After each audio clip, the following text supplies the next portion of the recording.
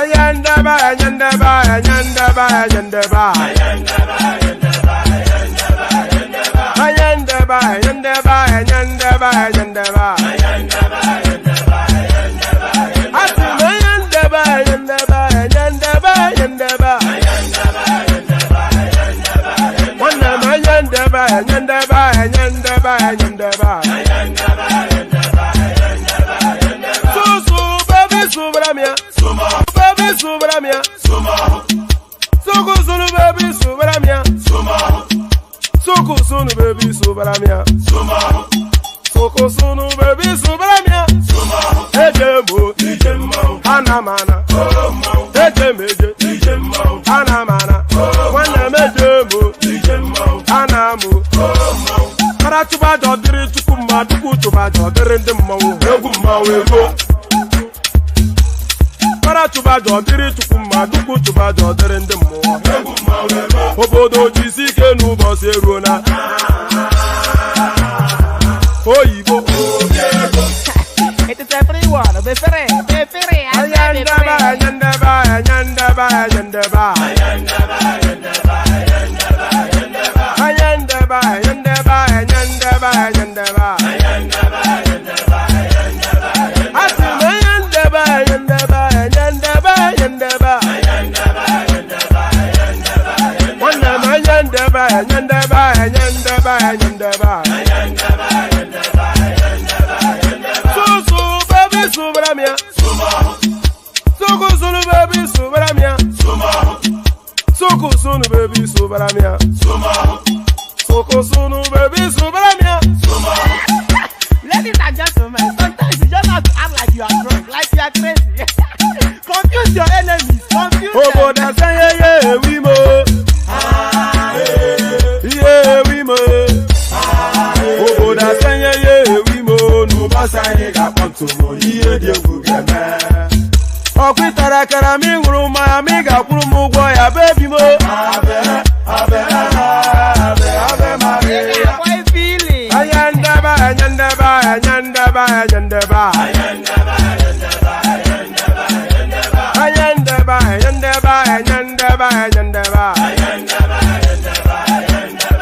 Asim ayandaba, ayandaba, ayandaba, ayandaba. Wanam ayandaba, ayandaba, ayandaba, ayandaba. Susu, baby, subramia. Suku, sunu, baby, subramia. Suku, sunu, baby, subramia. Suku, sunu, baby, subramia. Ask what they for your brand yourself when I knew since I was born, but now I am getting youth. I put a button, I put a book.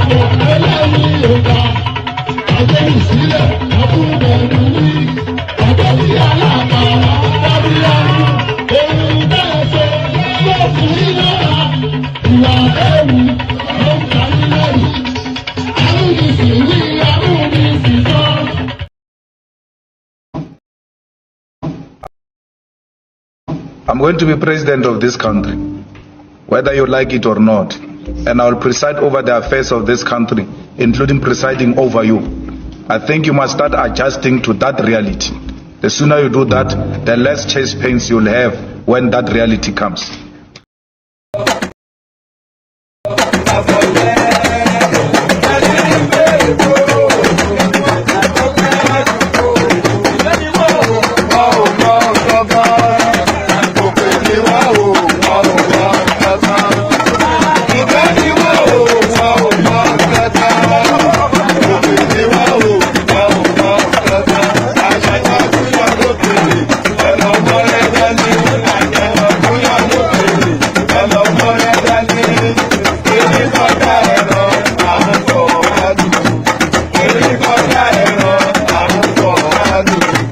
ọ̀nà wo lẹ ó gbé gbà báwo lẹ ó ti ṣe ọ̀nà wo lẹ ó gbé gbà báwo lẹ ó ti ṣe ìkànnì wa. Sunday, Wednesday, Sunday, Wednesday. Ife samo Sunday, Wednesday. Eke sali la Sunday, Wednesday.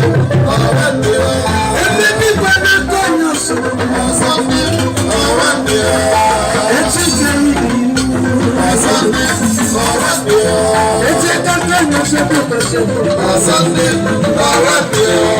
Soyinka na Sunday, Sunday, Wednesday.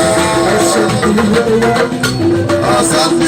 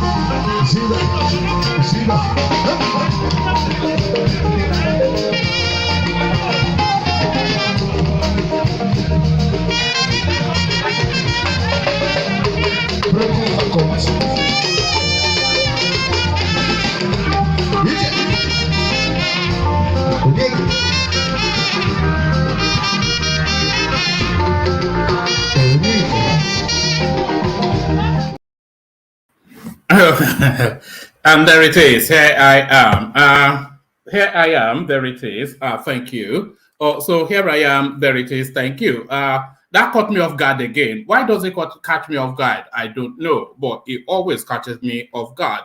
Good day to you. Also, Sunday or Wendy. Or Sunday or Wendy. There is a survey in the comment section, by the way. I hope you are all participating in that survey as you're coming in. So participate in the survey. So now to the headlines we'll be contending with. So there's only really one thing dominating the headlines at the moment, and it is, of course, the Wole Soyinka interview with the Arise TV. Now, he had two interviews, one with Channels Television, one with Arise TV. But the Arise TV one is the one that seems to be generating the most controversy. So to that controversy, Soyinka can never be, pardon me, Soyinka can never be the man Chinua Achebe was. So there it is right there. Well, Soyinka can never be the man Chinua Achebe was. Soyinka and Chinua Achebe, they stand at the topmost of the Nigerian literary space. Even some will say the African literary space. They stand at the topmost of the Nigerian and even African literary space. But Soyinka stands that little step above Achebe, of course, for reasons you all know. But then, of course, Charlie Boy, not a man known for literariness, let's put it that way. Soyinka can never be the man Achebe was, a headline attributed to the self-acclaimed area father Charly Boy. So a lot of things will be wrapping around the Soyinka space and the Chimamanda Adichie space. So yes, it has finally dawned on me that it can never be the man Chinua Achebe was. Charly Boy takes a swipe at Wole Soyinka. So we'll read one and abandon the other. But as I said, a lot will be wrapping around the Wole Soyinka and the Chimamanda Adichie space. So to Chimamanda, that her open letter, of course, that she wrote to the American President Joe Biden. So a lot of backlash and pushback against that. DELE, ALAKE leading the front in that pushback. Chimamanda's piece is a sad reminder that the possession of brilliance and high intellect by an individual provides no immunity against prejudice, bias, and bigotry. So this is TINUBU'S aide, DELE ALAKE. So DELE ALAKE has come into the media space with both barrels blazing, because it's just, in fact, not even both barrels. So because if I'm saying both barrels, then I'm thinking maybe a rifle or a pistol. No, he's actually bringing an AK-47 to the game, because everybody gets shot. Chimamanda's piece is a sad reminder that the possession of brilliance and high intellect by an individual provides no immunity against prejudice, bias, and bigotry. So this is TINUBU'S aide, DELE ALAKE. So we go there, but the backlash, like I said, swift and fast against the Chimamanda piece to Joe Biden. Chimamanda's epistle of garbage. Fani Kayode, of course, he will always be quick into that space. So he launches, but what does he say? Chimamanda's epistle of garbage. Fani Kayode, that's an opinion piece. So that is an opinion piece. Let's see. Actually, let me line this one up this way, and yeah. All right, so we maybe we just leave it at those two. There's plenty to come from that space, by the way. But I know you will tire of it if I give you all of the readouts that are available, and I know you are up to speed anyway. But really, the readouts just to document what we will be talking about. What we will also be talking about, we're back to Tinubu again. Dati Baba Ahmed declines call for public debate with Soyinka. So now, a lot of people will say, of course, he will run away from Soyinka. Soyinka will floor him, etc., with his brilliance and his oratory and all of that. But Soyinka, as we knew him, is not Soyinka as he is now. So Soyinka is a hop, a skip, and a jump from 90. So it might not be the quickest at the sharpness of wit anymore. So I'm not quite sure. Maybe he will be able to floor somebody like Dati Baba Ahmed, because Dati Baba Ahmed is just is not an intellect. I think we can all concede that. But I think really it's just really, it doesn't want the smoke of that space, and it's out of respect for the status that Tinubu, not Tinubu, out of respect for the status that Soyinka occupies within the Nigerian space. That is really why Dati is declining. Dati Baba Ahmed declines call for public debate with Soyinka. So there it is right there. So he graciously concedes that victory to the elder statesman. But that is not to say that Dati was in fear of Tinubu. I will not concede that. But this now, a turn up for the book. So there's plenty already on Tinubu's plate as he comes in as the president. But add this on top of the plate. So add this as the cherry on the cake. So now, a lot of people are saying, how does the Nigerian space, especially the incoming administration, assuage the Southeast, who are still feeling bruised and abused by the process at the moment? So how does the space assuage the Southeast? And some of the ways that are the space a lot of people are suggesting can quickly assuage the Southeast is to quickly release Nnamdi Kanu and grant him a state pardon. So this seems to be the easy go-to, which a lot of people are suggesting, and is a very easy thing to do. And I think Malam Buhari is actually even deliberately keeping keeping Nnamdi Kanu chained to the desk still at DSS so that he can gift him to the incoming administration as a tool to assuage the space. So that's the plan. So give them Nnamdi Kanu to give them something else to talk about. But it looks as though that gift might not be one that is readily given. Indigbo's renewed call for unconditional release of Kanu unpatriotic. So who is resisting now the release of Nnamdi Kanu? It is the North. So the Northerners say no to the release of Umar Hiabon. Indigbo's renewed call for unconditional release of Kanu unpatriotic, a headline attributed to a Northern group. So quite what is in play there, we'll find out shortly. This we find out shortly as well.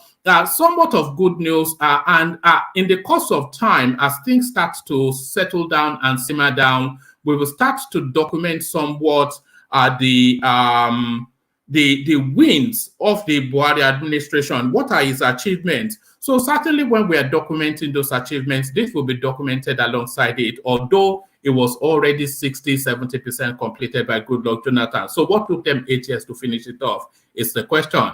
Fashola reaffirms April for completion of Lagos-Ibadan Expressway. So if we talk about infrastructure, then that Lagos-Ibadan Expressway is the one definition of infrastructure in Nigeria. Do you know that Lagos-Ibadan Expressway is the most trafficked road, not in Nigeria, but in Africa? Because it is the conduit from the port, from the seaport to the rest of the country. And Nigeria is the largest economy in Africa. So the traffic then that comes from the port, it has to pass through that road to access the rest of the country. So if you're talking about infrastructure, the one thing that defines infrastructure in Nigeria is the Lagos-Ibadan Expressway. So what they've been, by the way, they've been doing this road since Obasanjo, since 1999. Remember when Obasanjo gave it out as a PPP to some guy who couldn't raise the fund? So it looks as though that is not coming to completion. Let me not long-wind. Fashola reaffirms April for completion of Lagos-Ibadan Expressway. So that's somewhat of good news. So a departure somewhat from, sometimes we like to pivot from our politics to touch base with human nature. And this now, when I read this, I just thought I had to share it with you guys. Nigerian medical doctors open up about the hazard of the job.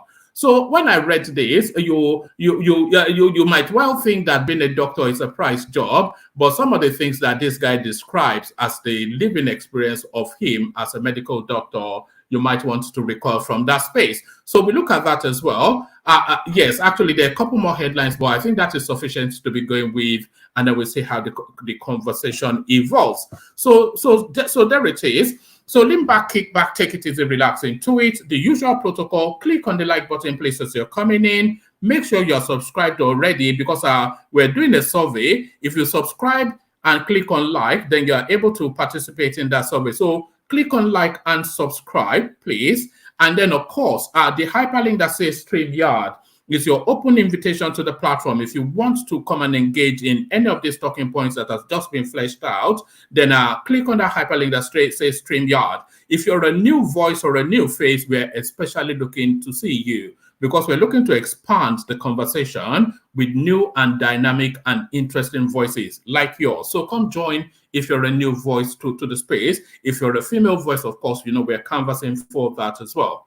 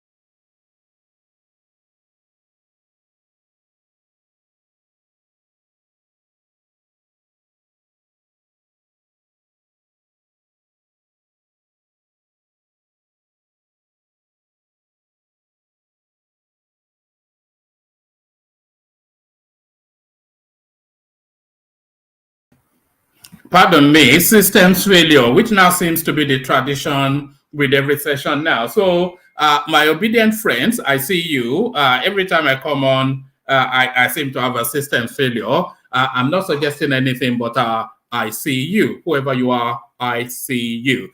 So I've lost my train of thought, but whatever it is that I was saying is exactly how I was intending to say it. And I suspect the sum total of everything that I was saying is like, share, and subscribe. If you haven't, so like, share, and subscribe, and then click on the hyperlink that says StreamYard to come and join us on the studio, and then the invitation to buy your host cups of coffee that is there and available, and you are invited to participate. So like, share, and subscribe is probably the sum total of everything that I was going to say. So before I go on to the, before I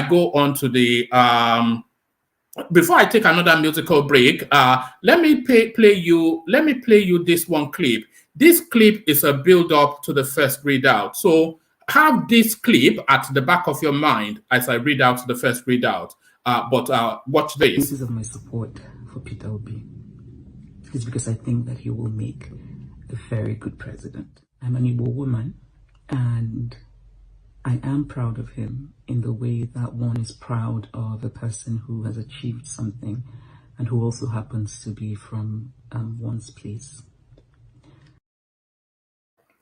So there it is right there. Her words, not mine. Her words, not mine. She's giving you the reasons then why she is in support of Peter Obi. They will tell you that this was a deep fake as well, that it was cobbled together. Her words, not mine. My support for Peter Obi is because I think that he will make a very good president. I'm an Igbo woman, and I am proud of him in the way that one is proud of a person who has achieved something and who also happens to be from one's place. Oh, all right. So there is there it is right there. So there it is right there. So let's take another micro musical intermission. And then when I come back, let me play you another clip. This clip actually, this is a throwback in time, but this is a throwback in time, this clip, but it is not any less pertinent. In fact, it's more pertinent to contemporaneous times than anything else. But listen to these words and see how they are playing out here. Listen to him, the person making the comment as well. To ensure that some of these incidents are avoided. But at the same time, the transition program is for the nation, but the major players in the transition program are the politicians themselves. So the politicians themselves will have to come and bury their differences. We'll have to play politics the way it is, not politics of animosity, not politics of religious or ethnic, sentiments or anything, no matter how devastating to the unity and stability of the nation. Once it favors that individual politician, he is ready to exploit it at the expense and at the cost of the unity or stability of the nation. So what we have done is clear, it's simple, it's straightforward, and it's step by step. But I tell you, we know we are all Nigerians. The politicians themselves, it's a big challenge on them. They need a change of attitude, a change of mind for them to come and play responsible politics. And that's why, even as far as rotation is concerned, as far as power sharing is concerned, which is the main issue in the politics of this country, we took the pain to go into detail and divide this nation into 6. So the question of majority, the question of minority is absolutely immaterial. It's question of quality. It's question of the individual Nigerian who possesses the right leadership, who possesses the right quality. That is the issue. So the question of marginalization is completely out of it, is absolutely addressed. So there is no section of this country that will claim to be marginalized as far as the present system is concerned. So the issue of marginalization is out. The issue of sharing or involvement in power in this nation is out. And all these things we took upon account of our past experiences as far as the political evolution of this nation is concerned. And we believe and we pray what we have done is something which is enduring, which will reinforce the peace, the stability, the unity and the understanding of this nation, and which will form the basis of a stronger, a sounder, democratic. So there it is right there. So that was the infamous Sani Abacha. No words more relevant to contemporaneous. That was from the 80s, by the way, but he could have been saying it yesterday. Everything, the ethnicity, the religious, everything that has always been the fourth line of the Nigerian political space remains the fourth line of the Nigerian political space. So that was the late but not so great Sani Abacha speaking truth as a categorical truth about the Nigerian situation. So a categorical truth about the Nigerian situation. So let's go on very swiftly to the next readout. Where am I picking it up from? Let me pick it up from here. As ever, I'll be sharing the screen with you so you can read along as I read to you. So let me share the screen and then we'll launch into it. So let's do this. Or Sunday or Wendy. Actually, let's pick it from let's pick it from here. All right. So there it is. Soyinka can never be the man Achebe was. Charly boy, the self-proclaimed area father. Charles Okuta, better known as Charly boy, has taken a dig at Nobel laureate Professor Wole Soyinka over his recent outings in the media, saying he can never be the man Chinua Achebe was. Soyinka has, in the past few days, criticized the vice presidential candidate of the Labour Party, Yusuf Dati Baba Ahmed, and the Obedience, describing the movement as one of the most repulsive, off-putting concoctions he has ever encountered in any political arena, for which he was condemned and called many names. So here is Charly boy now joining in the abuse of Wole Soyinka. I think this is how they earn their banner in that space. This is how they earn their banner. So for the future now, they will say, where were you when the fight was going on? And then they can then reference their CV of what they did in that space. So what did you do during NSTARS? This is my picture during the march. So this is what is going on here. Charly boy, who supported Peter Obi of the Labour Party during the 2023 elections, joined the conversation by taking to Twitter on Saturday morning to say he has lost respect. He has for Soyinka. So he has lost respect he has for Soyinka. He tweeted, "The kind respect I had for this man was almost the kind of respect I had for my stainless father, the Socrates of the Supreme Court. It has finally dawned on me that Soyinka can never be the man Chinua Achebe was. Look at a man many Nigerians put on such a high pedestal, reducing himself to a boy for criminal politicians. What a effing shame." While some opinion holders have suggested that it would have been better for Soyinka to stay away from sharing his thoughts on partisan politics, as he has always done, others has hailed his stance. So there it is now. Boy is the latest invective now. I thought it was the respected Nobel laureate once upon a time, but the new moniker now being donned by Wole Soyinka is boy. The abuse, it just continues to reign in. I'm going to look for whoever sent me that audio clip from a Twitter space about some wayward youth abusing Soyinka. Resend it so I can play it to the audience. It's wild out there. It's wild on the main streets of social media. I can tell you that. It's just wild. But the wildness continues. Let's go to Chimamanda Adichie. So Chimamanda Adichie. Right. Chimamanda's piece is a sad reminder that the possession of brilliance and high intellect by an individual provides no immunity against prejudice, bias, and bigotry. TINUBU'S aide, DELE ALAKE. So, of course, I played you the clip of Chimamanda, which sets the backdrop for this.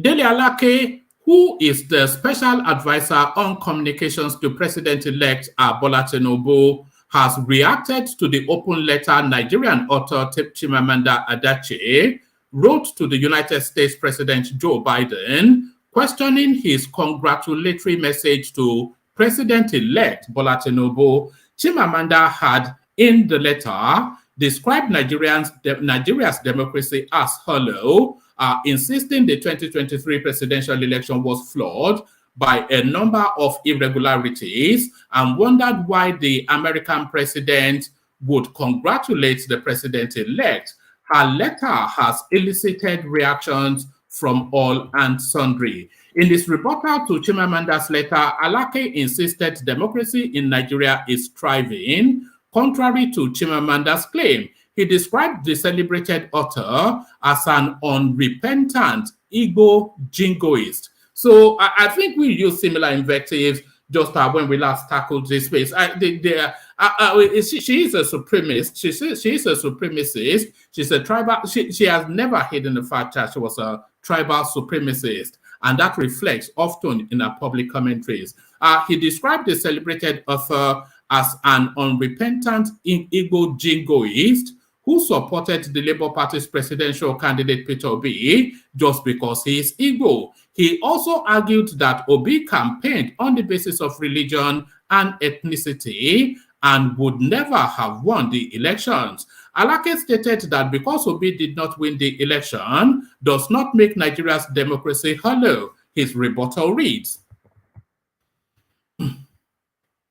he noted an internationally acclaimed Nigerian novelist and essayist, Chimamanda Ngozi Adichie, deserves a great deal of sympathy. Let's do that again. They noted an internationally acclaimed Nigerian novelist and essayist, Chimamanda Ngozi Adichie, deserves a great deal of pity and sympathy for her so utterly biased piece titled Nigeria's Hollowed Democracy, published in the latest edition of The Atlantic magazine. It is a piece that does little credit to the image and reputation of a leading Nigerian thinker who ought to be a voice of truth and reason in a time when possessions run high, when passions rather. Should I take that entirely all over again? No, let me not take it entirely over again. The noted international and acclaimed Nigerian novelist and essayist Chimamanda Ngozi Adichie deserves a great deal of pity and sympathy for her so utterly biased piece titled Nigeria's Hollowed Democracy, published in the latest edition of the Atlantic magazine. It is a piece that does little credit to the image and reputation of a leading Nigerian thinker who ought to be a voice of truth and reason in a time when passions run high and the truth is indistinguishable from falsehood. In a situation in which many people are heavily emotionally invested in an election, which unfortunately has not gone the way they expected. But that is the often difficult to anticipate way of elections in liberal democracies at varying levels of development. Chimamanda's piece is a sad reminder that the possession of brilliance and high intellect by an individual provides no immunity against prejudice, bias, and bigotry, albeit disguised in the deceptive garb of elevated and high-minded discourse. I'm not going to give you the fullness of it because he wrote an epistle, as you can see. It's just an end. No, I'm certainly not reading all of this. I'll give you just two, three more paragraphs and then we round it up. I'm not here to do a thesis on anything. It's just really, so I'll give you three more paragraphs. Chimamanda at least makes one honest admission in the write-up.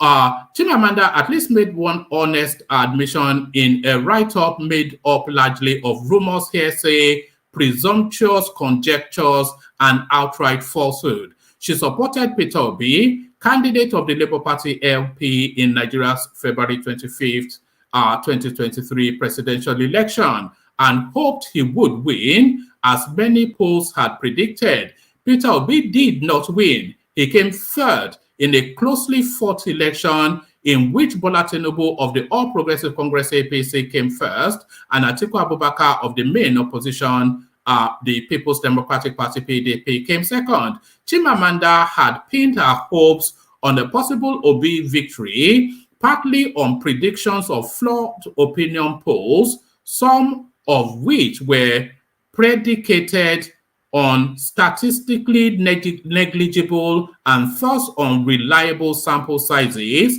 and others on no discernible empirical basis whatsoever. Opinion polls do not win elections. After all, most opinion polls had predicted a Hillary Clinton victory in the 2016 presidential election in America. Donald Trump won, and that did not make America's democracy hollow. So this is the last paragraph I will give you. The writer can, of course, afford the luxury of pronouncing Nigeria's democracy hollow from the distance of our foreign abode, or because her favored candidate Peter Obi fell short in the elections. She avers that Nigerians went out to vote in the morning of February the 25th with high hopes, mainly because of the promise by the electoral umpire, the Independent National Electoral Commission, INEC, to upload results of the exercise online from polling units in real time to emphasize transparency.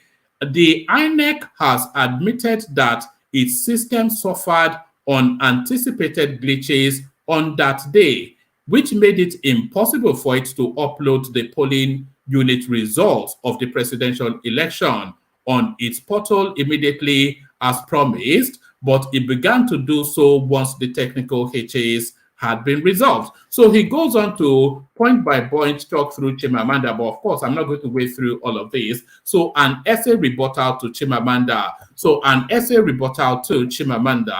But then Chimamanda, of course, still under the spotlight. So now another response to Chimamanda coming up, but you don't expect the elegance of language that we just got from DELE ALAKE. This one almost, I've not read it all, but this one almost guaranteed with certainty to be brutish. This one almost guaranteed with certainty to be brutish. So here it comes, Chimamanda's epistle of garbage. Femi Fani booms.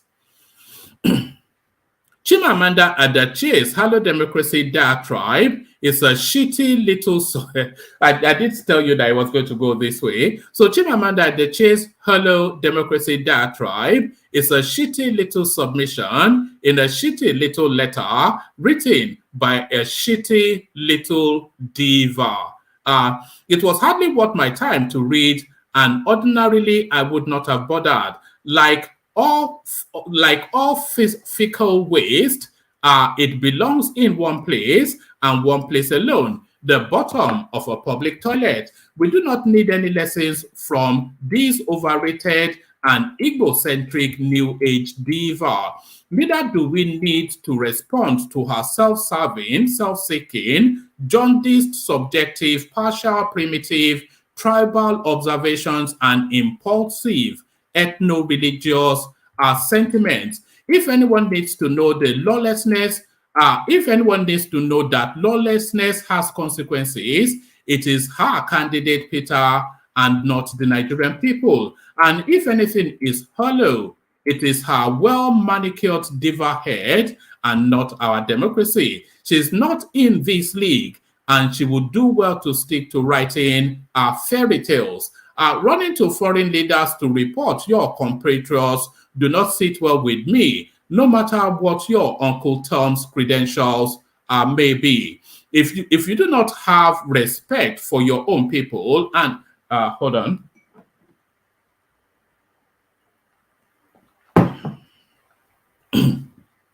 If you do not have respect for your own people and nation, and if you have to go cap in hand to foreigners for validation, then you are not worthy of being called a human being, let alone a Nigerian. I did tell you it was going to go downhill. Africa has come of age. We do not need to get a congratulatory note from any Western nation before we sleep well at night. This is not some Hollywood film script or fantasy fairy tale. So I don't think anything of substance will come out of this. It'll just be a barrage of abuse. This is about the destiny, future, and this is about the destiny, future, welfare, and fortune of 250 million Nigerians who deserve to have their place under the sun as a free, progressive, and independent nation, and not to be treated like some vassal state or an appendage of others. With this unpatriotic, hate-filled, and overrated little, what this unpatriotic, hate-filled, and overrated little diva has written is nothing but a long-winded, empty, tendentious, and boring epistle of dishonest garbage. It is a litany of unwholesome mendacities designed to undermine our democracy, impress her global audience, and incite her local obedient tribesmen against the Nigerian people and state. It is a reflection of a low self-esteem and inability to grasp the fact that no nation or people on earth are perfect in all their ways, and that the America she's reporting us to is also in many ways questionable and flawed and faced with many challenges. The little diva is not worthy of much of our attention. She deserves nothing from us except ridicule, scorn, and contempt. She should give us a break, spare the world her unsolicited counsel, disease from denigrating her nation from foreign lands, stop reporting Nigeria to her slave masters, and as President Yoweri Museveni of Uganda would say, go and eat. No, I'm not going to say that word. So, but that's Fani Kayode, of course. You all know him, of course. It's just it's good copy. It's comedy copy, but it's good copy nevertheless. So the ridiculousness that was once is the spawn of greatness, but usually with spawns of greatness, they always end up in ridicule. So the ridicule that is Femi Fani Kayode. So that's Femi Fani Kayode. So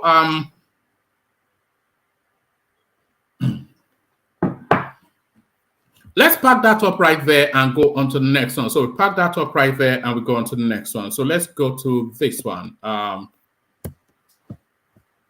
So now this is now the back and forth between the elegance that is Wole Soyinka and the Mauritanian that is Ali Yusuf Baba. So Dati Baba Ahmed declines call for public debate with the professor.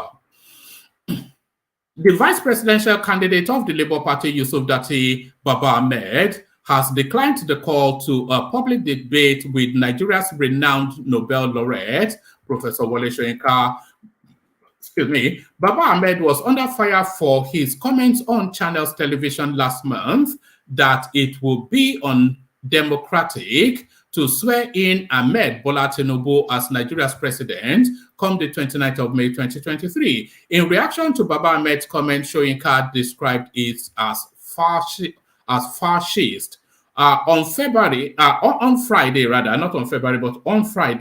Soyinka, in a statement titled Fascism on Course, challenged the Labour Party vice presidential candidate to a debate. But Baba Ahmed, in a statement on Saturday by the Obidati Media Office, said he could not take up Soyinka's offer of a public debate due to political and cultural reasons. Therefore, we state that the Labour Party's vice presidential candidate, Dr. Yusuf Dati Ali Baba, cannot take up Professor Soyinka's offer of a public debate, not out of cowardice, but for cultural and political reasons. Culturally, it's just not decent. Their age and accomplishment gaps taken into account. For Dati to sit opposite the 88-year-old global icon and point out his folly to his face, even if the older man called for it. And politically, there is no basis for such a challenge because Prof is not on the opposite ballot, the statement partly reads. So, very rare that I will ever concede anything to somebody like Dati Baba Ahmed, but I have to say that I concede this to him. It is nothing to say that that Soyinka will floor him in a debate, but it is just exactly as he said, the cultural propriety of it. It is just the optics wouldn't. Whether he goes on the stage and destroys Soyinka or he gets destroyed by Soyinka, he will come off that stage a loser. If he goes on that stage and embarrasses Soyinka, it is a cardinal sin that the country would never forgive him for. And if he goes on that stage and gets embarrassed by Soyinka, it is also a cardinal sin that the country would never forgive him for. There is no upside to Yusuf Ali Dati having a debate with Soyinka. So once and hopefully for the last time, I agree with our man from Mauritania. So the Mauritania talk sense, but then they say a broken clock tells the right time at least twice a day. So let's go on to the next one and we go on to this one. So let's go to this one.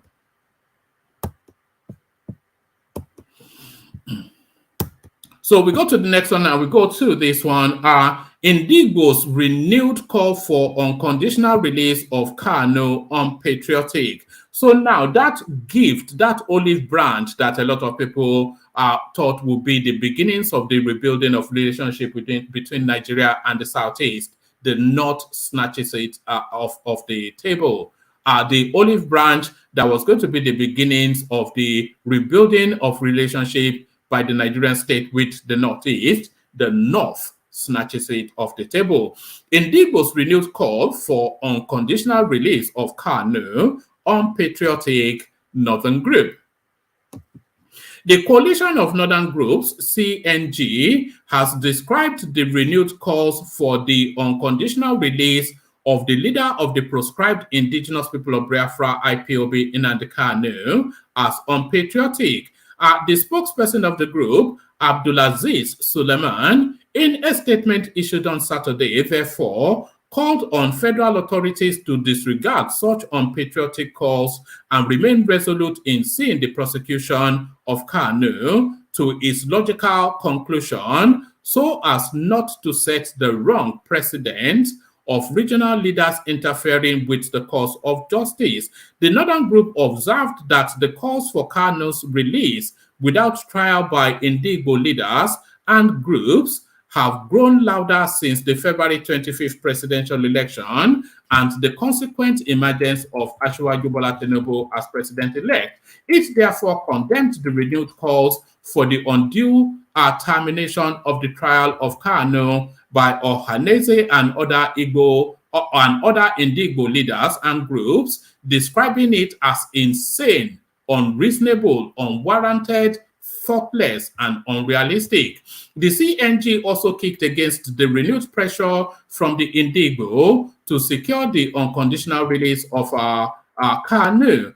It added, instead, the president should remain resolute in ensuring the diligent prosecution of Kanu, his sponsors, backers, and collaborators in the heinous crimes against the Nigerian state and innocent Nigerian citizens, in order to prevent a descent into anarchy at this day and age and to forestall mass killings, untold sufferings, and atrocities. The federal government must not accede to the current pressure by Ohaneze and its ilk to secure the unconditional release of the leader of a group that has been duly proscribed as terrorist. It also alerted the incoming administration on the danger of falling for the antics of the Indigbo. So a lot that I'm 50-50 about, but that last paragraph, it betrays then the prejudice of this. If they are saying that Nigeria, if we're saying there's a real ethnic divide within the Nigerian space, it plays out almost on a daily basis. We just see it, it's just everywhere. So that last paragraph right there, let me highlight it. So that speaks to all. You may well say, because the whole of the body of the thing speaks as though they were quite anxious that rule of law and the rule of law and order should be maintained. That was the bulk of the body of the piece. but the last paragraph, it betrays their prejudice. It also alerted the incoming administration on the dangers of falling for the antics of the Indigbo. So what has the Indigbo got to do with you insisting that Kanu should face the fullness of the wrath of the law? So that tells you then, so that's that divide line again, the southeast to the north. So that's that divide again. So there's just a real chasm in that nation. But we go on to the next. Let's go on to the next. So this somewhat of good news, somewhat. I say somewhat of good news, and I'm deliberately using that word somewhat because it is good news of some sort. Good news of some sort, you know. Fashola reaffirms April for the completion of Lagos-Ibadan Expressway. So it's unbelievable. It's taken them since 1999, and we're what, in 2023 now. As well, a good 24 years to build one stretch of road. The Minister of Works and Housing, Mr.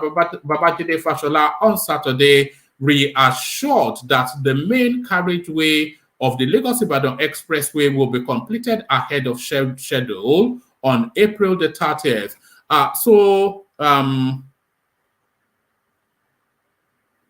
that will still be within this administration. I was just doing some calendar counting then. The Minister of Works and Housing, Mr. Babajide Fashola, on Saturday reassured that the main carriageway of the Lagos-Ibadan Expressway will be completed ahead of schedule on April the 30th. Fashola gave the assurance whilst inspecting the highway. He was accompanied on the trip by the Special Advisor to Governor Babajide Sanwo-Olu on Works and Infrastructure, Mrs. Aramide Adeyoye, the Commissioner for Transportation, Dr. Frederick something or the other, and other engineers. The minister enumerated efforts to keep pace with the construction speed, in spite of challenges of high vehicular volume, impact of bad soil. I really detest when they are talking about bad soil in construction in Nigeria. So the soil in places like Thailand and all those sort of water-dense places, the soil is a lot more porous than ours. They build fantastic roads there. So don't talk about the soil. So you engineer it to take into account all of that. So what is this, all of this talk all this time about the soil and whatnot? The minister enumerated efforts to keep pace with construction speed in spite of challenges of high vehicular volume, impact of bad soil, reckless driving by impatient motorists, and other technical issues. He explained interventions to reduce impact of gridlock on motorists and commuters using traffic and other enforcement agencies from both Lagos State and Ogun State. Fashola also explained emergency measures of opening up some sections adopted by the Federal Comptroller of Works in Lagos State, Mr. Umar Bakare, to ease gridlock. So essentially, he's telling us that Lagos-Ibadan Expressway will be completed. Actually, is it this month? Oh, we're in April now, isn't it? So essentially, Lagos-Ibadan Expressway to be completed this month. So it's taking them 24 years to do that. So hopefully then the next project does not take that long. Let me give you this as a final readout. This is just a light-hearted one. These are the experiences of medical doctors in Nigeria. So let's see what the experiences have been like. So Nigerian medical doctors open up about the hazards of the job. So when I read this, I had a renewed respect for that space. So this is it says non-doctors can never fathom what it is like to work as a doctor. There is almost no point trying to explain. If you do a 9 to 5, you can't understand going to work on Saturday morning and not leaving until Monday night. 60 hours in total, a regular occurrence in medicine. So that's what this guy Neto opens up with. So Audrey, she comes in. It says, during HJ, I don't know what HJ is, I was assisting in a surgery. Next thing I heard, catch her.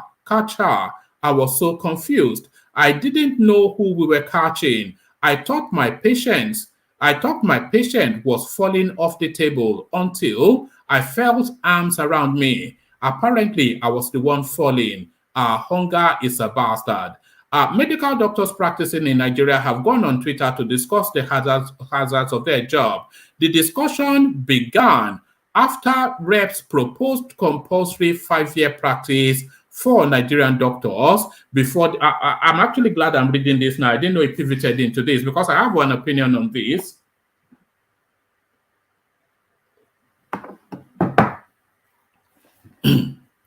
The discussion began after reps proposed compulsory 5-year practice for Nigerian doctors before they can travel abroad. A proposal medical students under the aegis of Nigerian Medical Students Association have opposed. So it's actually past the second reading, this proposal now that medical doctors must be made to serve the country for 5 years before they can travel abroad. So you say, how are they able to enforce this?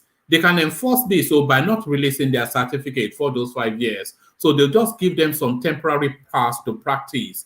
And that, of course, will not be accepted internationally. So that's a way to force them to stay in Nigeria. But is this a good idea or not? I would say it is a good idea. If the country trains you enough to be a medical doctor, the least they can expect is some service to that country before you run off. The discussion began after reps proposed compulsory 5-year practice for Nigerian doctors before they can travel abroad.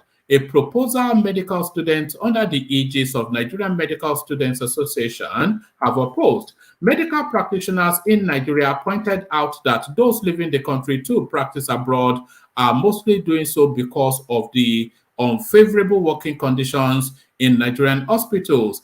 They then shared individual experiences, with many talking about how they fainted after working 60 hours straight. So here is Neto opens up, and then the girl, Audrey, she comes in. So this is Jade now. Jade, pre-op nurse dived in and held me from behind. When I came to, I was covered in the blood on the floor. Exhaustion is no joke. They sent me back to HOR. My colleagues told me the surgeon was back at work at 7 a.m. Someone that left the hospital around 4:30 a.m. May God bless doctors. This is Princess. My first time assisting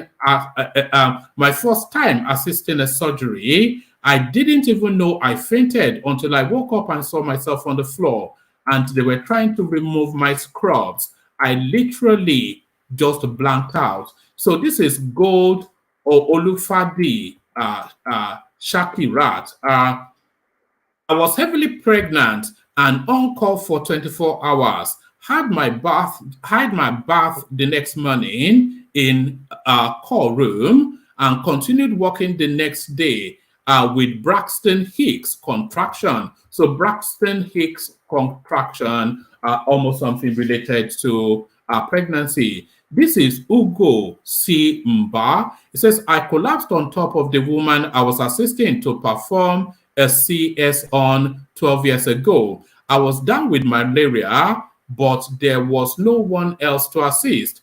Until date, from the time I moved out of the theater, the surgeon never called to ask how I was. Very thankless job. This is a Dr. Reasoner. I passed out in A&E. No, patient relative, they hold me. This is Dr. Zeus.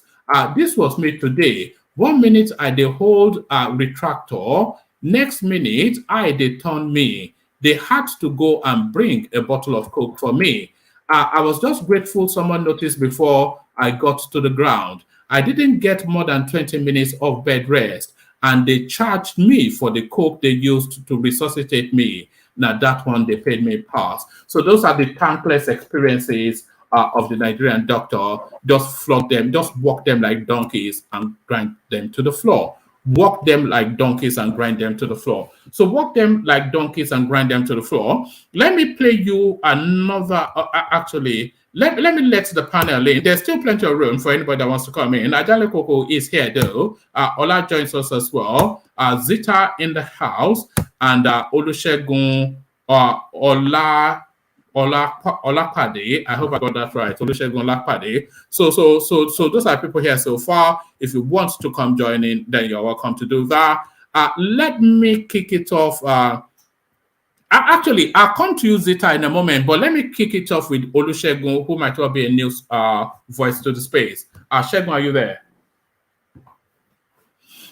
Segun, show, I'm here. All right. Ola, are you there? Is anybody there? Ola? Yeah, we can hear you. All right, brilliant, Ola. So let me kick it off with you then. Let me play you this clip, Ola, because I did open with the monologue that what's it called? DELE ALAKE, he has brought an AK-45 to the party. You saw just the scathing remarks, the seething, cut down that she gave Chimamanda Adichie, but it wasn't only Chimamanda that suffered that. What this? Of Nigeria. You are not the only medium that is in Nigeria. There are over 100 media houses in Nigeria. So how can you now arrogate to yourself as the spokesperson of the entire Nigerian media? They will confer that status on you. Nobody. You for your selfish moves. Against that background, Mr. Lake. I have not finished. I have to make this point. It is important. Now, when you ask a question, you let me laugh. Town hall meeting anchors. The anchors of this state town hall and Arise town hall meeting, REUBEN ABATI, is a member of the PDP. Have people gotten selective amnesia? How can, in good conscience, how do you expect Asiwaju of the APC candidate, to present himself to the guillotine, the PDP guillotine machine, anchored by a PDP member, REUBEN ABATI, to be interviewing Asiwaju? Who does that? Is that a free press? And then you have the temerity and the audacity and the hypocrisy to be saying that, oh, you are fighting for free press, when you yourself are the antithesis of a free press. Abati was deputy governorship candidate to the late Buruji Kashamu in Ogun State, PDP. And meanwhile, you are dragging Asiwaju, and you are trying to link him unsuccessfully, though, to a drug charge in Chicago, when REUBEN ABATI, your own anchor, was a deputy governorship candidate for a non-indicted and wanted, officially declared wanted drug person, Buruji Kashamu. Abati was his gubernatorial candidate. The deputy gubernatorial candidate. And he's your own anchor person. Where is the morality here? Where is the public? Where is the shame?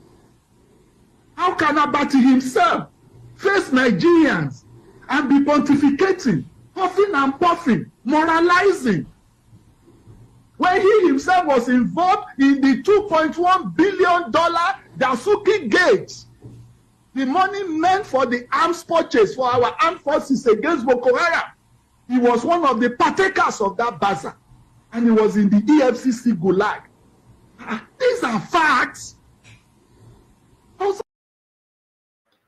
So there it is. If there's one fight that I'm looking forward to, it is certainly that fight. REUBEN ABATI versus DELE ALAKE. My money is on DELE ALAKE, Ola. Yeah, well, your money is on DELE ALAKE. Well, I don't know for that, but I think either way you look at it, I think APC, they are masters of press manipulations. It is where they spread their propaganda to actually push Jonathan out. And as Yoruba will say, they will say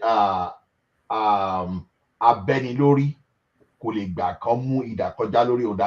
someone that in the justice administration in the Yoruba Empire, whenever they want to carry out some kind of execution, they use sword to just behead people after passing judgment. So someone that used to carry out that act, you will never allow anybody to take sword across his head. No, because he knows the implication.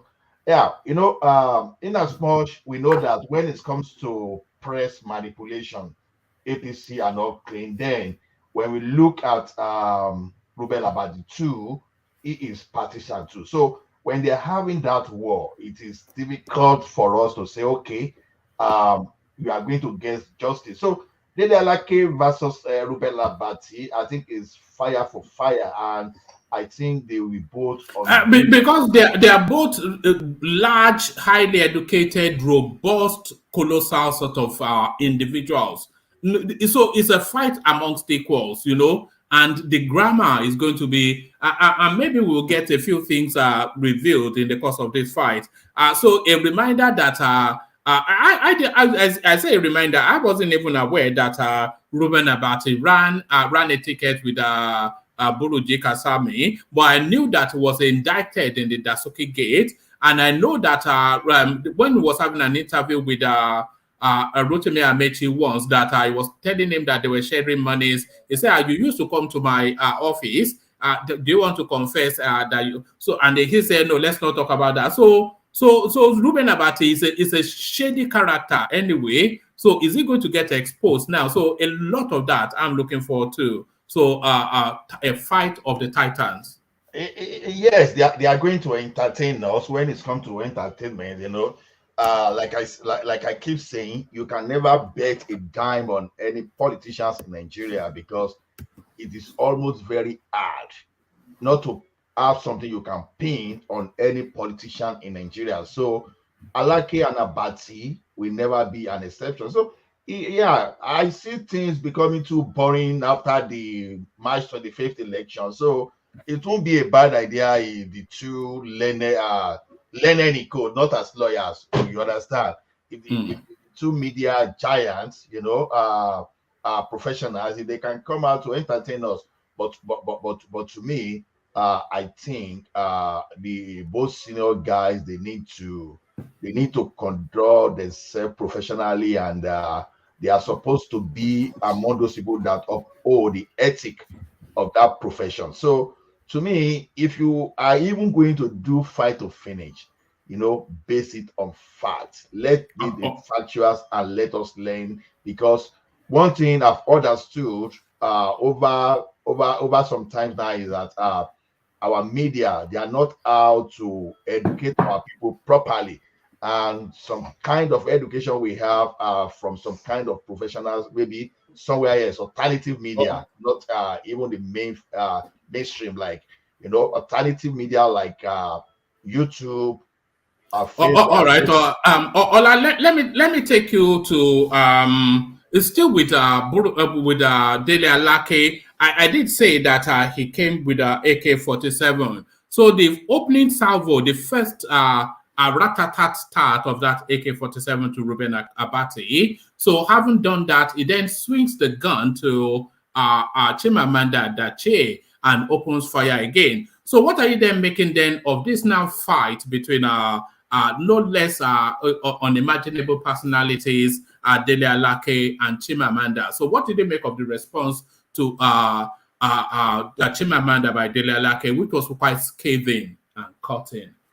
Yeah, personally, I have my opinion on Chimamanda, and to say, to me, from what I've heard or from what I've learned about the position of Chimamanda, I think her conduct so far is below expectation, very biased, and unlike the like of Wole Soyinka that used to stand in quote absolutely for the truth. This woman, I would say, like Chinua Achebe, she's now trying to be grossly biased, taking position without being solidly factual. People of her level, I'm expecting her to be more, to be more empirical in the way she's presenting herself. I learned about the letter that she wrote to Biden, and using the basis, how can you be using the basis of some kind of sampling, every bias sampling to now be pushing your agenda that, oh, because of this is what we're expecting, whatever that happened in Nigeria was not that straight, straight to your expectation, because some obedience, they've had this identity, the mentality that the only way the 2003 election conduct can be creditable, that you can say, okay, that this one is you want to say it was successful, is only and only if Obi won that election. And this is unfortunate when you see the like of Adichie now trying to pitch his tent along the ethnic divides and just trying to push it. You see, when we have the likes of Ganifa Wemi, okay, Ganifa Wemi is not even the writer. When you have the like of Wole Soyinka, Wole Soyinka even stood against the federal government just to support Biafra. Now, if Wole Soyinka was supposed to take a position as a writer there, what was he supposed to do? Support his own people. And just because he went against the federal government, this guy, if I remember very well, now went to jail for 22 months. For 22 months. And someone here that is supposed to be the next generation of freedom fighter, or the voice of the voice of the people in the country, she is now taking some kind of biased position, like the like of Chinua Achebe, because we can still remember the type of controversy that Chinua Achebe left before he died. And Charly boy used to be saying Wole Soyinka can never become a Chinua Achebe. Yeah, perfectly. Wole Soyinka will never become Chinua Achebe because Wole Soyinka is not known to be ethnically biased. So there's no way it can be. This guy, whether you are Yoruba, whether you are Hausa, this guy doesn't care. This guy doesn't care. He doesn't care whosoever you are. He says it's Ola, you were saying that Wole Soyinka is not known to be ethnically biased, and you were referencing to the past. So I'm not sure if you're looking at your screen, but what you are seeing on your screen is the headline from October the 9th, 1969. So these people that are raging against Wole Soyinka now, calling him all manners of names, you can only really tell their age bracket, because certainly they don't know the history of the Nigerian space. So it says, this is the headline of Daily Times of Nigeria on Thursday, October the 9th, 1969. Wole Soyinka was just released after 22 months, which you referenced, Ola. Wole Soyinka was just released after 22 months of imprisonment. But what did he do to be imprisoned for 22 months? For advocating for Biafrans. So there it is. So that was Wole Soyinka, jailed for a year, more than a year and a few months, nearly a year and a half, for advocating for Biafrans. And this is now the man that they are calling Don King all over social media and calling for his death. But back to you, Ola. You see, I think our system of education in Nigeria is below the standard, because, like, okay, I know that there's something like citizenship education and some of those things when you get to the higher institution. But then I think in our social studies and history, things like this are supposed to be well pronounced, and let people know about our past heroes and what they are fighting for, and people to see whatever they are doing as the gold standard, especially those people that set the standard high, for people to follow, how to be patriotic, how to be good citizen, and not how to be ethically biased. So now, this Wole Soyinka that people are talking about now, I don't know how old some of the obedience that are trying to demoralize this guy. Because when we are talking of the fight for democracy, this democracy everybody is celebrating now. All these, the gods and goddesses they are trying to celebrate. Some of them were alive during the June 12th. And we cannot really pinpoint some of those people to even say what they did. But when you want to talk of Wole Soyinka today, you will see his activities during the June 12th. Now, as for others that are trying to become an angel overnight, they are becoming the orator, the person that are creating some gold standard of how you should run democracy in Nigeria. Ask, where were those people? What do they know? What do they know about military and the type of oppression? Did these people, can they say something about standing against the most brutish regime in Nigeria like Abacha? If they don't understand what Abacha meant, when you talk of the history of any junta in that country, you know, is Abacha was a government that we can classify alongside the Boko Haram, you know, the Boko Haram we have today, the way the guy was using the state instrument to run after Nadeko and some other guys. So when people talk today, they never knew the type of risk that this guy went to. Did they know anything about the risk when this guy will now take the bush paths on Okada to escape to the Republic of Benin, just to escape the military junta because of his stance against social injustice?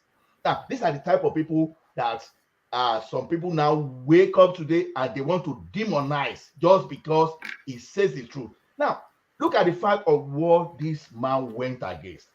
How can someone arrogantly arrogate to himself the power to interpret the Constitution when you take a situation to court? And he's talking to what that man said, that what you are doing is not good for that country. It's just like a pass, because already you take something to an arbitrator already before the arbitrator will come with their findings. You already say no, it has to be this way. Anything other than this, then it's not the right way. Then why did you subject yourself? Why did you submit yourself to that arbitrator? And when you don't want to go your way, then don't waste your effort. Run to the street and tell people that, okay, it is either you or nothing.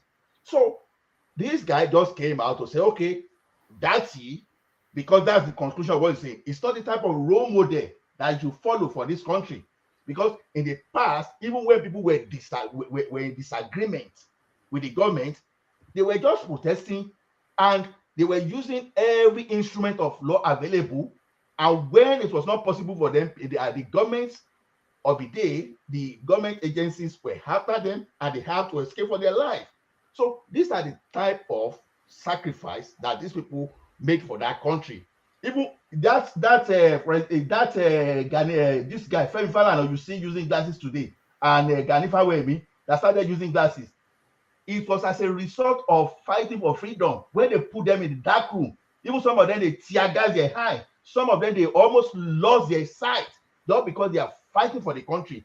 And just one kids today that doesn't know what these people they've been through in the past, that they've not understood what these people stood for in the past. Up to now, they just form opinion just because this thing it is either our way. If it's not our way, then it is not credible. So funny. I don't know why some of us Nigerians we hate this country so much that we do not even seek for the progress of the country. All we want to do is to bring the country down just because we are not having our way. Why do you want to subject yourself to the Supreme Court if you want to go your way? So to me, I think if not because of the political situation of the country, I think the like of Adichie, naturally, of someone of that status, taking that kind of ridiculous status.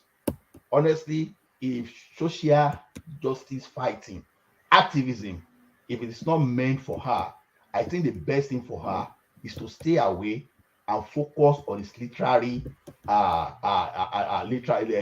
powers and just focus and make name for herself. But this was only he has taken. Honestly, I think that can actually diminish her over time. Because why did I say so? When the facts on ground are countering, are pointing otherwise to what he has said, so then you start losing your credibility. That is exactly what that great woman is doing to herself. That's my opinion about that. So no debate about whether ALAKE, she has given room to ALAKE to attack her. And should I say where this up? I don't know. But then she needs to conduct herself better. That's my opinion about that. All right, brilliant. Well put. Brilliant. Well put. So Ola, take us to this space then. People, the atmosphere in Nigeria, I'm not going to take you to Femi Fani-Kayode because it's pretty much along the same lines of DELE ALAKE, but in more rosy language. But let me take you to this space instead. So now, actually, let me leave Wole Soyinka alone for a moment. So now, a lot of people are saying that obviously the country is on tenterhooks at the moment, sitting on a keg of gunpowder. And there needs to be a pulling together of the country to assuage frayed nerves and all of that. And one of the easy go-tos, of course, as the incoming administration comes in, is to grant a state pardon to Nnamdi Kanu and then give him to the Southeast so they can build a conversation and a celebration around him to win them off the loss of the election. So that is a strategy that a lot of people feel makes sense. But a lot of people, that doesn't include the North. In the most renewed calls for unconditional release of Kanu unpatriotic. So it is the Northern group. And you know the veracity of that Northern group when it usually comes under coalition of Northern groups. So that is to say, that's the general view of the North. So what are you then making of this argument then that from the North, that Nnamdi Kanu should be made to face the full wrath of the law and it should not be used as a political token to assuage frayed nerves? Well, honestly, I will still go back to my position on agitation. You know, the thing is, I don't look at Kanu. I look at the principle behind what Kanu is fighting for. Without Kanu, for example, another person will even fight. Even our own Wole Soyinka, we are even talking about, even stood for the same thing that Kanu is standing for, but the methodology, the approach is different. See, do we have social injustice in the country? We have it. We just have to face the fact. Making Kanu to face the consequence is not the best way to go, at least in my opinion. There is something that is pushing Kanu. Kanu is just the consequence. It's just a manifestation of the problem in the country. Kanu itself is not the problem. But what is driving Kanu is the problem. See, we need to talk as a country. We need to talk. If we do not talk, it's just a matter of time. Even if we manage to achieve something or that, the next administration, the problem will still be there and can always escalate. So, see, everybody needs to feel belong in the country. And as long as we are moving away from this, we are just postponing. We are postponing the crisis to the future days.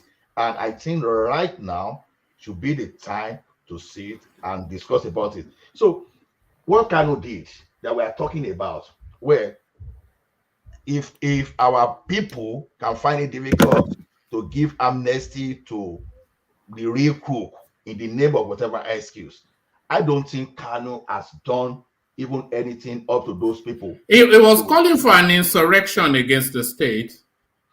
See, he may be calling for that, but the question is this: has that been executed? So whether he's calling, he attempted to. He was arming a militia group, a sub-national group. He was arming them. See. Okay, now let me push something across.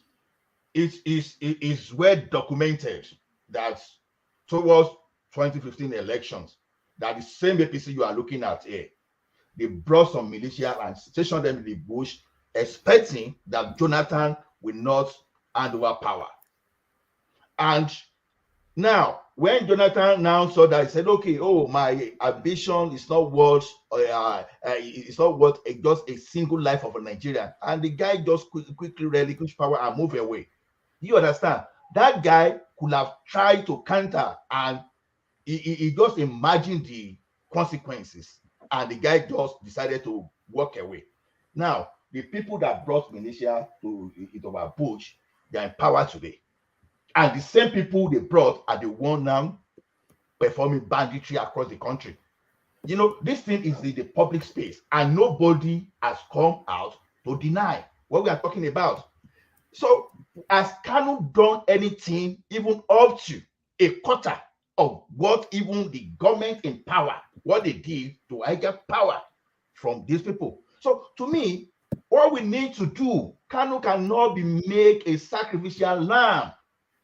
If you do something wrong to Kanu today, another person even more brutal, even better strategically than Kanu, we see come to tomorrow until we resolve this problem. Hello, woman. Please, can I interject? Yeah, come in. Good evening, woman. Good evening, Rosie. Yeah. Please, I have a question concerning this issue. Okay, I'm not. I just want to be neutral on this. Okay, now when one of these Boko Haram people, when they are captured, eventually they pardon them, right? They said they are turning repentant. They are repentant. Okay, now those are people that were laying ambush in the forest. They have taken so many lives. Now they will come out and they say they have repented. So, but I know Kanu. He said it was trying to do. Something to instigate people against the state. But this hasn't been done. So why can't he be pardoned? And those people that went out, carried arms, and took a lot of lives, they are being pardoned. All right. So that's an argument. But you have to understand that there's a political dimension to Kanu as well. Okay. So and he was calling for that. I'm allowed. So that's an argument. I'm allowed. But you're allowed to interject. Yeah, you're allowed to interject, but you have to mute mute, not yourself, mute the YouTube that you are watching from, or because it's feeding back. So you can hear it directly from the studio, so you don't need it to. I can still hear myself. So mute that. Mute the YouTube. Not Bishop. Mute the YouTube, but unmute yourself. Unmute yourself. All right. All right. Back to you, Ola. So to me, using Kanu as service, no, that's not the way to go. Hello? To me, if you try that, it's like escalating the issue. So if you in the past free Asari Dokumbo, the only difference between, I'm not trying in any way to equate Mandela and Kanu, but then if you look at the similarity between what they were doing, the approach may be different, was that they were fighting against social injustice. Address the problem. Forget about the consequence. Kanu is the consequence. You can't be treating this consequence and you leave the root cause. That is what we need to address. Then if you fix the root cause, and some people later try to say, okay, it is our way forever or nothing, when if the majority, they found a common ground to move forward, to have unity, and some people say, okay, it has to be that way, then you can let the law take the full course on those people. But I think now, whatever you are even doing against Kanu, I think it's injustice, because we should not even forget about the way you even kidnapped Kanu and brought him back to Nigeria too. So we should not be encouraging all those stuff. So we should go back to how we negotiated, the negotiation we have to live together as a country. You should not force anything upon anybody. If Biafra people want to have self-determination, and ask them, your own self-determination is still that you still want to have something to do with Nigeria, yes. If they say yes, okay, how? You don't just go and steal their resources and say, okay, but you want to impose. No, let everybody agree on the basis of our relationship. You don't say, it's just like you go and carry woman and put in your house and I say you must listen to me. But that means you just kidnap that woman, you committed so many offenses. You don't do that. We need to discuss. Whether we like it, we need to discuss. The type of what Kanu is doing is what led us to our first civil war.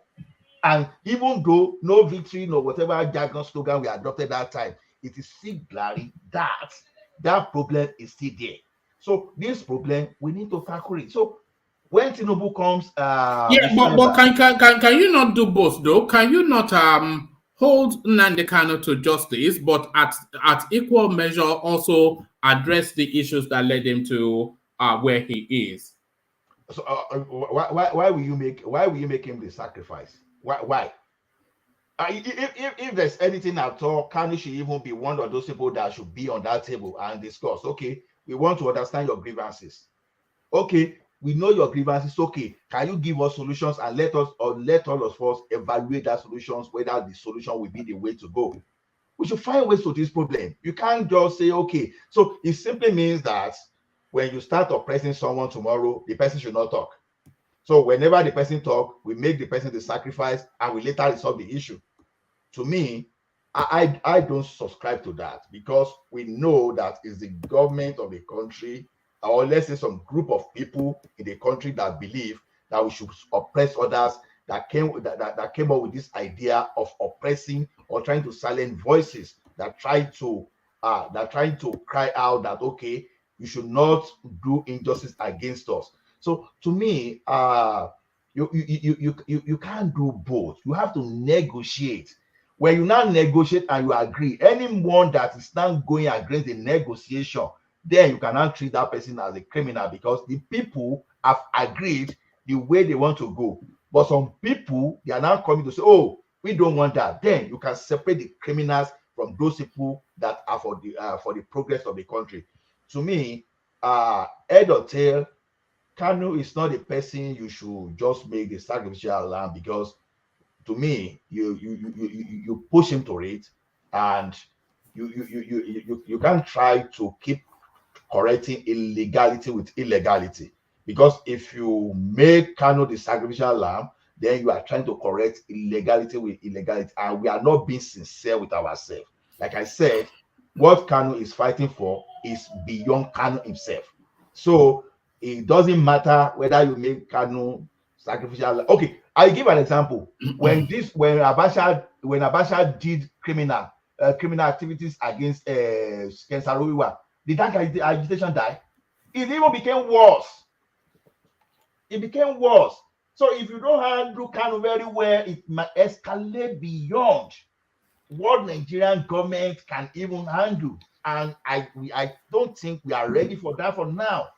So if anybody is advising the incoming government to let to jail or to do whatever to Kanu, the person, I see the person as the enemy of the country. I see the person as not being truthful. To me, whatever you can do, if you can pardon, allow me say, if you can pardon Bode George, if you can pardon Boko Haram, whatever name, you can pardon bandits. If you can pardon bandits, after you have established all those people they've exterminated, and you still managed to pardon them, and you were even trying to offer them recruitment into the Nigerian military.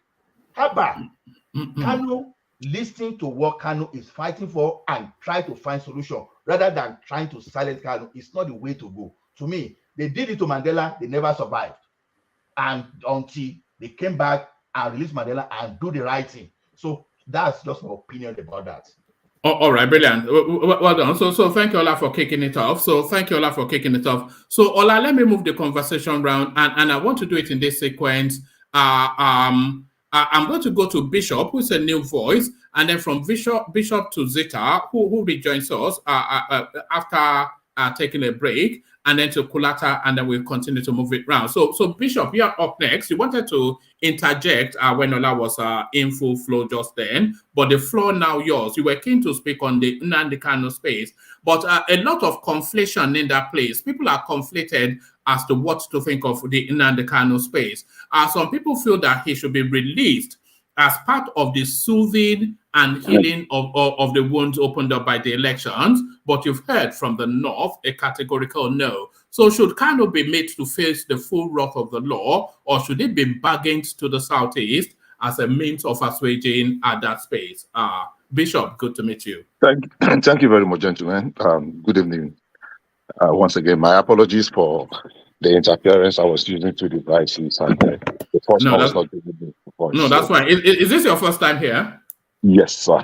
All right, brilliant. Good. Let's hear from you. Okay, let's hear from you. Very quickly, let me just start it off with this Nnamdi Kanu's debacle that we find ourselves in.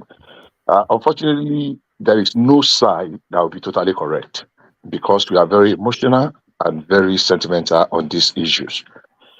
If anybody lived in the southeast and the south side, like I lived when this Nnamdi Kanu issue began, you understand how much damage Nnamdi Kanu did to the psyche of the people of the southeast with his Radio Biafra. You will not just sweep it and just say, let's just sweep it under the carpet and go. I'm not looking at it from the angle of the northern voice that is saying. I'm saying we want peace. There are people that demand justice. Let me take it from the nearest. Chanting, probably we have lost about 100 service personnel to the activities of ESN or non-government, IPOB, and the rest. People saw an opportunity and they keyed into it. I have lived in the southeast and south collectively for about a quarter of a century. I mean, that's about 25 years. And I can tell you the evil that the advent of Nnamdi Kanu had caused. We cannot just sweep it under the carpet. While I'm very interested in looking for a middle ground, but at the same time, we should not be brazen about it. And one thing we're making is comparing Nnamdi Kanu activities and the IPOB and the ESN to, I heard this, the last speaker or last said, they give bandits amnesty and they want to recruit them into the armed forces. That's not correct. Sometimes the information we give out, it's very important that we get a true picture, the real picture. Yes, there are different categories of Boko Haram. Talk to anybody that is in the military that was active.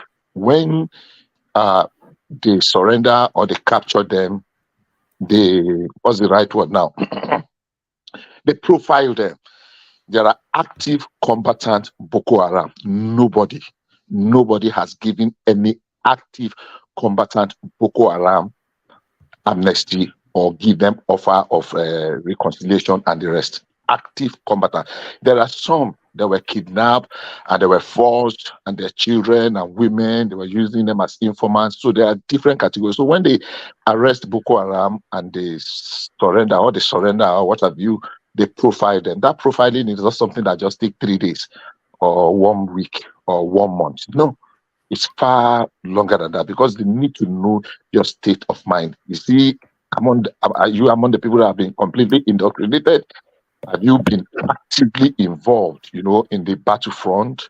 They check your fingernails, they check your psyche to know if there are residue of gunpowder and the rest, to know if you have fired a firearm. And if you have fired a firearm before and you have killed in the field, they know there is a way they will find you, and you are not qualified for any of this amnesty we're talking about. Unfortunately, the information management of both the armed forces and the government is not very effective. And that's why people say, oh, they are giving amnesty, to Boko Haram and the rest. There are different categories. There are Boko Haram, some of them were forced as children and the rest. But having said that, back to the main issue of Nnamdi Kanu, I think we need to tread very cautiously. There are people that followed Nnamdi Kanu, unfortunately, ignorantly, and they've lost their life. There are families that have lost 3-4 children, young men, one single family, because they followed Nnamdi Kanu. There are some people that are following Nnamdi Kanu because they are really so afraid because there's going to be reprisal. And there are criminal gangs that have taken over. They have taken advantage of this Nnamdi Kanu. So it's not always as very easy as, it's not an open and closed case, as they used to call it.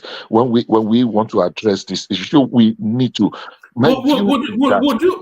Sorry, Bishop. Would you? I think you're about to tell us anyway. But would you grant him an amnesty? Even with everything that you said, because the Southeast is very charged up at the moment, and one of the conditions they are giving for calm in the country is to get their son back. Would you not give them their son just to give them something? Yeah. Like I said, I would consider a whole lot of things. If it's a sacrifice that's going to bring us and heal some wounds, honestly speaking, I will consider it. If on one condition, a big condition, Nnamdi Kanu is going to agree to the conditions. Are we going to tell Nnamdi Kanu, forget about this agitation for now because criminals have hijacked it. So come down and speak to them. Is he going to agree to those terms of letting go? Say, okay, because criminals have hijacked it, and the Southeast has hemorrhaged greatly. I'm saying this with deepest what do you call it, feeling in me. The Southeast had hemorrhaged greatly. I know a good number of Southeasterners that did not want to hear anything about Nnamdi Kanu. They are praying silently, let them not release Nnamdi Kanu, because they know what it portrays for them. I know people that have left the Southeast. Like I just said, I lived there for 25 years, more than. I've been there since 1993. And I know they don't want it to happen. I know families that have lost loved ones, they have children. So it's a delicate, it's like walking the rope. So if there's going to be discussions, negotiations, permutations, leading to the release of Nnamdi Kanu, it's going to be a long stretch, and they have to tread it very cautiously.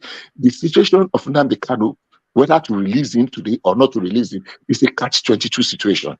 When you release him, you are damned because there will be consequences. If you don't release him, you are damned because there will always be consequences. But we need to go back and see what situation, what position is the Southeast as we speak today. Honestly speaking, it's a sad situation. It's a sad situation. Sorry, carry on. And then from there, go on to Chimamanda Adichie and the and the bomb she's thrown into the political space. Yeah. So on Nnamdi Kanu, I think I will say, look, in the interest of what do they call it now? Let's find a middle way. Let's talk to people that can talk to Nnamdi Kanu.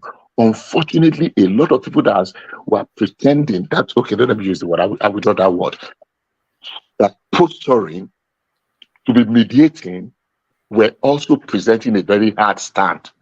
Now, I just said about the casualties of the people, the real indigenous of the Southeast that have joined this madness and have lost their lives. The casualty of the military personnel, or police or that service personnel that have been killed. As at the last count, they are close to 100. The families of those, their breadwinners have been kidnapped and killed in such horrendous manner. The people of the northern extractions that have been caught within the crossfire. I'm sorry, I'll just round up this in a minute. They have been caught in the crossfire. So all these categories of persons, honestly, we need to bring them into consideration, but we need to discuss. All right. So what you're saying is that some of the things attributable to this guy, they're so heinous that it's not just something that you can just... Absolutely. He led an armed struggle. He encouraged people. His word is the law. Go and kill. They will go and kill. We were there. We saw it. It's not even just killing the army alone. Anybody, they call some people, what they call them now, like they were betraying the saboteurs. Go and ask how many people have been labeled saboteurs in the Southeast that have been killed. Just ask. Don't use that word though, because it triggers YouTube. That K word. Use another word, but carry on. Yeah. Okay. Yeah. So there have been, so it's a very delicate issue. I really want it to be resolved. That's my way. And if releasing, so you want him to have his day in court. No. I want it to be resolved. If releasing him is going to heal the wound, if it's going to, we can make sacrifices. I mean, the ones that are gone, we cannot bring them back. So if releasing him with forestall more people, more chaos, if it's going to stop it, then it's a sacrifice that needed to be made. And if we make the sacrifice, obviously, I don't think it's too much of a thing to ask. So that is number one. If they release him, do you think they should banish him from the country? I don't think that would be necessary. If they release him and there are conditions that's going to make him to stay, I mean, why not? We can give it a shot. Because what I'm saying is that all sides must be ready and willing to make sacrifices. All sides, whether it is Nnamdi Kanu, whether it's the federal government, but there are things that we are done. Yeah, sorry, Bishop. You are saying that there should be conditionalities to his release. Is that what you're saying? Absolutely. Yeah, but there's only one condition that will facilitate his release. That will be to denounce Biafra. and that is that would be impossible for him. Might not necessarily denouncing Biafra. At the moment, unfortunately, IPOB is the one that is in the eye of the storm, that have been tagged a terrorist organization. So he cannot come and claim his leading IPOB. Biafra is, I mean, there are people that have decided to be here, but there are legal ways. That we have 5 states in the southeast, and we have 15 senators. They have never brought it once to the front, to the floor of the National Assembly. This is our charter of demands. So we cannot just be going. I mean, we are running a government now that people can come and say, you know what, all the 15 senators from the southeast, and if you can lobby other senators, that is all it is about, that we must table this, our bill.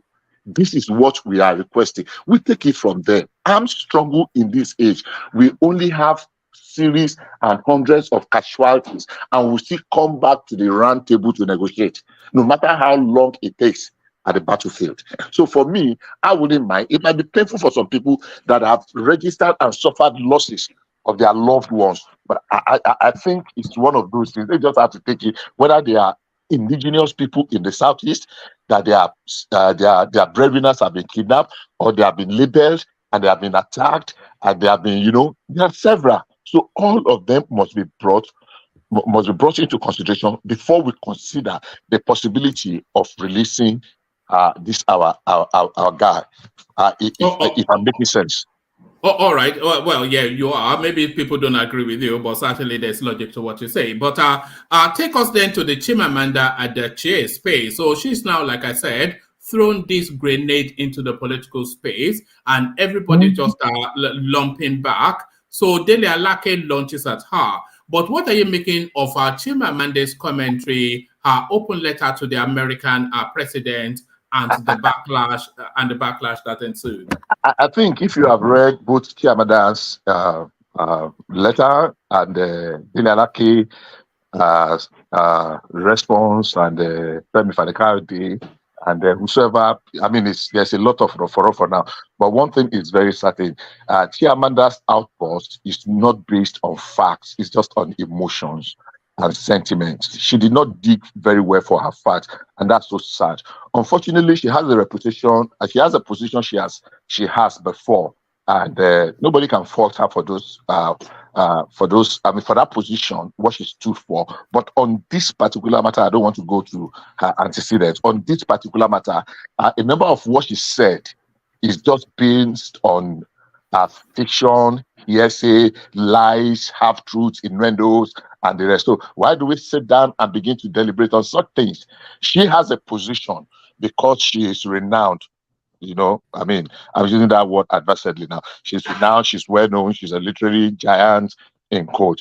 And so that position has propelled her. She's biased, has sentiments, she has a lot of disregard for the representative we call Nigeria. So we can view her from the position she's speaking from. So if I say, do we need to deliberate and waste time on what she has said? Because if you read it, more than 3/4 of what she said are on very blatant lies about the election that just took place in Nigeria. It might not be perfect, but everything she said, she said she got information from her relations and her friends and the rest. Maybe 50 persons, maybe 100 persons. I doubt if they are up to 100 persons, but I'm sure she just picked things on social media and the rest. She realized that. So it's a right to voice opinion, and it's other people's right to reply her. But as far as I'm concerned, everything she says is nothing. She has succeeded in saying nothing. That's all right. Do you think her reputation is enhanced off the back of this essay that she wrote?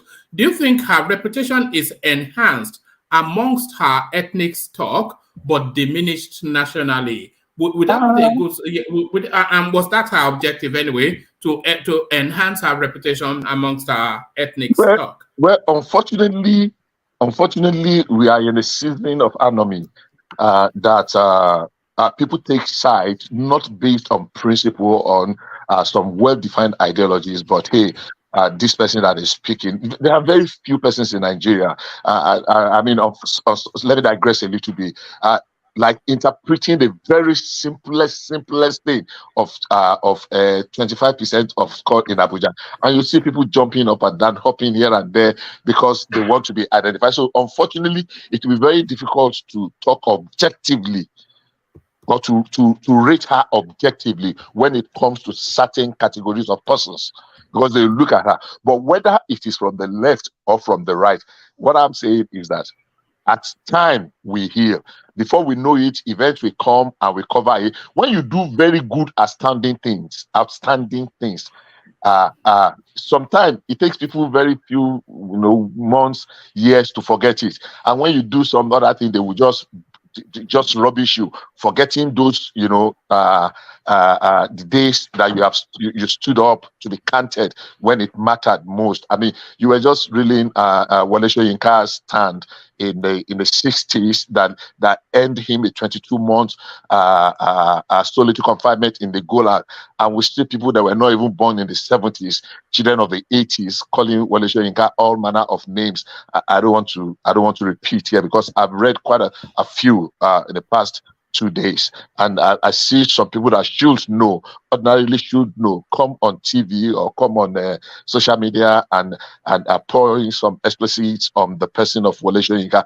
I don't deify, I don't worship him, but Wole Soyinka is a man in his class of his own, that whatever it is, people should take a step back, say, okay, let's understand what he's saying, what is his position. But the way people have, Chimamanda Adichie, yes, some people will be angry with him, some people will hail her, with her, sorry about that. Some people will hail her, and in a matter of time, we'll move on. And she will have a hero, people that how do I call it now? That will hero worship her or heroine worship her, and to some people she's a villain. So I think it will go away. All this will go away in no time. All right. Finally and briefly, Bishop, who do you think Chimamanda was really writing that essay to? Do you think she was writing it to the American president, which she addressed it to? Hold on. Do you think she was writing it to the American president, who she addressed it to? Or do you think she was writing it to the Nigerian state, which is the subject matter? Or do you think she was actually writing it to our ethnic stock? Who do you think she was writing that letter really to? I think it's like a potpourri of a thing. I think it's a mixed. She was writing for the global audience, for everybody. You brought the last one you mentioned to our ethnic stock. I don't think there's anything she wants to get from that. Those ones are already in the kitty already. I think she was just writing to get some kind of sympathy. Unfortunately, a forced sympathy that is premised on half-truths, innuendos, outright falsehood. So I think the audience is just there. She's not writing because she thinks that she's too clever to think that the American president is going to respond to that kind of a thing. I think she's just writing sorry, Governor. It could have as well be an open letter to whoever who it may concern, But obviously she was not writing for the American president to respond to her. Definitely not. All right, brilliant. Well done. Good to meet you. Please, before you go, somebody said something on Lagos-Ibadan Expressway that we need to just correct a perception. I think it was you. That's number one. And number two, on the doctor's condition. So I'll just quickly touch on those two of them. I'm going to take those topics round. Okay, I want to, because people complain all the time that they wait so long that, they do save the energy. So I want to take the... But if you feel I made an error in my submission, quickly address it.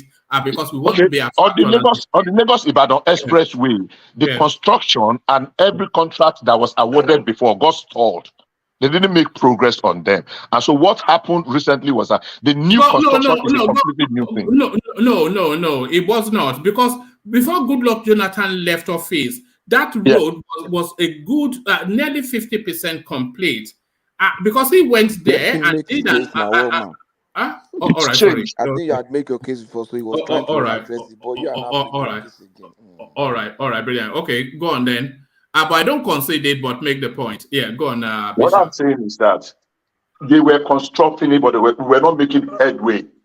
The new construction and expansion changed everything. everything. You can check it out. I mean, we have facts to that effect. So the 24-year construction, what do you call it now? When they gave it out to this consortium, the IPP, what's the name now? When the it was guy. The Backlash guy, there was this thing there's this name they call it. It did not work. Everything had to be cancelled, and they had to settle some people. So it was called boycotting. Boycotting, thank you very much. The boycotting something did not work, so they now had to start afresh. Yes, they made some effort, but the expansion, the increasing of it, and the introduction of certain things was a completely new thing that started about 5 years ago. Who took it off boycotting? Because that was done under Goodluck Jonathan, was it not? I have to go and double check. Those are these. We are talking of the 24 years that they've been on it. Boycotting was the one that boycotting was Obasanjo, under the PPP. Yes, under the PPP. But he couldn't raise the fundings. I remember him on television always boasting about that he went to Harvard and all that, but he couldn't raise the fundings. So they took it off him. But who took it off him? It was the Goodluck Jonathan administration. That's what I'm saying. Jonathan, we're talking of the 24 years stretch now. Yes, and then they started the construction, which then was completed under. Sorry, what are you? They did not. They did not complete. They did not. No. I didn't say they completed. I said they progressed the construction of the Lagos-Ibadan Expressway, which was then completed by Fashola now. Do you know it differently? The scope of the contract was completely overhauled. It was changed completely under this administration. The scope, the extent, and the rest. The palliative, they were trying to maintain it. This administration started the reconstruction. There's a different thing. They expanded the scope, increased. I mean, even the road itself was expanded. And I read the contract document when they were starting, and it was the two contractors, completely new thing entirely. And I think they worked on the whole stretch. I've not been there for a while, but I think they worked on the whole stretch. You can ask people that use the road, but I think it is not a continuation of the 24-year contract. That's what I just wanted to point out. That it has not taken 24 years. It was something that was started newly, very fresh, about 5 years ago or thereabouts. Just a point of correction. I'll leave the rest on you. I don't concede that, but when we open up that conversational space, we'll dig into it more. But let's welcome Zita back to the conversation. Zita, of course, one of the stalwarts of the platform, taking a break from the space, now rejoins us. Good to see you again, Zita. It's never a dull moment, of course. Certainly not dull today. No less thanks to Chimamanda Adichie, who throws a grenade into the Nigerian political space. So you've been following the news lines, I'm sure, even though you've not been with us for a while. But what are you then making then of Chimamanda and her open letter to the American president? Hey, hello everyone. Hello, Madam Zita. How na day? We miss you. Yeah, one man, can I do this? Can I use your platform to thank people who yes, if you want to open up that space, then it's at your discretion. You go for it. Yes, okay. Just as you will. I just want to use this media to thank everyone who was with my family in our darkest time. Those words you send across, calling, asking how we were doing, those words were really warm, and we really appreciate it. Woman, Alex, Gomez, Florence, War Peace, even Solomon. I said thank you for following me everywhere, calling me to find out how we are doing. I really, really appreciate it. My family was overwhelmed, but with calls and voices like yours, we were able to hold on. We move. Thank you very much. We are. You know, if you say that, then people will want to know what happened. They are already in the comment section asking what happened. But what happened was that we lost 4 children in a day. That's what happened. Under what circumstances? It was a fire in a duplex in a Jean, South Korea. Jesus is Lord. So that was what happened. It was so overwhelming. Alexander Gomez, I thank you so much. One man, they were always calling. Solomon joined. War Peace, Florence, Apple, even the people who I don't know, but they have heard my voice in One Man. They kept in touch. Those your words were very warm for my family. And then One Man platform, you people put smiles on our face. Because considering the time is during the day you do your show, so we keep going to the police, to hospital and everything. By the time we come back late in the night, we listen to your show. And then all the bruyaya we talk about, it makes us laugh. So thank you very much. Yeah, the Lord is with you. Yes. Yes, it's a real moment in time. What we have been doing is to encourage Zeta to, as much as she can, move her mental space away from thoughts. You know, because if you allow thoughts to sit in your head, you can be consumed very quickly. So we do try and do you have it in you to speak about Chimamanda, Zeta? Or, yeah, sure. All right. She's a writer. She certainly writes eloquently, but is the content gibberish, Zeta? I don't even know why a writer wrote, and everybody is freaking out. She's a writer. She wrote. You know, Chimamanda is not ignorant of school, but I think she's very ignorant of life. You know, as we all know, there is difference between school and life. In school, they give you lessons. Then they give you a test. You pass. You keep moving. You are brilliant. In life, it gives you text. Then you learn a lesson. If you are not intelligent, you might not learn that lesson.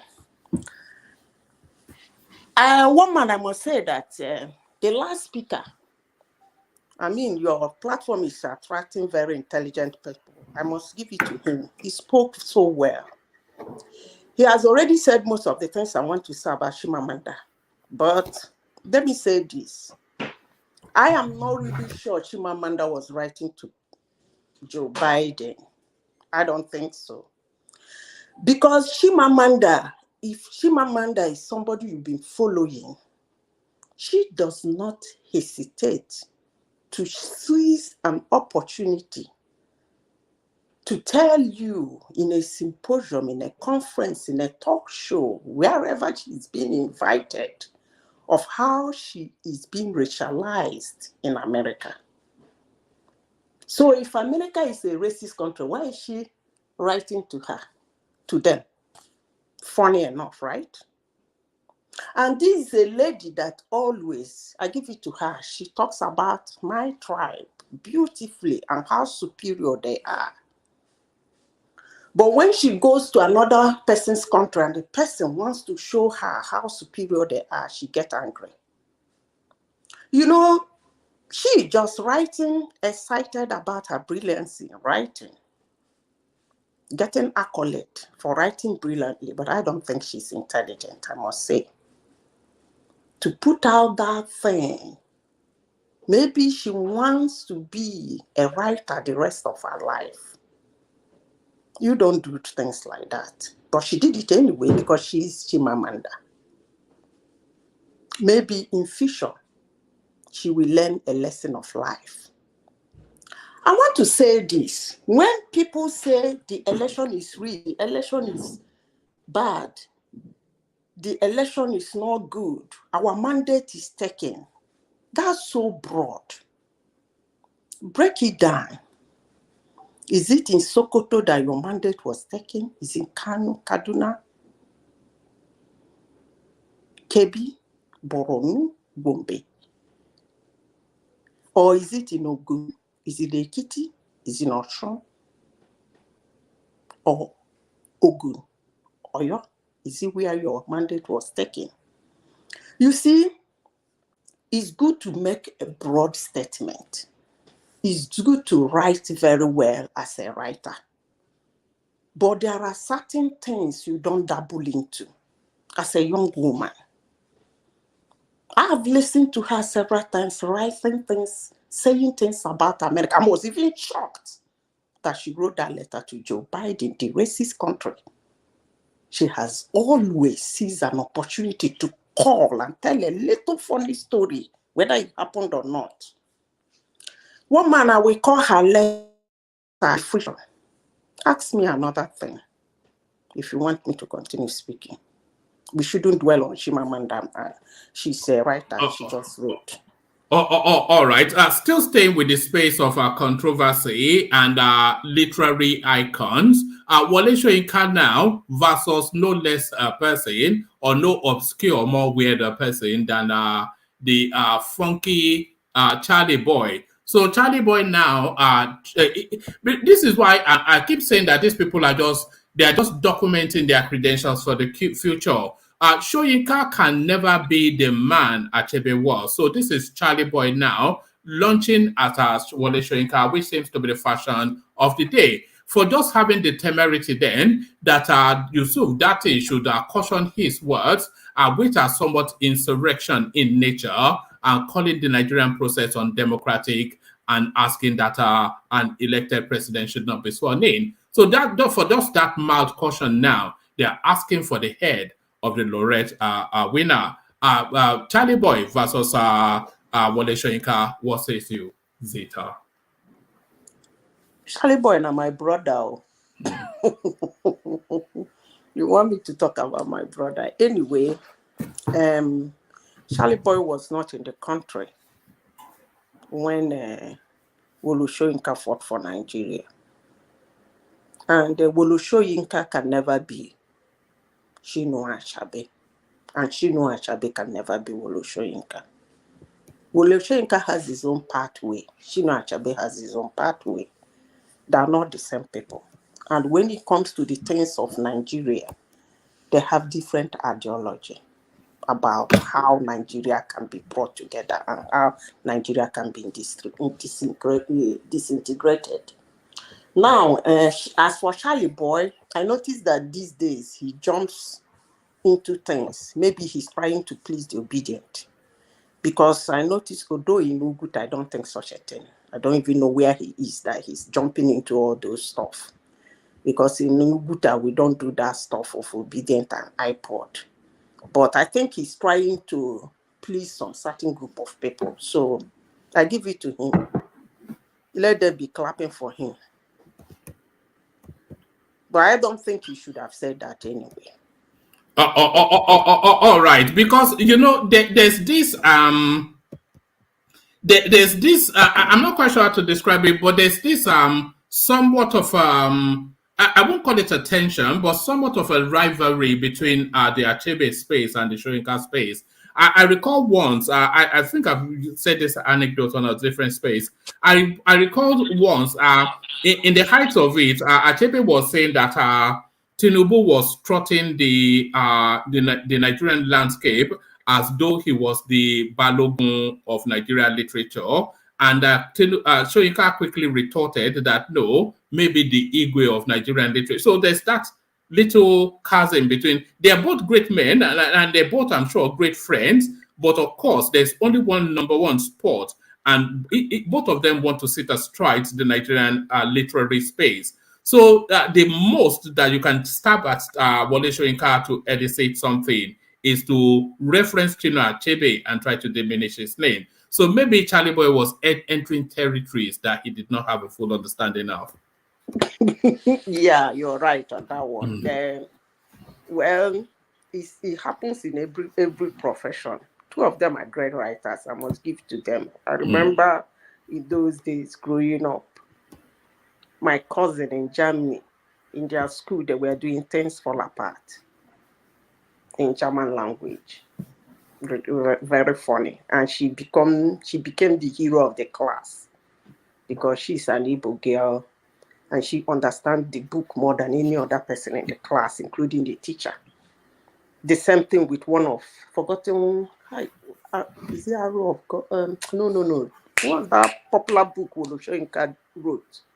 She told us that she did it in their second semester. So they've been like that, going to and fro. Everybody wants to sit on the throne. I remember what happened when they didn't give Chinua Achebe the Nobel then. I know him and Green did not get it, the British writer. I knew what happened.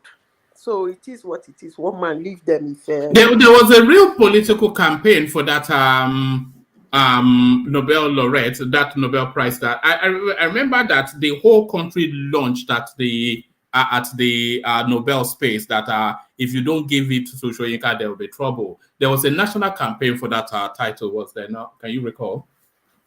Yeah, that's why I just shipped in what I shipped in. You know, that's not the topic of today. So when you get a topic for it, we discuss it.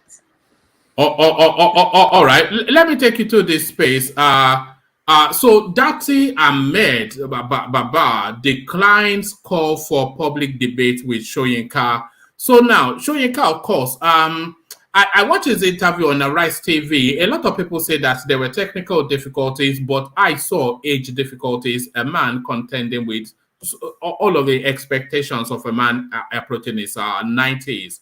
So he now, sorry, there's two stanzas to this. So he now invites Yusuf Dati to a public debate. So Yusuf Dati now declines that public debate for reasons of culture and politics. And I am not far from him in thought, as he explains it, the Mauritanian, that it would be inappropriate for him to sit on a rostrum banding words with a national icon like Wole Soyinka, and there's no political cachet to be gotten from it. So that was why he declined. So do you buy into that? And do you also feel that Wole Soyinka is at that phase now where he should not really be running commentaries on partisan politics anymore and should just be making all-encompassing national unity speeches every once in a while? So Wole Soyinka, should we set him off to the fields to graze? I will first of all answer your last question. He should be doing both now as an elder statesman. Unity, and then address issues, say his opinion. History will remember him. For him inviting Dati, the invitation was not complete. Maybe that was why Dati did not come. He would have added, come with your dictionary. Look at that, eh? Just kidding anyway. I don't know why he uses those. They've already given him Nobel Prize. He's already won. Why does he have to use big grammar in every essay? You just have to, and then they'll throw Latin in as well. Now it's not that you are already celebrated. You've already won. Now just give it up. So one man yes. Used to speak all this big Yoruba now. You do that. No, man, maybe I just say do bojo. I want to show you get a headache when you read the first paragraph. You say, okay, your head is already pulsing, and you pretend like you know what he's talking about. You really don't. So that was why Dati was scared, because telling Dati to just come like that would have been a disaster. So he would have said, young man, as you're coming, make sure you come with your dictionary, because he's gonna trash this thing out. So I don't really think I don't know why he said that, but who is Dati to face Wole Soyinka, if I may ask? I think Dati would embarrass him, because there are signs of senility that I thought I picked up in his Arise interaction. Yeah, he said that hearing problem. He said it on that interview, but then every old person do have hearing problem. Most of them.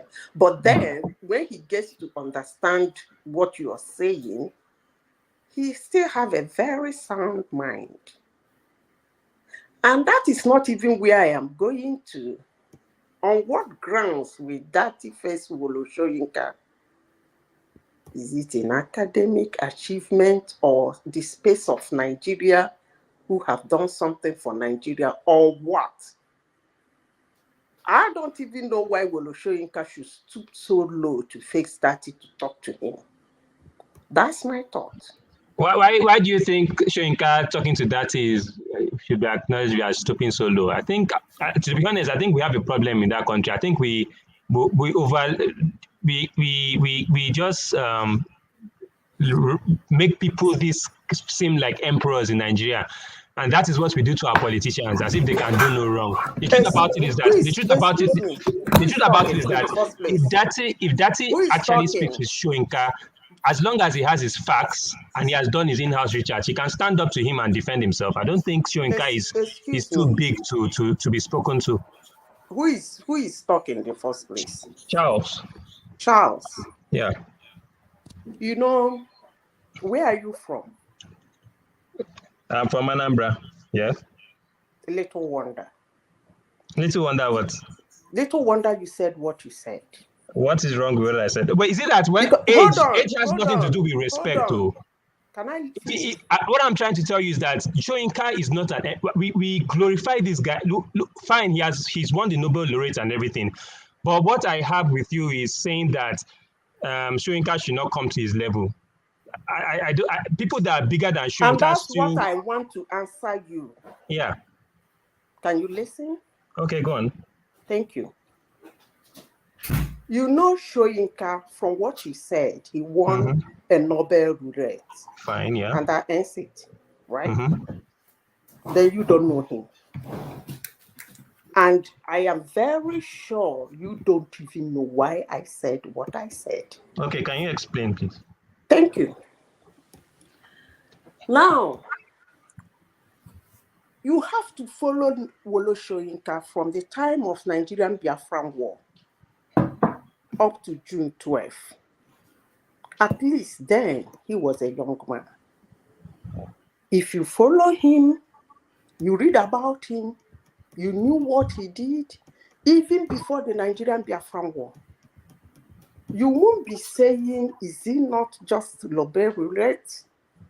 That guy that he should stand with him and defend him. You see, I want to tell the young ones on this platform, there come a time in this country we should start teaching you people history.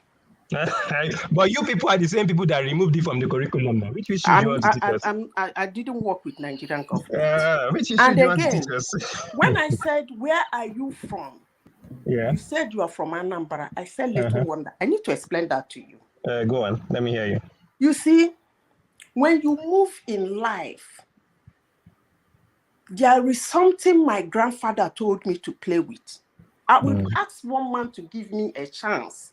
There are few things I want to say in this platform today that will help us. My grandfather told me to play with 4 words. He said, thank you, help me, I'm sorry, please. And you know what that means? It means respect. Dante and Wole Soyinka are not mates.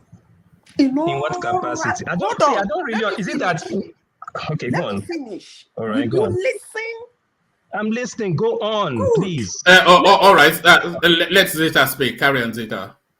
You, in all ramification, in the struggle for democracy, in the struggle for Nigeria, in the struggle to talk to people and air your view and stand by your view and your opinions, it might not be the fact. In all ramification of Nigeria, when it comes in terms of Nigeria, that's why I said, I don't even know why he said that. Why would Dati Ahmed and Wole Soyinka sit to debate and argue on what? From the commentaries, from the words coming out of Dati's mouth. That's why I said what I said. Looking at the interviews Dati has granted from the time of the election, right from the time he contested days back before he was kicked out, and later was picked to be the vice presidential candidate for LP. From his interview to the last one he did that caused controversies, if you go through them, you will know why I said this. And I said it with degree and depth. I don't even know why Wole Soyinka should call for such a person to sit in front of me to debate on issue and argue on situations that concerns Nigeria. One man, take me to the next topic. All right, I'll take you to the next topic. There are about 3 more topics that I want to take you to, but I'll take you to this one, and then I'll pause you for a moment to go to Kulata, and then from Kulata to Rosie, and then to Ajane Koko, just so that everybody gets to quickly. But let me take you to this space then that our bishop contended with quite passionately. Ndigbo's renewed call for unconditional release of Kanu on patriotic northern group. So, as you know, a lot of people are saying releasing Nnamdi Kanu to assuage the nerves in the southeast, but there seems to be pushback now from the north saying, no, this guy must be made to face the fullness of the wrath of the law. And then our bishop came in to then take us back through memory lane, just why Nnamdi Kanu has been incarcerated. The sort of things that he has done is on the cusp of treason, looking to secede from the state in an armed struggle, a lot of lives lost, etc. But then the counterbalance, the political expediency of it, and the need to suit the nerves of the country. So where do you balance the narrative? Release Kanu to assuage the southeast, or as the north will have it, having faced the fullness of the law? First of all, I will say that the last speaker, Bishop, I like what he said. First of all, when we talk about what is happening, you talk about Boko Haram, you talk about the Niger Delta agitation, you talk about the Biafra agitation. People don't really know what happened. These 3 things are quite different. At least the Niger Delta, that one, I was part of it. I was working in a company where the thing was hitting so hard. At a point, and Picard had to shut down the Directorate of Community Affairs. It was so much. Now, there are different types of agitation. I don't really think the North have problem with releasing Nnamdi Kanu. I think the word that having concern with that word unconditionally. This evening I was passing as I kept my phone. I heard somebody saying Boko Haram was released unconditionally. They were granted amnesty. They were pardoned. Almost interjected by asking the person, those that were pardoned, did they go back to Boko Haram? You see, Biafra agitation is something that gives me concern in the sense that it's bundled with a lot of confusion and it has taken so much life from my side. Niger Delta agitation is quite different from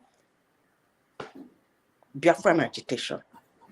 We know what was happening in Niger Delta. We know what they were asking for. And they were the one calling for negotiation.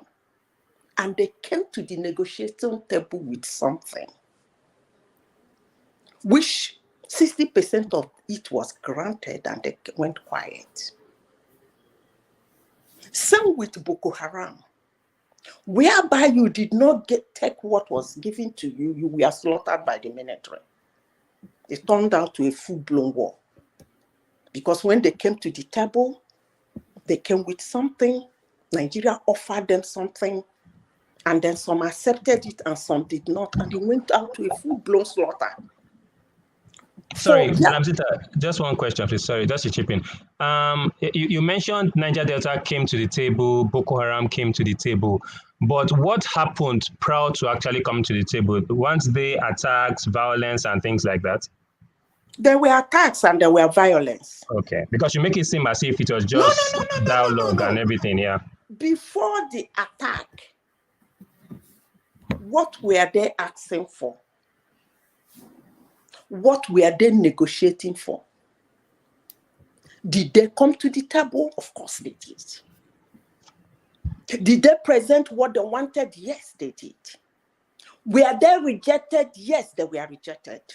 before the full-blown attack. That is the space I know very well. For Boko Haram, it was a word. War strike it. Their Oga was killed. Well, they came to the table. They brought something was offered, some accepted, some did not accept. But Biafra is a total different ballgame. Have you gone to the table before? Has Igbos brought Biafra? Have they been invited to the table, though? I've never seen an invitation extended. Have they invited?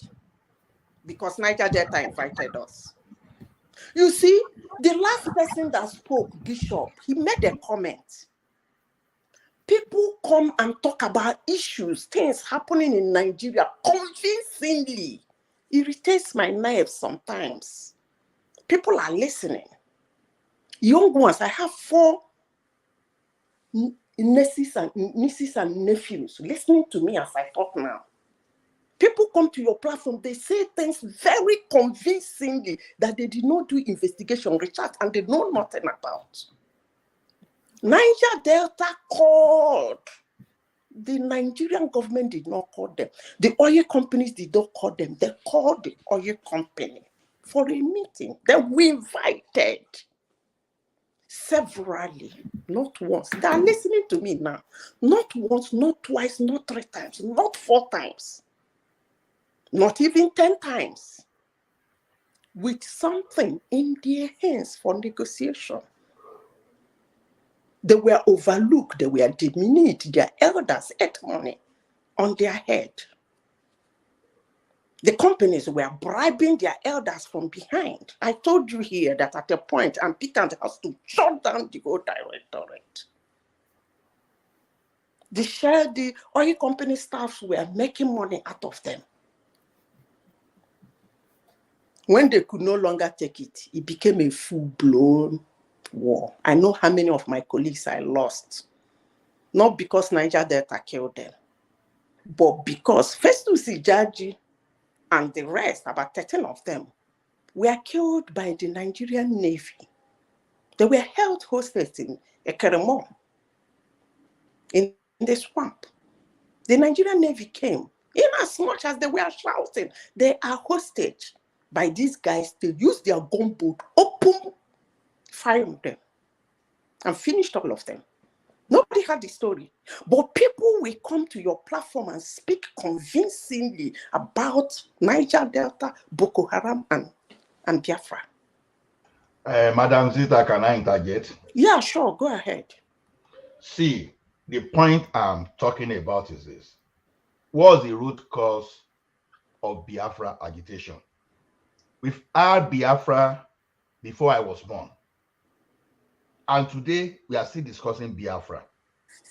The same thing Biafra wants, in my understanding, is the same thing that the people that are promoting Yoruba nation is the same thing they want. Self-determination.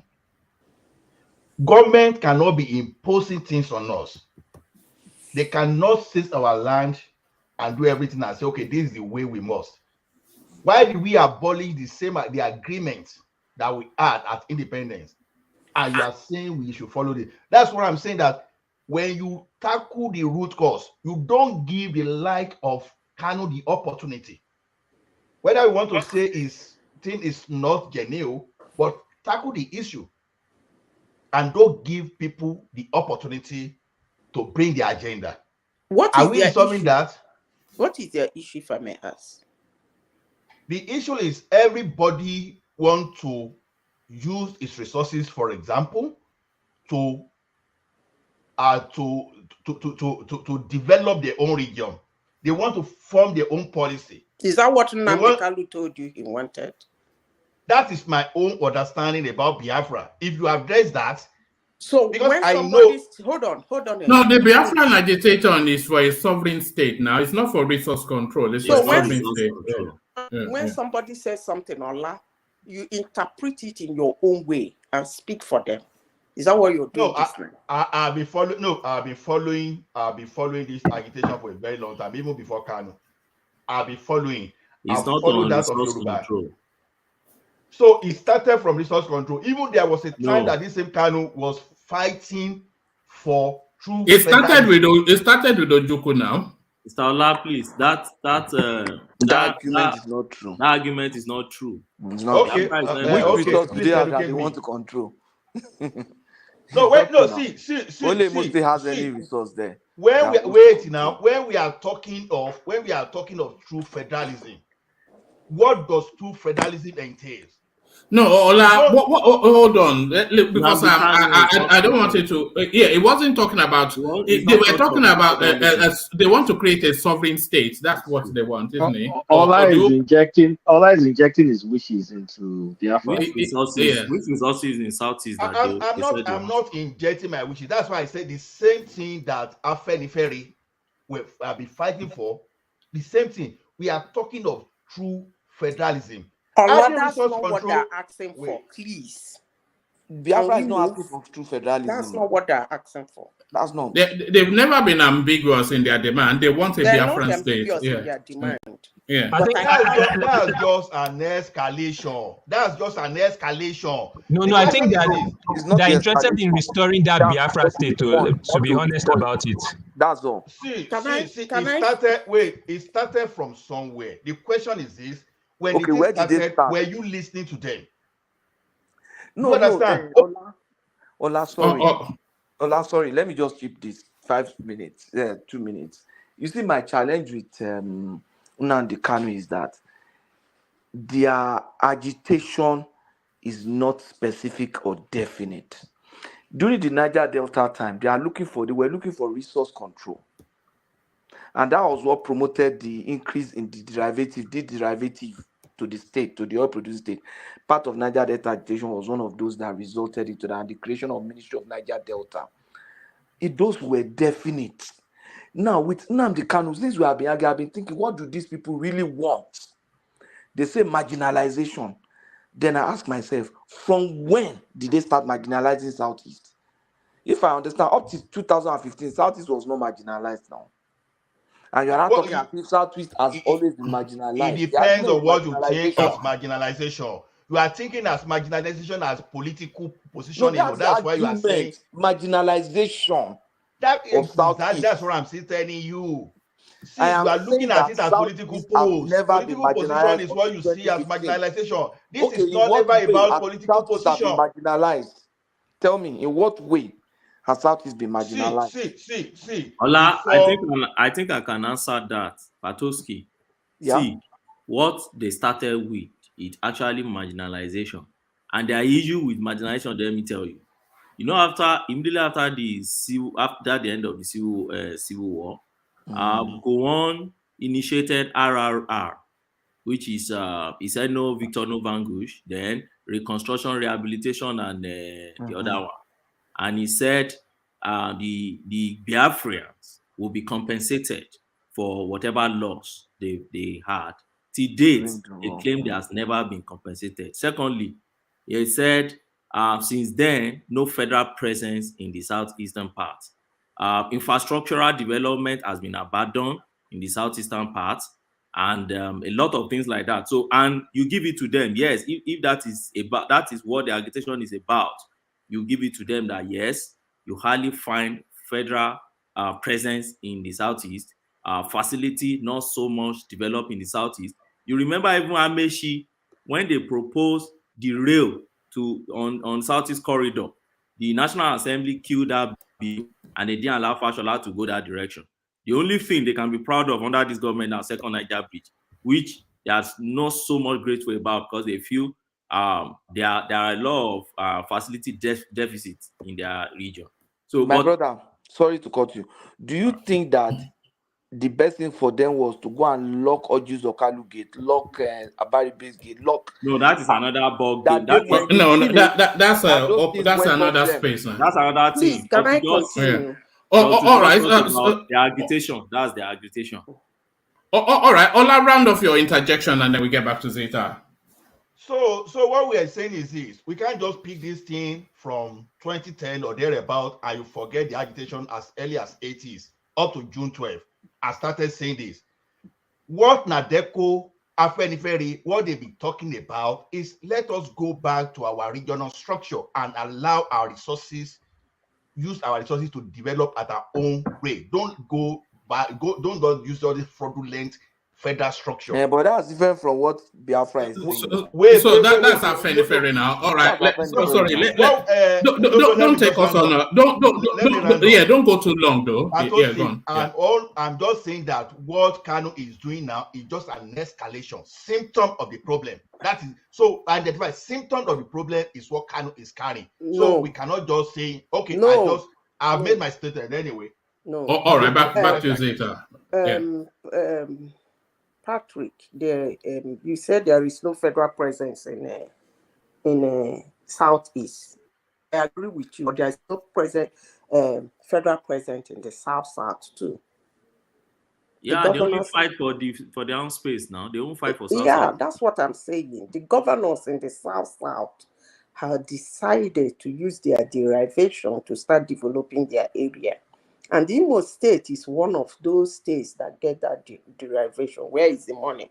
By the way, let me go back to the Biafran space. I don't really think that the North are concerned about releasing Nnamdi Kanu. I think what they are concerned about is the word unconditional. Because the guy has done a lot of things that need caution. And maybe probably he has to sign some things, because if we can remember, he has been released before. So it was the space that made them brought him. He couldn't stand it. And by the way, for those, I keep talking about history. For those, although people who draft history, they seem to push their narrative instead of the fact. But if I may remember, there are countries that supported Biafra, of which Samuel Ekpe is living in one. Agitating for Biafra and asking for negotiation, calling for negotiation from the federal government of Nigeria, there are several ways of doing it. Killing your people, burning their houses will not be the answer to it. I was thinking Samuel Ekpe will be talking to the Finland authority because... Hello, let me interject, Ms. Zita. Who is burning the houses? Is it IPOP or ESN? We know who are burning the houses. Please, we all know it's the Nigerian army that's doing that. So please, don't blame the Nigerian government. Don't blame ESN or IPOP for that. Okay. It's the Nigerian government, and one problem in Nigeria till truth. Ideal truth comes to the table.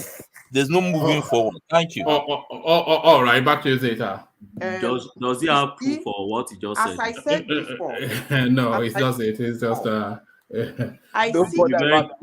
sorry, Madam Sita. Let me just interject. We should be very careful on what we push on this media. This is actually a public media that people listen to, and the public listen to. We should have evidence of whatever thing we're pushing. You don't just come out and say soldiers were burning houses in the Southeast. Yeah. Nigerian army. No. I'm trying to address that thing he said. Who said that? Who said that thing? It was Professor Data O. Professor Data. Okay. And by the way, Professor Data O is a PhD metallurgy and material science. So it's not your random man. It's PhD metallurgy and material science. But back to Zita. Yeah, I am sure he understands what being a social scientist means. When you do social scientist as a freelance social scientist, that's your hobby, I'm very sure he understands what that means. Now, as I said before, people come to this platform and other media, they speak convincingly about a topic. And when he was saying we have to be careful, that's why I want to address this. They speak convincingly about a topic, a situation. I don't even know where they get the information from. He said, who is burning the houses? Is it not Nigerian military? And I asked, in August 2021, share staff going to work in Asanot if you know where Asanot is, they were all killed. Who killed them? Was it the Nigerian military? Simple question. But we come to platforms and we speak convincingly about things that is happening in Igbo land as if we have it at the back of our palm. We just have to be careful. One man, let me continue with what I'm saying. Carry on. In Finland, Norway here, Spain, Poland, I am sure they are the countries that supported Biafra. If I can remember vividly, I might not be completely right.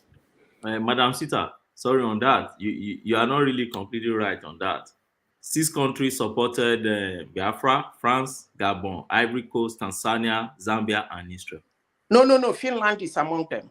I think Russia too. Didn't Russia support them? Finland was among them. I am very sure of Finland.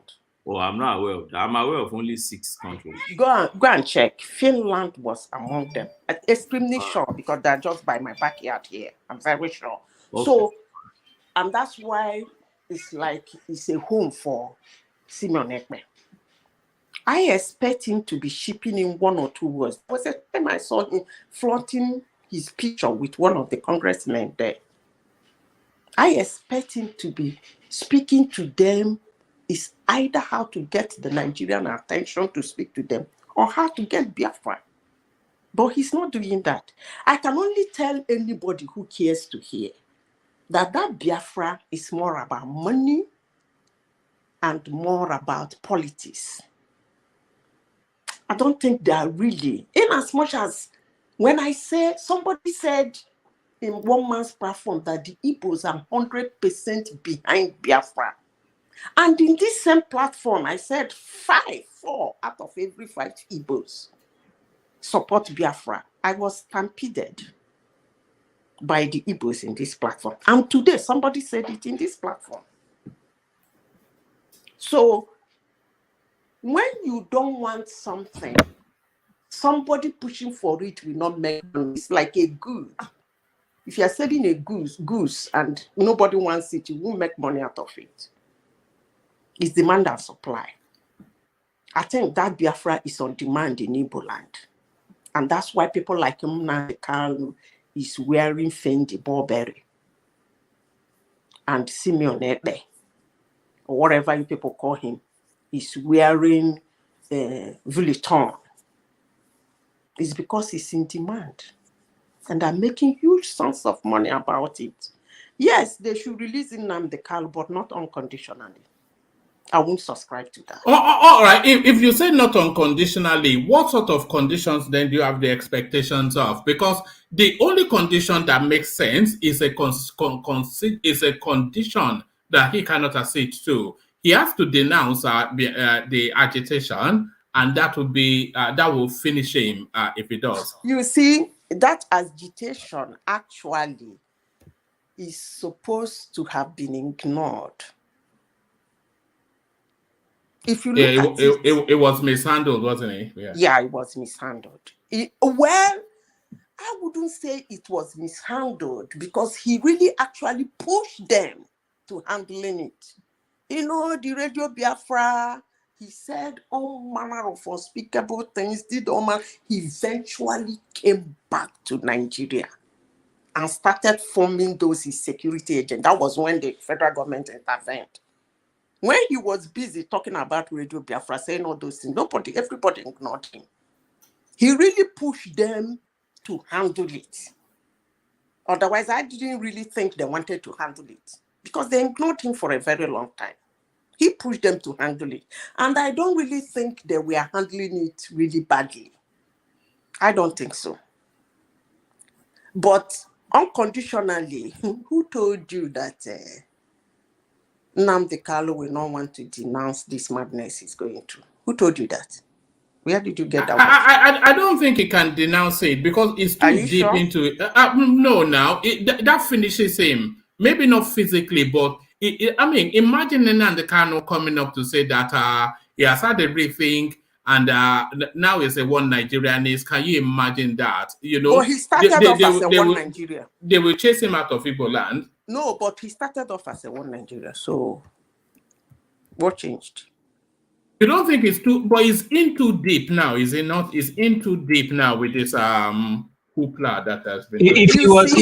he was going to change, I think they would have probably released him a long time ago, to be honest. I think even Aribe and so many people have gone to visit him from his clan, but I think the vibe that people, the federal government and people are getting is that the guy is just uncompromising, and that's why he's still there. I don't think so. No, I don't think so. I don't think so.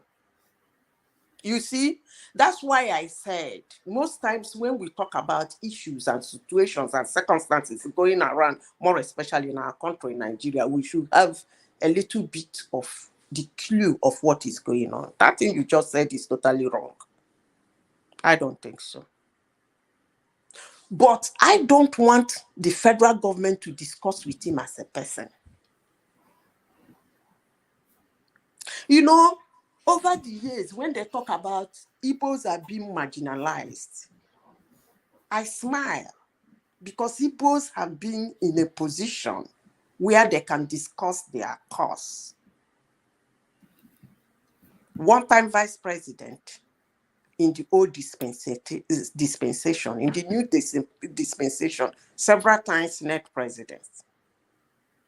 So where were they not talking? Why were they not presenting their cases? They have a lot of senators, House of Reps, with a Senate president. So why are they not talking their cause? So you see, when I hear people talking about Igbos marginalized, this, that sympathy coming out from one, you give me a picture of 1966. And when people who are not Igbos are giving me a picture of 1966, I don't like it. Igbos have had a situation to discuss whatever problem they envisage in their area on several occasions in Nigeria. Madam Zita, when you talk about House of Reps... Yeah, well, have that interjection, but then let Zita run through a little bit so we can move the conversation on to Kulata. When you made that statement of they've had opportunities with House of Rep members and senators, I wouldn't really see that as being honest, because we all know that these people or these members of these representatives are more aligned to their parties, the interests of the party, than the people. If any House of Rep or anybody is seen as somebody that is fighting for his people or Biafra struggle or something, don't you think they will lose that position outrightly? No question about it. They will not be the party candidate going forward. So I really don't think their hands are tied in that aspect. Excuse me. Let me say something. You've had some Northerners stand up in the House, in the Congress, to demand for something. They make it as a proposal. Most times, it doesn't get a headway, but they said it anyway. How many Igbos in the Senate, having an Igbo man as a Senate president, stood up to say, we were promised this so time. Why is it not happening? Just say it. It might not make a headway, but let history remember you that you said it. Oh, you think if they said their own, they will be fleeing through the window? Is that what you're telling me this night? But they have said other things. I mean, we should stop all this everywhere. I'm not liking it. Madam Because Zida, we are losing women. Madam I'm Zida. not like it at all. Madam Zida. Igbos has been Senate president on several occasions. Sitting in that seat, an Igbo man can stand up and say, hey, I passed that, but I asked for this bill. And let there be objection. Is that not the same reason why... Hold on. All right. Sorry. Thank you, Charles. Sorry. It's just I want to manage it a bit tighter today, Charles. That's why. But let's Rosie have an interjection, and then Zita address it by way of closing of that space, and then we go on to Kulata. Yeah, Madam Zita, my question is, does it mean that about 90% of the Igbo populace are not interested in Biafra? I said otherwise. I didn't say what you said. I said the opposite. No, I'm asking a question. Because to me, if those people in power, those people that have been senators, Senate president, if they are not bringing it up, is that the demand? I mean, is that the mindset of majority of the people? You see, when your people want something and you use it for politics, you won't be bold enough to demand for it. That's what is happening in Igbo land. Okay. I hope you understand me now.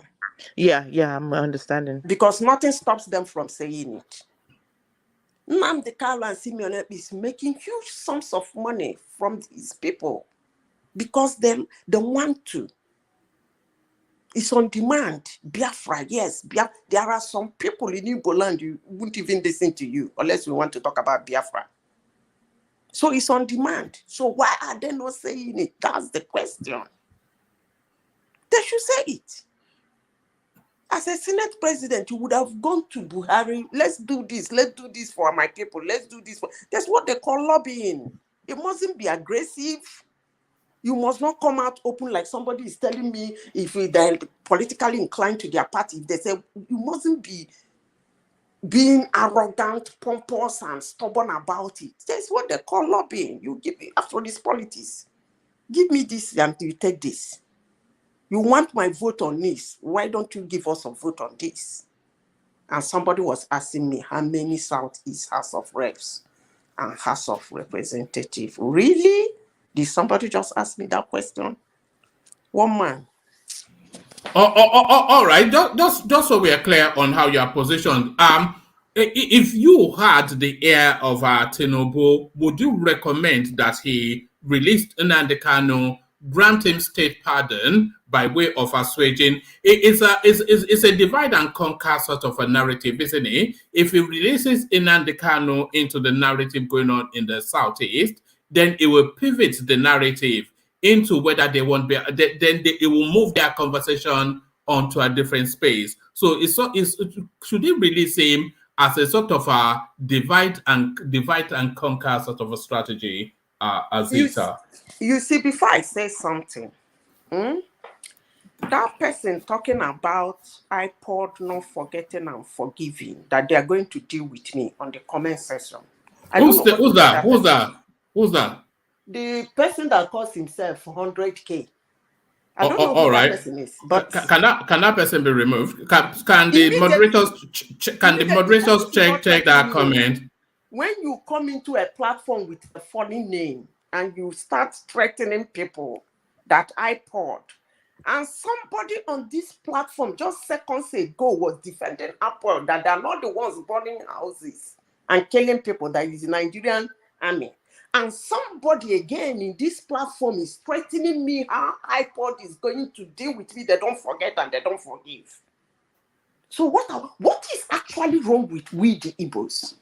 Hold on, Zita. Can the moderators check that comment and then if it's as Zita just said, because I missed it, if it's as Zita just said, can you please remove that person? Sorry, carry on, Zita. We cannot help who the comment so it's just a wild space sometimes, the comment section. There are a lot of iPod members listening and watching her, and they don't forget or forgive traitors. Did you get that? And somebody, I don't know what you called him now, Professor one thing said that those houses that were not born were born by the military. You know that narrative. Somebody was threatening me. You know, Zita, you know what Professor Data O said? It's a subsisting narrative in that space. And Prof, by the way, is a long-standing member of this platform. So that's a view that he holds. And is not on an island in that view. It's a view that is widely held within that space, within that goings on. That he's reading that comment now? Is he reading that comment now? So is he right in his submission? No, you can't take responsibility for somebody else's comment. No. Yeah. I'm not saying he should take responsibility. I'm saying, is he seeing that comment? The person wrote. I'm sure he saw it. So is the comment not contradicting his own view on what is going on in the Southeast? Anyway, that's by the way. I don't really care. Because if the person writing that thing, if he knows who I am and who my family is, he will not dare. Because if they catch his face, I don't come from those ones that threaten anyhow. All Anyway, right. And by the way, a lot of say. a lot of the comment section they're just blowharding really. But sometimes you know it's keyboard warrior, isn't he? It's probably sat in his underwear in some dingy room, making threats to people online. But yeah. Why I brought it on is I'm just trying to tell you these two sides of the coin and what is going on in Igbo land. The professor is saying, no, it's not SN, it's not iPod. Another person, an Igbo person who claims to be an Igbo person, is saying it's SN, it's iPod. So that's just what I want to brought in. It's not that the person is no. Anyway, let's go on. All right. Ask me something. Go ahead. Yeah, no, I still have a few more questions to ask you, but as I was saying, I want to get to people as quickly as I can. So hold steady just for as long as you can be with us. I want to go next to Kulata, then Rosie, then Ajanle Koko, and then I'll look round to you. I want to hear from you. There's one particular topic that I wanted to hear from you. It's about the doctors, which I know you pay attention to. But let me go to Kulata first. But on my way to Kulata, let me do a bit of administrative stuff, acknowledging the super chats that have been coming in. Alexander Gomez, of course, he comes in, acknowledging Ola Ayo, the sponsor of the One Man platform, continues with his sponsorship of the One Man platform. He super stickers not once, not twice, but 3 times. I was going to say 3 times a lady, but it's a man. So not once, but not twice, but 3 times. So thank you, Ayo, for that. ABATI breaks out his wallet, rescues his wallet from Kirikiri maximum prison to supercharge to the platform.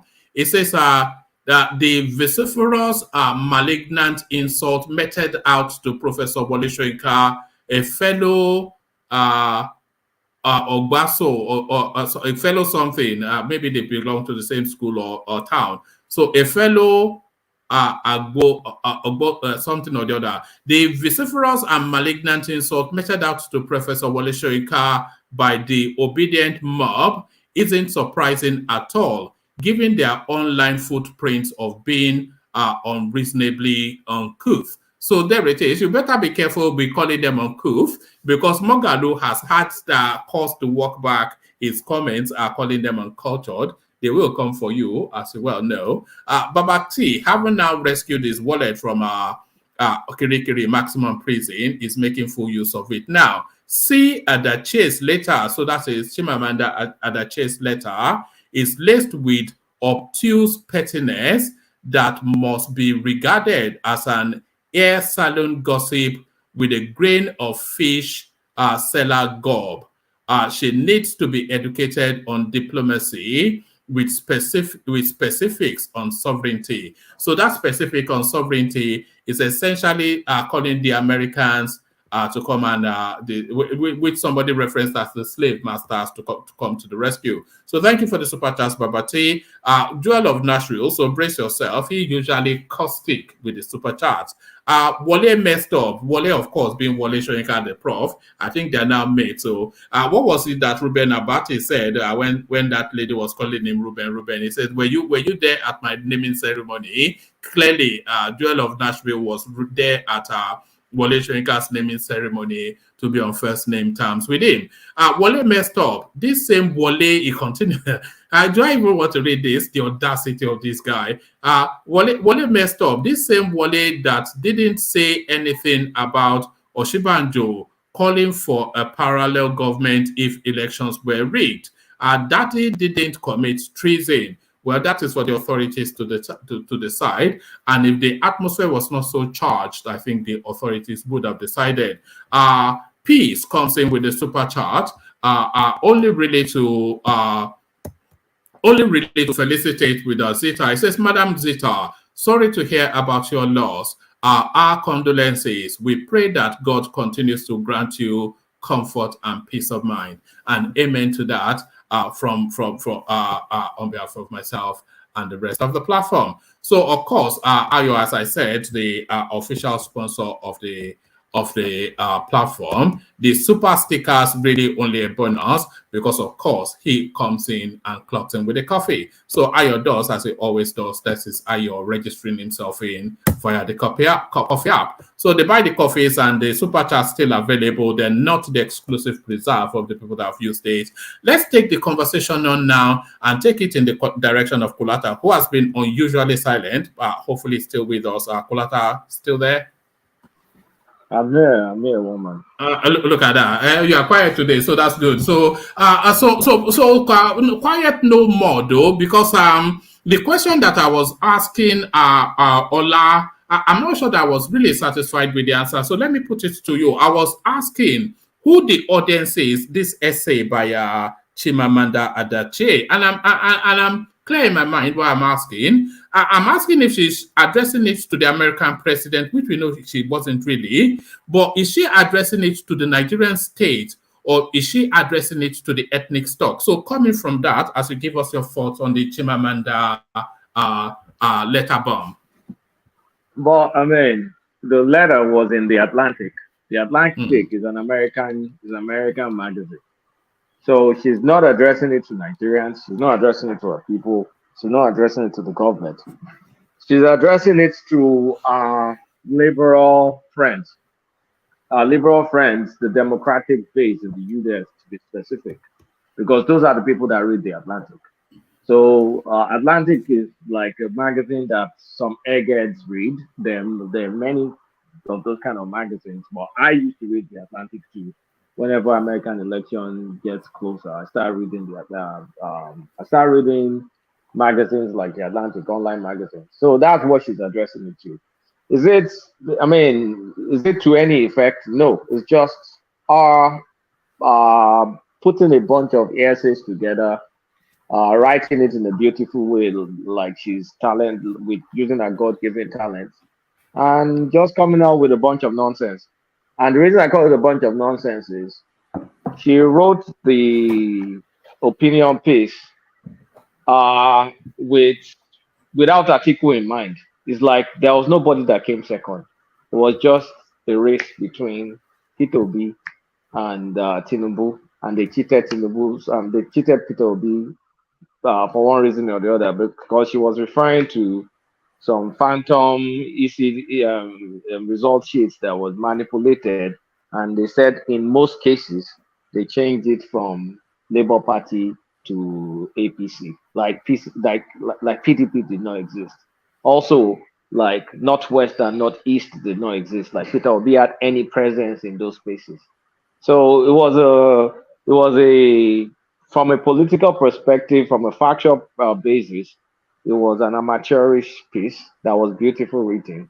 It amounted to nonsense. She was just supporting her friend because she's an avowed supporter of Peter Obi. So what did anybody expect? It wasn't like, I mean, it was just an emotional piece, nothing to it. Biden or State Department, they're not going to look at that. What are they going to do with it? They have serious business to do. They're building a $500 million American embassy in Lagos. They're now going to be listening to Chimamanda for writing some nonsense in Atlantic. No, that doesn't make any sense.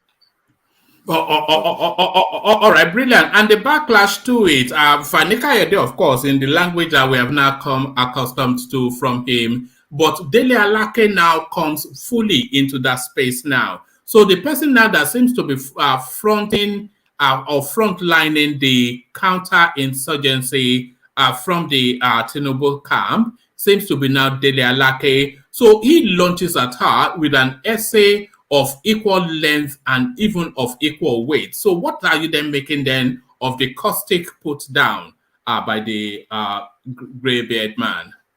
So those put down, those are the ones targeting the Nigerian audience, because they're responding to her that she wrote something in American media. They're responding to her in local media. So here's the news. Tinubu and his crew, they're playing Machiavellian politics. They're gonna hit the opposition. They're gonna hit them hard. They're gonna pummel them. till they can't breathe. They're not placating, they're not trying to placate anybody now. They're trying to destroy. So winning is not enough. It's fire for fire. So propaganda for propaganda. You give. If you go an inch, they will take it a mile and they will hit you hard. So that's the kind of media space we're going to witness. So people be prepared, because he has a lot of talented people that can go as caustic as anybody can go. And so if you think you're going to have some allies or some loyalists trying to help massage Peter Obi's image abroad, they're going to get pushed back, like you're seeing. So you're going to see the variations from the maybe level-headed ALAKE one. There was another one that I read a bit of it, and then the very, very caustic FFK one. So be prepared. These guys are not giving an inch to anyone. And you could say that this is time to make peace, like I was saying. But at the same time, though, if you know the kind of people you're dealing with, and you know that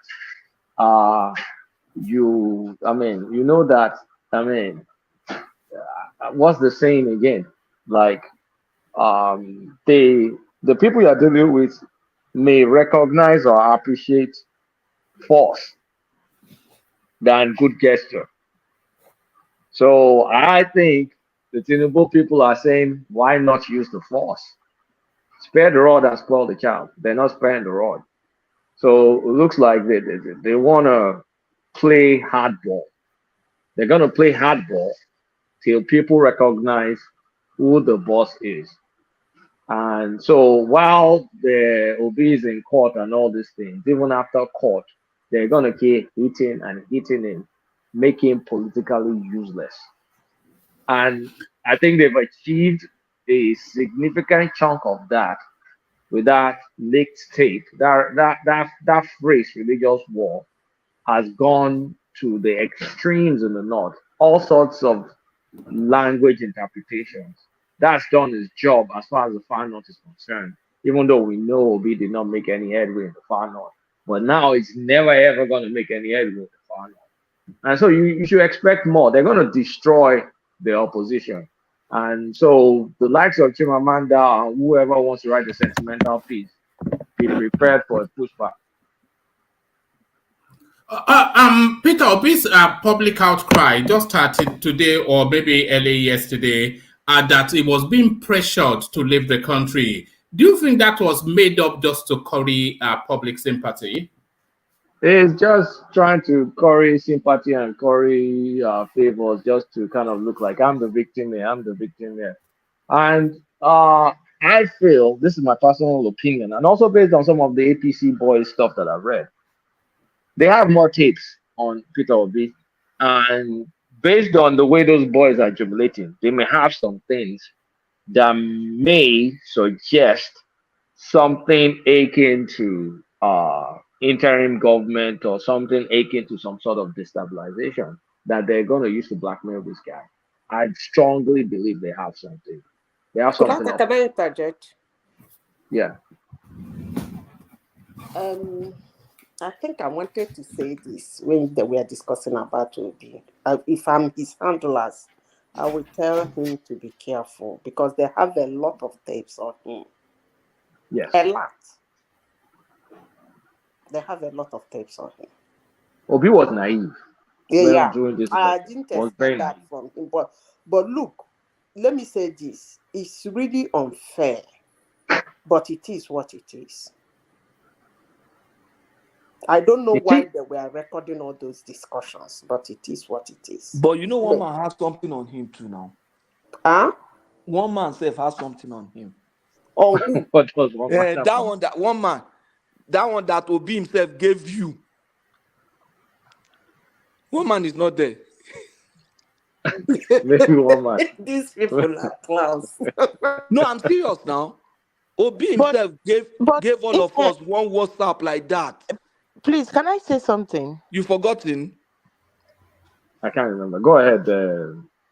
Yeah, Go to ahead.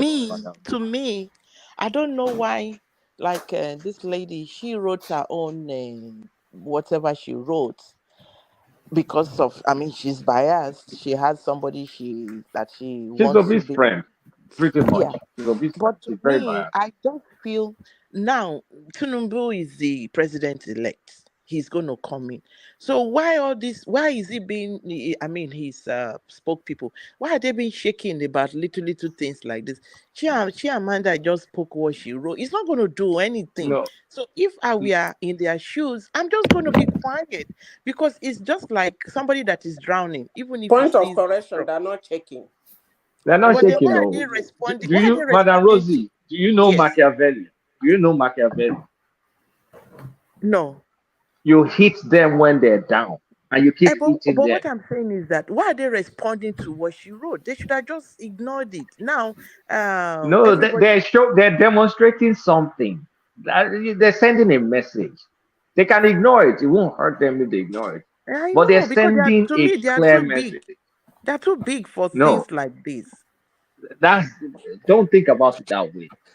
They're showing you there's a new sheriff in town, and we're not going to cede any ground because they're not. Look, if they cede ground, they will destroy the administration with propaganda. But if they're showing that we have this capability, we can blow the trumpet louder than you. So try us and see what you're going to receive. So it's people recognize power. You see, Nigerians in Yoruba like Enroya. I don't know how to translate that in English. Yeah, You know what I'm But saying?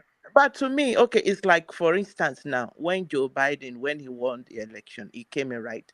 A lot of Trump supporters, they'll be writing all sorts of things, but was it everything that his press people were responding to? No, you But see got the it, way you they are got hitting it. Trump now.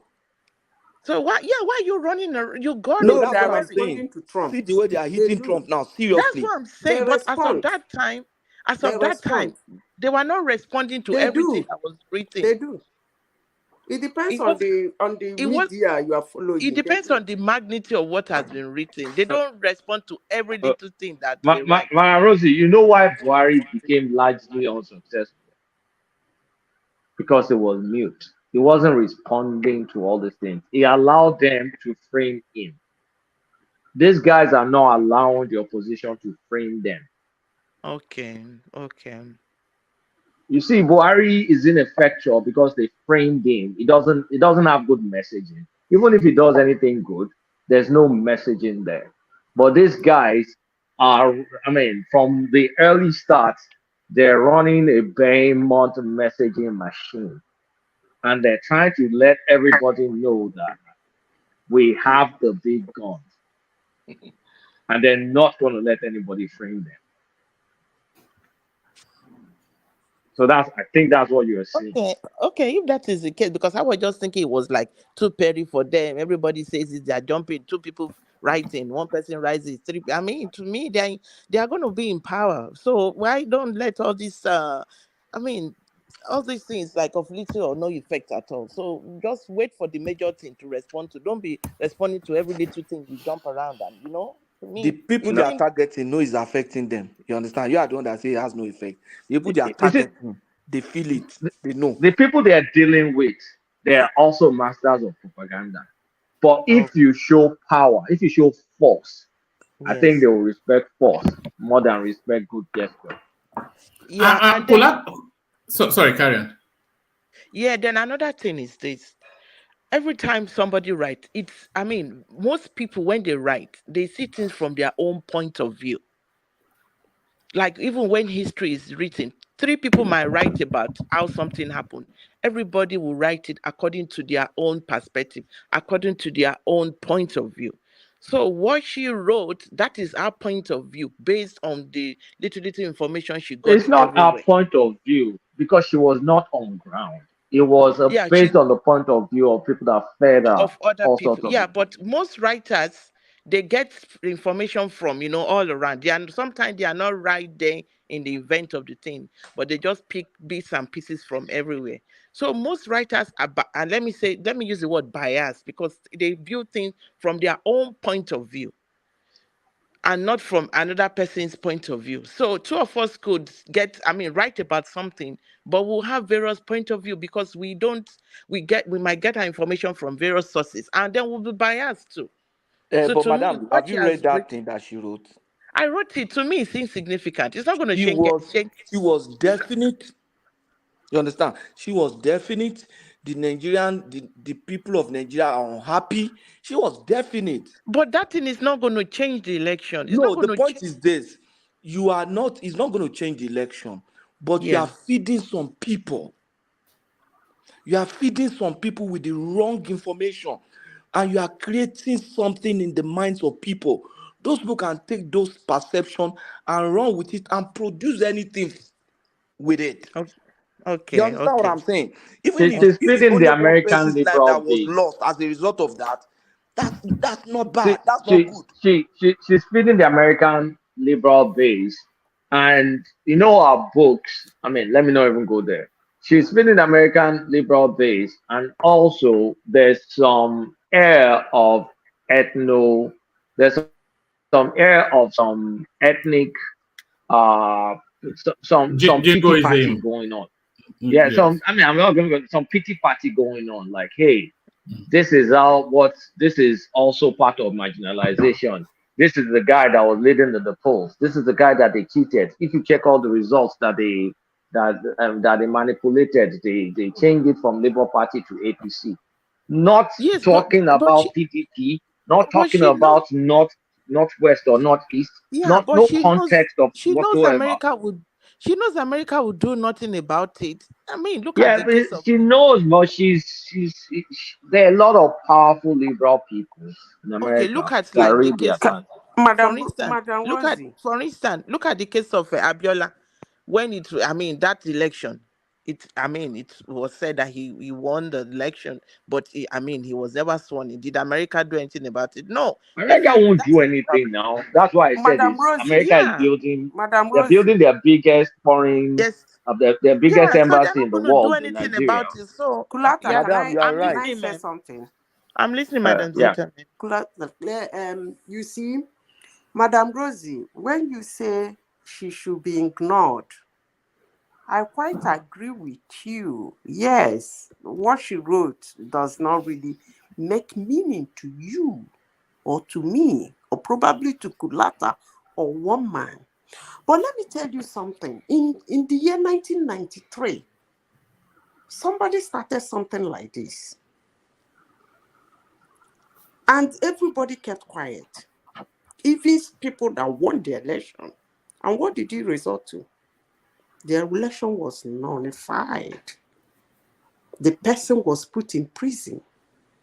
We went back to square one. So I don't really, this is a lady that most of our quotes are being kept in school during the Black History Month in the US. And you say she writes some stupid things and they should just keep quiet and allow what happened in 1993 to happen? No! They should follow her up if they need to. For me, it doesn't mean anything to me. But the country is protecting some certain group from her. That's all. For me, she's a writer. She wrote something very nice. To you, the same thing maybe to Kulata woman. But the people in question knows who they want to protect for what she wrote. That happened in 1993 when Atonzeribe came out. You know the rest of the story. So we shouldn't just say she wrote nothing, you should be ignored. The APC criminals should not let anybody do to Nigerians what happened in 1993. That's what they are fighting. I hope I said something. Thank you. All right. Let me respond to something then. All right. You see, Madam Rose brought something, and that is true. I don't know if you understand Yoruba. She knows that America will not do something about it. But even at that, she's saying it. You know why? Because she has another audience somewhere. I'm talking to this person, but I know they are not going to hear. But the other audience somewhere, there's a Yoruba proverb that says, if you want a deaf woman to hear something, you say it in the presence of her children, because they will go and tell her. You understand? So our audience are the ones discussing it now. Our audience are the one attacking Wole Soyinka now. Our audience, you understand? So she has her audience. And just like my sister Zita said, we cannot allow that happen. And mind you, Zita, do you remember that this lady ALAKE was in Concord, the editor of Concord that time? So these were the MKO guys. So they knew what happened. And they will never allow that to repeat itself. This Bayo Ononuga, DELE, ALAKE, all of they were there. And this man that went to this Ekiti man. So they will not allow it to happen again. Let me a little bit, Kulata, sorry to take your time. You see, some people will come out and say ridiculously, Chimamanda has been rising. He wrote in 2015, wrote in 2019. Now, I did not mention 2019. I did not mention 2015 because I know those who contested that time, the kind of audience they have. I'm talked about 1993. What happened to the audience that a message was sent to, more especially the military? In 2003, there are certain audience that whosoever won this election should not allow anybody, I repeat, anybody to speak to. So that's exactly what they are trying to stop Chimamanda from doing. And other people too, not only her. Because the very audience that are listening are the audience who can stand and insult people like Wole Soyinka. They can do anything to you, threaten you that they don't forget, they don't forgive, because you don't have the same opinion with them. So it's a different scenario. They won't let that happen. So they have to respond to her and respond to her decisively. Unless you people want what happened in 1993 to happen again. All right, thank you, Zita. So Kulata, you were saying, you were referencing Machiavellian hit them whilst they're down, and Zita was also saying to us that they should follow her up.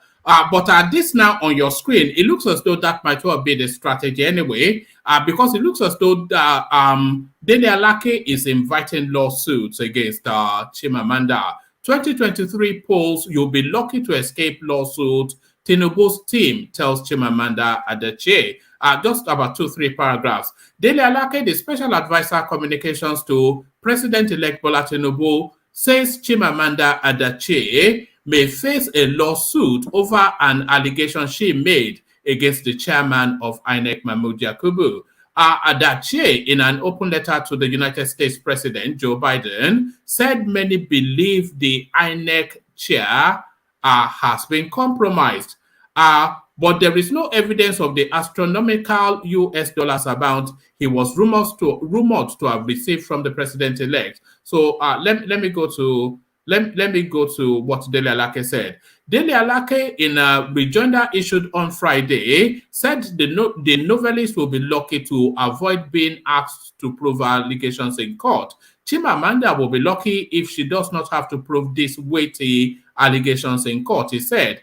INEC has not responded to the allegation. Whilst trying to prove the credibility of the election, ALAKE stated that the decisions of Mr. Obi and Rabiu Kwakwanso to defect from the PDP to LP and the New Nigerian People's Party, respectively, helped Tinubu to win the election. But what DELE ALAKE seems to be doing is to be nudging Mahmoud Yakubu to take a position on the allegations levied in Chimamanda's essay. So do you now see that the voters are now circling around that obedience? Yeah, because what she wrote, to an extent, is libelous. It's libelous, like you're implying. Because, hey, here's the thing. Elections got conducted. Votes got counted.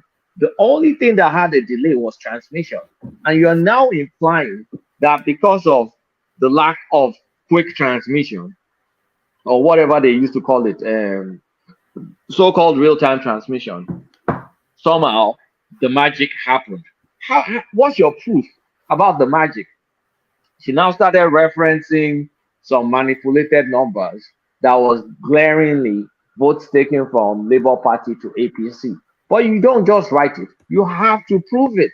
Even Peter Obi did not bring that as one of his prayers in his court case, but you have the you have the audacity to just write that casually in a foreign press, addressing a foreign president on a state that is sovereign.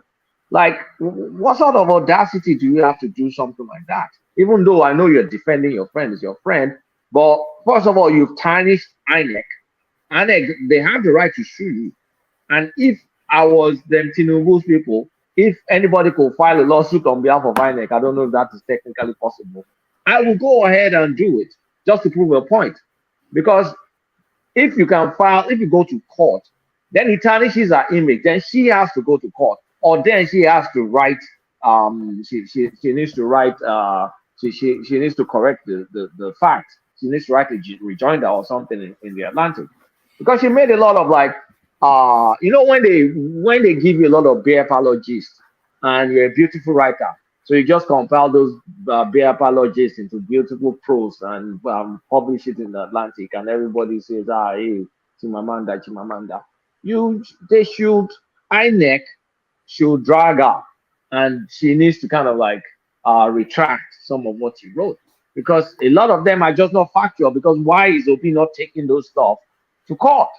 So she messed up. But I mean, she's trying to defend her friend. So maybe if I was in her shoe, I'll defend my friend too. But she messed up. She messed up. All right, Kulata. They say never bring a knife to a gunfight. So never bring a knife to a gunfight. So DELE ALAKE, he certainly has not brought a knife. He has brought an AK-47, and everybody gets shot. Watch this. Of Nigeria. You are not the only medium that is in Nigeria. There are over 100 media houses in Nigeria. So how can you now arrogate to yourself as the spokesperson of the entire Nigerian media? They will confer that status on you. Nobody. You for your selfish moves. Against that background, Mr. ALAKE. I have not finished. I have to make this point. It is important. Now, when you ask a question, you let me laugh. Town hall meeting anchors. The anchors of this state town hall and Arise town hall meeting, REUBEN ABATI, is a member of the PDP. Have people gotten selective amnesia? How can, in good conscience, how do you expect Asiwaju of the APC candidate, to present himself to the guillotine, the PDP guillotine machine, anchored by a PDP member, REUBEN ABATI, to be interviewing Asiwaju? Who does that? Is that a free press? And then you have the temerity and the audacity and the hypocrisy to be saying that, oh, you are fighting for free press, when you yourself are the antithesis of a free press. ABATI was deputy governorship candidate to the late Buruji Kashamu in Ogun State, PDP.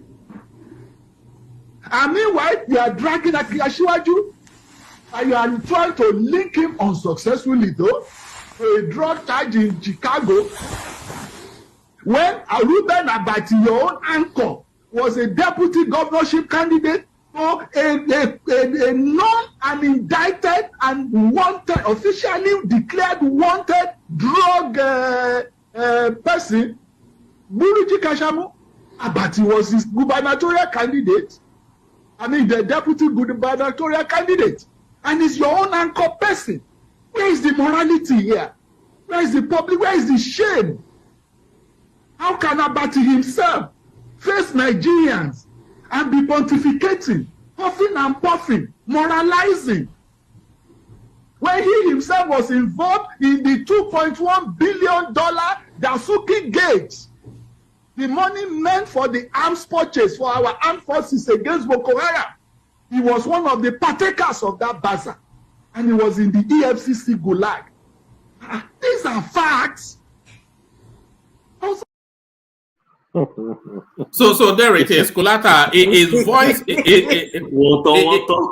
yes, yeah, his voice is on. His voice is uncannily like our Patrick here, very similar, and his opinions not far from Patrick either. So there it is. DELE ALAKE. It looks as though now the politics has now got into the interesting bit. He's come to shoot everybody. And I think he went to that interview intent on attacking REUBEN ABATI. So REUBEN, of course, now writes to reply. So a delicious fight coming up, Kulata. But it's correct. It's very factual. I don't know if you guys know this show on Netflix. Orange is the New Black.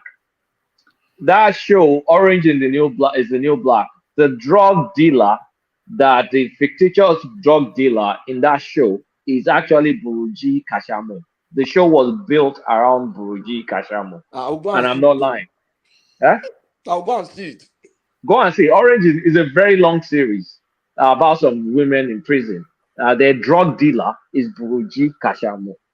So Buruji Kashamu is a wanted man in Chicago, is a drug lord in Chicago. And they built that show, very successful show. They built that show around Buruji Kashamu. So for someone like REUBEN ABATI to volunteer to be the the deputy governor of Buruji Kashamu, so he's in the knowing. Was he not aware of all this before he agreed to be? Of course, he'll be aware. Buruji Kashamu has been on the run for years. He ran away from the U.S. He's a fugitive in the U.S. They've been trying to, what do they call this? Is it repatriate him or whatever they do when they try to bring you back? They've been trying to bring him back to the U.S., but Nigeria extradite him. Sorry, thank you. They've been trying to extradite him for a while, but he's been winning. They tried to extradite him till he died. Obasanjo helped. Obasanjo helped against his extradition. So, everybody knows this. So, Abati doesn't have any moral standing to talk about drugs. He has zero moral standing. He also doesn't have moral standing to talk about corruption, especially when he slept in EFCC related to that Dasuki case. So the way I'm seeing it, they would deal with TINUBU and ALAKE will deal with Arise News. Arise News will become the next AIT. The way I'm looking at it, they will deal with them. Let TINUBU become president and let's see Arise continue their space style of harassing people every morning. They will deal with them eventually. You'll see that. Because the stand that ALAKE and co are taking, they're very combative. So it's fire for fire.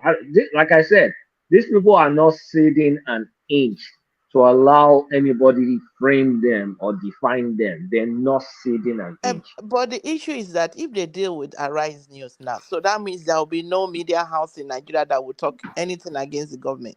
Arise is not a media house. That's what's going to happen. Arise is not a media house now. So that means they're going to suppress the press. The press cannot Arise speak is not a media house. Rosie. I'm listening, ma'am. Yeah, you live in the US. I'm surprised you're saying this. That's the in thing now. They vilify and cancel people and call on media houses to shut people down. They try to shut media houses. But because America is a free society, they're finding it the present government in America is finding it a little difficult. More so now that Elon Musk has bought Twitter. What happened in 2020. So it's not different. They do it all over the world. You shut them up. And Rosie, there's this saying that those that come for equity should come with clean hands, right? That's true. Should REUBEN ABATI be in a position to be questioning anybody relating to ethics, relating to corruption, relating to drugs? He shouldn't. He shouldn't. If he knows, if he himself is corrupt, then I'm surprised. The question is, should Uduka Blackbena be owning a media house in Nigeria, considering the role he played during the June 12th? He played the role. Uduka Blackbena, Peter Obi, they are Abacha boys. Both of them are Abacha boys. Should politicians be holding media houses too in Nigeria? Should politicians be holding media houses? Yeah. Well, Why not? Like is it Channel News or what news does it? TINUBU'S TVC, for example. Yeah. Ideally, no. Ideally, no. Okay, thank you. No, morally. Ideally, no. Kulata, the answer is morally no. But there is Morally, no no. constitution Yeah. stopping them from holding it. Because there's a conflict of interest. I mean, TVC will never ever say anything bad about TINUBU'S government. Definitely. They But will not. you can't I really don't agree. I you don't can't agree with that legislate it though. submission. You can't legislate it. Yes. You don't say you can't legislate. You can legislate it, but will it pass? That's the thing. You legislate that a politician cannot own a media house. You can. They can. If Congress, if they draft a law to say that, they can pass it. They can even pass it veto-proof, so that the president cannot veto it. Because it's not right. Because I mean, you will have NTA. NTA will be propaganda. Then you now have TVC. TVC will be propaganda. And then they're gonna squash the balls of Arise News. Can I come in anything? Yeah, I don't think it's something that can be legislated again upon. There are standards. It's just like saying I'm a minister of health, so I cannot have a hospital. What if I've been running a hospital before I come into politics? I mean, I come into government. If I've been running my media house and they are being held to standard, professional ethics, that guys, the only thing is that we should have regulatory agencies that are above board. It doesn't matter whose ox is God. When you cross the line, you are sanctioned, and appropriately so too. I don't think we'll get to a space we'll say, I'm not in support of shutting down media houses. Absolutely no. But I mean, nobody says shut down media houses. Divest off your media house. Yeah, if you let me just. What happened to AIT? Nobody shut them down. But naturally, because of the role they played in 2015, and they really erred, they threw caution to the wind. You know that they really went down. They went down, and they've been going down ever since. I don't quite repeat about AIT, and that's why I'm so saddened by the role Arise played in this dispensation, in this electionary something. Sorry. That was what Kulata meant. It didn't mean that they should go and shut them down. I know. I'm talking about the legislation. Yes, I mean, we can't shut them down. Okay, I'm just corroborating what he said. I mean, we cannot. We need the free space, but we have our media houses have created monsters out of people. This man, the Minister of State for Labor, he used the word that applicable. He said the tyranny of the microphone or something. I think that's what he said. I cannot remember vividly what he said. The tyranny of the microphone, that immediately you have a space, you think you can lord it over others. And information is very crucial in this present age and time. So my view is that, look, we need to up the game of our regulatory agencies, whether it is NBC, whether it is a journalist board, or what do you call them now? Guild of Editors, but journalists, but at least there must be a standard. My view, a lot of times, Arise showed they were very biased. They held some kind of passionate hatred against the person, one of the contestants and his team, and you will see it in every of their presentation day to day. So, can we continue in that trajectory? I don't think so. All right, thank you, Bishop. So back to Kulata. Kulata, who would you have batting for you? Lai Mohammed or Dele Alake? Who, if you had to pick somebody to bat for you, who would you have batting for you? Lai Mohammed or Dele Alake? That's a very straightforward question. Dele Alake for sure. I think he's more skilled than Lai Mohammed. He is more seasoned than Lai Mohammed. And I think he is more forceful. Lai Mohammed just kind of lies. Dele Alake, Dele Alake, he goes for the kill. He hits you hard. And if you think about the combination of a DELE ALAKE, a Bayo Ononuga, an FFK, and some other guy, man, it's gonna be bloody. It's gonna be bloody. And I think they're now rolling out their big boys now. They've let the obedience space have their moment in the sun. But now that we're getting towards the inauguration, I think they are rolling out the enough is enough heavyweights. I mean, it's not with ordinary eye that Obi is coming out to say that they want him to run away from the country. It's not with ordinary eye. You see, when they released that audio leak, you know, they went to Obi and Pastor, what's the name again? Oyedepo, to tell them that, hey, we have this audio. Do you guys, you know, the way the press will do, they will inform you, we have this. I give you 2 days to respond. Lata. So, yeah. So can I quickly interject just a few minutes? You see, I think it would be very unfair to be comparing DELE ALAKE with Lai Mohammed, because Lai Mohammed is not a professional journalist. DELE ALAKE is a professional journalist. You know now. DELE is not just a communication specialist; he's a media strategist and a publication. Is a full media group. DELE ALAKE work with Guardian, work with Tribune, work with This Day. He worked in this same Arise, so that's the owner of This Day.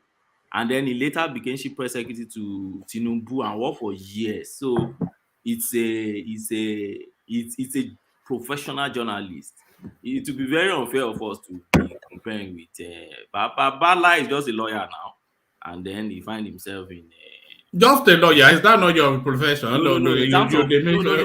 What I'm saying is, for instance, I'm a lawyer. You won't compare me to somebody like even ABATI and others, because they are seasoned journalists now. That because he's not trained to be a journalist. He's a lawyer. It's a different profession.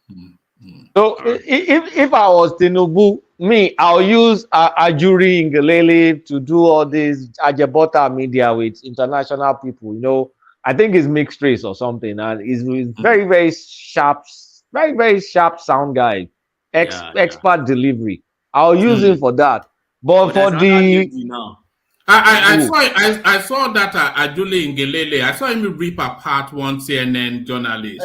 He ripped apart. That's it. I saw it now. He ripped apart. That's in Asha. There's another lady. There's one young Fulani lady like this.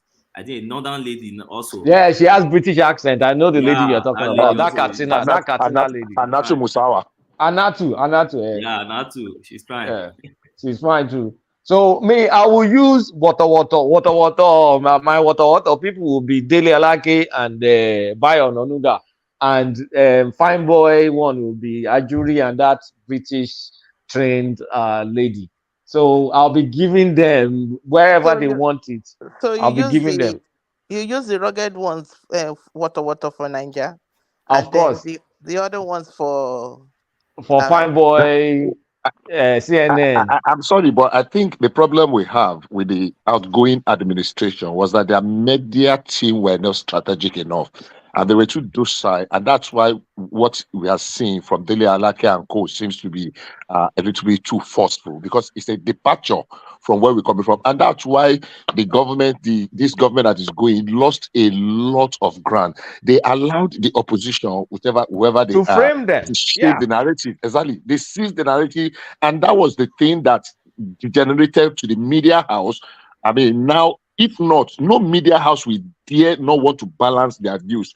But I can say this from today till tomorrow: Arise News never, whether it is in their news reportage, whether it is in their what they are called their program, on-air program, whether it is in their the one they invite, you will see that they have been biased all below. And I keep asking the question: are they actually practicing journalism? Unfortunately, but like what you are saying now, even happens here in the US. Like in the US, you have CNN, you have Fox News. Fox News, like when Trump was in power, Fox News was strictly for Trump. But they are wrong now. Yeah, but they are wrong now. It doesn't mean they are right now. I'm not saying they are right, but I'm saying this thing happens elsewhere too.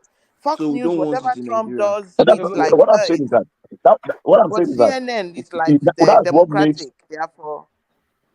Yeah, they have their biases. Of course, you will always have your biases, but you can try when you are reporting news. report it as it is, and it is, no matter how. And that's why I'm saying that it appears that these guys are very combative because the media team of the government they've gone to sleep for too long.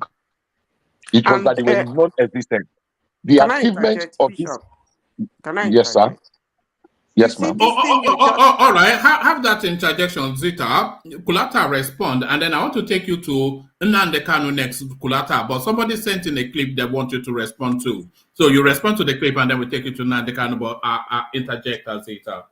Bishop, that thing you said now about the media in Buhari, that thing affected the election a lot.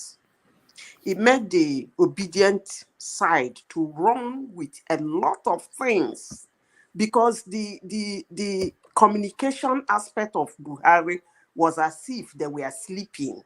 So a lot of the things Buhari did were not put out there. At a point, the man was complaining. I remember when he went to Owerri, he said, people who are supposed to say things I have done, they are not saying it. It was that bad. I agree with you. All right, brilliant. So Kulata, so let me play you this clip. Somebody sent this in for you to respond to, you and everyone else that might watch this. This is a throwback to the election, yeah, watch this. The legal advisor, Mr. Chinua Achebe, voted for Atiku Abubakar, the candidate of the People's Democratic Party in the just concluded election. Volume. However, this earlier instruction by Right Honorable Rotimi. You not hear it at all, or because it's very low. It's very, very low. No, just increase the volume on your phone. I just did my. Yeah, no, I can't influence it here. That's how the clip came in. All right, let me try. Yeah. Okay. The legal advisor, Mr. Chinua Achebe, voted for Atiku Abubakar, the candidate of the People's Democratic Party in the just concluded election. However, this earlier instruction by Right Honorable Rotimi Amechi to vote for People's Democratic Party boomeranged on our party during the governorship election of 18th March 2023, as no contrary counter instruction was given to our teaming supporters in various local government areas to restrain and vote their party. And this accounted for the party's loss in the 18th March governorship election and that of Rivers House of Assembly election. Instead of being remorseful for that, for what he did to the party, Right Honorable Chibike Rotimi Amechi decided to hinge the blame on our dear President-elect Asiwaju Ahmed Tinubu, claiming that he single-handedly appointed the INEC chairman, Professor Yakubu Mahmood. As party faithfuls, we consider this statement by Right Honorable Amechi as an affront to our President-elect and the highest level of anti-party activity. Therefore, we stand before the world today to totally condemn and disassociate ourselves from those statements credited to Right Honorable Chibike Amechi and the party chairman, Chief Emeka Beke. This party in Rivers State has suffered a lot of setback as a result of inordinate ambitions and the high-handedness of our leader, Right Honorable Chibike Amechi, since 2015. And we are saying that enough.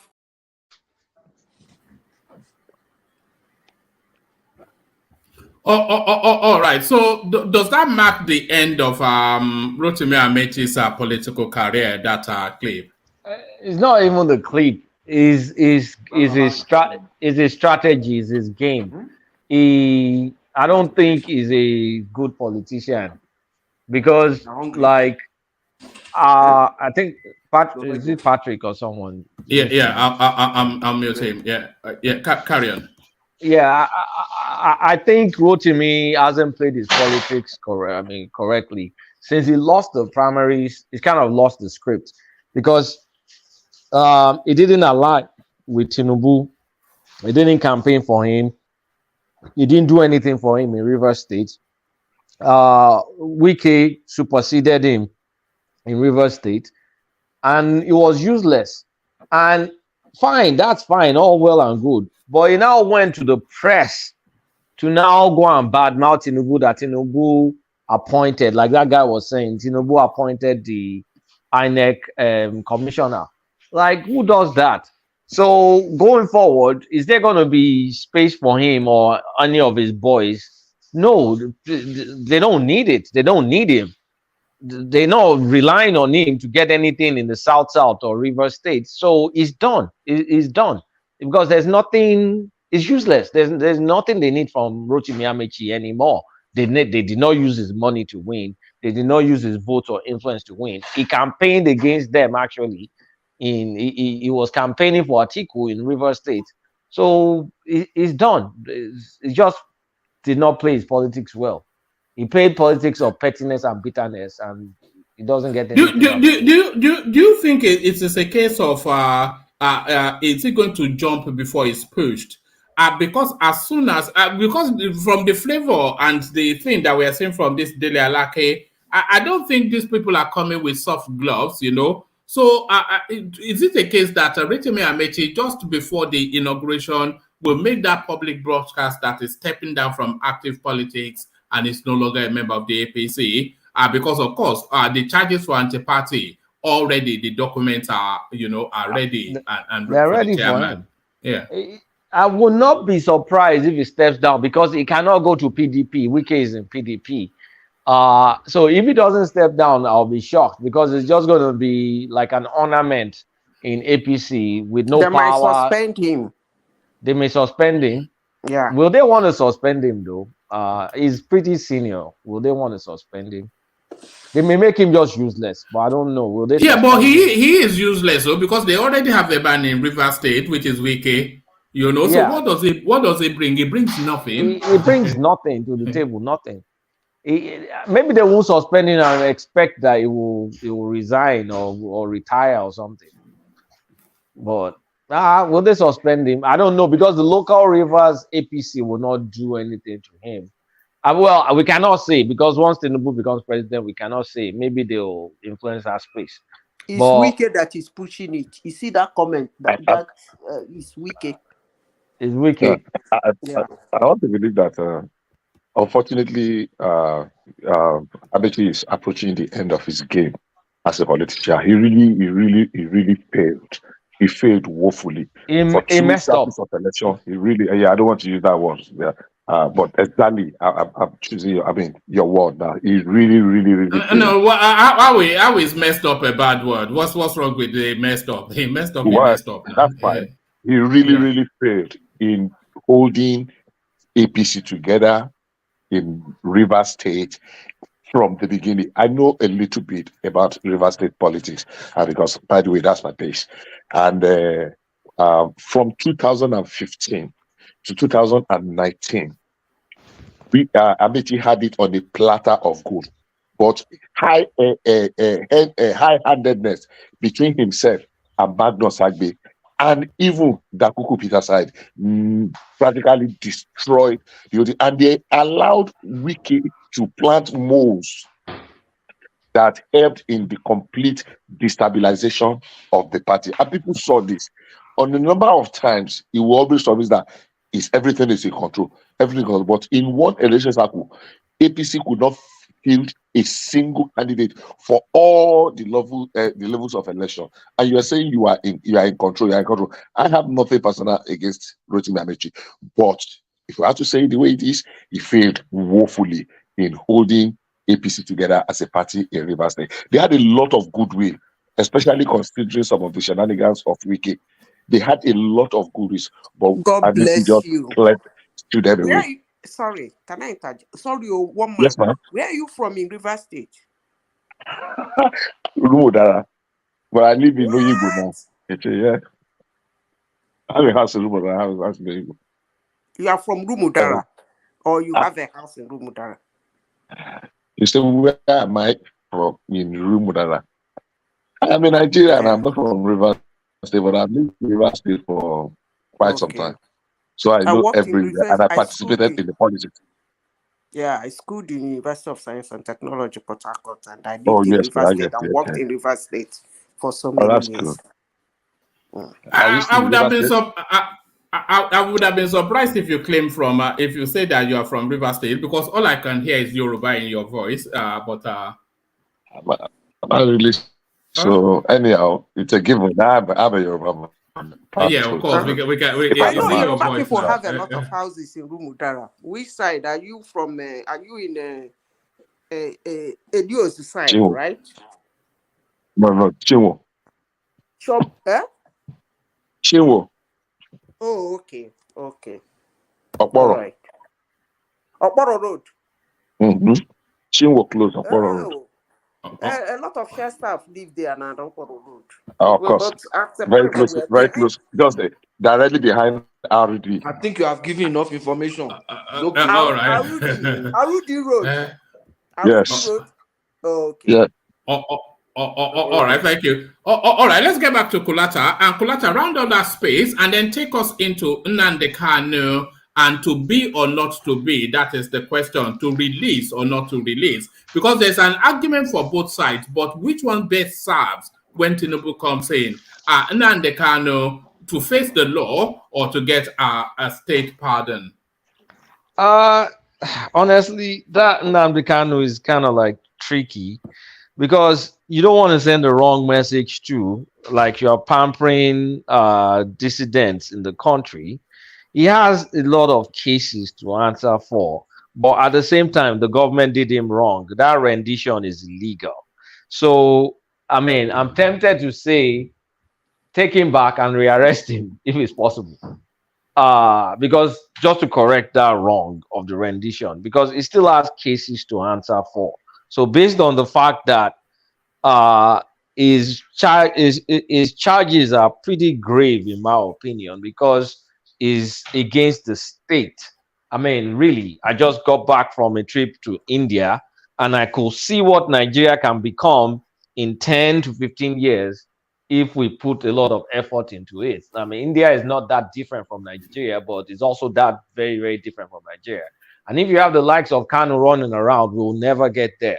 So in my mind, I resent some of what he's doing in terms of destabilizing the Southeast, because without what he's been doing since 2016, that area will have been relatively peaceful. Because, I mean, who did we have there? We had Ralph Nwazurike before. It wasn't not, I mean, Peter Obi could control him. It wasn't that bad. So, I mean, given that like really he needs to pay for some of what he's done, I will not advocate they just release him a la carte like that. But I would love for the injustice, the rendition injustice, to be corrected one way or the other. But he still needs to answer for his case. So I don't agree that they release him just like that because of his cases. He jumped bail. He escaped out of the country. I mean, many people have died. I mean, no, you just can't release him like that. But they bundled him from Kenya. That needs to be fixed. That needs to be corrected. So that's my stance. I don't know if my stance is Nnamdi Kanu, outside of the atrocity, is real value is political currency, isn't it? It is political currency.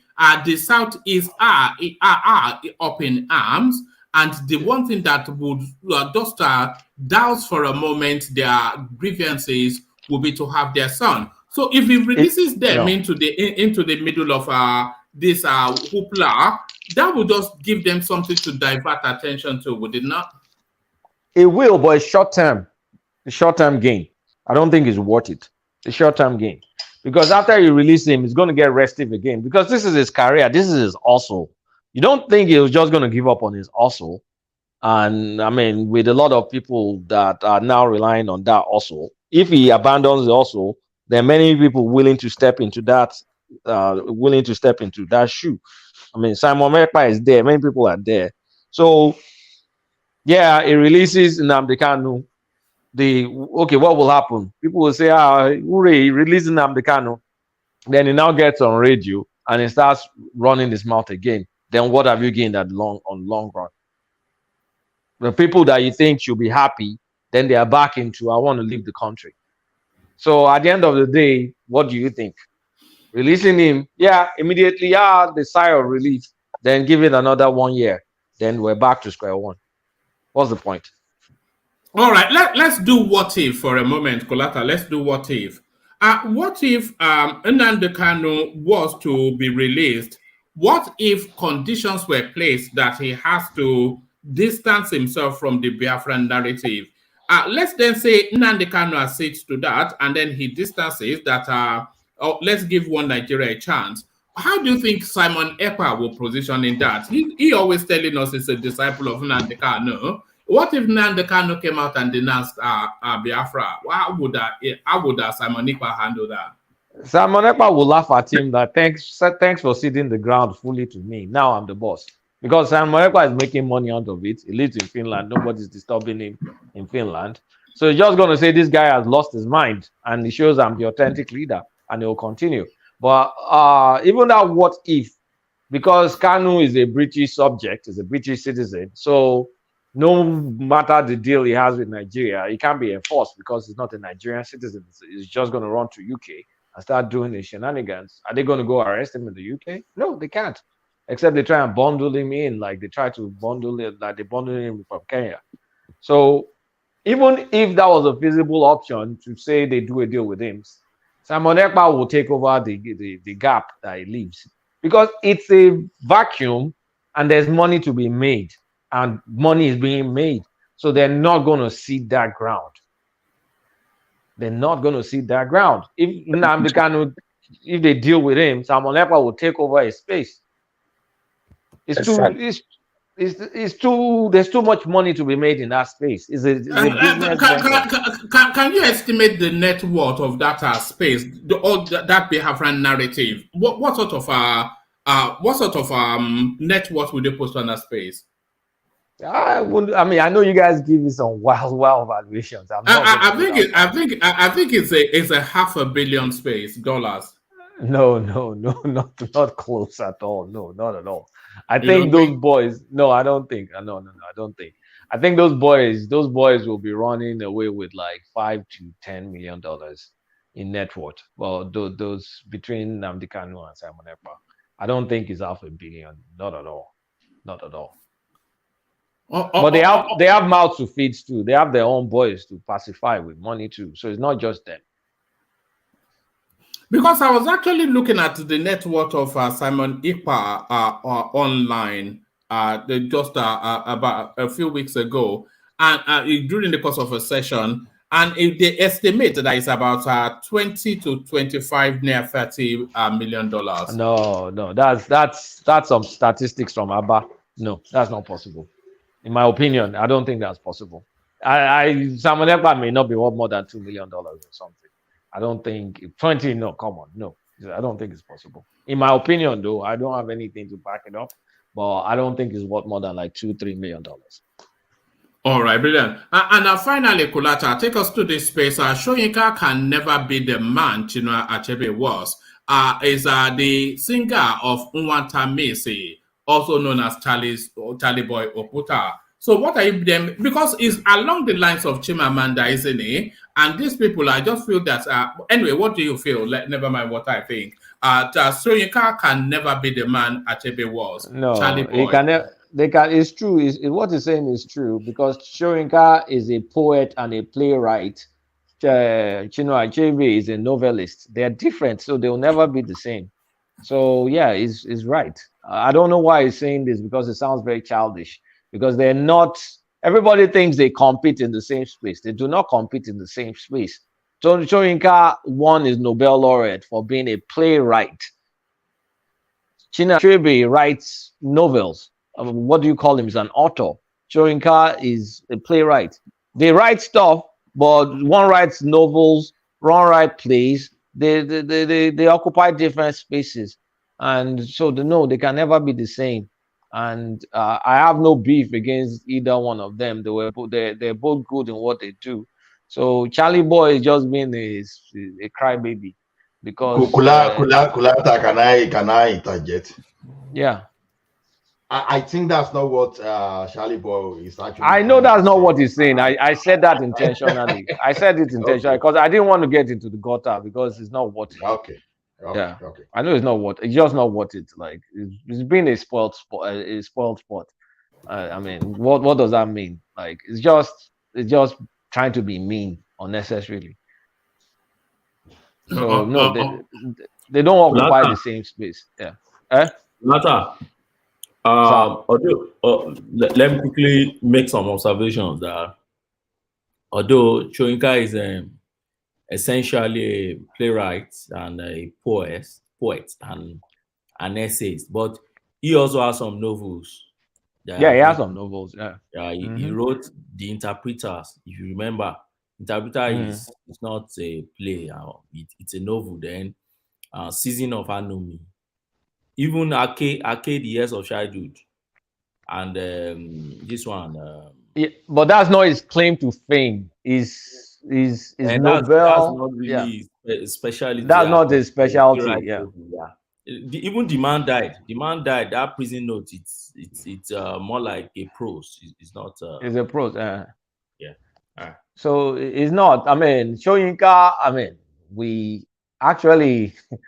The house he lived in, we were the next to live in the house after he left. One of his houses back in the day. Is that in the university quarters? You lived in the university, didn't you? Yeah. In Ilefe? Yeah. Oh, okay. I know his office in Ife. So I mean, we're kind of like connected that way, but I'm not going to be biased or anything. Soyinka. You are connected. Look at that. He passed me on the street one day. Therefore, he's my brother. Look at this guy. Are you cloud chasing, Kulata? No, I know some of his kids. Kulata, what road is that? Road 2. Okay. I live in front of VC's, exactly in front of VC's lodge. Okay. Yeah. So I mean. Charlie Boy is just being. Is that in Ife? Yeah, that's in Ife. You must know my uncle then, Professor Adeboye. Of course, I do. Is it the one with the twins? Yeah? The one with the twins? Yes. Of course, I know him now. Oh man, I know him. I still saw one of the twins late last year in Atlanta. We have that would be Deji. His wife lives. His wife. We have some great Ife here. Is my mom's immediate younger brother. Your mom is from Osun State? Yeah, she's from Elisha. Oh shit, small world. So we have some great Ife here. I'm from Elisha too. Anyway, let's not. Yeah, so Princess Rosie. Great Ife. Great. Oh, you are great Ife too. Okay. I beg me on sit down. That's in a small school. I beg you. All right. Since we are doing great Ife, let's just do a real snapshot. The top 3 universities in Nigeria. Give us your list, Kulata, and then we run it around everybody, and then we go on from there to Rosie. Great Ife number 1. Is Ife number 1? You are number 2. Who will I give number 3? I'll just say UNN. Hold on. Everybody gets a chance. But Kulata first. Yeah, go. I'll give it to you. Hold on, Bishop. Everybody will get a chance, but let Kulata give us his list. Yeah. Ife, UI, Unilag or UNN. Between Unilag or UNN. You know, I when you said Ife and UI, I thought you were going to buckle to be politically correct and then go to the north or the east and pick. No, I was surprised you say Unilag. Unilag is Unilag. Then after Unilag, I'll go to the east. I'll go to UNN. But if okay, just to expand it, give us your top 5. Okay, Ife, UI, Unilag, UNN, and the 5th one will be either I go to Benin or I go to Ahmadu Bello. All right. Yeah, either Benin or Ahmadu Bello. I'll just go to Benin. Is that in a hierarchical order? Yeah, hierarchical. I'm biased, of course, but if I'm going to be real, I'll say UI before Ife. Yeah, I would say UI before Ife, but yeah, okay. All right. What are the criteria? Yeah, I'm interested in criteria. Generally, whichever criteria. It was just a fun little something, but just the broadness of everything. The broadness of everything is the criteria. But Bishop, let's have your list. But it's just a fun little snapshot, something on our way to Rosie. So give us your top 5, and then we take from Rosie, and then we run it all the way to Ajane Koko, and then come back to Rosie for her submissions. Okay, I'll say UI, ABU, Ife, UI, ABU, Ife, UNN, and I won't put Lagos. I won't put UI, ABU, Ife, UNN. I don't know. I think I'll stop there. All right, brilliant. So Rosie, we already know what your first one is, but what's your top 5 universities in Nigeria, Rosie? Of course, I'm biased. Great Ife 1, UI, Unilag, UNN, and Amadu Bello. All right. And to you, Ogbeni, your top 5. For sure, Great Ife 1. Then hold on. Should we be adding a proviso that did you attend? You went to Ife as well, of course. Yeah. Okay, carry on. I played for Ife. So yeah, Great Ife first for me. Great, always great. Then UI, then ABU, Zaria, then Unimed, then I'll come back to UNN. Is it a Unimed? What is it? Is it a Unimed? Unimed, University of Maiduguri. Oh, really? After ABU, then I'll come to UNN. I was almost going to mention Unimed, but my turn. Oh no, it's Charles next. Charles, your turn, Charles. Oh, I don't think we have Charles for the moment. Patrick, are you there? All right. After today, the first one will be UI, the second will be Covenant University, the third one will be University of Nigeria, the fourth one is FUTA, and the fifth one is University of Ilorin. Now, my wife went to FUTA, but what do you mean as at today? Are you now adding ranking? Yes. Yeah, as at today ranking, the best university in Nigeria is University of Ibadan. The second is Covenant University. The third one is UNN. The fourth one is FUTA. And the fifth one is University of Ilorin. That Covenant University, is it a private university? Is it one of those private? University. They've been in the top 5 for the past almost 5-6 years. It depends on Patrick. I've seen another ranking come out. It's not just one ranking. Which ranking now? It depends on your ranking. But check all your ranking. Covenant University will come part of the first 5. So where do you put Afebala University at Ekiti? Oh my God, leave that one. It's coming up actually, but I think Covenant University. There was the time Covenant University was like number 2 now. We know how this ranking thing works. I don't know, but that's the point. They are just like the first 5. Covenant Don't University. worry, Patos. And it's just the university that is less than 15 years or something. No, it's older than Abuad. I know. All right, Zita, you're up next. Your top 5. Okay. My university, the first University of Science and Technology in Africa, seconded by the one. Okay. FUTO. Then I give it to UI. I'm looking at the number of people, the caliber of people they have produced. That's what I'm using for my ranking. Oh, okay. Give us a big 2 big names from that number 1 that you just who are the 2 big names from there? Me now. You, of course. Of course. Yes, in Yoruba, we say, yes. Carry on. Okay, then, what's the name? Ife, UNN, and then University of Maiduguri. All right. Ola, you're up next. Okay. Alfred Babalola University, then Covenant University, then I will pick University of Ilorin, then Maulag If you know, you know. Maulak, that's a University of Lagos. Then where? Let me just pity Obafemi Awolowo University. Yeah.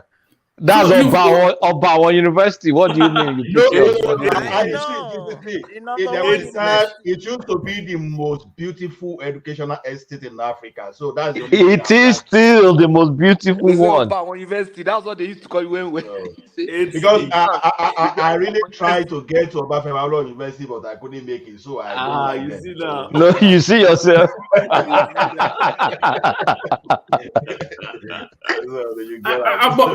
But Ola is curious that you've put new generation universities as the top two. Is that the sign of things? Yeah. Because I'm machinist in nature, so I follow processes. See, I've seen the products from some of this university, and I've had team members from some, especially Bowen University. And you see, whenever I made a product from these universities, honestly, you see some of people from this OAU university, they are talking about they struggle to even compete with this guy. So to me, those university people may be calling them private, but they compete very well internationally. So the guys from those universities, they are not pushover. They will give you runs for your money. I tell you that for fact from my own experience. Now, the University of Ilorin, I had it there because when you talk of universities that I don't know of now, whenever you attend University of Ilorin, your 4 years is 4 years, no rubbish. So that's why I put University of Ilorin. But for Covenant University, Afe Babalola University, and take them to University of Illinois, take them to MIT, take them to University of Toronto, take them to University of British Columbia. I bet you they will never disappoint you. That's just my experience. It's not as if the product from Unilag and Co will disappoint you too, but I put my money on those guys. Those guys, they never disappoint. To the best. All right, brilliant. Ajale Koko, you're up next. So hopefully we've not heard from Ajale Koko today. Ajale Koko. I think I will go with Patrick. Same as Patrick mentioned earlier. All right, brilliant, Ajale Koko. So short words from Ajale Koko today. I wonder, Ajale Koko must be busy. So now back to you, Rosie, and back to the conversation. Pick it up then from Chimamanda Adichie, who has come to write this open letter, which almost certainly Joe Biden would not even be aware of. So she was trying to prod at the Nigerian space and champion her ethnic stock. But what do you think the gains are for her? This now epistle, as Fanika Ode described it, that she wrote. To me, she is entitled to her opinion. And although she didn't get the facts right, but she's a writer, and writers usually would kind of like make a mountain out of a molehill. So she just like over exaggerating what happened, and she's entitled to her opinion. It's a free world, right? What about the invitation from DELE ALAKE that Mahmoud Yakubu should sue her? To me, how many people are they going to sue? So many people have been talking about Mahmoud Yakubu got some money from Tinubu, did this and did this. So that means they're going to sue maybe half of the populace, because so many people, they are really upset with him. How many people do they want to sue? To me, I think there are so many things that we need to. I mean, the country is in a mess. With the new president-elect, I think it's better for him to, come to terms with what's the messy situation and try to, bring it up, so that I'm sure if he starts doing the good things and bringing up the economy, I mean, all these things will be a thing of the past. To me, it's like this election has been the one that has divided Nigeria most. I mean, it's like there is so much nepotism, tribalism, bigotry, everything. It's like it's bringing out the worst in people. I don't know. That's my opinion. Do you think we can recover from this thing that you described, which we all recognize, but it's never gone this deep before? Do you think we can recover from it and come together as a nation? Or do you think this chasm that has been opened now, it will never really come back together again? I think with time, we will definitely recover if the economy picks up. if things start getting better, the naira is not that bad. I mean, Nigeria start producing, become, I Please, mean, if the can I economy come in, picks please? up. So sorry, let's have Rosie run for a Okay. bit. Yeah. So I think if Tinubu comes on board, because Tinubu is a very smart man, he's been in politics for a while and he likes to work with the best. So I think if he brings in the best on board and then he starts on, hit the problem right on head and moves on with it, if people start seeing things moving and situations start getting better, the poor people are not suffering as much. If things start getting better, I'm sure people will, I mean, there will be less emphasis on this, and then people will move on and start to applaud him for his good works. That's my feel. But if there is no changes, if things are getting worse from what it is now, then definitely it's just. What about the ethnic divide that has opened up? Because people are now clear on just how they are viewed by others. What about the ethnic divide? How is that healed? Nigeria, I think, but from time, we've always have a little of this that it's in play, but it's not as pronounced as it is right now. To me, when the economy improves and Tinubu gets the best people on board, I think the this division is going to really be downplayed, and people would, try to work with him. I think because right now it's like the suffering is so much. The economy has gone down. So many things. It's like people are like frustrated. They are just like looking for, how do I say? It's like people. It's like they are looking for the punching bag. They're looking for where to vent, where to put their frustration. So, but I think when the economy improves, when things start working, I mean, to me, this ethnicity division would kind of start reducing. All right, Bishop, you wanted to come in? Yes, I wanted to thank you for once again. I'm sorry. I wanted to say if we want to address that issue of the division that is like becoming a mantra now, we have to go back a little bit to how did it start? How did we get to where we are? But don't take us on a long journey. No, absolutely. Yeah. 2 minutes. 2 minutes. I'll be bullet. I mean, all right, carry arrow, on. exactly. Yeah. Now, the truth of the matter is that this division, even though it's always been there somehow, but it became very pronounced in 2015, and we all know the direction it took. Unfortunately, whether there's economic improvement and the rest is not likely to remove those things. The only difference we're having now that is making it so difficult and so bad is that there's a pushback from the Southwest. And this thing started and it originated. We all remember the Fulanization, the Buhari and his headsmen narrative, the Islamization of Nigeria immediately after the 2015 election. And the unfortunate statement, I say unfortunate statement advisedly, of 97 to 5%, and the hatred started growing and it was widening and nobody did anything to change or to correct the narrative. And I have to say, among all the governments that have been in place since 1999 today, no one had invested in the Southeast, in infrastructure in the fast Southeast as much as Buhari. We can check. These are facts. I'm not talking fiction. So unfortunately, it is not a matter of whether you are investing in a region or not. It's a matter of we allowed that thing to fester, that hatred to fester from Islamization, from Fulanization, then this, what do they call it now? Marginalization that I don't see. Unfortunately, it's become a topic. Now, we keep recycling those things, and before you know it, it's becoming like a kind of a thing. So the sad aspect now is that the Southwest is pushing back, and they are pushing back so ferociously. Ferociously, and that it's making it to now assume a life of its own. So if you invest all the money of Nigeria in the Southeast, it might not change anything, except we actually take a step back and we really want to cohabit, to live together as citizens of this great nation. All right, brilliant. Thank you, Bishop. So back to you, Rosie. Dati Baba Ahmed declines call for public debate with Soyinka. So there's a lot in that space, Rosie. Firstly, Soyinka inviting this guy to a debate, it makes you raise an eyebrow because you wonder why he would even do that. But then this guy declining for elegant reasons, by my reckoning.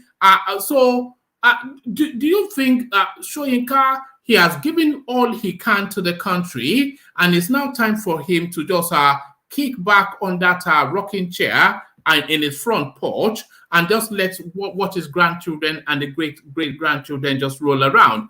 Do you think this now latest cameo from Soyinka in the public space, do you now think we're now seeing the lines now that Baba's time is up, not in life, of course, but in the political space? So what are you then making then this public debate that the Nobel laureate invited the Mauritanian to? To me, I think like there's a common thing that once a soldier, always a soldier. Professor Wole Soyinka is a very respectful person, and even though he's getting elderly, it doesn't mean he's just going to fold his hands and say things going wrong and not keep quiet and just keep quiet. Like the Yoruba adage always says that, like if if there is an elderly person in the marketplace, you won't see a woman backing her baby the head to be twisted. The elderly will always, adjust the baby's head, right? So he can't say because he's elderly, he's just going to keep quiet and see things going downhill. He's always been a fighter, and I think he would remain a fighter until his time expires. And for the debate that he's trying to get with Dati, I think to me, he's way too smart to come to the. I mean, Dati knows that he can't face him. I mean, this is a guy, this is a professor, this is an academician. He's a 90-year-old man, though. It doesn't matter. His brain is still intact. He doesn't have dementia. He's not talking like he's stupid. He's still talking with sense. He's still talking very well. So that he knows that he's going to be messed up if he comes to a debate with him. So the best thing is he respected himself. That's why he declined. All right. If Dati does have a debate with Soyinka, it's either that he's going to lose intellectually or he's going to lose in the public space. This was what I was opening with when I was in that space. So if he gets floored by Soyinka, then it becomes a laughing stock. But if he floors Soyinka in a debate, Soyinka a national icon, it will get a lot of public resentment. So it's damned if you do. It's heads you win, heads you lose, tails you still lose. There's no upside for him to debate Soyinka anyway, win or lose. Yeah, to me, Dati knows the stuff Soyinka is made of. He knows he can't dare him. He's going to disgrace him. And then that's going to be even worse for him. So I think that's why he's smart enough not to even want to, go into that with Professor Soyinka. Sorry, Oma, Rosie. Do you think, I think that is daft. He would have taken that debate because even if Dati goes there to say rubbish, the obedient will say he won. If he goes there to even laugh, are not they that will say he won.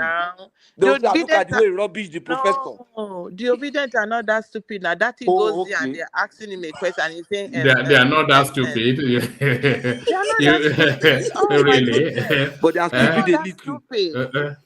So they see their man being messed up. Of course, he's gonna dash their ego. He's gonna. Are you talking about the people that had a clip that was patently 100%, and we are now hearing deep fake and all this kind of these people are they're from a special planet, or Rosie, special planet.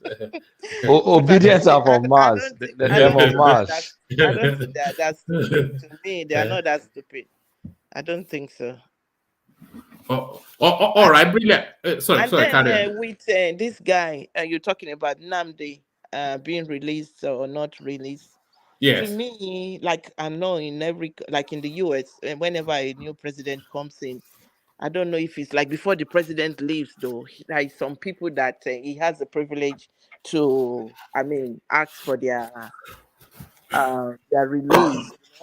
So if Tinubu is going to do that, like maybe release Nnamdi, I think that would be a way like trying to unify the country. But like others are saying, he shouldn't be released unconditionally.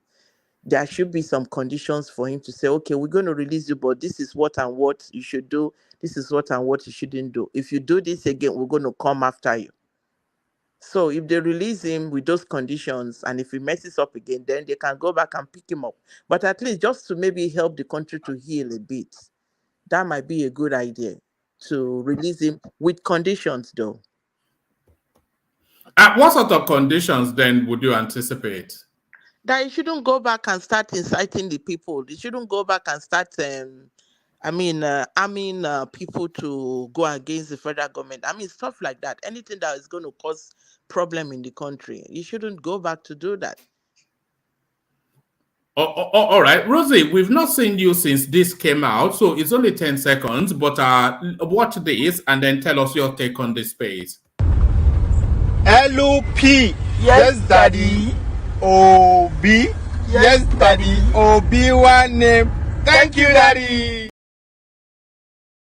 Okay, so the Yes Daddy tape, you must have seen it. What did you make of it? I listen to Woma every night, even though sometimes I just don't, come in on the platform, but I listen to it every night.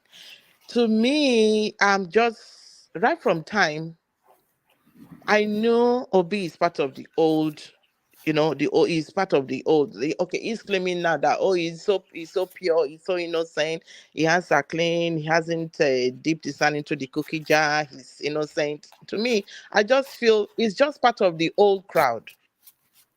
He's full. So to me, he wants to be in power, and he will want to use everything to come into power. So that thing, I was even more disappointed when I saw that for goodness sake, you are saying yes daddy, like a child that is being reprimanded for something. I mean, is it because of power you would stoop so low and start saying yes daddy to this man Oyedepo? These are people that they milk the poor to build their empire. Now, once you say yes, daddy, to this man, if you become the president, that means once this man asks you to jump, you're going to be jumping. So, I mean, that just made me lose more respect for him. All right, and then what are you making of the counter-insurgency being run on that space? This now narrative of is it deep fake or deeper life or whatever, the deep fake something? What are you making of that they're trying to say that the whole thing, they're even going as far as artificial intelligence? So what are you making of the counter-insurgency being run by the obedient space? I don't think that tape was fake. I think it's real. They're just trying to cover up the shame. Because you can see, the examples he laid. He was going from church to church, start going from pastor to pastor. It was going around all these Christian bodies. So definitely he would have had talks like that. Maybe this is the only one they got now. They might have tapes on him talking to the Dunamis man, other pastors. So to me, I don't think it's fake. I think it's real. It's just showing people the type of person he is too. He's not clean. They are all part of the whole thing. So that's the way I feel. All right. So Rosie, I want you to open up this space because I recall maybe I misheard that you said once upon a time that you had like a medical backdrop. So let me give you a speed read of this space, and then I want you to open up the conversation there. It says, Nigerian medical doctors open up about the hazards of the job. So this is something that I'll tell you what builds it up because it's embedded within it. But let me tell you what the Nigerian doctors are saying on Twitter. So this is Neto, this guy. It says non-doctors can never fathom what it is like to work as a doctor. There is almost no point trying to even explain. If you do a 9-to-5 job, you can't understand going to work on Saturday morning and not leaving until Monday night. 60 hours in total, a regular occurrence in medicine. So that's how he opened up. And then all of the doctors in Nigeria, they just leapt onto that Twitter. So this is what Audrey says. She says, during HG, so that somebody explained that is house job in the comment section. So during HG, I was assisting in a surgery. Next thing I heard, catch her. I was so confused. I didn't know who we were catching. I thought my patient was falling off the table until I felt arms around me. Apparently, I was the one falling. Hunger is a bastard. So that's what she said. But now this is what builds up to them now opening up on Twitter. Medical doctors practicing in Nigeria have gone on Twitter to discuss the hazards of their job. The discussion began after reps proposed compulsory 5-year practice for Nigerian doctors before they can travel abroad. A proposal medical students under the aegis of Nigerian Medical Students Association have opposed. Medical practitioners in Nigeria pointed out that those leaving the country to practice abroad are mostly doing so because of the unfavorable working conditions in Nigerian hospitals. They then shared their individual experiences, with many talking about how they fainted after working 60 hours straight. So NATO opened up that space and everybody jumped on. Jade, she comes in. It says,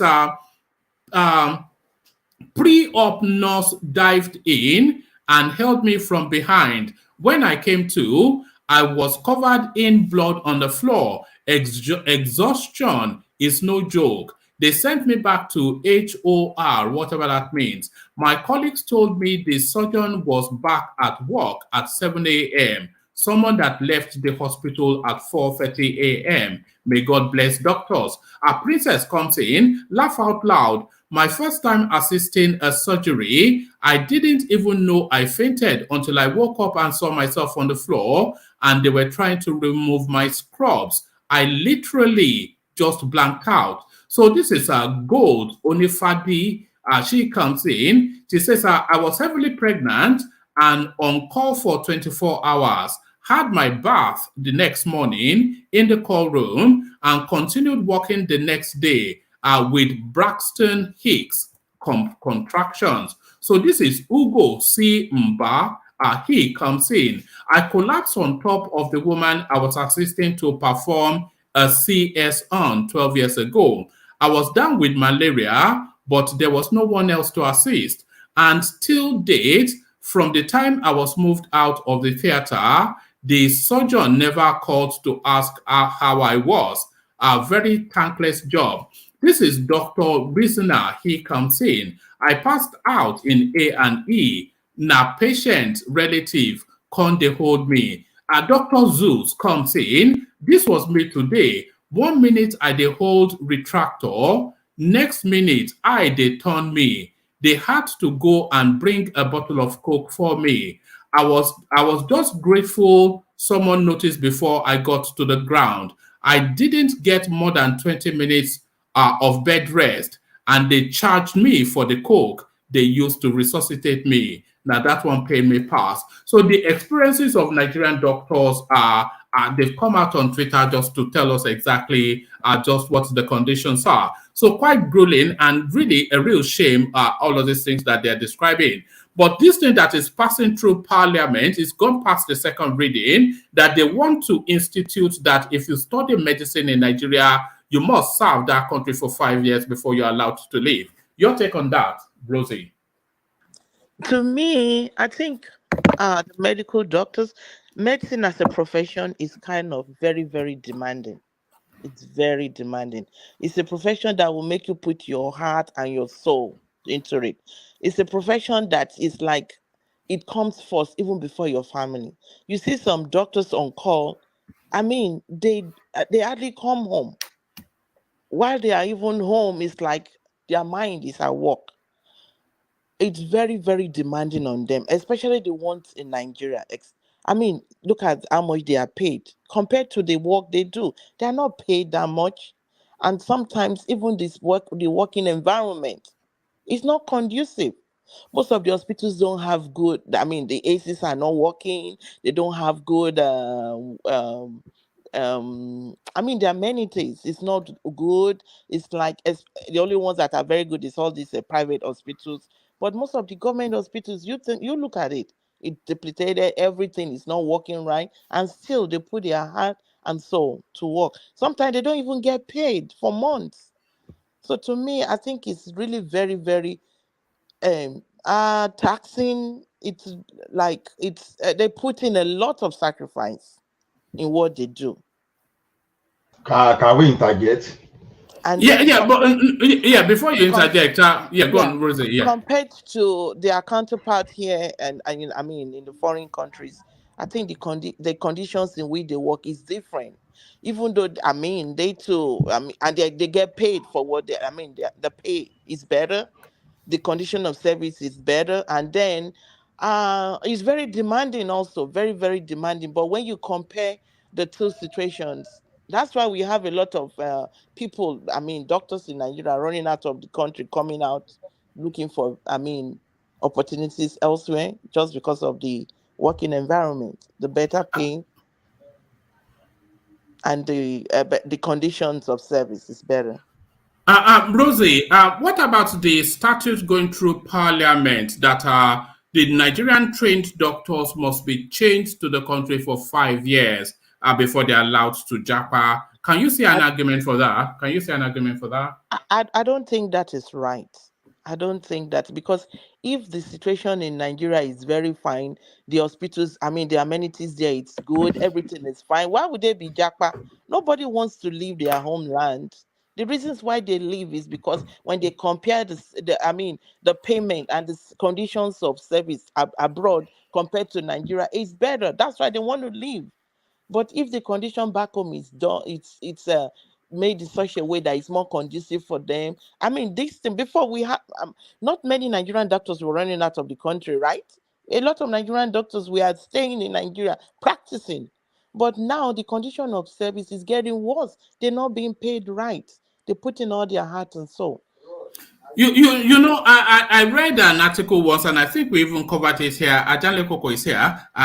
He may recall that there are actually British organizations, British companies that charter private jets and send them to Nigeria. And as soon as these people are being handed their certificates at these universities, by the next time they are putting a ticket in their hand and flying them to the UK. Should Nigeria not protect its assets, because these doctors are assets, a lot of expense to train them up, only for them to be coming to rob the backs of Rebecca and Mary in Dartford and Birmingham. Can you not see why that great an asset in a country that cannot even afford it, they should protect it from being hemorrhaged? Do you not see that something has to be done, especially for the medical space? Yeah, I think something has to be done, because, like I say, the condition of service is not really good for them. They are not being paid well. They put in all their time, energy, and yet they are not being compensated adequately. All right. Ola, you want to come in? Yeah. You see, some of our legislators, they are jokers, honestly, because the first thing you want to do to protect a particular industry is for you to find a way to put some draconian law, anti-fundamental human rights. In the principle, a lawyer is saying, just tell me if I'm wrong. Though. Now, you want to restrict someone's movement just because you want to satisfy your own selfish interest, while you are not compensating those people you want to restrict adequately. As we speak today, this thing is not happening to Nigerian doctors alone, because it is irony, it is fallacy to think Nigeria. Doctors move from United Kingdom to Canada. They move to the United States. Doctors move from South Africa to Canada. So it's not as if it's limited to Nigeria alone, because this is about competition. So if you want to stop doctor from moving from Nigeria, you have to provide a very competitive environment. Sorry, when Ola finish, I would like to interject. Okay, same here, please. So you have to provide a competitive environment instead of you trying to restrict them. Now, let me tell you something now. Everybody can still remember Dr. Adadevo, Ameyo, whatever. That woman that saved Nigeria from that Ebola thing that time. You see, is it Ebola or COVID? Ebola. It was Ebola. Okay. It was Ebola. So a well-trained woman, you see how that woman protected that profession, even when the Liberia government or whoever, when they were mounting prayer that this guy needed to attend, the woman stood her ground and said, "You are going nowhere." and Nigeria just now. How many people remember that woman till tomorrow? Everybody just move on as nothing happened. But they just gave her a national honor posthumously under this administration. After how many years? I bet Yeah, but somebody remembered her. You said no. It's facts. Yeah, They the remember that sad woman, thing- no? yeah, I the don't sad hear thing, you. the sad thing about the situation is this. Look at our politicians. How many years did they go to school? And yet they are paid heavily. They have all these allowances to travel abroad with their family, do this and do that. They have this allowance, that allowance. How many allowances do the medical doctors in Nigeria have? Okay, woman, can I These are interject people very that quickly? spend all their years When in Ola school. finish, let me let land me. down. One voice, yeah. Doctors are earning as much as 500,000, 600,000, 700,000 in the United States, for example. They are making like 400 here, they are making like 500 here. And you want to tie these people down, probably some of them are not making 3 million in Nigeria. Are you kidding? Okay, Ola. Hold on, Ola. Why don't they, after they finish their A levels, why don't they go to the United States and train in medicine there and then practice there? Okay, Mama, very nice. No, wait, very nice question. Now, you want to see Nigerian university as doing our medical doctors favor. What about those people that are training in the private university? You want to you don't get you're missing it up. All right, let's hear from Patrick. Can I interject? Hold on. Sorry, everybody hold. Let's hear from Patrick. Yeah, thank you, woman. Thank you, my brother. You see, this will not be the first thing. There's what we call bond. You understand? There's what we call bond. I joined a profession. They train me, and then I signed a bond with them because they paid for my school or they subsidized my education in that particular field. They say you can't leave our employment until another 3 years.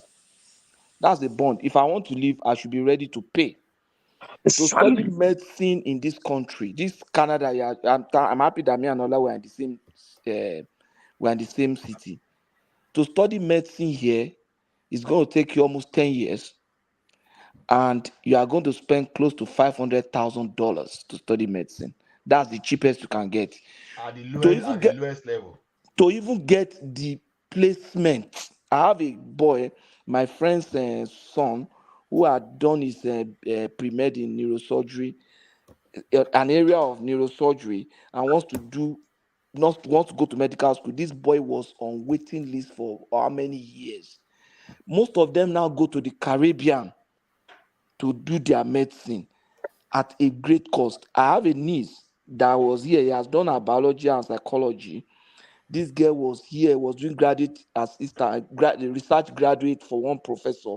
She had to now travel to the UK with another American university that has a campus in UK to do medicine because there's no placement. And they pay heavily for that.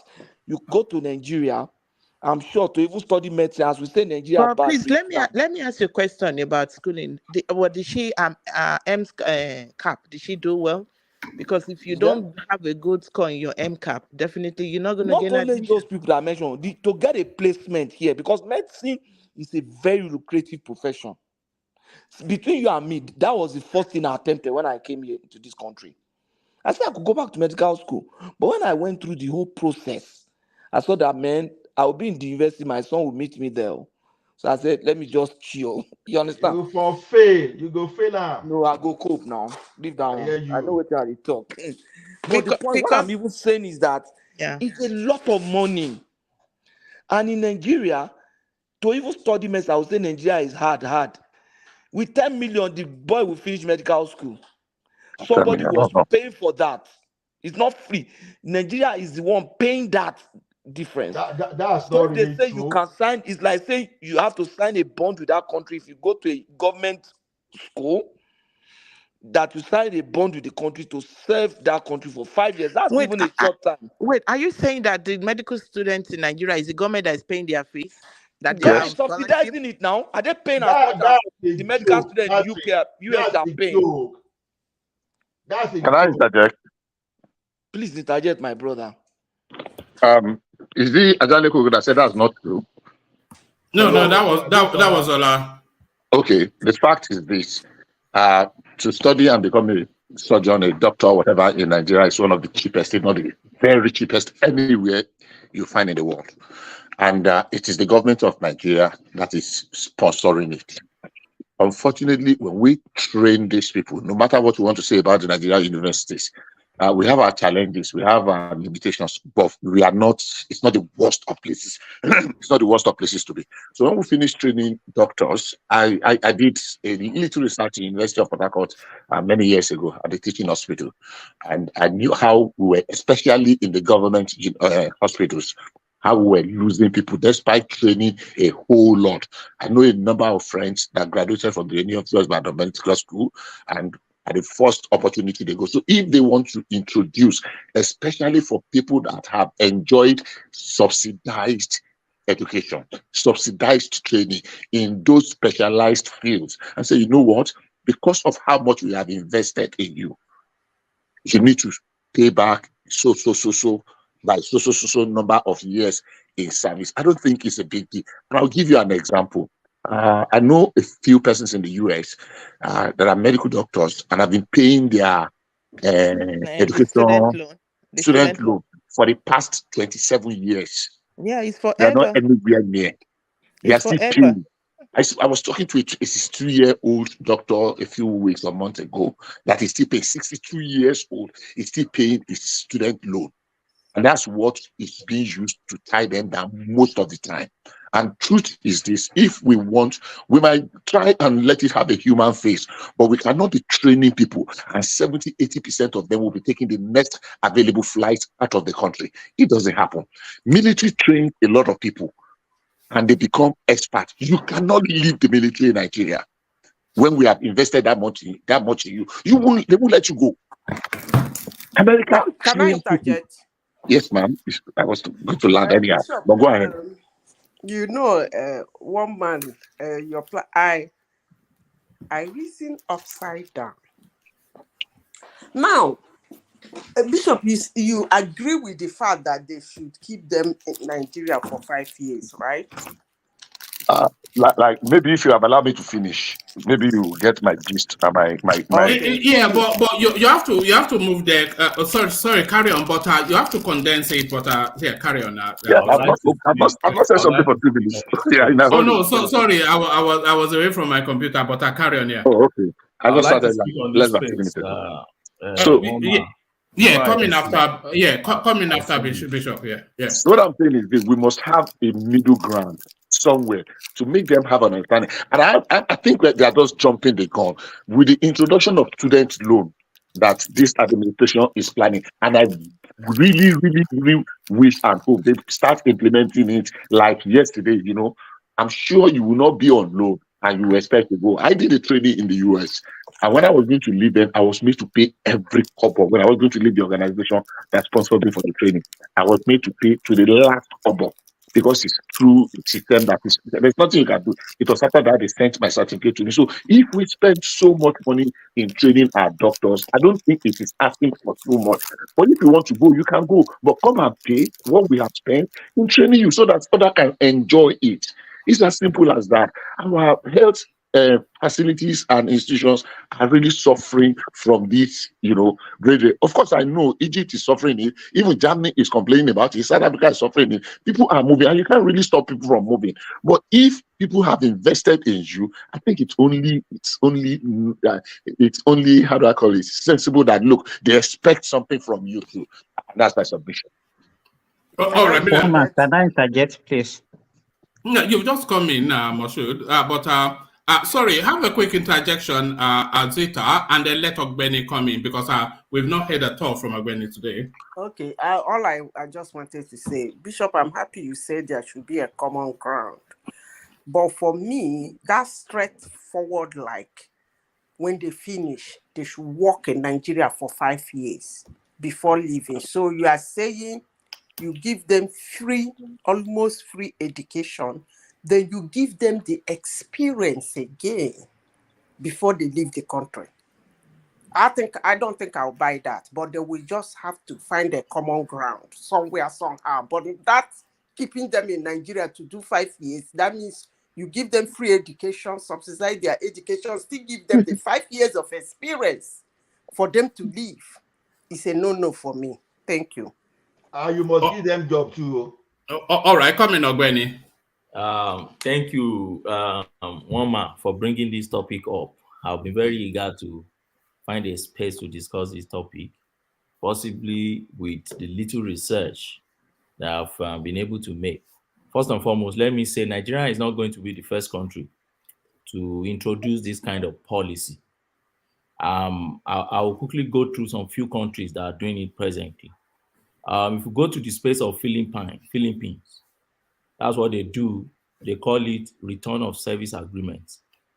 So you're going to sign that before you can study medicine and some professional courses in the country. So what does that do for you? So it means when you finish, you are the property of the government. And then it requires you to work in some underserved or disadvantaged areas in the country for some certain numbers of years before they can release you to move abroad. And now when you go abroad, you see your tax base is it back in your country in Philippines. You must be returning your tax back home.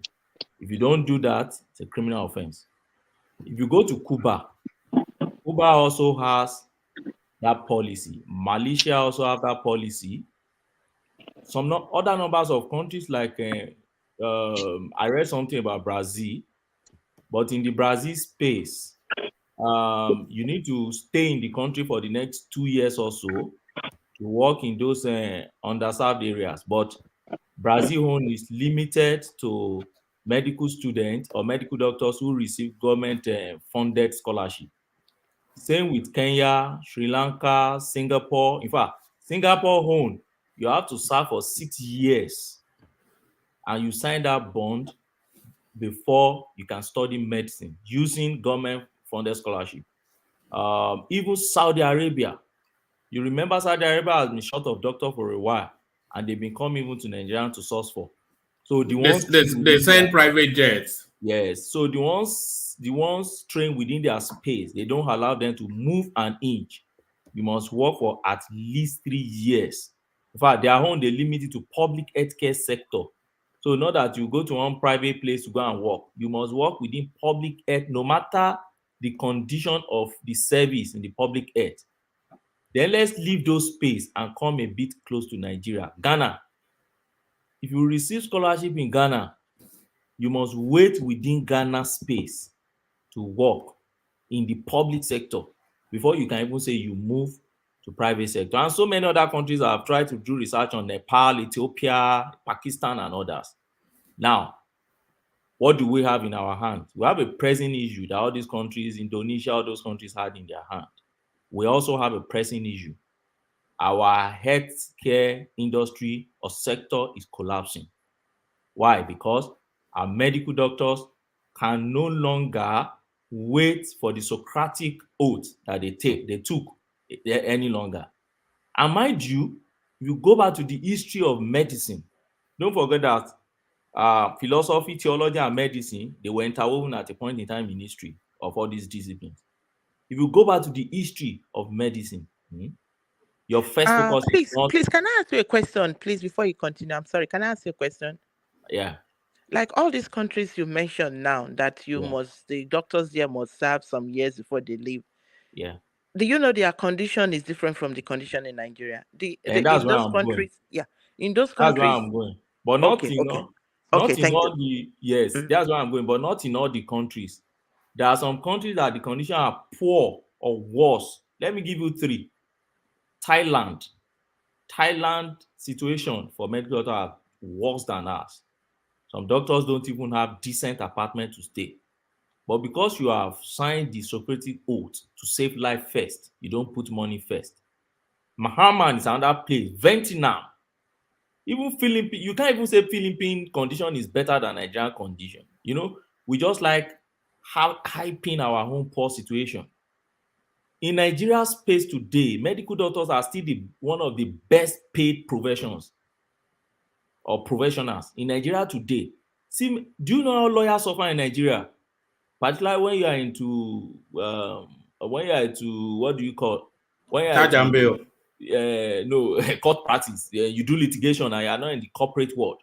Do you know I have so many mates in it. Do you know how much they are still collecting?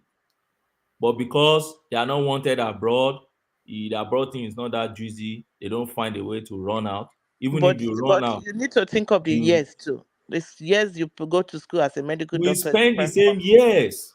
You They don't spend you 6. don't spend the same years. We do. Let me tell you, doctors spend 6 years, and then they start collecting money. I spent 5 years in the university and 1 year in Nigerian law school. That is 6 years. All right. So we spend the same year. We spend the same money. Buy the same BPT. You don't spend the same years. Not the same They years. If you spend, want to be a at least a specialist, year more than you. At least if a you, year and more then than you. if you want to be a specialist too, you can't spend the same years. You Exactly. spend more years. Wait, I don't understand. Let's calculate it.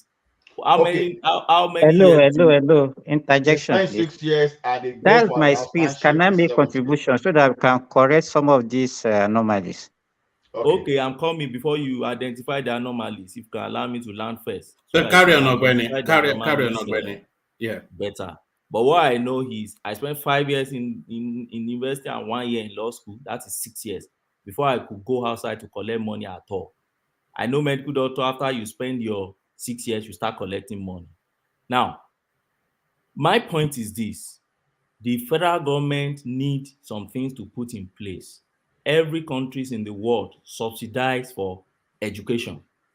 So the fact that the federal government is presently subsidizing for education does not qualify them to start signing bonds for students that are coming in. Don't forget those countries I just identified. You need, before you can enter this kind of covenants, you need to be government-sponsored scholarship. What we have in Nigeria is subsidized education. It's not enough. Yeah, correct. Now, if you have subsidized education, every country, even United Kingdom, Scotland, everywhere, they subsidize education, okay, for their citizens. But when you now step a bit further than just subsidizing education to accessing government-sponsored loan or scholarship, that is when you are eligible to sign this particular bond. I think that should be considered in any legislative approach we are making. Then secondly, in all those countries, if you consider what they say, there's always this condition in their return of service agreement that government will provide employment for you. Medical doctors in Nigeria still look for work, employment. Some of them are still unemployed, even though they are better paid than their other profession, there are other professionals, but they still look for job. So you don't say, oh, because I finished from university now, I've graduated as medical doctor, there is unemployment, there is underemployment, the condition of service is not good, and you say I must hold on to a bond even when I'm yet to be employed. So for me, yes, the summary of the point I'm making is this: Nigeria is not going to be the first country to do that, but if we're going to do it, we should go and study the model in those countries, and then we shouldn't rely on subsidy of education. That one is general thing any responsible government should do. We should rely on, if you are now assessing government-sponsored scholarship or further funding, that is when you should be signing those bonds. And I think it should cut across board, even to private university.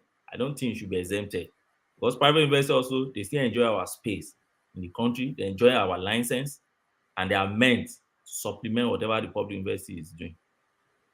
No, their parents pay their money. Hold on, Ola. Let Simba come in. I think he wanted to correct an anomaly. So Simba, come in. Okay, thank you for giving the opportunity, Mr. Woman.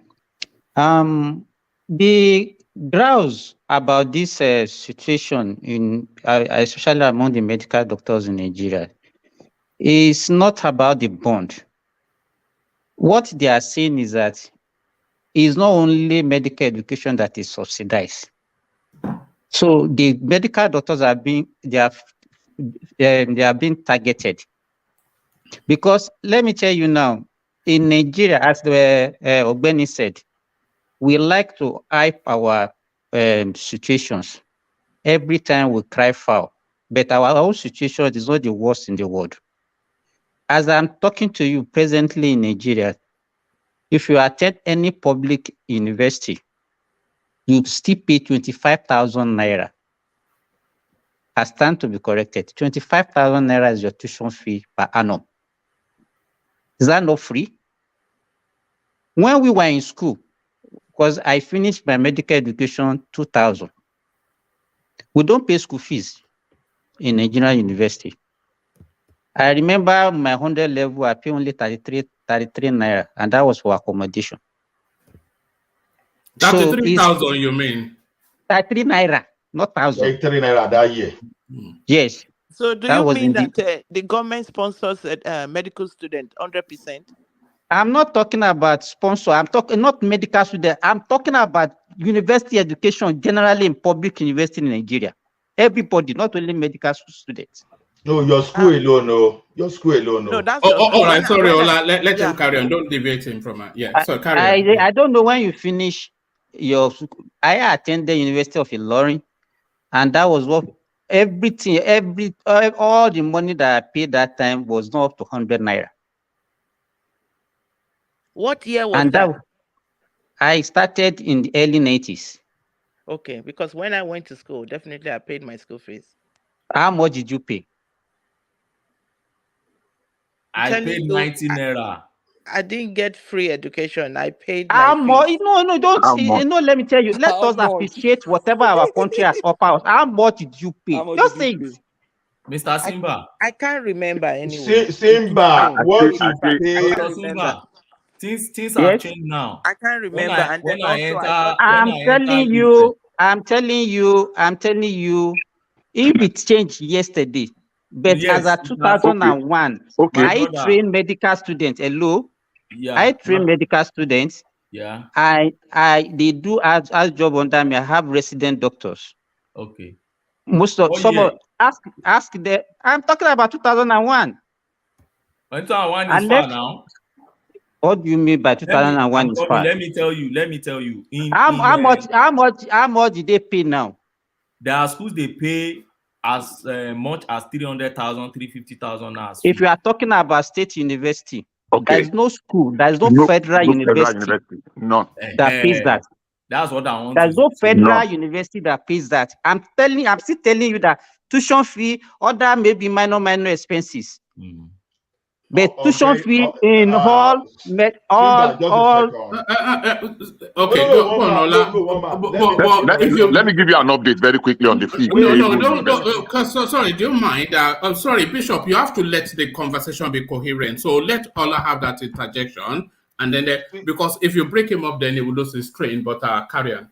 Simba, see, when we talk about what we were paying that time, put it in perspective.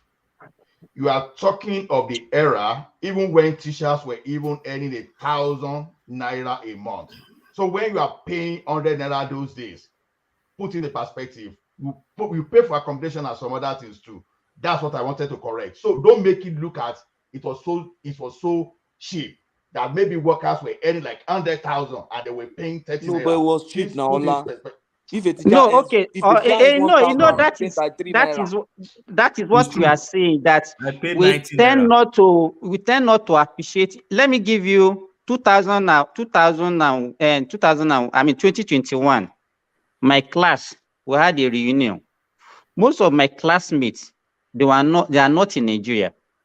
Majority are in US, UK, Canada, Australia, South Africa. And one of my classmates during the reunion talk about something. He said his colleagues who are consultants in Australia, that most of them, they still have like 300, 400,000 loan that they are still paying. That they don't have one kobo because they enjoy like free education in Nigeria. And they are enjoying all the money that they are earning there. They don't have to pay back any loan. But my own problem now is that if they want to make it universal for everybody that train in any of Nigeria university, public university, market, not private university, public university, they should make it universal so that the doctors will not feel targeted. As I'm talking to you, I'm not also participating in Nigeria. I'm in Saudi Arabia. And I appreciate everything that country has offered me. Whatever I'm enjoying today is by virtue of Nigeria. How many of us will be able to afford medical education in any of the Western countries? None. And that is why they are recruiting us, because it's not easy to train a doctor. And we should appreciate that. And then when we are talking about, yes, we God talk bless about the condition of service in Nigeria. Yes, no, it might not be too good. Here, where I'm working now, I'm working with other nationalities, Egyptians, Pakistani, Indians, Sudanese, and I used to ask them that how much did they pay them? Yes, it might sound ridiculous, but Nigerian doctors are still one of the best paid doctors in Africa. Except maybe besides South Africa and maybe one or two other African countries. So, but what I'm saying here is that they should not make it. It's not only doctors that are living in Nigeria. Everybody is living in Nigeria. But hold on. You can't really draw. That's a false analogy because that's a false comparison, I should say, because the medical thing is an essential service. It's a life or death service, and it is a service that is underrepresented within the Nigerian space. We were doing something that there were 5,000 or so doctors to the whole population, some ridiculous ratio like that. So it's not a space. The nation has to make a move. So you can't draw a parallel between somebody that studied medicine that they want to hold on to and somebody that studied media studies. Well, I'm just telling you the way the doctors are feeling, and this one of their arguments is that the way they are feeling. Then why don't you go to, like I said, to America to go and take that medical degree and then come back and make that argument? Okay, if that is what, but no, do you see the point I'm making though? Do you get it? I mentioned it, and I appreciated everything that country has offered us. You understand? I practiced in Nigeria for almost 19 years before I left the country.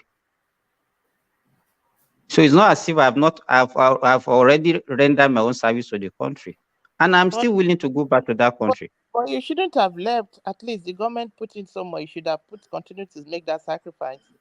I'm still contributing my quota, and when I'm done here, I'm still willing to go back to offer my service to my people.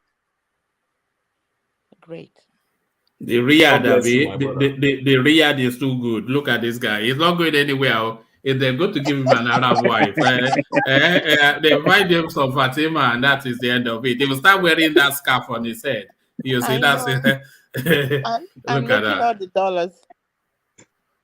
Oh, yeah, back to your Gwenny. Yeah, so have you finished Simba? Then back to your Gwenny. Okay, yes, if there's any other thing in the course of conservation, I will see. All right, back to your Gwenny. Mr. Simba is your look-alike, I think, from the picture. You think so? It looks younger and better looking than me, I suspect. Look at that, all right. I just want to. I don't know if it's a bit late now. Somebody talk about this Dr. Stella Adadevoh, and the person just brush over as if Nigeria never, did anything to appreciate that woman. No, that was Ola, yes. But that is not true. After how many years, Ogbeni? You see, Buhari they only advised Buhari when he honored this MKO. When they were honored, it was more of political to douse the tension. How long did you wait? How long did you wait to honor that woman? After how many years? After how many protests? What are we talking about? Oh, there was no protest before they honored that woman. Lagos State started. Seriously. So all those complaining on Facebook, you don't see it as protest. Is it when you carry the placard alone you say protest? People were talking about this on social media. Let me tell you the little I know. At least the how they honor her, at least the little that I know now. You may not be, in our space, Nigeria now. So for me, apart from the posthumous, honor that they gave her in 2018, and what they gave her was Grand Commander of the Order of Niger. That's the second highest honor in the country, my brother. GCON.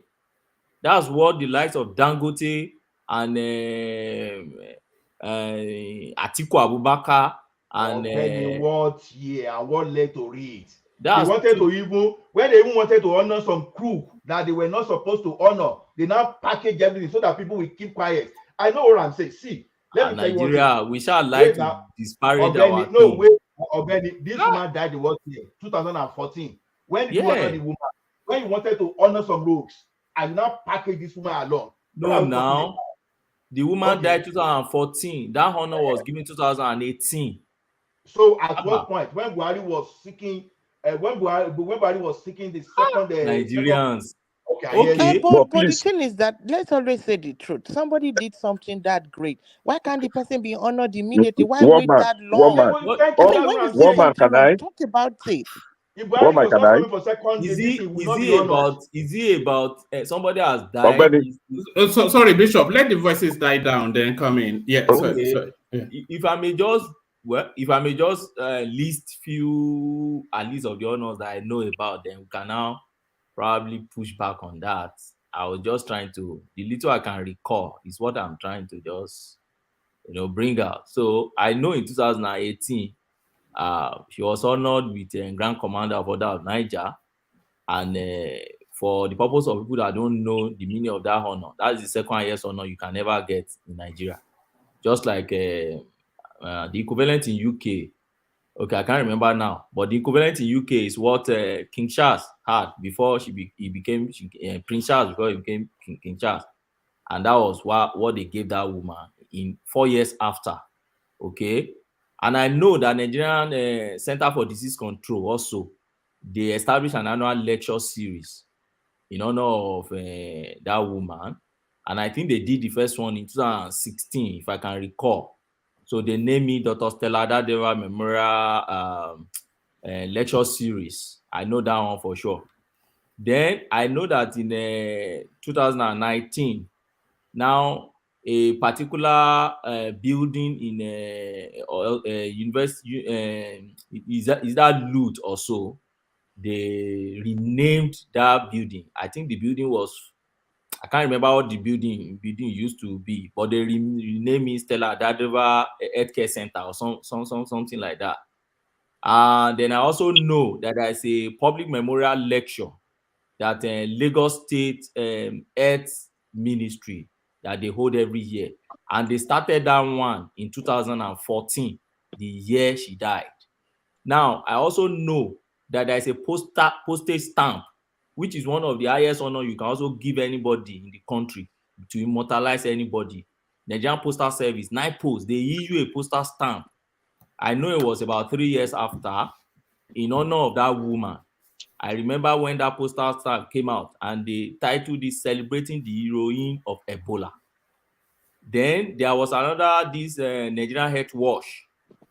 So a lot of things, even in 2015, I remember the governor then named a street. Go and check this one in the Ikoyi area. The street was previously known as SMC Road or so. They renamed it as Dr. Adedeva's and a host lot of honors like that. So don't let us, if we are not properly informed with these things, don't let us just throw out assertions as if that woman was never honored. Lagos will never just leave that woman like that. You should know Lagos is very proactive, and till today she's still getting more honors. That's the few ones I can recall. Another one I remember now is that Nigerian Medical Association also established a scholarship in her name. That scholarship is in public health, and people are enjoying that scholarship till now, which will endure for some time. So those are the few ones I can remember now, and I know there will be a lot of these. Our family will be able to testify to all these things. So please, my own is that let's be careful of the information we roll out here. Thanks. Okay, thank you. You won. That's good. Thank you. All right, well put, Ogbeni. So let me get back to you, Rosie. Rosie, round out that space that you were, and then we'll take the conversation on to Ajande Koko, who has been unusually quiet, even though everybody comes here to hear from him. Take us to Charly Boy. Have you spoken on Charly Boy? Soyinka can never be the man Chinua Achebe was. So this is Charly Boy burnishing his Southeastern credentials. Is it me? Yeah. No. Rosie. Yeah, to me, I don't know why I mean, it's like this tribalism. Why is he just showing up his ugly head at every opportunity? I mean, Soyinka, it's a respected person in his own area. Chinua Achebe too. I mean, well respected. So it's like comparing apples to oranges. They are just two. I mean, they are all well respected in their area. So why are you coming to? I mean, to me, I think that's just so childish of Charlie Boy. He shouldn't have come up with a statement like that. That's like it's being tribalistic. That's the way I say it, though. Yeah. Rosie, you should not be surprised. If you remember the leaked video that happened just before they released the result of the election, Charlie Boy was one of those people who was calling Obasanjo that time. The Obasanjo was asking that he should go and instigate the youth to start protesting. So it's just like that. So don't be surprised. Yeah, that's what I'm saying. It's like this time around, the political atmosphere, it's kind of different from what observed in other times. It's like the tribalism, bigotry, it's so kind of so pronounced. I just hope the country will be able to heal and move forward. Can I correct something very quickly? One man, if you are there. Sorry, were you looking for me? So can I correct something very quickly? Oh yeah, go on, and then we go to Ajale Koko. Yeah, before Ajale Koko, I'm sorry, please. I think it was Ogbeni that spoke last. It was in 2022 that they gave Stella Adadivo the national honor, number one. And the reason being that Buhari never gave anybody any national honor since he came on board. And secondly, the honor that was given to her is OON. GCON is mostly reserved, after the GCFR, is mostly reserved for Chief Justice, CJN, and the Vice Presidents. Except on rare occasions, it's been given to a few persons. I remember, I think they gave to Dangote, but the honor they gave to Adadivo was OON, and it was 2022. But Lagos State really, apart from honoring her, compensated the family and compensated the hospital when that incident, ugly or an unfortunate incident happened. I just thought I should correct that. It was not GCON that she was given. It was OON, and it was only 2022. 2018. It was in 2022. Oh, so sorry. So sorry for the misinformation. Thank you. All right, those honors didn't come from the government too. Apart from OON and Lagos State, it didn't come. Most of those honors didn't come from the federal government. It came from private, both local and international. So this one I was talking about actually was government. Anyway, I good that we learned about it. So we move on. We have to find Ogbeni for that. We've come to vest so much confidence now. Anytime he speaks, we just accept it as gospel. So Ogbeni, Mama, you know, I was just using my residual knowledge. Yes. And trust me, if I go back and I check, I would in my characteristic way, I will still come back here to correct myself. I've done that several years. I know, of course. I'm only pulling your legs. So thank you, Benny. So and thank you, Rosie. Stay with us. Let's go on to Ajale Koko, who must be having a very busy day because his voice, missing from the conversation so far. So Ajale Koko, are you with us? Yes. Yeah. One man. All right. Good to have you, Ajale Koko. Let's take you then to the Chimamanda space. A lot of conversations wrapped around that space. But really, I feel this woman, she will take, when all these things come to an end, I think she's going to take a reputational damage, a reputational deficit off the back of this essay that she has now written. Because a lot of people have been suspecting that she's an ethnophobe, but now with this essay, now there's no suspicion anymore. She presents herself as a champion from the East. So what are you then making then of this brouhaha that is from the what's that book that is Land of the Rising Sun or something? The author of the Land of the Rising Sun, Ajale Koko. half of a yellow sun. Half of a yellow sun, yes. Thank you, woman.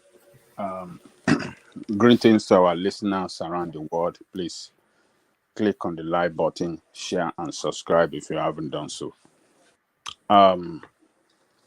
Look, the other day that we treated this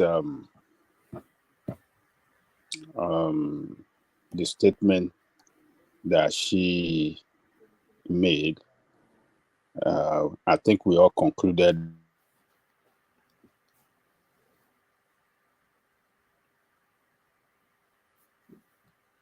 Can anyone hear me? Can anyone hear me? Yes. Oh, I think we lost Ajale Koko. Ajale Koko, we can. I think Hello? we lost. Yeah, I think we lost Ajale Koko. Ajale Koko? Can you hear me now? Yeah, we can now. Yeah, carry on. I'm sorry. That's So all the right. last time we treated the issue concerning the statement she made against the professor, I think we all concluded that she was seeking for publicity. And so far, so good. She succeeded in getting that publicity. We are all discussing about her now. And she played the game well. So a lot of people have interpreted her statement in so many ways. Some have interpreted it to be ethnic jingoism. Some believe she's an hero, and some feel that it's unfortunate statement from her that she should have done better. But all I can say is that the response from the TINUBU'S camp is not civil enough to me. I don't know what weight that that lady carry politically and in otherwise that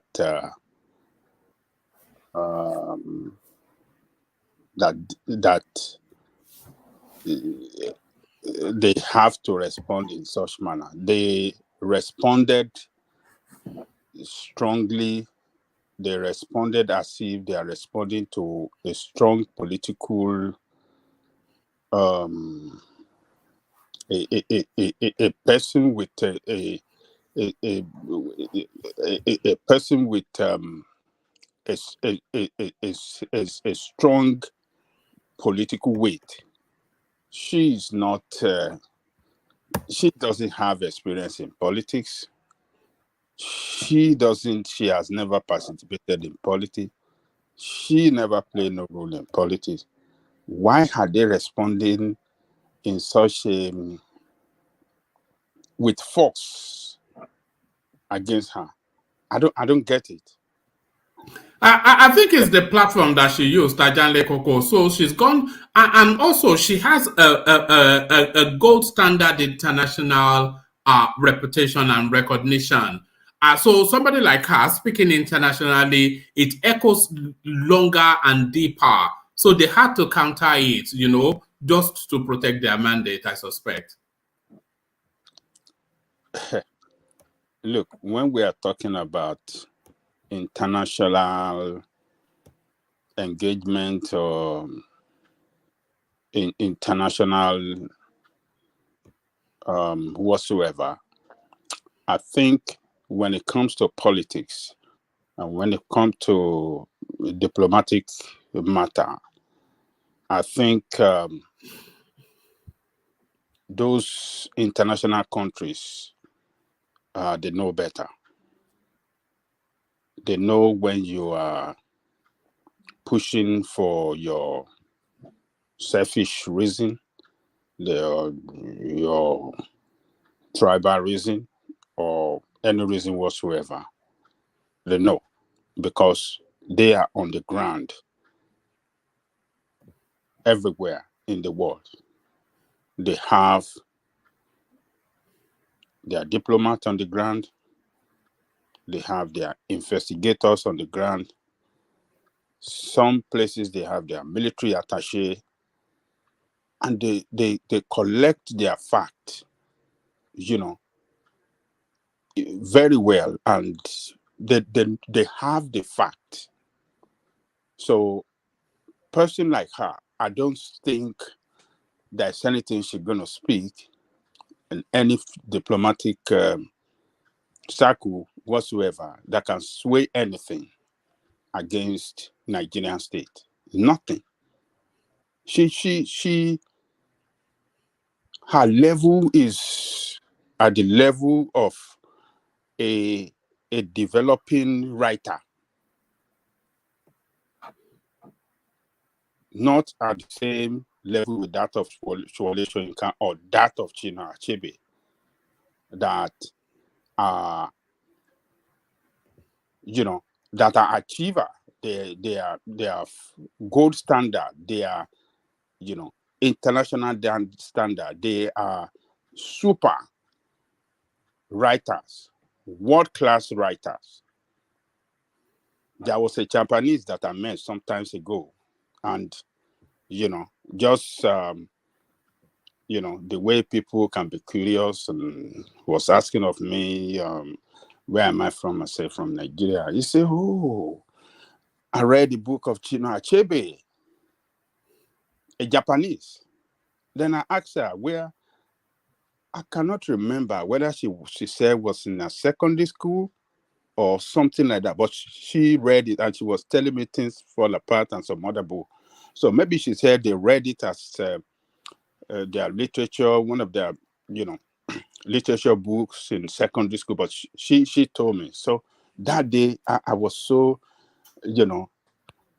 I felt so proud. You were proud to be a Nigerian. Yeah. And I was, I said, wow, all the way in Japan. And she said she didn't read it here in the United States. She was in Japan when she said she read the book. So I was, so she is, her level is still very low.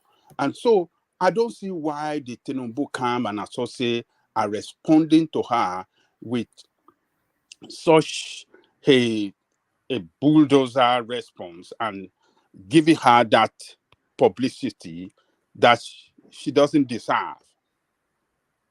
That is number one. Then number two, I think the Tinubu camp should learn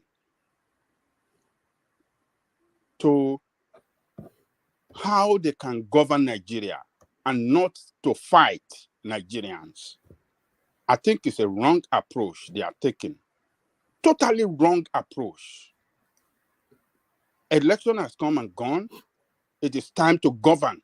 They should be acting as people that are ready to govern Nigeria and not ready and not people that want to further divide Nigerians against each other or pushing back against their fellow Nigerians for expressing their freedom of speech. In any way you want to look at it, she was expressing her freedom of speech. She could be, tribal one kind of way with the connotation that that speech carry, but there should be a way to handle a person like her. So, as far as I'm concerned, I think the Tinubu camp have gone too far in the way they respond to her. They've gone too far, and we don't need it right now. They have to start to unite people. They have to start to deviate from this style of Buhari brutalization of Nigerians, particularly voices of dissent against the administration. Is this the way, is this the same style they want to govern Nigeria? It is a wrong approach. It is a wrong approach. So I don't know the bombastic manner of this way Nigerians people in the position of leadership, or people that we see that they're looking at as leaders. I don't know what they derive from this kind of I mean, when are they going to start to learn how to treat Nigerian rights, talk nice to Nigerian people, respond in a very civilized manner, and not in like you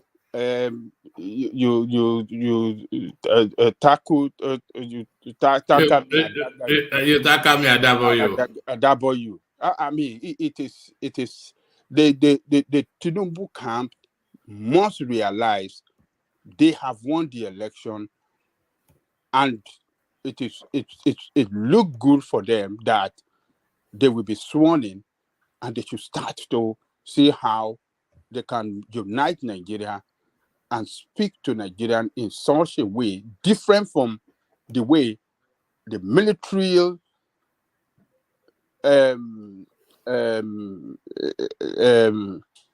people with military background, that only what they know is force, brutalization, and humiliation of Nigerian style to achieve result. They have to totally deviate from that, because from 1999 it looked like, other than Jonathan, this is going to be the first time that you see a civilian fought his way to win election in Nigeria, not by imposition by a predecessor like Obasanjo. Now, he imposed Yaradua on horse. A military man imposed Yaradua on horse, and same with what do you call him? Jonathan. Jonathan. And after Jonathan, another military man came to speak to them, speak to Nigerians in the best language they can understand. Beat people where they're supposed to be beaten, shoot them where they should be shot, inflict hunger on them where they don't want to listen, starch them with money, make life miserable for Nigerians, and with no regret. They never show no sign of remorse in any way in all this brutality that they committed against Nigeria. Bad governance, brutal forces of governance, and looting openly and everything. When would we stop? So Tinubu people should begin to see themselves as the savior of Nigeria. This is the last chance for Nigeria. If Tinubu fails, that is the end of that country. If they should fail to manage the people of Nigeria well, to manage the economy of Nigeria well, to manage the politics of Nigeria well, to manage everything that they have to manage, if they fail, it's going to be the end of Nigeria, because it is, people have been pushed to war by the politicians, including Tinubu and their associates and everybody. All the politicians, they have pushed Nigerians to war, and Nigerians could fight back, and it's going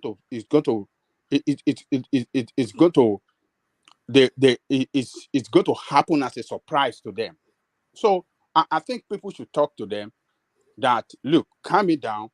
People that are angry that they lost the election going to be angry because a lot of them have never participated in politics. They don't have no experience. They're doing it for the first time, and they're talking the way they talk because their hope was, some people raised their hope so high that yes, they are going to win this, and they fail, and they're still angry, and they should be able to calm them down. If they don't calm them down by the way they talk to them, they should calm them down by good governance. There's a way that you can start governing well, and when people start to see, you will see among those opposition, they are the ones who start to fight among themselves that, yes, this is what we have been expecting. This man is on the right track. They are doing it well. And before you know it, the people will start to calm down because good governance is happening to them. And they are reaping the good fruit of democracy. So, but the way they handle this, this is they have to develop, they have to put into action their ability to manage crisis. I don't see it in them. I don't see it in Tinubu camp, the way they are responding after the election. There seems to me is it not fire for fire? Is it not fire for fire? It is nonsensical. Leaders must not fire their people. Yes, that's Leaders true. must not talk rubbishly to their people. Leaders must not treat their people as if they are nonsensical. This is what they are doing. Do we have an opportunity to make an input? Huh? I said, do we have opportunity to make an input? Oh yes, sir. You can say something. Thank you very much, Mr. Ajanekoko. They say, I don't know how to say this adage. Let me ask first, have you read Adichie's letter to the president? To Biden? We read it here yesterday. Okay. The letter itself is full of a lot of lies, falsehoods, contradictions, disparaging the country of birth, and trying to pull Nigeria down as a nation. I don't think that kind of letter deserves any kind, I'm using kind now in not a type, any kind as any gentle response. Nobody have called for violence. The letter she wrote disparages Nigeria, ridicules her leadership, makes a nonsense of our electionary process. Maybe it was not a perfect process. It was not something that there's quite need for a lot of improvement. A couple of days ago, I was listening to you guys on this platform, and we're talking about elections in the US. I can tell you confidently what happened in Georgia was an eyesore, a complete eyesore. What happened in Nigeria was nothing compared to what happened to Georgia, in Georgia here, where the one that was contesting, Brian Kemp, was the Secretary of State. He was supervised. And was this other guy, Rodenberger, that the president was asking for 11,000 votes. I just look for 11,000 votes anywhere. So let me go back to Nigeria. While we agree that maybe there should be a way, a middle ground, but this was not the first time Adichie will be doing everything to disparage Nigeria. And if that's the way they choose to respond to her, so be it. The problem we have with Buhari was that he had a very docile media team. They were not proactive in any way, even when the man was doing some good. It might not be perfect. We may not be where we want to be. But quite honestly, they did not do enough in defending and in projecting the government that everybody at every opportunity takes the government to the cleaners. Having experienced that, I think we should have a media team that is a little bit average and proactive in their response. I don't think they overdid what they did. I don't think the response was way too much. I think they should tone it down, but I will not agree that they should not respond.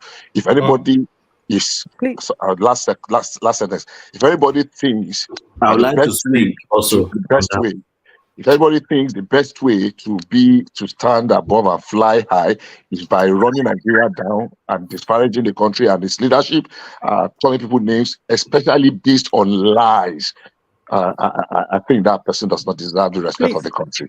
My Can I opinion. interject? Please, can I interject? Please, can I interject? To me, I think I agree with Baba Jale Koko, because the way they responded is like they're afraid of something. I mean, Tinubu has been elected already. He's elected president. But why is his camp so afraid? Everything they jump in and force for force. I mean, to me, that's just overreacting. Like, is this how they're going to govern us? Is this how they're going to govern the people? That when somebody throws the ball at you, you throw in a grenade at them? To me, I think that was overreaction. The country is like, the tension in the country is too much. Right now, it's not doing all this that will solve the problem. They need to find a way to calm the country down, calm the situation, not adding, not,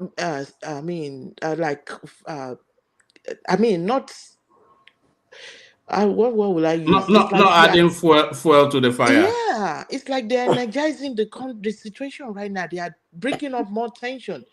I mean, he's the president-elect. He's going to be sworn in. What are they afraid of? The slightest thing, they are running, 2 people, 3 people attacking. To me, that's too much. All right. Baba Jale Koko, can I say something? Let Ogbeni come in first. Ogbeni, yeah. Okay, thank you. I don't agree with Princess Rosie and Baba Jale Koko. No, not at all. I think I want to agree with Bishop. And my reasons are this. First and foremost, Tinubu is not yet in power. We tend to see as if Tinubu is now the president or his people are in power yet. They are not yet in power. They are Tinubu is a president-elect for now. He has not gotten the power. Don't forget what the obedient guys have been doing in their space. They don't want that swearing. We can be here and be sermonizing and be saying, oh, nothing can change it. The swearing day to happen and go. If there is no pushback, serious one from their hand, you will be surprised what could really happen in this government. So, and you don't allow people to go outside there to delegitimize or to demarket the mandate that you fought so hard for, and then because you want to be so friendly with them, then you don't push back. And I'll use US for instance. I think Babangida was staying in US when Trump lost, and then a Capitol invasion. What happened? You see a lot of reactions from the Democrats and the US Congress. They didn't say, oh, since he has lost, whatever he's now doing, if he likes, you go and invade any space. If you like, his people should go and talk anyhow as they like. No, they gave Trump back to back. They didn't allow him to breathe at all. Because what Trump set to achieve around that time was to just delegitimize. And that's what the obedience are doing, no space. I'll give you an instance before I go back to Trump. Look at that woman, former president of Liberia, congratulated Tinubu. What happened after? After 1 or 2 tweets from obedient, she withdrew. And 1 or 2 world leaders like that did. That is the kind of havoc, such thing. You may be saying, what's the importance of somebody saying congratulations? No. In the Committee of Nations, it's very important to somebody who is just being ushered into government that your legitimacy matters among world leaders. Okay, going back to Trump, the first thing they did on Trump EU is they impeached Trump at the House of Rep for incitement and insurrection. They impeached him at House of Rep. People may be saying, after all, they have won the election, they should be magnanimous with power. No, there are corrections they must make. And until Senate acquitted him, right? And the next thing, don't forget, his social media handle was suspended. Some people said, why will you still suspend? After all, the man is no longer, no. It's to correct something outside there. And a lot of things that can't even be Department of Homeland Security also, they issue National Terrorism Advisory System bulletin already, warning potential violence. And then after that, you stay in US. I don't stay in US, but I just follow their politics. A lot of things. Members of Congress propose a lot of numbers of abuse and co. Until today, they are still trying. His people, jail some people are still trying. It's just to correct an impression that we hold this democracy in a very high esteem. Democracy that some people shed their blood to get. Some Gen Z cannot even just go outside there and just be disparaging the thing. No. So for me, I give my 100% support for what you guys are doing. Yes, probably we have not witnessed this kind of thing before. Maybe that's why we think it's strange. It's not strange. I've just given an example of United States now as good example to tell you that people stand for democracy. And when you want to disparage it, you think because you can put pen on paper, so you can write anything, people must show. And don't forget, where can they meet Chimamanda, for instance? It's the same mainstream media. They are not in the street protesting. They only send journalists like her to her or writers like her to her. She has written, then you sort of go and write to disclaim, so that in future our children will not pick history and be asking, when Chimamanda said this, was there any disclaimer? Because somebody will come one day, my children and your children will come one day and say, this is the history. But it will be easier for anybody to refer them to say, no, when Chimamanda made these silly assertions, some people address it and corrected, so that history will be straightened. I think that's what the TINUBU guys are doing. The moment they get to office and have the power, yes, they'll be magnanimous with the power. And I think by then, they see Nigeria as, okay, now we are leader. We shouldn't be doing this again. That's my point on that. All right, thank you. Yeah, come in, Zita, and then we get back to Ajane Koko. Yeah. Actually, just like REUBEN said, but I still think I should push it further. I think the TINUBU camp, they're not even doing enough. You cannot undermine the democracy of a country and want everybody to keep quiet. I keep making reference. In 1993, I'm surprised some people here are saying something different. It started like this. Just like this. Achebe was in front of a television doing his free speech. And I'm very sure at that point, most Nigerians don't even know who Achebe was. Just as Baba Jali Koko was saying, Chimamanda was just one right at one corner.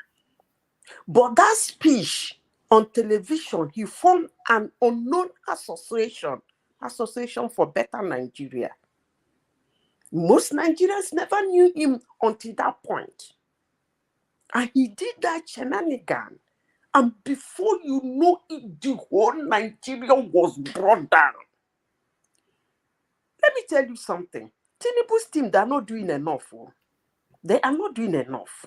They have to protect our democracy. They just have to. And not only TINUBU, all of us that call ourselves Nigerians, we have to protect our democracy. When we see people like this writing nonsense, we should condemn it with everything we have.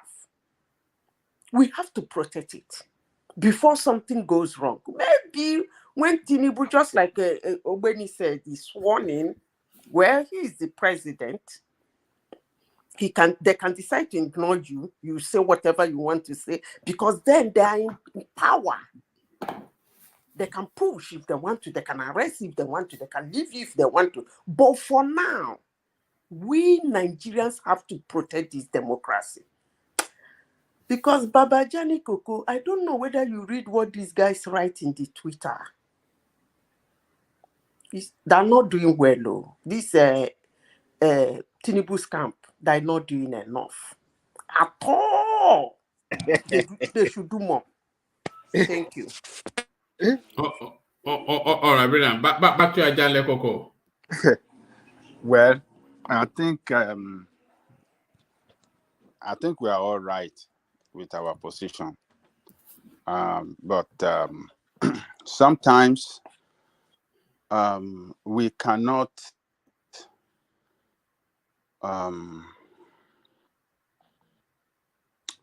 set the country ablaze by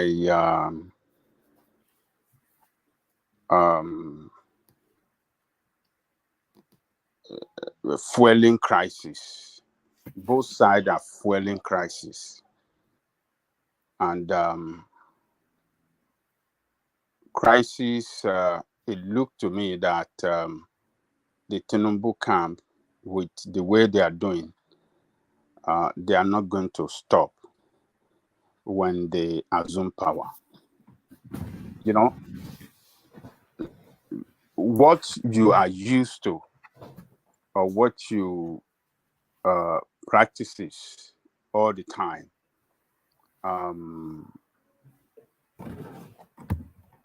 to take it away from you will be very difficult. And that is what I'm seeing in that TINUBU'S camp, that the way they are responding to against Nigerians, their fellow Nigerians, for the attack against their candidate. Now, after they have won the election, I think it's not, it doesn't carry any weight of maturity at all to me. They should be acting more maturely now. You see, before the election, yes, we can understand everybody is fighting for supremacy. Now, election is over. They are on the way. Already, they have set up, what do you call it? Transition committee between the incoming administration and the outgoing. They are checking the file and record of the government they are preparing to hand over. So what is going to derail this democracy? I don't see it. The interim national government they are calling for is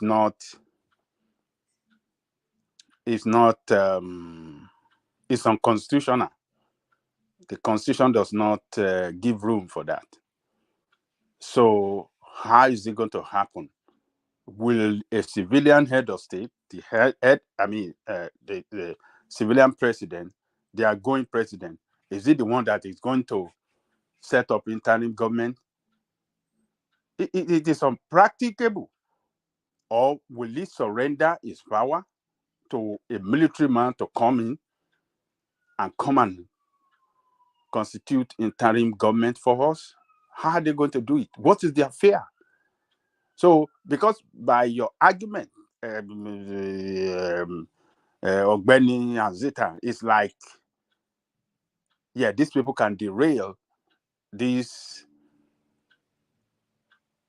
our hard hand democracy. They are doing everything to make sure this democracy hit the rock, and we're going to find ourselves in such a situation that happened to us in 1993. What happened to us in 1993 was because we had politicians with weight, politician that carries weight involved in that plan that toppled 1993 election. Atto Izerime was a politician that carried weight. He carried weight. He never lost. It was winning election back to back in the East. Even with all those crises, he had his support base strongly behind him. He connected to the military juntas. So, but Chinamani, who is he connected to? He's not connected to anybody, even to the international body that you are talking about. It's not. What did they talk? Something get level. So he could write so bad as you like against Nigeria. This is not the first time they've been writing against Nigeria. Even the people of Yoruba nation, the people of Biafran nation have done worse than what she did. in terms of, internet campaign against Nigeria, demonstration against Nigerian state at UN. I participated in one. Everything that we have done to paint Nigeria as a country that loves no human being. What happened? You think the Western world wants their interests to be rubbish in that country? Who are those even protecting their interests there? Is Chidi Unamanu among those people protecting the interests of the West in Nigeria? No. So, well, but what I'm just my own fear is that if the TINUBU group assumes office and they continue this way, they will not solve the problem of Nigeria, because they should be ready. They are not going to leave them alone. They should be ready for strong opposition, and it's not going to end there. They might think that the opposition is coming from the East or people of the Eastern extraction alone now. Yoruba people are going to join them if they, and that will be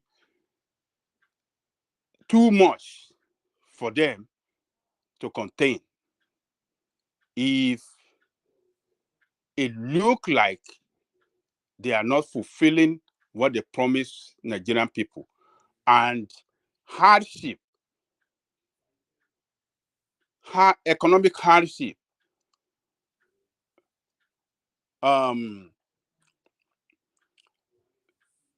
become worse than what we are going through now. If the economic hardship become worse than what we are going through now, Nigeria will stand up against them, because they are promised heaven and earth for Nigerian people.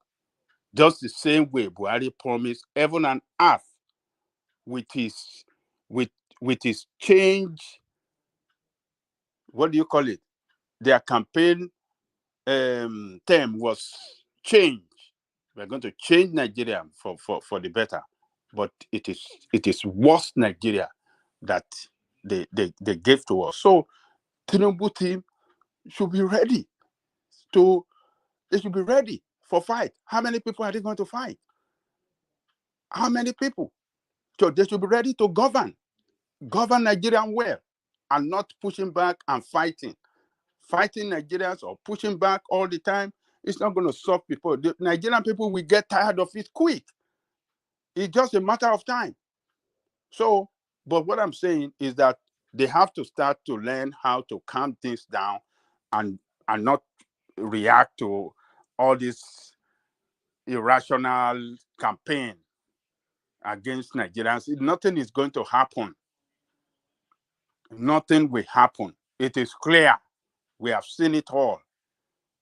So, but, well, I don't see it that the approach they are using is good. But that lady as well, she didn't do right as well. But she's young. We have to understand. She have no. I mean, she doesn't have that strong political experience about Nigeria. She has never participated in politics in Nigeria. She have never sat with, mingle with Nigerian leaders. So you should expect her to react the way she reacted. And, Yoruba will say, Tomade ma se bomode, agbalagba ma se bi agbalagba. When a child is, acting in a childish way, then the adult should act maturely. It's not that when a child is acting in a childish manner, an adult is acting in a childish manner too. So that will make that adult look stupid. So to me, the Tinubu team looks stupid right now. One man, that's my take. Hello, can anybody hear me? No, sorry, Ajale Koko, I was Yes. talking. I was talking, not realizing that I'd muted myself. Yeah. So I was saying, brilliant, well put. Always excellently put by Ajale Koko. So excellently put this. Soyinka can never be the man Chinua Achebe was. So this is Charlie Boy, of course. We recall him, of course, during when Festus Keyamo was telling us that they gave him 100 million naira, and he was saying he was using it to play music. You remember that one? When he was exposed. Here he is now ridiculing himself again. Soyinka can never be the man Chinua Achebe was. A headline attributed to Charles Okuta. Well,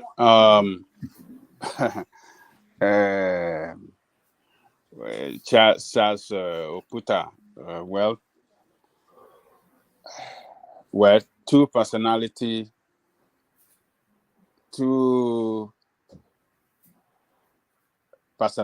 with their own distinct achievement. So what Soyinka achieved in terms of that award he got as a Nobel laureate, Chinua Achebe did not get it. A lot of books that Chinua Achebe wrote that are admirable to a lot of people around the world. Like I mentioned earlier, a Japanese even was telling me about Chinua Achebe book. So both of them are achievers. So I don't know what this guy was talking about. Both guys or our fathers are achievers.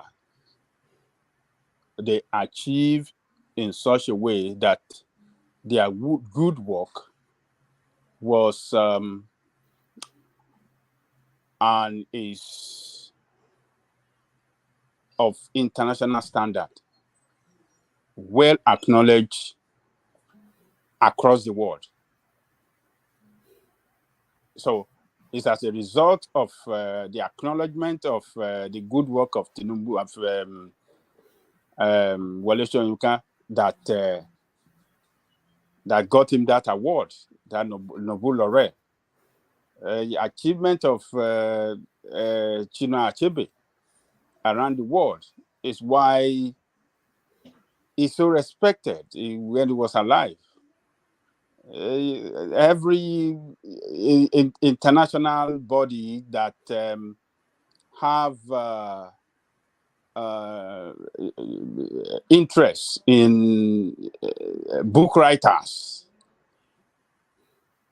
his name is always there. So what are we talking about? So I don't know what that guy is talking about. Maybe he don't shack Ogogoro when he was making that statement. He wasn't thinking, but what he was trying to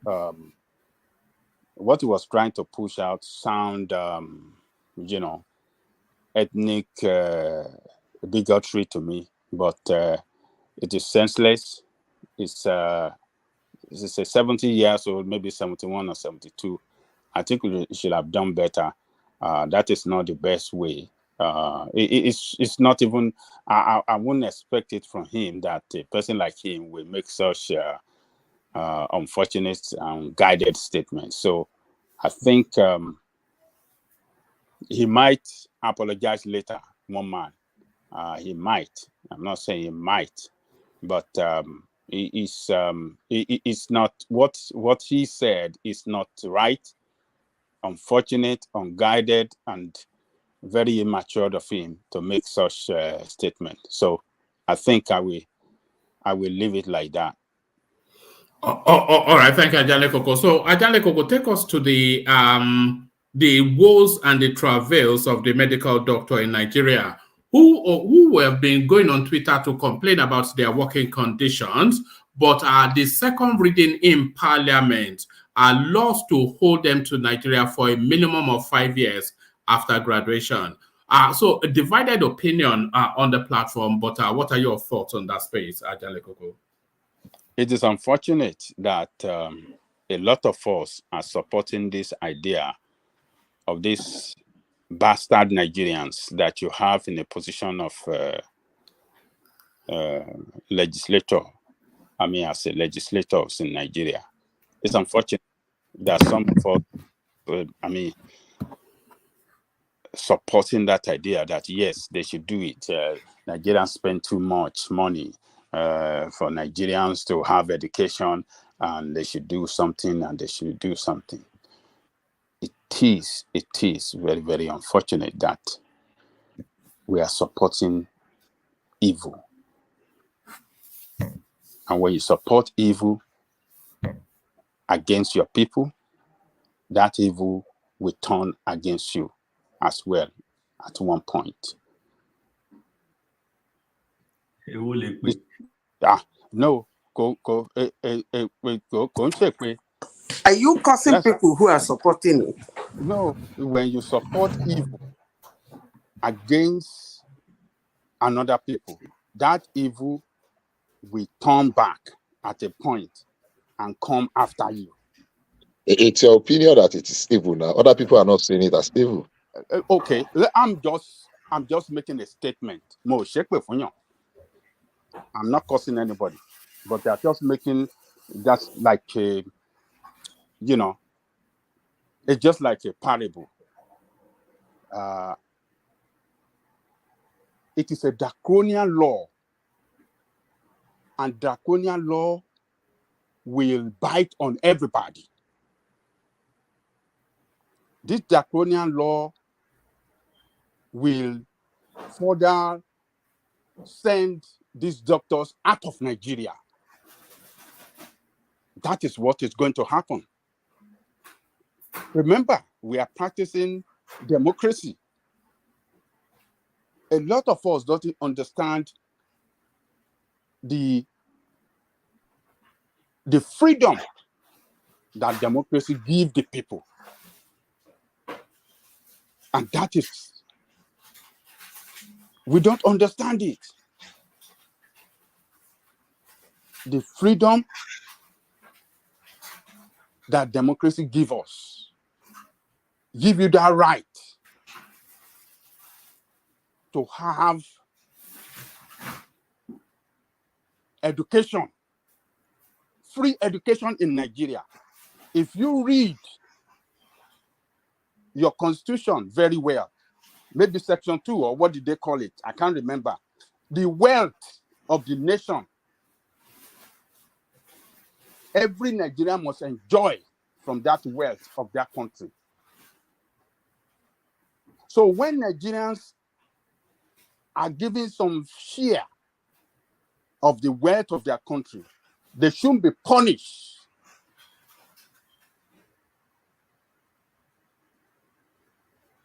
for getting that share of the wealth of their country. They should not be punished by their government. And this is what they are trying to do. They are trying to say, okay, because we are giving you this, you cannot do this. That is wrong. Why can't this bastard that some of you are supporting make a law that themselves should not travel abroad for treatment? Why can't they make a law that Nigerian medical facilities, medical infrastructure must be up to standard, to that international standard, and not for them in such a way that they, the servant of the people, must take their medical need and care in Nigeria. Why can't they make that law? Why is it possible? Why did they make the law that they can travel out of Nigeria, take so much extra code, and the wealth of nation, using our own commonwealth for them to go and travel abroad? They are taking our commonwealth out to better the life of doctors outside of our country, to help the economic growth of another country, and abandon your own medical facility to suffer. And you want the doctor to remain there when you didn't give them equipment, you didn't give them the motivation that they need, you didn't give them the better remuneration, you don't give it to them. The condition of service is worst. It's getting worse. It's not the way it used to be. Doctors are very, very proud people, very, very prestigious, one of the most prestigious professions in Nigeria back then. So doctors in the 80s earn more than what the doctors earn in Nigeria today. That's not correct, though. What did you say? I said that's not correct, though. That is not correct. Yes, sir. Okay, tell me what you mean by that's if not you don't correct. mind, let me just quickly respond to How a few things you said. I'm coming. How much does a practicing doctor earn? A consultant, how much do they earn as salary? Okay, will you permit me to just respond from the beginning? I'll get to that if you don't mind. If you don't mind, can I? Yes, go ahead. Good. I don't know if you know the complete story. Nobody is restricting that doctors cannot go abroad, and not the doctors that have been fully trained. They are suggesting that going forward, if you go to university in Nigeria and you were trained to be a doctor, you will at least serve the nation for a certain period of time before you are allowed to go. And they're not talking of private universities or other people. They are talking of government-funded universities. And I think we need to draw the line to have an understanding so that we don't get too emotional when we address some of these issues.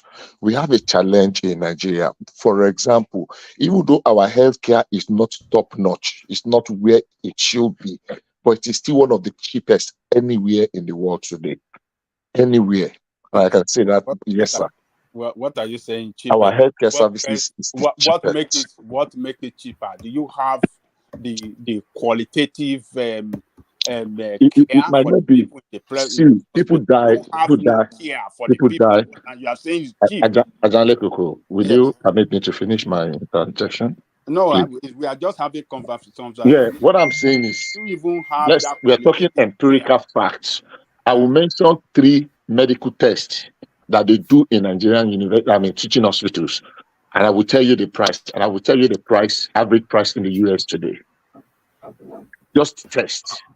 I will tell you the cost of delivery in the best of Nigerian teaching hospital or federal medical centers. We might not be there. We have been doing heart transplant, organ transplant in several of Nigerian universities. Several. I'm talking of several universities, teaching hospitals in Nigeria now do successful organ transplants. Why are your leaders not patronizing Nigeria? Why do they not take their on one hand, treatment? Hold on. You are painting it as if, yes, we are developing, we are doing good. Why do they not take their medical treatment in Nigeria? Why do they travel abroad all the time? All your politicians, all your leaders, including your president.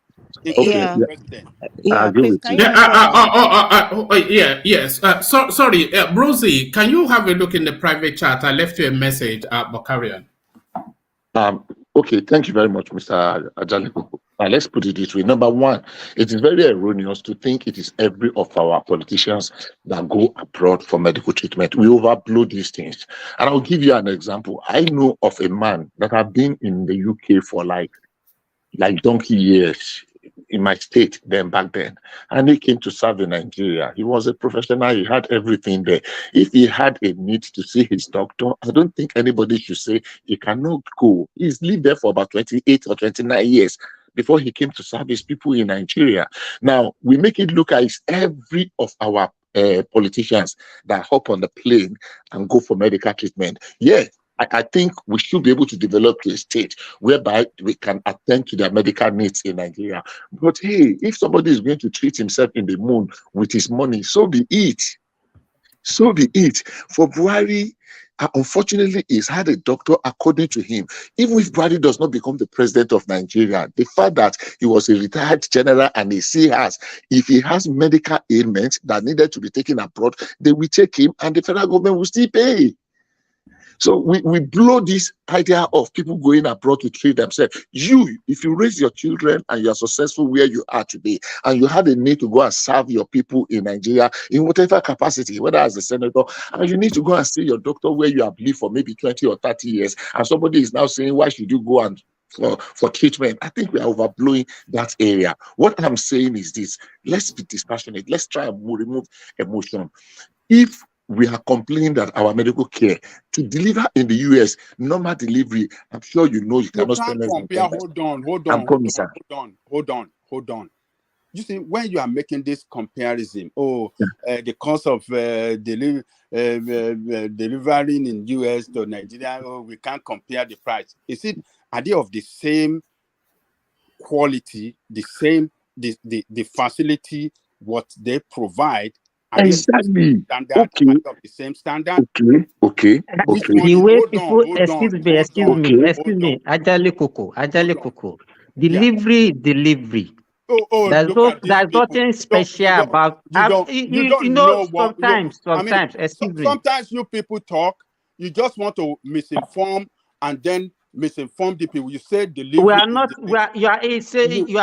misinforming. And the last time I spoke on this and the state of your hospital environment. Hold on. You talk. The way you talk. And that's the last time I said. I don't know the last time you visited Nigeria. And every time the way you talk, one at a time. One at a time. I don't like it. The way you talk, and you talk even without fact. Most of the time, you talk without facts. And you don't get your fact right. You are lying to Nigerian people. We are not lying. We are Nigerians. We are not Nigerians. You cannot be more Nigerian than us. You cannot be more Nigerian than us. Oh, God. As if we are not lying. I'm a medical doctor. I left Nigeria just 2 years ago. I know what is happening in Nigeria.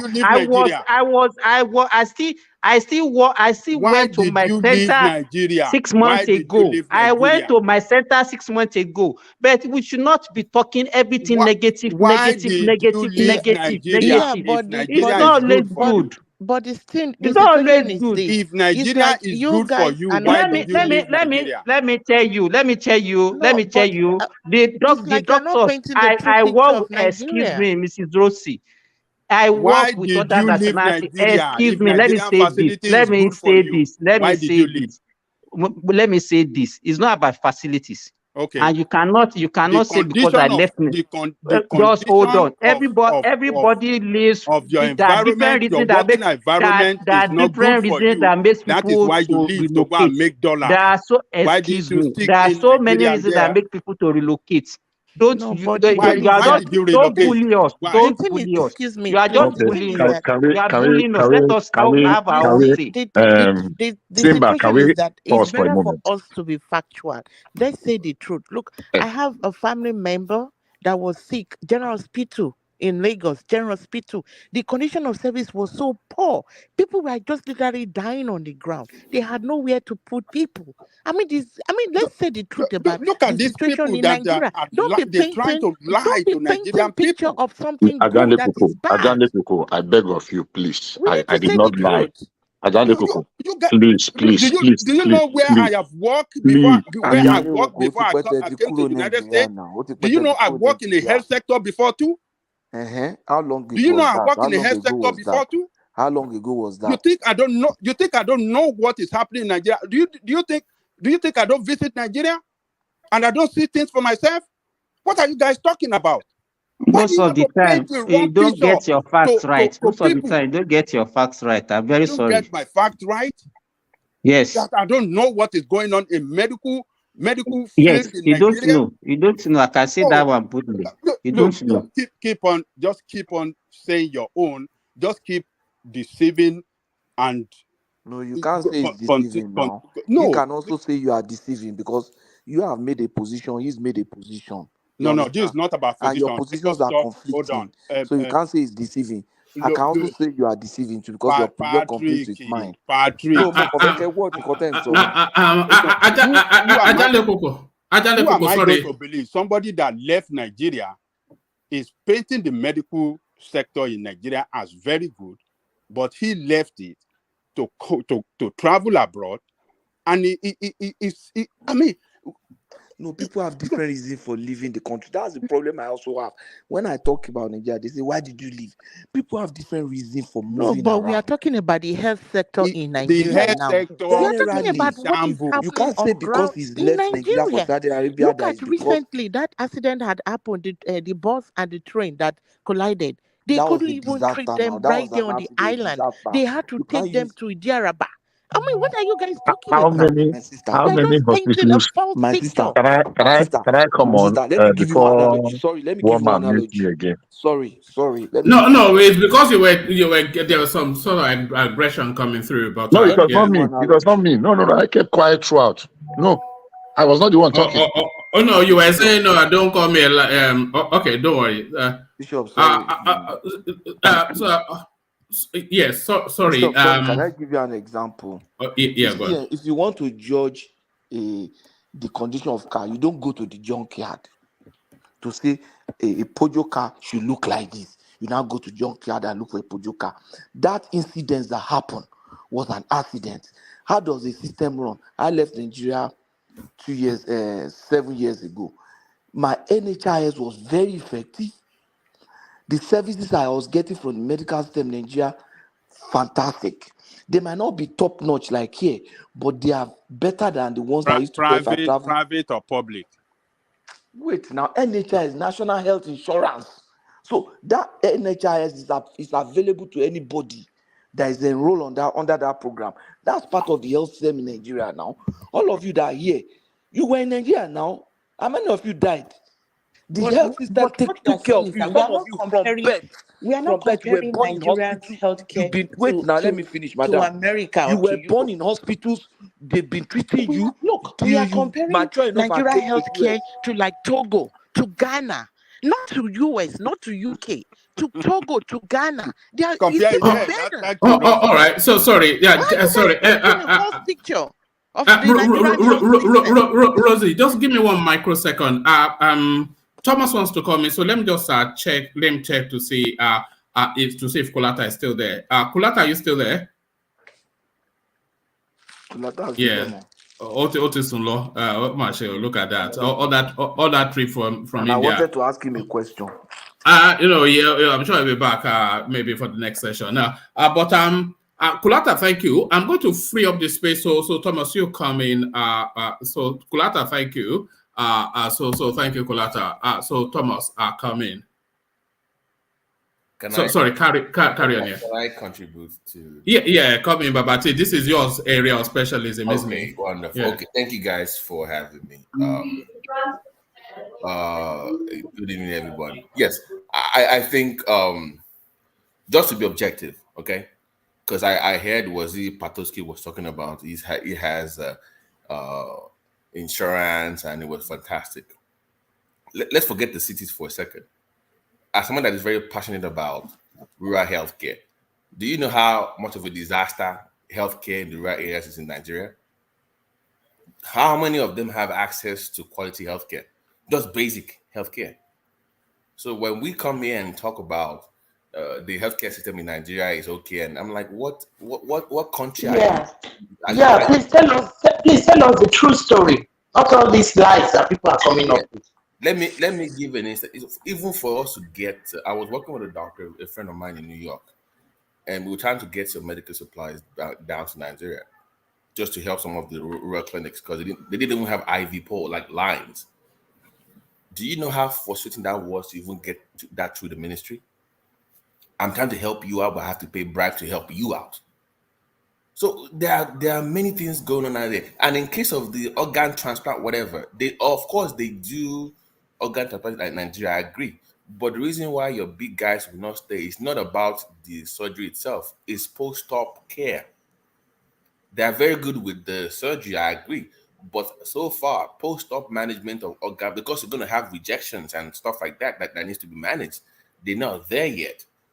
So so is it about surgery itself? Forget the surgery. It's what happens after the surgery. That is the reason why the big men don't stay in Nigeria. So until they can get that right. But overall, the healthcare system in Nigeria is 4/20. It's not where it's supposed to be. Forget people that live in the cities, Patoski. That is you. Think about people that live in the rural areas. I spend, like I said before, I spend 3 hours a week, every Fridays, 3 hours a week on Clubhouse, addressing issues from Nigeria. I have doctors here in America here. We have in the UK. We have Harvard practitioners in Nigeria. We come together every Friday, 3 hours a week, helping people that are now resorting to using Agbo as their own form of healthcare. So when people come and tell me that the healthcare in Nigeria, I'm like, what are you talking about? It's a disaster. It is a disaster. So anybody coming here to justify or make excuse for Nigerian medical services is been sorry to say that was a very irresponsible take for a medical doctor. I have to say that, please, to Simba. I'm sorry to say that. That was a very irresponsible statement for you to make. But it's a senior doctor. It's a senior doctor. No. You cannot be talking to me the way you are talking to me. It was very irresponsible. I'm sorry. No, don't say that. If you have your own facts, I have my own facts. Whatever you say, you base it on your own experience. Say that. I served for 20 years in Nigeria. I worked for 20 years in Nigeria. We are not saying it's perfect. We are not saying this thing to me. And you cannot be talking if you say I'm not responsible. You are also not you are not irresponsible. All right. No. Let's not go down that road. But carry on. So if you are talking based on your experience, I'm also talking based on my experience. Right. Bishop, leave the moderation to me. But I'm not moderating. Let me finish, please. Let me finish. I said your take, not you. Your take on that topic, because nobody is saying it's perfect. But what I'm saying, based on I work as a medical officer. I grew up to become a consultant in Nigeria. I worked for 20 years. You understand? Hello, excuse me. Primary health care. Hold on, Babati. Let him have the right to reply. Simba. No. But let me ask the question. Simba. Let him put you a question, and then let it be. Hold on. Let it be conversational rather than combative. Sorry. Maybe that was too harsh. No. Carry on. How is primary health care? Forget the cities. How is primary health care in the rural areas in Nigeria? It depends on, if you talk about Nigeria. Nigeria is a very big country. I work in the southwest. Excuse me. I work in the southwest. I grew up in the village, and the primary health care, because I work in Kwara State, I work in Osun State, and the primary health care in the villages are let's say above average. You go there, you can get your medications. You have doctors that can attend to you. And even in the public health sector, in teaching hospital, we have doctors that are doing rural posting, that are posted to these rural areas every week to go attend to people in those areas. So I cannot generalize that one to maybe further in the northern part, but in the southwest, I can tell you what I'm trying. Excuse me, I'm not saying our health system. Excuse me, I'm not saying our health system is fantastic, but the way people use derogatory word and say as if nothing is happening and everything is in shambles, people are just dying on the road. It's not. That's not the. Everything is a shambles. I'm telling you. I just came from Nigeria. No, because you're a doctor, right? I'm going to share that. Are you Yoruba, by the way? Let me add you to my group on Clubhouse so you can join us, so you see what we're talking about. We can share data. This is all data. This is not what I think about one area. It's about the average overall of the whole country. So you are making a case based on your own experience. I'm giving you the microcosm of the whole country. I have data to back my own take up. Just look at the number. Look at number of deaths. Do you know how many times? Look, there was a couple of weeks ago, Simba. We're discussing this case that they have all these private hospitals that hire all these nurses, these so-called auxiliary nurses, right? They're not trained as per se nurses, but they hire them. Somebody comes to the hospital, the first thing they do is put the line into them. They are running IV. No, the person has CHF, COPD. Why are you running NS on them? They die. Overload. And I've had that about 3 times already this year alone. There's no safeguarding for people like that. They just die. No lawsuit, nothing. It goes away. That's the end of them. So they will have their main job at the general hospital, but they will have all these private hospitals they are running. They will hire one matron that worked for 30 years in the general hospital, then have all these nurses over there. How is that a government problem now? I'm saying overall, I'm saying the overall system itself is broken. So you cannot. Can non-doctors have a question? Yeah, the entire medical sector in Nigeria is a disaster. Yes, you can't make it. I'm sorry, there's no excuse to okay, make so it. everybody's dying there now. It's a disaster. Most Nigerians rely on traditional medicine. They don't go to hospitals because the facility is poor. It has nothing. Fake medicine, nothing. But it was nothing to offer. Babati, I think. Hold on, Babati. I think Fatai wants to come in. Fatai, come in. Yeah. Sorry, okay, go ahead. No, it's all right. It's all right. It's the part. I know you. Is your area of where you care about the most. That's really why you came in. But yeah, Fatai. Yeah, actually, I was following what Bajaniko was saying. I think somebody was saying delivery is the same everywhere. Well, I mean, I'm not a doctor, but I think the complexity is different. The care and everything is different. And I was very surprised to hear that doctors are falling down on surgery who they have not eaten. That sounds to me like it's not. My point. My question is this. We know we know Nigeria is not the same level as, I don't know, the Western medical situation.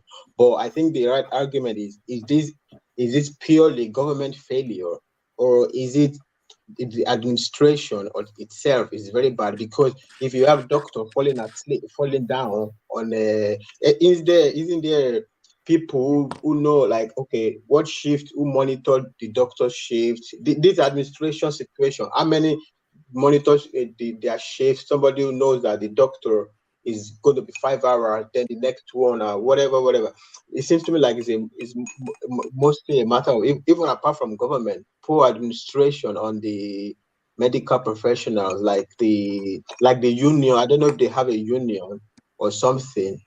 Because nobody, all I'm saying is it sounds to me like a lot of poor administration rather than. It doesn't not sound like a consequence of understaffing. No, there's more. Okay, Fatai, sorry, Simba. Let me just apologize for what I said. Maybe I was too harsh. But listen to where I'm coming from. When people talk about healthcare in Nigeria, they always think. Sorry, Babati. This will be my last interjection. But let me just use this window to. Let me use this window just to do a bit of administrative stuff, get myself out of the way, and then your conversation can carry on. Super chats are Alexander Gomez, of course, the mighty one. But the official sponsor of the platform are your so we just wait for Patrick to finish stirring that tea. Sorry. Also, sorry. Thank you, Patrick. So, Ayo, of course, the official sponsor. Super sticker, not once, not twice, but 3 times a lady. So, thank you, Ayo, for all that. So, Babati's wallet breaks out of Kiri, and they make a reacquaintance only for him there to supercharge the space. So Babati joins the superstar space, and he enjoyed it so much it doubles it up. So thank you, Babati. Joel of Nashville, of course, he only ever supercharged to poke Spike at the conversation, and he supercharged to poke Spike at the conversation. Sending his condolences to Zita via superchat. Peace. So peace. So there's peace right there. Butcher Carfor comes into the conversation to poke at Tinubu. Prince, a different Prince now, Prince Daddy. He comes in with a super sticker thumbs up as an acknowledgement of the platform. Thank you, Prince Daddy. And RB, he comes in with a super sticker. So that's that space. And of course, Ayo, as soon as he came in, they buy the coffee thing. He does that as he routinely does. So let me acknowledge that. So let me. So Ababati, you want to come back at me for poking fun at you, Abi? No, it's not that. It's just healthcare is something that I'm very passionate about. Okay? All right. All right. Sorry. Give me 1 second, Babati. So that's Ayo with his buy the coffee. So thank you, Ayo, and thank you, Bonano. So I'll hand over to Thomas as I ease myself off. So Thomas, let's see if you can match the super stickers and the super yes, Daddy. All right. Daddy. Thank you, Daddy. All right. Yes, thank you, Bonano. So over to you, Thomas. Back to you. Okay, so let me apologize to Simba for my choice of words. So that was not meant to directly at you. I was just raising my concern and frustration about the healthcare system in Nigeria. So when I talk about the healthcare system itself, the reason why MDs are like overworked is because the system itself is overwhelming.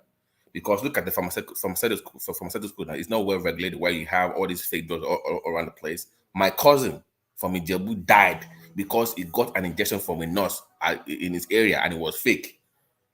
That's how he died. Fake injection. So this is something that affected me personally by myself, and we're very close as kids. Fake IV, look back. I bet look back. So that is but Babati, sorry for coming in, but that is not the fault of the doctor. No, Thomas, that's what I'm saying. Listen, I'm discussing healthcare as a whole. Doctors is the whole, I'm giving you that the whole what's going on here. If the system was effective, that they had insurance, they have healthcare, there would no reason for them to resort to seeing Sorry, Babati, what type of injection can somebody be given and died just suddenly? No, his leg. They said this left leg goes first. His left leg goes. So it has maybe something like an injection access. Because you know the way you say it, just because everybody that listens to you now, we just think that immediately was given injection, he just died. Man. No, I'm not smart individuals. No, we're smart individuals there. But let me finish my point. What I'm saying is this: the whole healthcare system itself is not even. I think it's nice for you also even use the word disaster. It's even worse than that. If I can get a better word to use, it's terrible.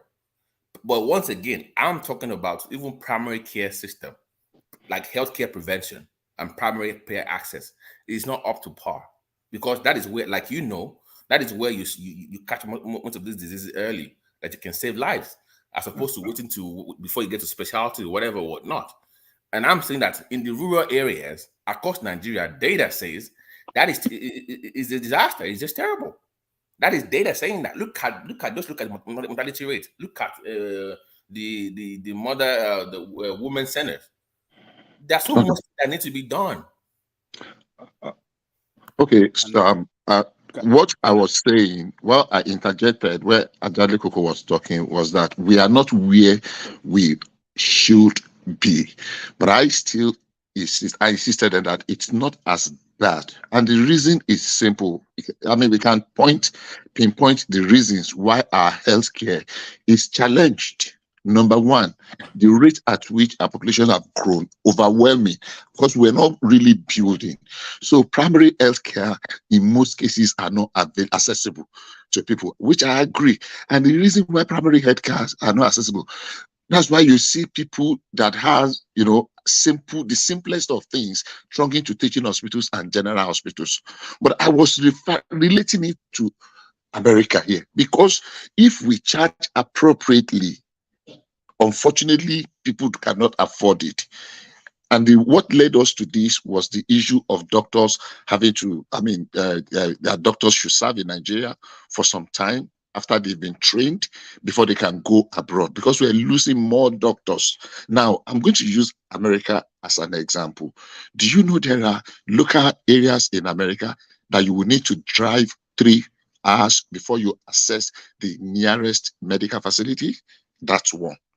Do you know there are more than 10 million wrong diagnoses in America each year that cost close to 100,000 lives, because I have a victim 2 years ago in New York that was being treated for something completely different. And by the time they realized it, he died less than 2 weeks afterwards. I am saying we have a long way to go, but it is not as bad as we want to make it look like. We have doctors that are doing yeoman's job. You are describing the real cases. I'm coming. Let me finish, Ajani Koko. I will definitely surrender to you. We have doctors that are doing yeoman's job. The problem we have in Nigeria is, number one, the spike in our population. The rate at which our population grew. If anybody have access, you can compare the population growth of Nigeria compared to some countries. You know, don't let me even say Asian countries, even European countries. In the past 50 years or thereabout, you see how many we were and how many we are now, and how our infrastructures have been overstretched. Bishop, because we had a gap. Can I ask you? So, what is the job of the Ministry of Health? To plan ahead of time, right? You project. Now, then you start making provisions for those. Now, this is the thing. I like the question where you brought the question from. Now, this is the thing. Health is actually on concurrent list. Local government should take care of primary health care. How many states actually have functional primary health care across Nigeria? Maybe we can just count like 3 or 4 states. Who do you blame for that? Who do you blame for that? Hold on now. I'm asking we are not blaming. We're not looking for who to blame. We're trying to get to the root of the problem. Okay. We are talking because the way we talk about it. Who are the people that created the problem, that are the root cause of the problem, and who are the people that are trying to punish Nigerians for their failure? You need to tell us. Okay. We are not saying nobody is punishing anybody. That if the government trains you and they want you to serve for that training, that is not punishment. If you go to university and you were trained to be a doctor, and as you are graduating, you pick your bag and you want to go, tertiary education is not a human right. It is not a must. Tertiary. Hold on, Ajani, if I finish. You said something earlier on. As you are speaking, let me interrogate you. Okay. They trained you and they want you to serve under a very harsh condition. That same harsh conditions was where you were trained.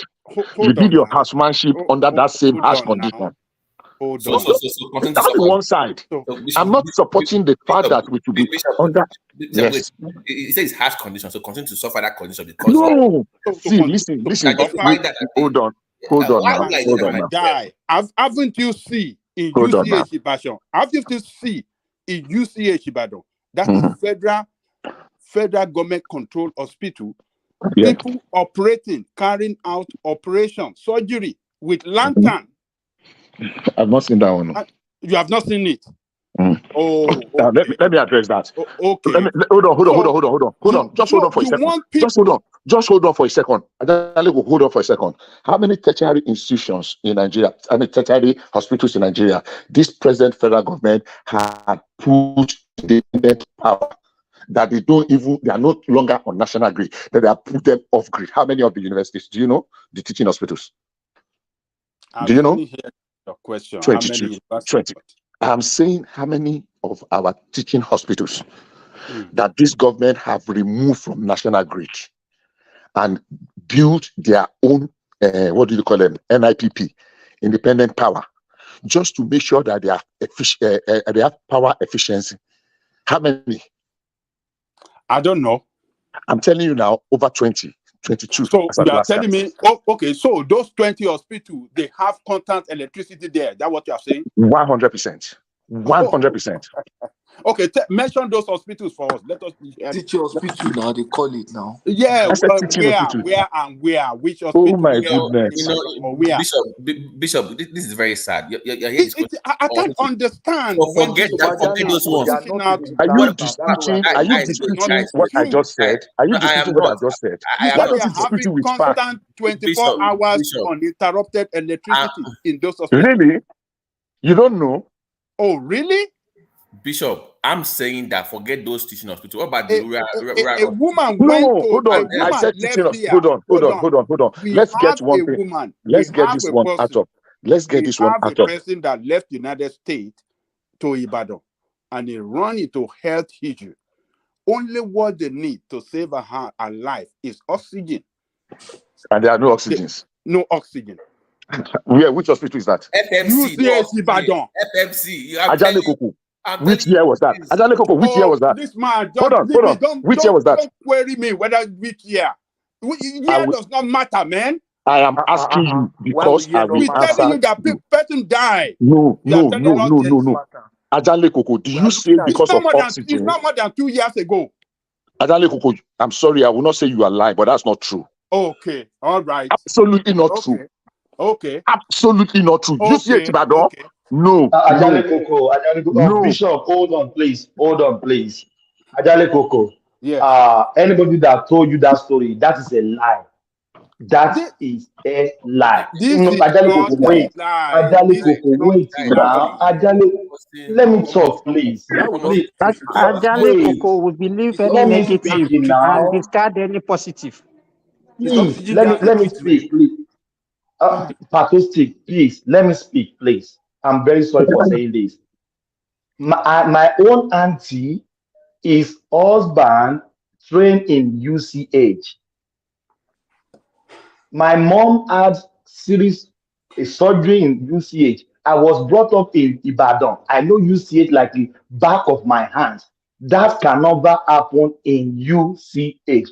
Anybody that told you that story is a blatant lie. That person is a pathological liar.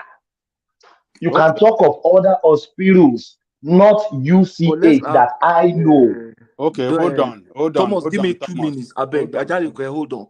Let me ask the doctors in the house. Is oxygen a treatment? You say what the person need is oxygen. No. You know when it's oxygen. No, I'm not asking you, Ajale Oko. Okay. I'm asking the doctors in the house. Is oxygen gas a form of treatment, a curative treatment for any disease? Right. You use it for like you can like chronic disease. Let's say you have a COPD now, or you have CT. Of course, they have to be on that for most part. No, as in treatment. That's what I'm saying. You can use it for treatment, like somebody comes in and has shortage of breath. They have it as You're going to put the person on oxygen to help with their oxygen level. O2 therapy, yeah. So that would be a treatment, yeah. O2 therapy would be for some form of treatment, yes. Okay. Because I was just wondering that, okay, but it's based oxygen supposed to be kind of supportive. So I was it's not supportive. No. Like Patoski. Some people are like this. If you remove their N2 from their nose, they have N2 that they used to survive. If you take it out within 10 seconds, their O2 will drop from 90 to 70 within 10 seconds. And some people come in. So those people they have to be on oxygen to survive, even live. Some people come in, their O2 level is so low, you have to put them on oxygen immediately to help bring it up. So it's a form of treatment. Okay. So can I ask a question?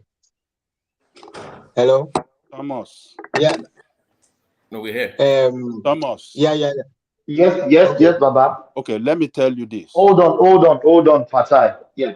Baba Ajale Koko. Yeah. Let me tell you this. UCH is a public hospital, not well funded. I think everybody know they went on strike several times. So that is national strike. Everybody's strike. Forget about that. Whether national strike or national whether strike is strike. What was the reason for going on strike? Strike. If resident doctors go on strike, can't blame that one on the hospital. Okay. Now, what I'm telling you happened to a person that left United States to Ibadan, and it's all over the news spaces when this thing happened. That when this incident happened, when she run into these health challenges, they run her there. And all they need to do is just to stabilize her with oxygen, and it was not available. Were they on strike? They were not on strike. That is not possible. That is a lie. That is a lie. in the hospital that has the oxygen plant. A lie. That has the oxygen plant. People, one thing that Ajaroko did not know is when people are bereaved, they can say anything. Everybody will say anything. How can you tell me that a whole UTA does not have oxygen? That is a lie. I happen to know the person in charge of the oxygen, whatever in the UCH, and that was why I was very emphatic. You guys, please let me support what Ajaleko has said, and it's a very sad thing. It is not UCH. There's a hospital in Abeokuta. I think they are more likely to use that hospital as a Catholic University teaching hospital. My wife had a twin in that hospital. They didn't have oxygen. They had to rotate. I know the hospital. They had to rotate oxygen. Not I was born there. I was born in Lantoro. Okay, yeah. I know Lantoro like the back of my hands. My wife had a twin, a boy and a girl. They had to rotate the oxygen between the two kids. I wasn't in town. If I was in town, I would have moved the other one to another hospital. And they didn't judge within themselves that they could move one of them to another hospital. Oxygen, the whole of Lantoro, they had to be rotating for them. At the end of the day, I lost the two. Man. That was over close to 20 years old. But now maybe those kids would have been 20 years old. Do you understand? Sorry to hear. And money was. Patoski, sorry to hear that. Patoski, hold on, please. Hold on, please. You can never and ever compare Lantoro to UCH. I know UCH like the back of my hand. Right there. Stop it. No, Ajalekoko, no, I will not take that. Hold on, Thomas. No. Do you know how Ajalekoko want me to back door? I know UCH like no. What is the argument? We're not working. No, I know Dr. Ajalekoko. Wait. No. Please wait. I know doctors, nurses, midwives. I know countless of people in UCH. It can never happen in UCH. Come off it. Come off it. You what you don't know. You don't know what. Ajalekoko, you don't know UCH. UCH is the best hospital in Ibadan. Hold on now. You are talking as if UCH is in London. And you're talking no, UCH is the best. Now listen. This Lantoro, do you know how long Lantoro has been existing? Lantoro is very old hospital. Almost 80 something. Do you think such things should happen in Lantoro? Do you know Lantoro? 90 something or something. Do you know how long Lantoro has been existing? Yeah. Do you think such things should even happen in Lantoro? No oxygen. Even in Lagos UCH. Ajalekoko, please. Ajalekoko, UCH adds. Wait, please. I'm sorry for saying this. Wait, Ajalekoko. UCH adds a depot for oxygen inside UCH. I know about depot, whether they have depot or depot. Who is the doctor speaking? Can you please tell me I'm lying? The depot is not functioning the way it used to function in the past. Bishop, please. Yes, am I lying what I'm saying? I know there's an oxygen plant, and I know the person in charge. I know two people that work there. What are you talking about? Hold on, please. We are not arguing. Hold on. Ajalekoko, please. Let's have a conversation, please. And like I said, I always see the cup as being half full. I mean, sometimes you want to question me that your patriotism might be. I'm not talking about patriotism. I'm saying we are not where we want to be. We are not where we should be. But it is not as bad as it is being painted. There is a big room for improvement in Nigeria. I was talking about powering universities and teaching hospitals. Hold on, please. I was talking about powering teaching hospitals, and I said, and you made it sound like you have never had it before. This project was started in 2016. A number of them were completed. Lute was among the ones that are benefited from it. They commissioned it. About this teaching of history in Abia State, and more than about 20 universities. If I want to now, I can Google it I think and you bring have them out. to. Some universities not even teach hospitals. Some universities are. Some universities and even teaching hospitals. So what I'm saying is that we are not where we are supposed to be. Even here, do you know in America today, some people, when they want to deliver and they want to go to hospital, they will prefer to call Uber. They don't call ambulance. My friend had an accident. From the point of the accident to the hospital he was taken to was 4 minutes. I'm saying 4, 1, 2, 3, 4 minutes. He was charged $1,400 for the ambulance ride. $1,400 for an ambulance ride of 4 minutes. Does he have insurance? She doesn't have insurance? He had insurance. Of course, he had insurance. I mean, what's the insurance What are for? you talking about? The insurance will pay for that now. So. We pay for that. Oh my goodness! So what are you talking about? What kind of does he have Jankara insurance, or what kind of insurance? We are looking at cost. What are you talking about? Is he paying for it? Whether insurance or no insurance, is he paying for it? Paying. I mean, he's paying. What? Look, Bishop, if you run into emergency situation and you call 911 for insurance for ambulance to come and pick you, your insurance will pay. Do you know? What are you talking about? Do you know a good number of that times person that doesn't want to use ambulance does not have insurance? Period. It's easy for you to say. That is the situation. Not that it's easy. If she doesn't have insurance or he doesn't have insurance, and he knows that I know that the insurance does not cover 100%. Exactly. You have copay. I had somebody that is too close to me that had a surgery on his knee. Bishop, you don't copay on Bishop, you don't copay on insurance and transport. That's insurance. No. I mean, I'm talking of the health generally. Okay. I don't know why people are running away from. It is not my making. It is there in the news. It is there. What I just said about people avoiding insurance is there in the news. I did not ambulance. That's what I'm saying. What I said about, hold on. What I said about the insurance is not my making. It's not what somebody told me. It is there in the news. It is what I had on the news. So it's not like I cooked it up. You can check it up on your Google. It is on the news. I can't remember which of the news in Atlanta I saw it on. So that's a fact, and I can bet on that. That's number one. Now go to the medical treatment itself. My friend had a surgery on his knee. His copay that he's going to pay by himself is close to $20,000.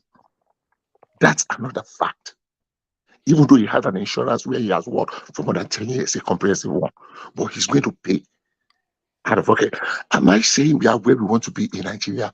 Definitely not. And I will not be deceiving myself to say that. But I'm saying there are some little decisions we need to take that might not be popular. One of such decisions is making people to stay. Look at how many years we have been talking about health insurance.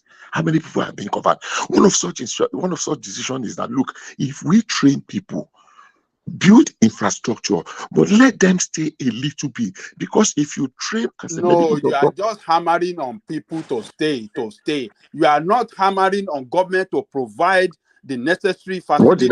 What did I say before that? What did I say before that? What did I say before this sentence? No, Adande Koko. What did I say? What did I say? Hold on. What did I say before I said responsibility first? Hold on and now. you will see every Nigerian. Not that Nigerians want to leave their country. You should understand that because we don't have is just in the habit of blaming government for everything. So we don't. And he would like to mention disaster, confusion, useless. Are you not? When he wants to describe Nigeria is good. That's what. Okay, I move on. Okay, I understand. I get you. I move on. Adanoko is like that. So leave that one. You can't win. Can I? Nigeria is not one after the other, please. One after the other. That's what I will let you know. Can you let Simba speak, please? Simba, can you please? Because you in Nigeria, you've practiced in Nigeria.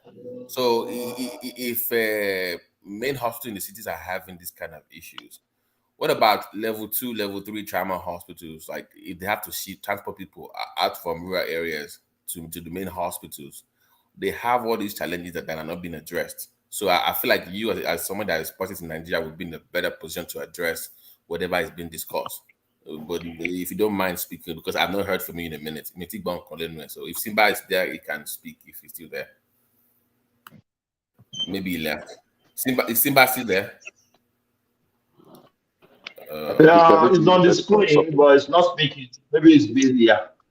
Yeah. So, but my main point is this: when Bishop was describing 20 that have light, that is main cities now. What about the rural ones? I want a bully. I want a Bangkok. I want bully. Try that to explain because before and interjected me. We have different layers of government. Unfortunately, one particular layer is dead. That is the local government. And this government tried to do local government autonomy. Unfortunately, that is one of part of the bill that did not pass. Sadly so too. Because we need to give them autonomy to be able to develop at their own pace. Where the state government administers the funds of the local government, they don't attend to their priorities. It's only a few states, very few states. I remember when Amaechi, I was in Port Harcourt when Amaechi built those primary health cares. I went there because I had somebody that did some things in those primary health cares. They were top class. I don't know if anybody is from Rivers State that knows those primary health cares that Amaechi built in his days. They were top class, but they were neglected. They were abandoned. If you go there now, top class with doctors' quarters, nurses' quarters, a generator, 20 kVA generator, everything for primary health cares. But was there a continuity? Those were primary health cares that will meet up with any standard anywhere. But look at where they were left to rot away. I don't know if the incoming administration is going to do something about that, but obviously, Wike did not do anything about them. And that's one of the states that should have been pointing at about primary health care. So brother, so the problem with let's invite Fatah. Yeah, come in, Fatah. I wanted to invite you before. So is local government whatever is that the problem? Like, yeah, I mean, they had it in the 80s. In the 80s, local governments were running their own primary care. Yeah, what do you call health centers? What do you call health centers? Women's health, children's health. They had all these things in the 80s, and that was even under the military. That was under the military. They had these things. So that was Professor Ransom Kuti now. It's been done before. It's my point, Fatah. It's been done before. We can do it again, like Bishop was saying. Yeah. Because I mean, as a non-doctor listening, if you say every opinion is valid, there is a little bit something in the Nigerian healthcare system. But also we know that there is also a lot of problem. There is also Babajale Koko is not like wrong or anything, but at the same time, I'm not saying the other side also is wrong. But what is the? I just can't figure out what is the problem. It's not because if doctors are falling down while doing a surgery, imagine the clients. How can I say? I don't know what happened in that place. In fact, for Fatah, they should ban all the quack nurses. All right, I think I have the floor. Everybody. One more thing, just before you come. Hold on, man. Just before you come, just before you come, just 1 second. I was going to correct you on one thing you said also. Tertiary education is not a human right. You said that earlier on. That's a human right for anybody to go to school to any level. That's not correct. Tertiary education is not a human right. Not in Nigeria, not in any other place in the world. Listen. No, it is a socialist, okay? It's a socialist, so that's where it's coming from, okay? It is a socialist principle. So, which of the countries is it? It is the right for every citizen in Nigeria, in accordance to our constitution. Tertiary education? Not only education, but tertiary education. Well, no, it's not. Whether on education or anything whatsoever, Nigerians' commonwealth must be used for the development of Nigerian people. I agree with you. Yeah, so education inclusive. Primary. So you can't separate it. Whether tertiary or no tertiary, in any way that government must support You are not the correct. citizens I'm sorry. to You are not have correct. That's not right. education, or whether by subsidy, by subsidized version or whatsoever, Nigerian state must support their citizen, to develop on anything whatsoever they are doing. So that is in line with the constitution. So when the government now supports them with free education or giving them subsidy whatsoever in order to have education, that does not empower government to now compel them that because we are giving you this, then this is what you must do. It is wrong. It is wrong, because in the same federal university education, others were subsidized as well. And those that went to study accounting, geography, they are subsidized as well. Why not compelling them? Why only the doctors? And the doctors that are leaving is not that they wish to leave or they like to leave that country, but because the country has turned out to be very, very unconducive for them to work. Can you imagine doctors in Osun State using their kabu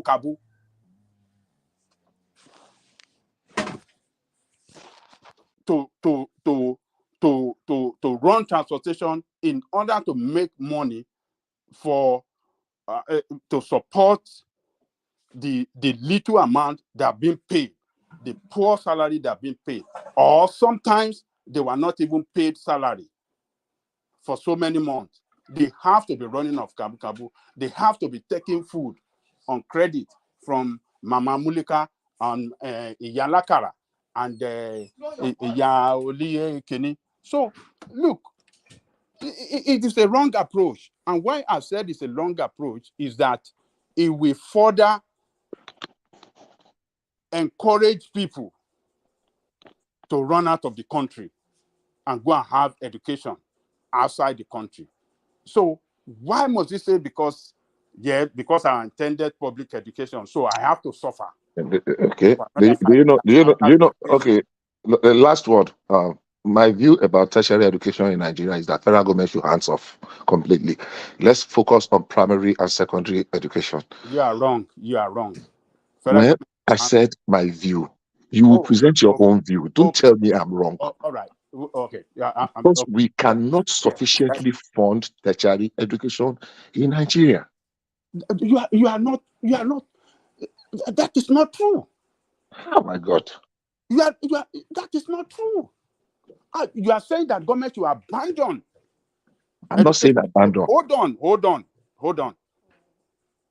So only the children of the rich must go to higher institutions. That's what you are saying. That's not true. That is what you are proposing. No. When government hands off, no, that means that the public tertiary institution will be dead. It won't die. It's going to die. I will tell you why it won't die if you care to listen to me. Who is going to fund it? Good. What we need, with what we have had, I've witnessed how many strikes. Our lecturers are complaining that they are being underpaid, which is true, because it is completely dependent on the government funding.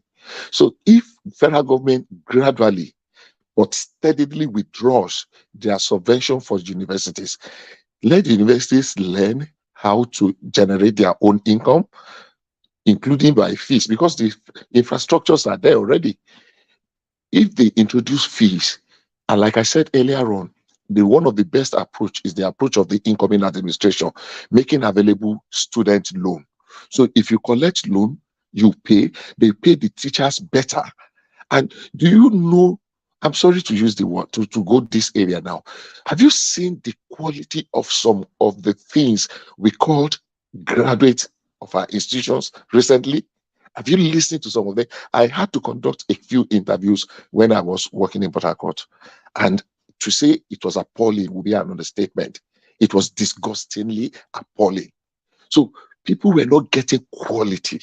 This mass production, you want to employ just 5 persons. You interview 100 persons. Hardly will you get 3 that are employable. Wow. It's as bad as that. Yes, I'm telling you first. I'm telling you, it's as bad as that. In what field? Engineering field, maybe engineering science. I mean, we're looking for people that study chemistry, geochemistry, and the rest. I don't want to expose too much of where I was in Nigeria. So the quality, yes, sir. Can I hear you again? Okay, I can hear you. Sorry, go ahead.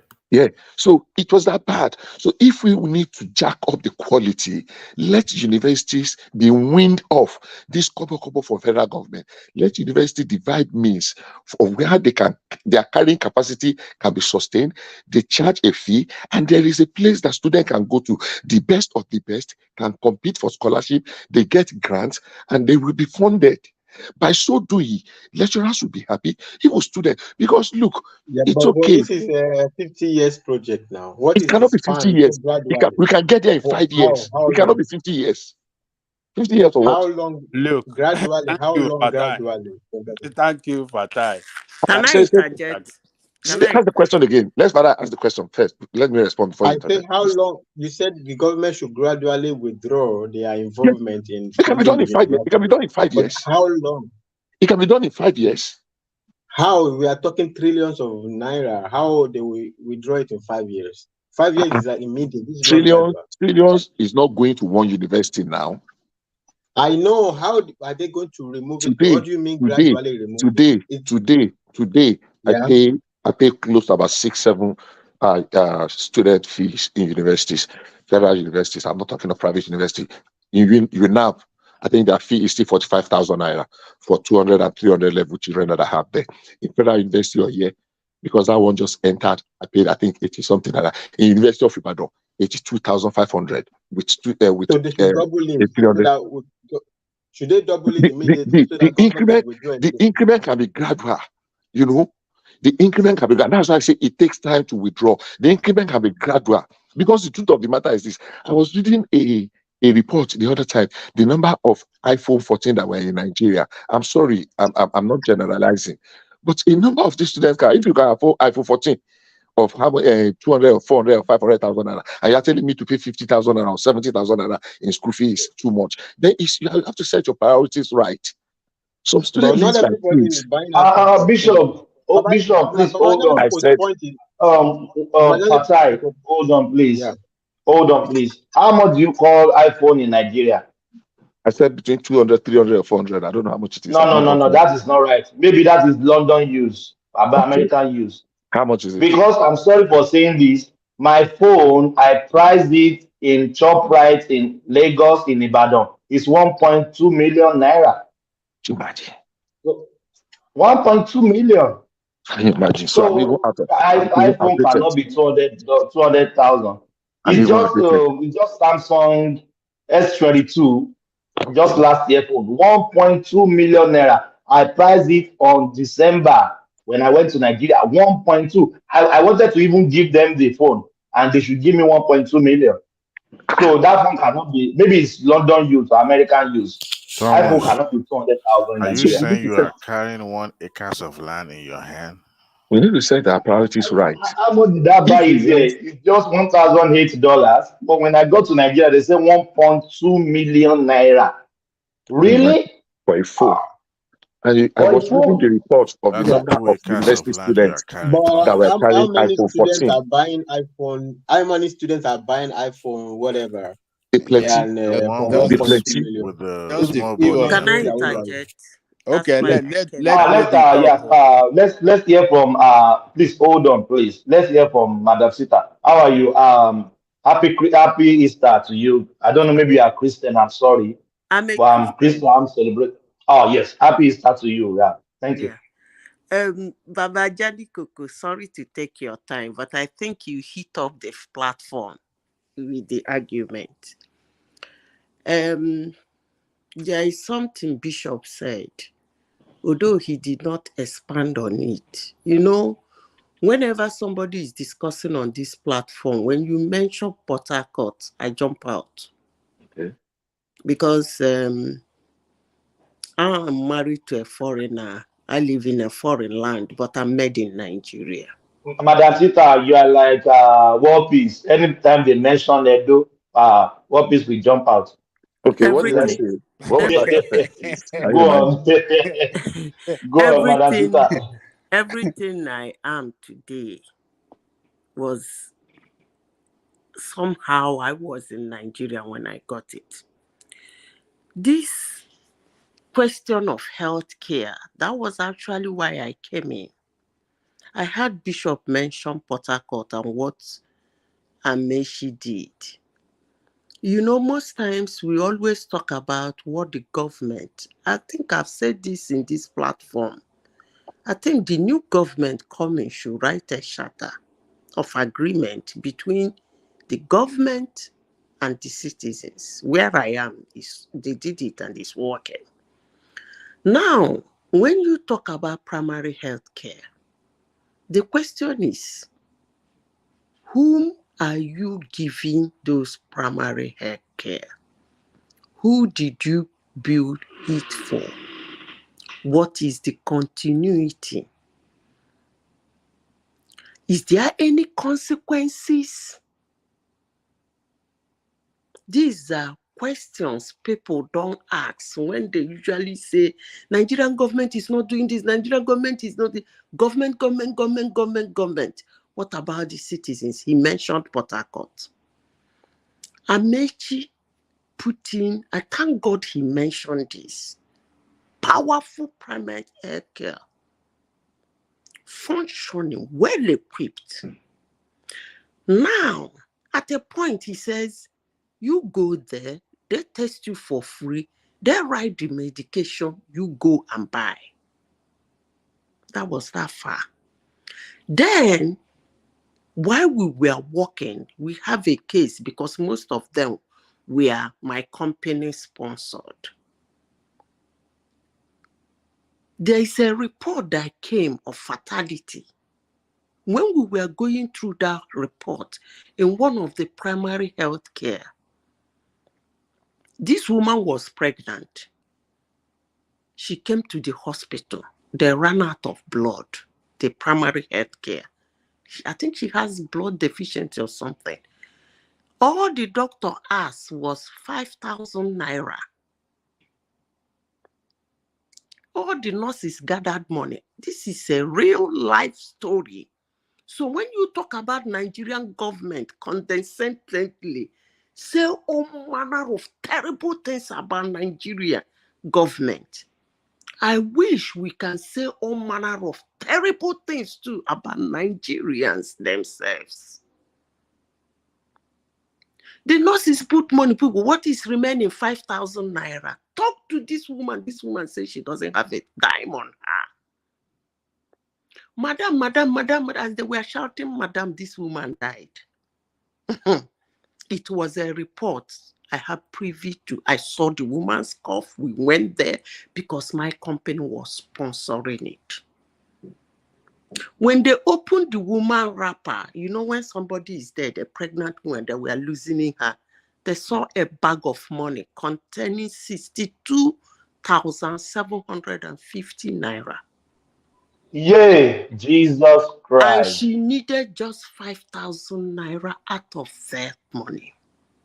You see, it's just so much to talk about a government, destroy a government, but you are not talking about the citizens.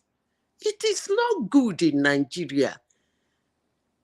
It is not perfect. There is a lot of work to be done. But the step we have taken, how much have the citizens tried to protect it? Nobody is talking about that. You go to that hospital today, it has gone to, by the time I was leaving Nigeria, most of them was looted. The equipments, the bed, the whatever. At a point, the one in Obunabale, the ceiling fans were taken away. And who is Madam Sita, I'm very sorry for coming in. Please, just give me 30 seconds, please. I knew of hospital attendants in the hospital. They are printing their own receipts because they don't want the money to go to the state coffers. I'm just buttressing Nigerians themselves. We are the most problem of that country. They are printing receipts. They will pay out to the Thomas, government. it is still about the government. If no matter how you say this thing, it is still all about the okay, government. Madam Peter, let me the government. finish. No problem. Just finish before I go back to what I have to do for the day. You see, I heard somebody saying it's still on the government. Government is Nigeria. Nigerians are the government.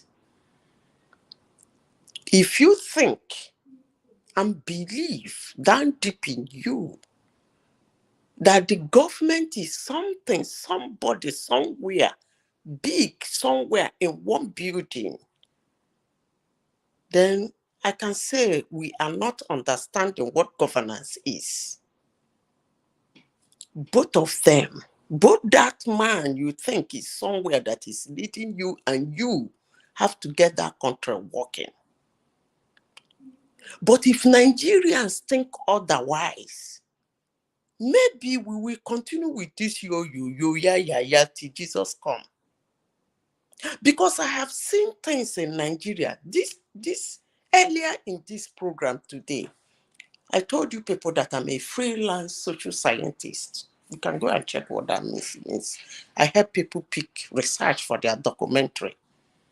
I'm mobile. So wherever I go, I take pictures, I ask questions, I study things. Any of my friends who is making up a documentary tell me, I'll say, hey, I got this. Would you mind?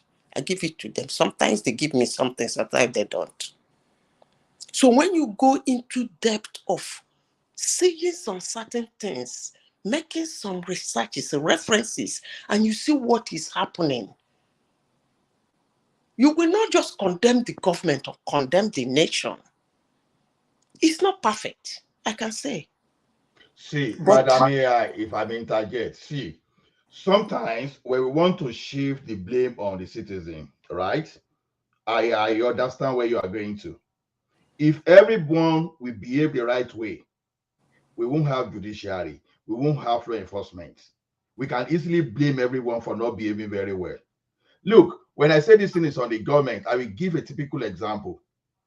When Tinubu became the governor of Lagos State, when things were not running well, when people were stealing the payroll, when people, the revenue that was supposed to be coming to the government purse, when people were stealing all those things, and Lagos State could not even make up to 600 million a month, what did Tinubu do? He brought Oracle and put a system in place and directed that everything should be done electronically. That is government. Government is there to control and to guide us.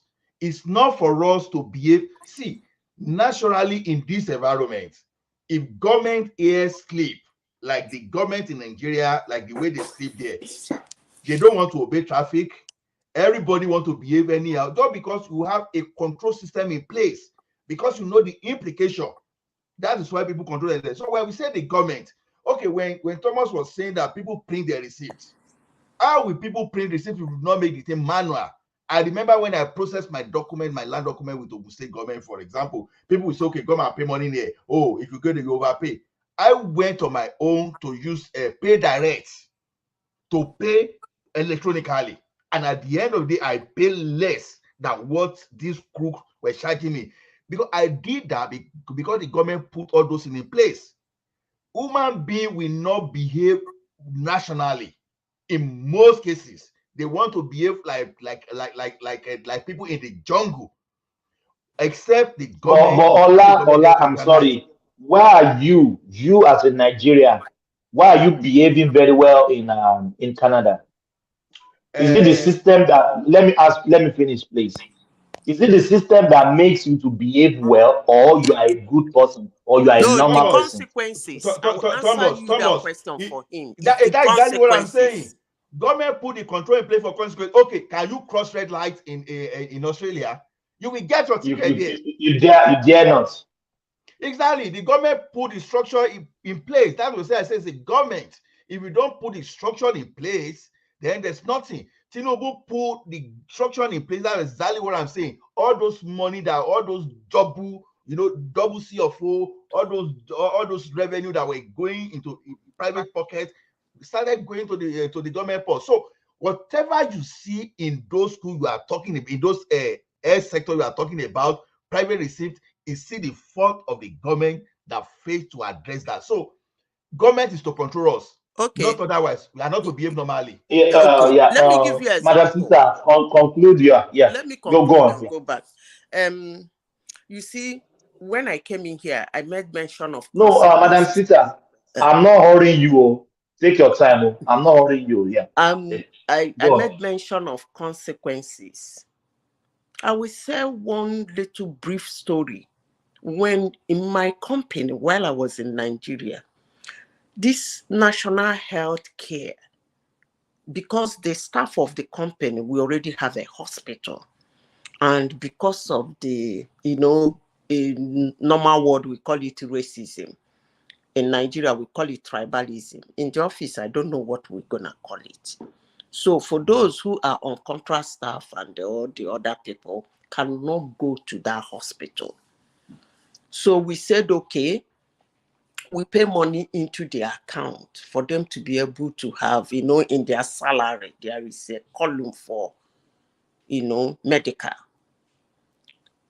We had a lot of fatality among them for just very simple medical issues. Do you know what we did? We decided to raise it. I'm talking about what Ola said, government taking consequences. We decided to get hospitals, this national health care something. Hospitals that are registered with the national health care. So we paid the money into that national health care so that we now send the names of those hospitals to them. So if you're sick, you can go to any of those hospitals to treat yourself, and 3 of your family members. Do you know that most of them objected to that? That they didn't need the money, they never get sick. You see, when I talk about consequences, people will say, this woman, you are very wicked. Nigerians, according to some people, need koboko. It's not all about the government. There are a lot of things going on in Nigeria. They need reorientation. By the time you start owning what the government put in your community as you people's own, not the government own, the country will start getting better. So it's not all about it's so bad, it's so this, it's so that. Maintainability is a problem. Continuity has been a problem. There is only one state in Nigeria that practices continuity, right from the military regime. And I think that state is doing very well. Most other states are trying. Huh? But Madam Zita, the koboko that they need, and who is going to put the koboko? I think that's our last point. That is what I'm saying. Is the government. That's why they said. So at the end of the day, it comes back to the government. Yeah, it goes. They are to running the like government, but most times when they want to put that koboko, most Nigerians see it as being very harsh, as being mean. Because when you are a police officer, Zita, we see it as being mean said to whenever government is taking decision. I can give an example. There was a time that the government of ABATA province, when it comes to ticket, before you go to court to fight, it got to a state that even for you to go and fight ticket in court become very difficult. You have to do everything online. Do you know what happened? Incident of, so people started, people have a different thinking and start behaving. It's just like here now, everybody, whenever there's no radar on the road, you speed anyhow. Some can even go like 150 where you are supposed to go 100. But immediately they know that police is on the road, you understand, radar, everybody slow down. Radar will not pull you over, but they will take your, the photograph of your plate number, and they will send the ticket to you. You dare not pay. If you don't pay, it increases by 20%. For example, if you don't pay on time, they send to credit bureau, and they make life difficult for people. That's consequences. That's what government should do. So if you put radar in Lagos now, if government put structure and you keep later of Lagosians, all those downfall that drive anyhow, if you start sending them tickets, the one that will not pay ticket will impact their vehicle. I guarantee you, within a year, everybody will start thinking. Even if you buy downfall for someone and that person now misbehave with that downfall, you will owe someone to do that. So that is when you can start having some plan control. But why did they want to vote away the sitting incumbent governor in Lagos? They call it being harassed. They do it everywhere. We do it here too. I think there should be more of orientation. No, Madam Mayor, what we are saying is this: human being naturally, okay, we are talking of Western nation. Go and share people tonight now. For example, they will be overspeeding. And these are the people that they are supposed to have education. They are supposed to have the right to orientation. You understand? But once there's nobody to enforce that control, everybody behave anyhow. But just send a signal that, oh, there's a government agent somewhere there. Everybody now become gentle, because you know that this thing you are going to do, you can never escape it. That's exactly what I'm saying. So okay, let me close by saying how I wish the new government, just like Bishop said, how I wish the new government will do more of administration and will not participate in the business of the nation. I hope you guys understand what I'm talking about. Yes. Everything in Nigeria should be privatized. They should hands off in totality. Madam, everything in totality, so that this eating money, budgeting, not executing the budget, and everything will be gone. There should be administrators. Let those people pay tax to the government, and so anyway, they're getting there. Madam Sita, that is the proposal for. That is article proposal. I think that is the article proposal. You want to sell everything. No, that is actually the restructuring you people are asking for. You generate fund, you use your fund. Maybe people don't know the decree and the in-depth of restructuring. You think when you restructure, you come for government budget? It work abroad. I don't know why we can do that. I'm just citing an example. Here in Australia, there is nothing government owned here. They just give them the environment and the rules. Even our train, our buses is not owned by government. They pay tax. Yes, everything is privatized, and they pay maybe the commission to the government. Everything, buses, train, tram, just name it. Just name everything. That's why I think there is no business in government doing business. They don't have hand in doing business, because Nigerian, no one can handle business in Nigeria. That is how they run Nigerian airlines till today. But what about people will be writing tickets for their families? Can I say one more thing before I go? Thomas. Yes, please. Yes, please. I want to say this thing in this platform. When Bishop Oyedepo, his church members contributed the money to pay for Covenant University, to build that university. I never knew. Yes, Daddy.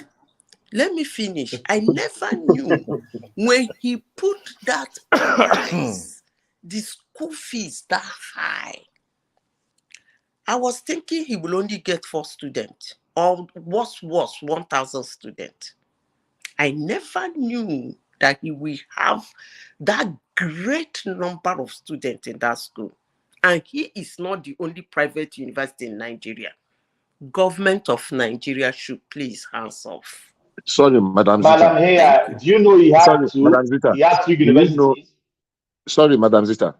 If you think Covenant University is expensive, which I agree, people are paying, do you know there are more than 15 universities, secondary schools in Lagos, that their annual school fees is more than 2.5 million?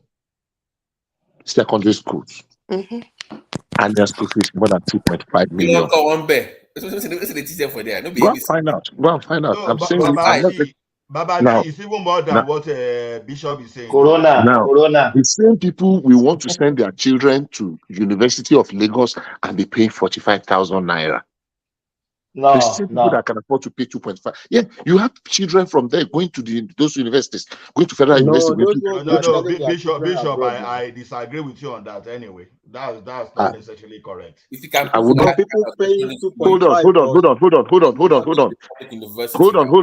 In this year that is going on, admission that is going on now, I have two children.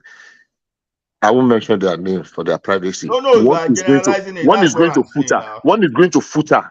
One is going to UI. They are from Green Springs, Lekki.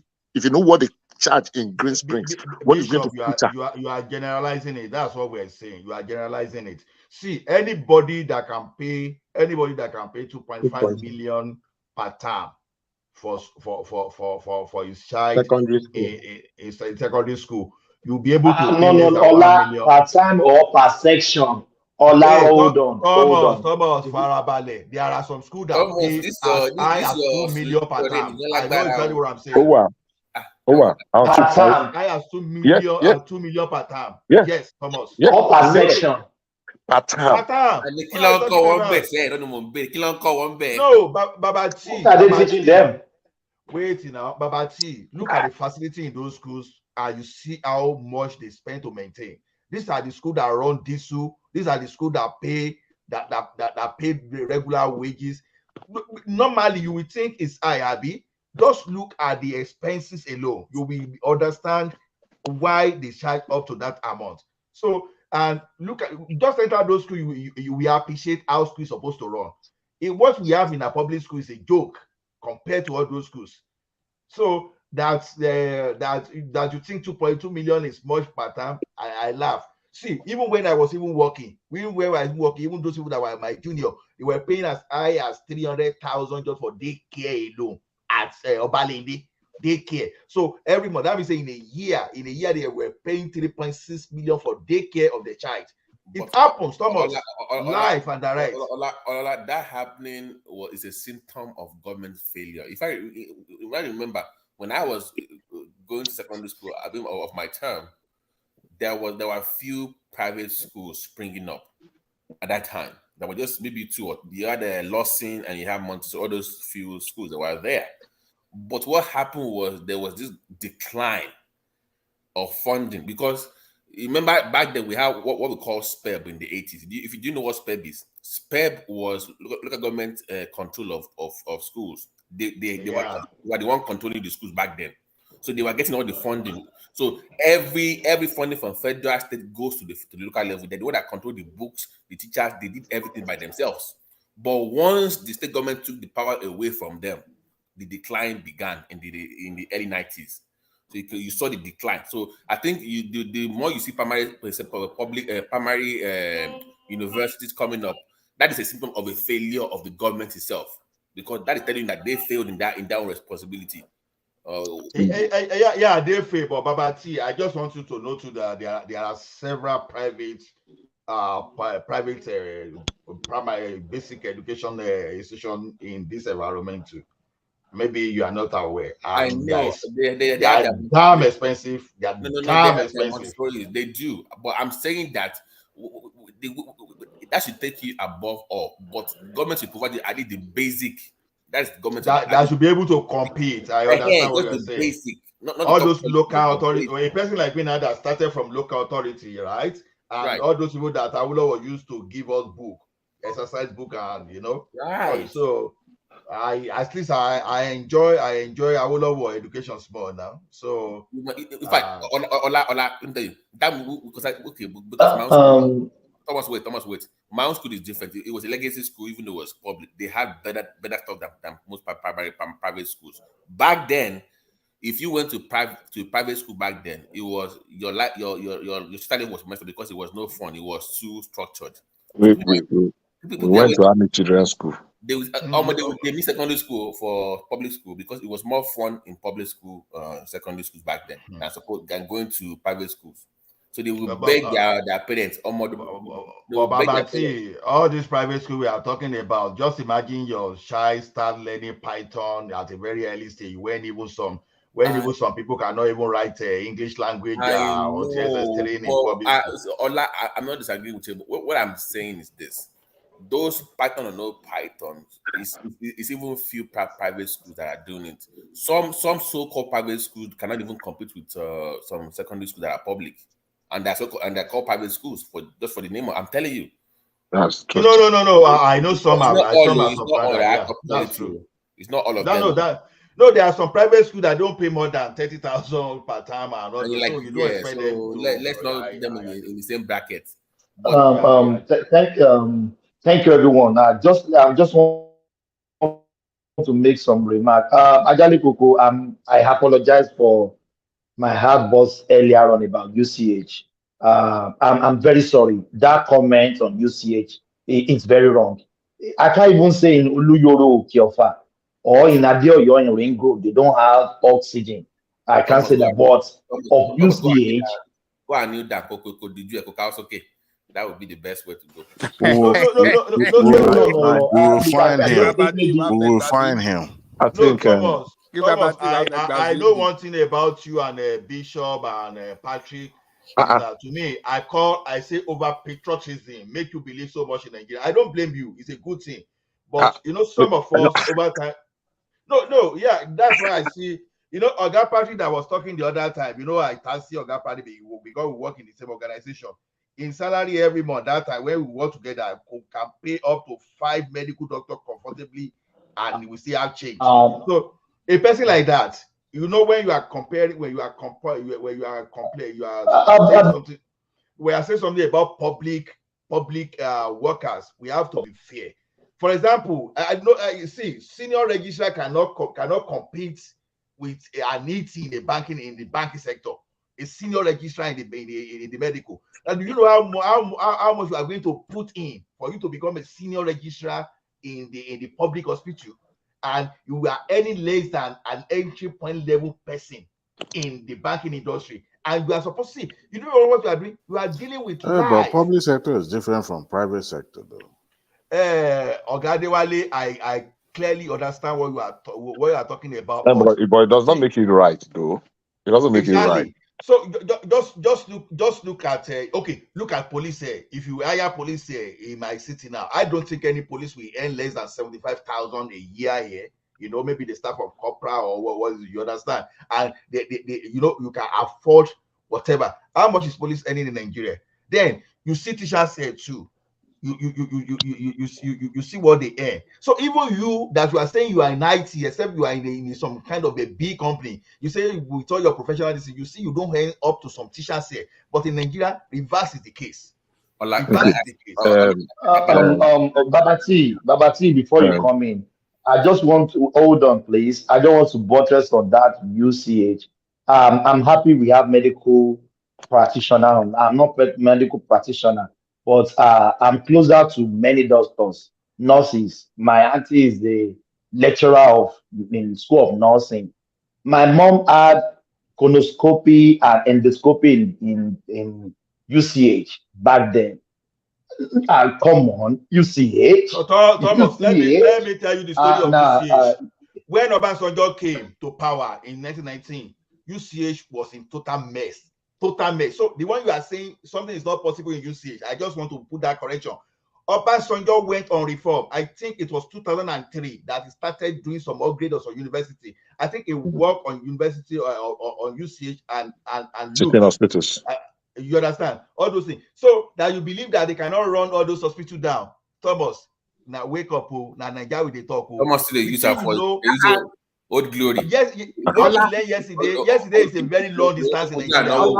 Ola, I want to quickly interject, please, if you may allow me. If you allow me. All right, sir.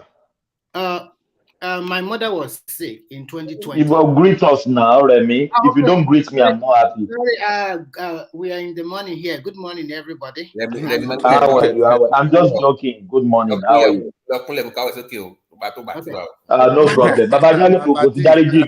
Baba Jimmy. Okay, can I continue, please? My mother was continue. My mother was ill in 2020, and we first took her to 2 private hospitals in which they rejected her. So we have to take her to the one at the Oluyo. This was not very far from it's in Ibadan. It's not very far from DELE. Oluyoro Kofa.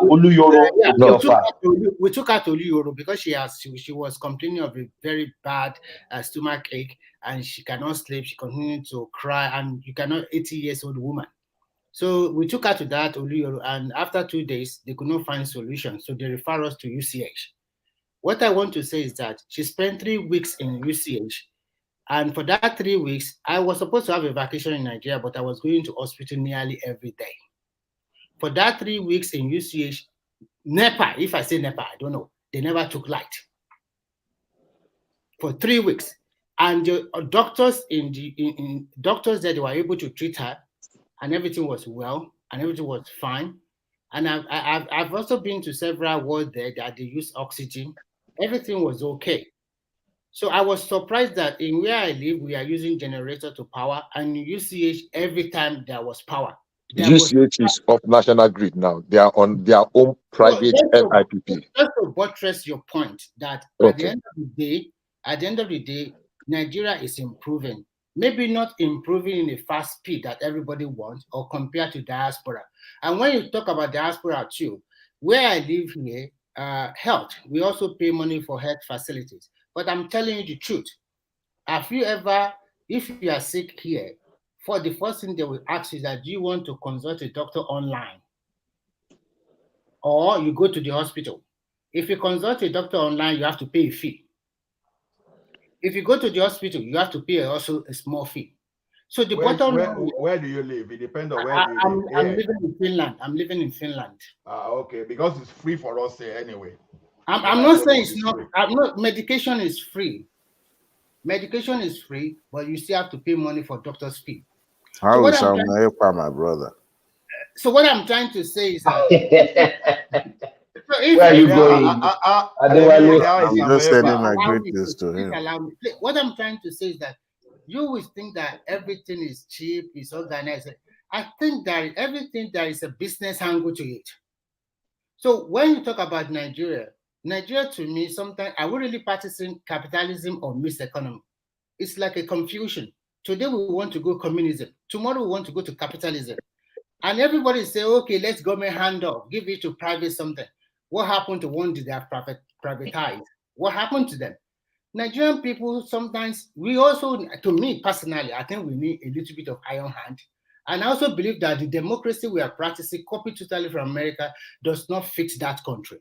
It's too expensive for us to practice. What do we need? Almost 300 something else of a rep or 109 Senate. What are they doing there? There's a lot of people, and the recurrent expedition is killing that country. When you people talk, and Nigeria is not, to me, I see Nigeria is moving, because you cannot compare Nigeria of 20 years ago to Nigeria of today.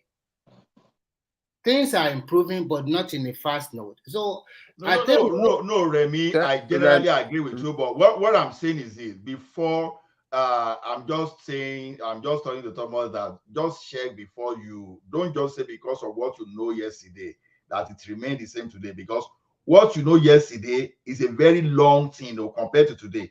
You may know something to be normal in Nigeria today, and by tomorrow the gap may be like a year, 2 years, because it depends. Yeah, you may be okay on UCH, but what ALAKE was saying the other time, it may not be UCH in particular, but there are some publication of where someone died because of lack of oxygen in Nigeria. Yeah, I totally agree. I totally agree. We cannot generalize it. Some hospitals might be doing fine, while some are not doing fine. You are right. And then there is another thing: the Nigerian mindset. And an average Nigerian always think, where I'm working, I must eat from there. It's always about what I'm going to get first. Nobody is patriotic enough to think about that country. Even the so-called our big elders that they have ruled that country. It's all about their mindset. I was in China several years ago, and I was in the university where some of the professors were being sent to Nigeria to help in our agricultural establishment in Nigeria. It was during Obasanjo era. But behold it, when those professors, I knew them, they were like 20 in number. We were talking every day. By the time they went to Nigeria, they ended up being in Obasanjo farm, Danjuma farm, all these big people farm. They are not helping the average Nigerian. So well, their hypocrisy is just too much. So we need what I think should happen to that country, that we need a new orientation entirely from the basic. The youth, in fact, just forget that. I'm so sorry about this, my language, because the orientation has been broken totally. I went to Bolagi school, which is free, and they gave us books. I was in the primary school during the time of sometimes I was I think in my secondary school, they give us books, they give us dictionary, and my school, to be frank with you, I'm the second set of that school. So Thomas, this is how we know old people. When people talk like this, you can easily know the generation they belong to. It was a makeshift school. And the quality we got is wonderful. So Remy, do you support that we should return power back to local government councils the way it was in the 80s for primary health care? I totally support it. And Buhari have tried, but what are your governors doing? What are the people in the House of Assembly doing? They are voting against it. Because they are getting that money now. That money is what they want. They are getting that money. Remy Koka, do you know why things are like this? Because the federal government corner all the resources. When you look at the environment you are, in the environment now, federal government has no business with education here. It's the province matter. It used to be like that those days. Federal government of Nigeria should not have much business with education. They have spent. Ola, if you say federal government should not have nothing to do with education, that means all those federal controlled higher institutions will die. They will die. You will not see. I'm going to somewhere. If you see a structure during the First Republic, you will see that it was the region that built UI, that built Obafemi Awolowo University, then UNN, and all those Ahmadu Bello University. What happened when this group, when they took over power, they started federalizing everything? That's where the problem is. And what's the purpose of federalizing everything? They were snatching the resources that belong to the region. So now, what the federal government should do is that release resources to all those people and let them, because now you want, okay, if you return school now to local government, for example, how are they going to fund that thing when even the gold in your even the produce from your farm, the federal government want to be collecting VAT on those? Then you are calling for restructuring. That is what you are exactly. That's what I'm saying. So let us go back to how it used to be. It's not easy. It's not easy to get, because every section, every region of Nigeria have different mind about restructuring. I think it's not as if it's difficult. It's only we are not ready. We are doing restructuring gradually, though. That is the point. That is the point I'm trying to say. Absalam Abubakar constitution killed that country by cornering so much in that ridiculous exclusive list. Those exclusive lists is what we should trim down. Okay, from 68 items now, I think it comes down to 64. Those exclusive lists should not be more than 10 at most. Federal government, so that's why, okay, what is the business of the federal government with agriculture? Under the First Republic, even Second Republic, First Republic, agriculture was the matter for the province. Education was the matter for the province. So many things that provinces were doing that, the region were doing that time, the federal government just corner it in the name of federal. So they can corner your oil, they can corner your coal, they can corner your gold. So that's the excuse. But if you take those things away from them, then the government will have no business with electricity. they will have no business with education. All those in the corner, they will have no business. So is it not surprising? Is it not okay? Now, when last, I don't know, when last, okay, those people in Canada and in America, when last did you have a minister, agriculture minister at the federal level in America or Canada? It's a matter for the province or the region or the state. The same thing you find education is a matter for the state and for the region. You see, okay, the city I live, because when people are saying, oh, Lagos, we make what are they doing with the fund? The fund, I just laugh. Lagos, for example, they have 20 million people there, and they don't even generate up to $2 billion a year. But the city I live here alone generates over $4 billion a year. So that's why they can build their own airport, they can generate the electricity, they run the train system, because nobody is stealing their resources from there. You know, we have education.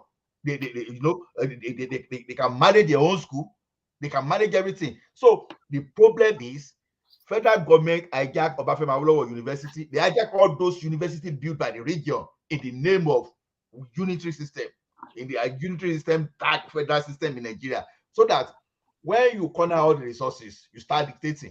No, release those resources and find a way that people will be paying taxes, and let the regions go and do whatever they want to do with their money. I think I agree with you a lot. I quickly want to But interject. Sorry, ahead. Bishop. Sorry, Bishop. Go ahead. The problem we are having now is this. If you restructure now, say all the resources back to some of these states are not viable enough to pay. Good. God bless you. That's what I was collapse them. Back They to will collapse immediately, and that would no, Remi Koka, that's false narrative, and I will tell you why it is false narrative. I did conscious. You don't want. That's what you're saying. No, I'm saying we should do it gradually. Remi Koka, wait. That's false narrative. Okay. See, if Tinubu was to think like this when he came to power, he won't have enough money to run Lagos. They believe Tinubu will crash. They believe Tinubu will not sustain himself. Obasanjo believes so much that Tinubu will not survive. Lagos is viable. You cannot compare some of those states to Lagos. Let me even make my case before you say we cannot continue. Look at it this way. When we are saying, oh, they cannot survive, they cannot do this, how did you arrive at that? Okay, illegal gold mining. Illegal gold mining. Remi, can you give us one example of a state that we can use for your example, so we can discuss that state? If you use Ekiti for example, Okay, Remi, Ekiti. What about Ekiti? What is wrong with Ekiti? I heard Ekiti. I will tell you. I kind of lower the volume, but I heard Ekiti. I was like, what is it? What is it that you cannot financially sustain your economy of Ekiti without federal government. With the bottle state. You know, I would have loved to.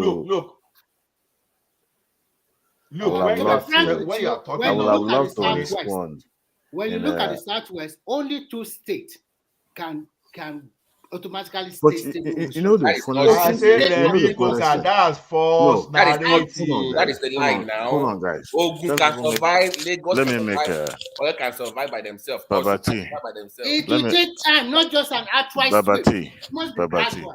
Let me make a positive contributions this morning. I've been listening to you guys. Hold on, please. I want to hear from Adewale. We haven't heard from Adewale. Yes. Fatah, Remi, and Babati. Hold on. I'll be shutting down in the next 45 minutes. That's so we have. That's a lie. Why is it that every time I come online, you always want to shut down in the next 10 minutes? You will stay 10 hours more, extra 10 hours. Whether you I have some meetings to catch up with. Yeah, we can do 9 hours. Our fight will be can do. That's all right. Yeah. Adewale, go on. All right. Speaking of go on. See, I will have replied you guys by saying you are time on your rotate, but it doesn't. What you guys said is the reality. I don't even know why that state was created in the first place. Anoshu State. For crying out loud, these are very smaller states. Don't get me wrong. That state has a huge deposit natural resources that could sustain that state. I mean, transform it completely. But because of Nigerian factor now, that states remain moribund. But then if you look at it, to be honest, in all honesty, that state doesn't need to be created in the first place. Ekiti State and Osun State. You guys were right, but at the same time, don't go and be gloating because I said so. I still love my state anyway. So I want to speak to you guys should not go and sleep on me. If you go to sleep on me, man, there will be fight tomorrow. When I come online tomorrow, I'll make sure nobody listen to anybody. So Adewale, hold on. I've been in church all the way, but I didn't even know the topic of today. I'm very sorry. I will help you. Have you guys spoken on the Charly have you guys spoken on what they call it? Why are you pretending to like a Christian? Why are you pretending you are a Christian? Who? I just came back from church. I'm a Christian. So what?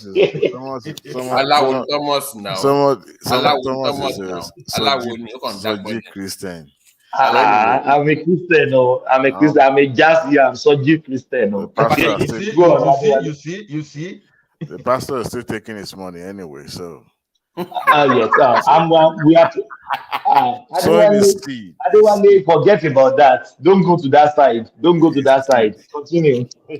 Anyway, speaking of my my uncle Charlie Boy and Wole Soyinka's attack online, I was responding to one of my co-worker, Tom friend. We're talking about Twitter Space. Man, that place is the temple of the bullies. Not just in Nigeria, anywhere in the world. If you see what people say online, it's just terrible. All this local champion that could not even face, they're now up to half of what the Wole Soyinka has achieved in his life, but they come online to say all sort of things. The man wasn't lying, and I disagree with the woman earlier saying that Wole Soyinka showed some sort of similarity during the interview with Arise. I disagree with him. This is the same person that did the interview with Ladia Kredolu of Channels Television, and you could see the interaction. It was smooth because it was one-on-one. No technology per se was involved, but when it comes to because he was doing the interview remotely, so sometimes you could see sometimes the audio wasn't that great. So. And they knew that. The anchors knew that. And that is the reason why they didn't, but they allowed the man to just free flow and spoke his mind. But it's unfortunate. What that man said was right. I was on one man, Dr. Damage's show. I was listening. Adewale, hold on. Always sleep when you are talking. Who sleeps? You said people are sleeping. No, they better not sleep. They better be awake. Because you don't let people interrogate you or interject you. I think that is why. Interjection is welcome. Yes, I'm even interjecting you now. Okay. How long the obedience? Who are they going to spare with their rods of abused, cause their father, cause their mother? Who are they going to spare? Because in this cycle of election, I've never seen anybody they spare. Even their own Soludo, they throw him under the bus in Melbourne. So I don't know. They show you the kind of movement. They show you the kind of movement with no direction, no purpose. A followership that have no sense of their own. That's what it shows you. That's what it tells you. And the man was right by calling them, that they're fascist. Fascist. Is that what that triggered them? Yes, yeah, fascist. Yes. And it was a true definition because you're a person, a human being who doesn't listen to other people's advice or other people's view or opinion. Then what are you learning? You are not learning. You will remain stagnant. This is a man that fought in the 60s when their own grandfather went to prison for Biafra. Went to prison for their own cause. I'm not even talking about obedient, whether you are Igbo, Yoruba, or whichever tribe you come from. Your great grandfather was still in diaper when this man was fighting on their behalf. So tell me, in this situation, the man spoke about what happened. They said, oh, what about them? What about when Oluomo? What about what this was done? Yes, what happens in Lagos was unfortunate, but you cannot generalize what happened in Lagos with every part of the country, especially in the southwest. There were incidents in Ogun State, right, during the election, but how come what happens in Lagos now becloud everything that was done on that day in the entire southwest? So that tells you the myopic mindset of these people. And look, the advent of social media brings all these, enabled all these elements, call themselves followers.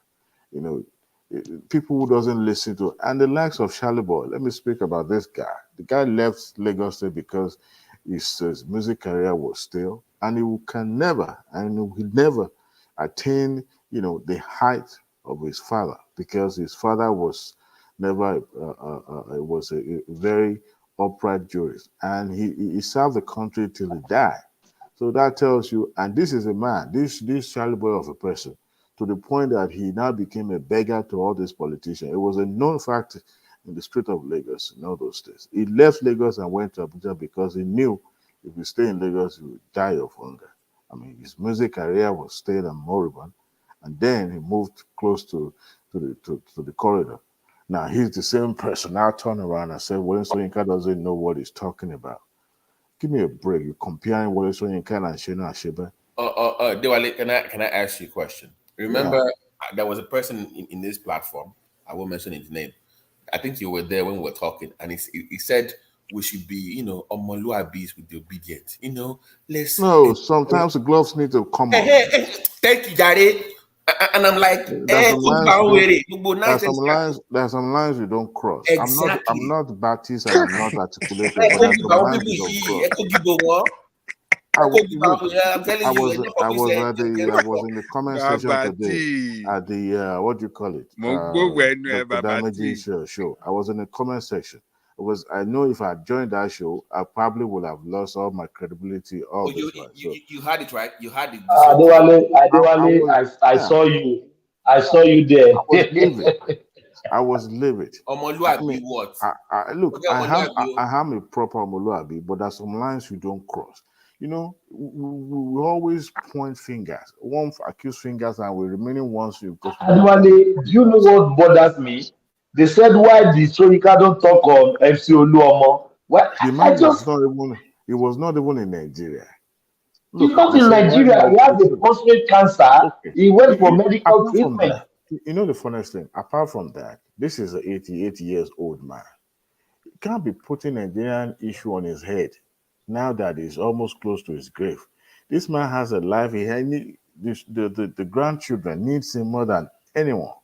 So now you expect him to be like the so-called what is this man called Shivayo Adebanjo, who at his age supposed to be sitting down and playing with the grandchildren, still going about saying this. Look, leave the fight for the generations that feel maltreated or marginalized. Go and sleep, because you're not adding any value. There's no political value you are adding. So when I was listening to all this jargon, I said, look, on the day of death of an elephant, you see so many knives. Someone like what is it? No, Shivayo Adewale, please just give me a second. You see, do you really think Shivayo Adebanjo was fighting for obedience, or he was fighting Tinubu, or he's fighting Tinubu? That man is Oshonu. Yeah, you know what they call Oshonu?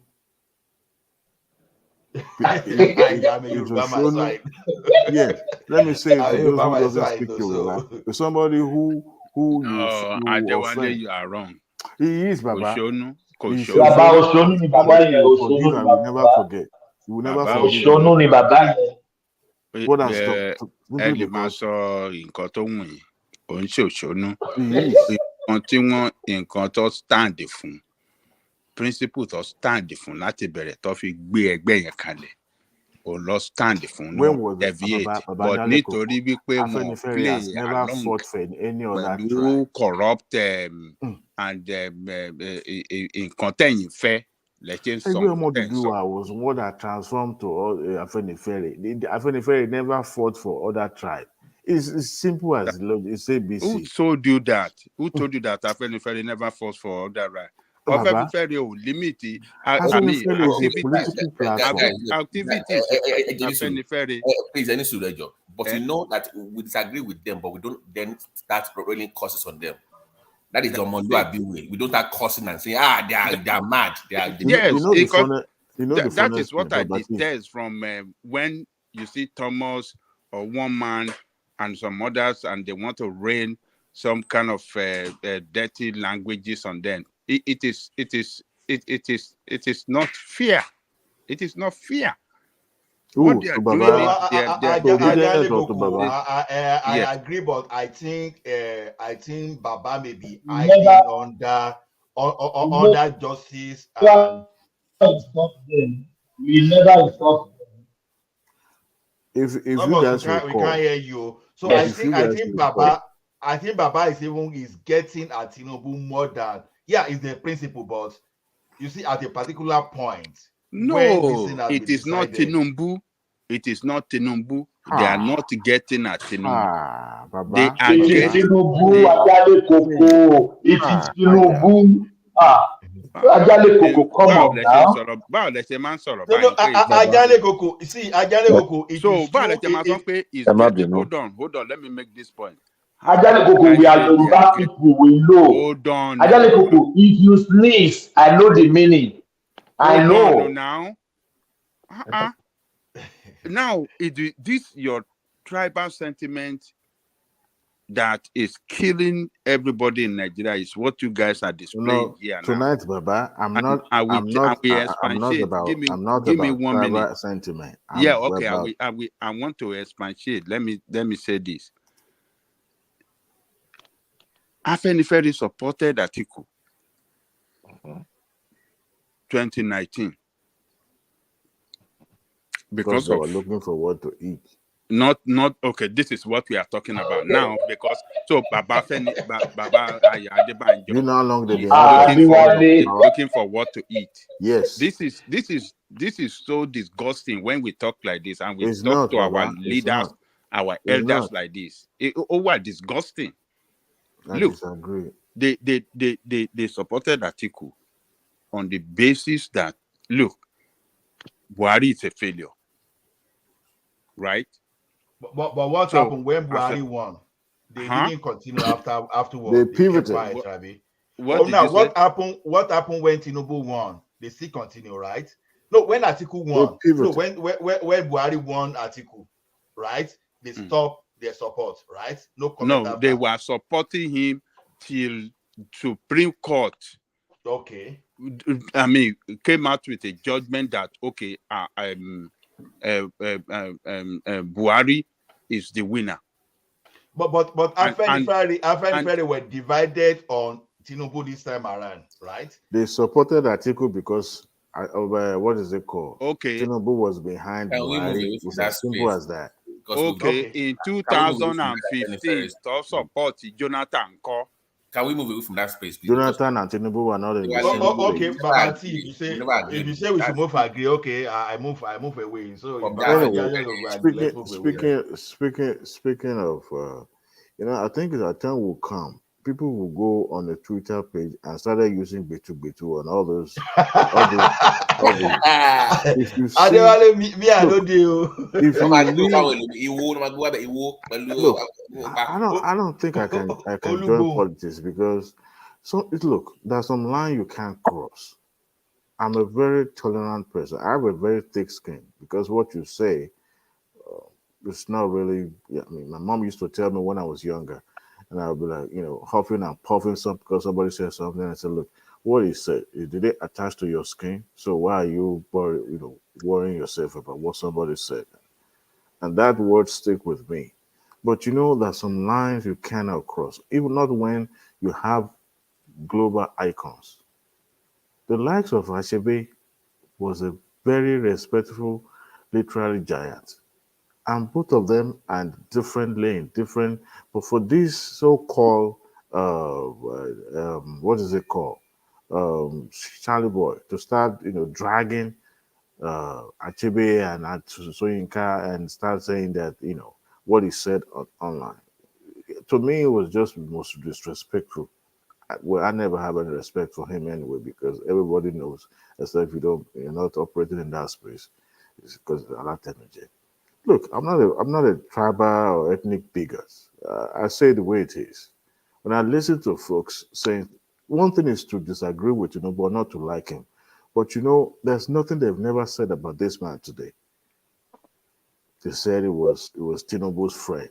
But they were a few months ago, it was their darling, no? Like Look, it was their darling. A few weeks ago, it was their darling. The reason why this man even came out to do that interview with Larry Akredolo was simply because his name was dragged into this during the election. You remember he was absent. People didn't hear from him. And all of a sudden, it surfaced online that he has been supporting Tinubu, that he supporting, people were issuing statements on his behalf.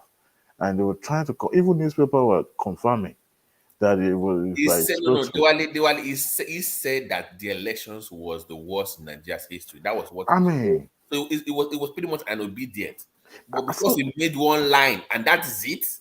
Oh, In that Soyinka did not say interview, that. he condemned. No, he did. He condemned. He condemned Festus the link. Keyamo. Even though he didn't mention his name, he condemned Festus. Bishop. Yes.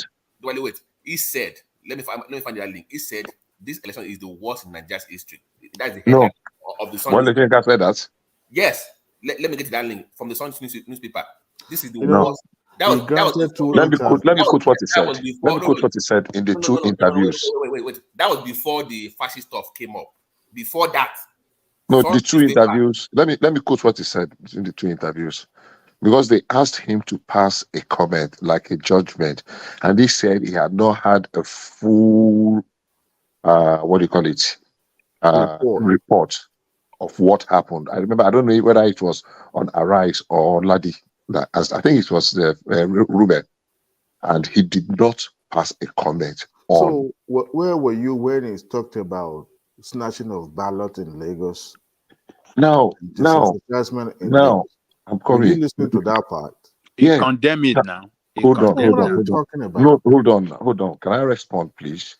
If he said that there was an incident reported, you said he condemned the election. I said the worst election. That's what I said. Did not say that there are incidences of skirmishes. Look at the comment.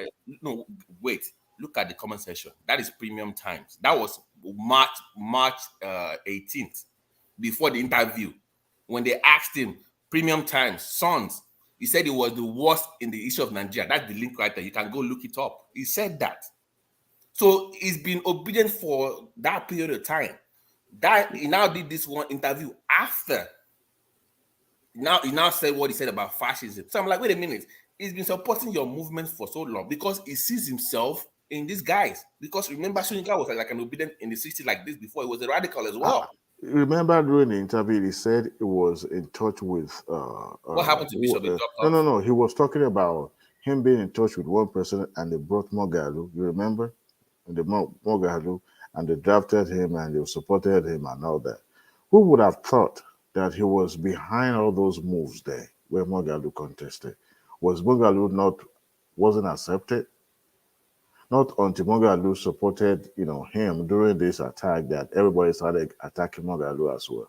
That shows the kind of people that, look, you can disagree with somebody on the fundamental issue, but when you start stooping low and acting, in such a manner that you can't even address your own grandparent, that's what I detest the most.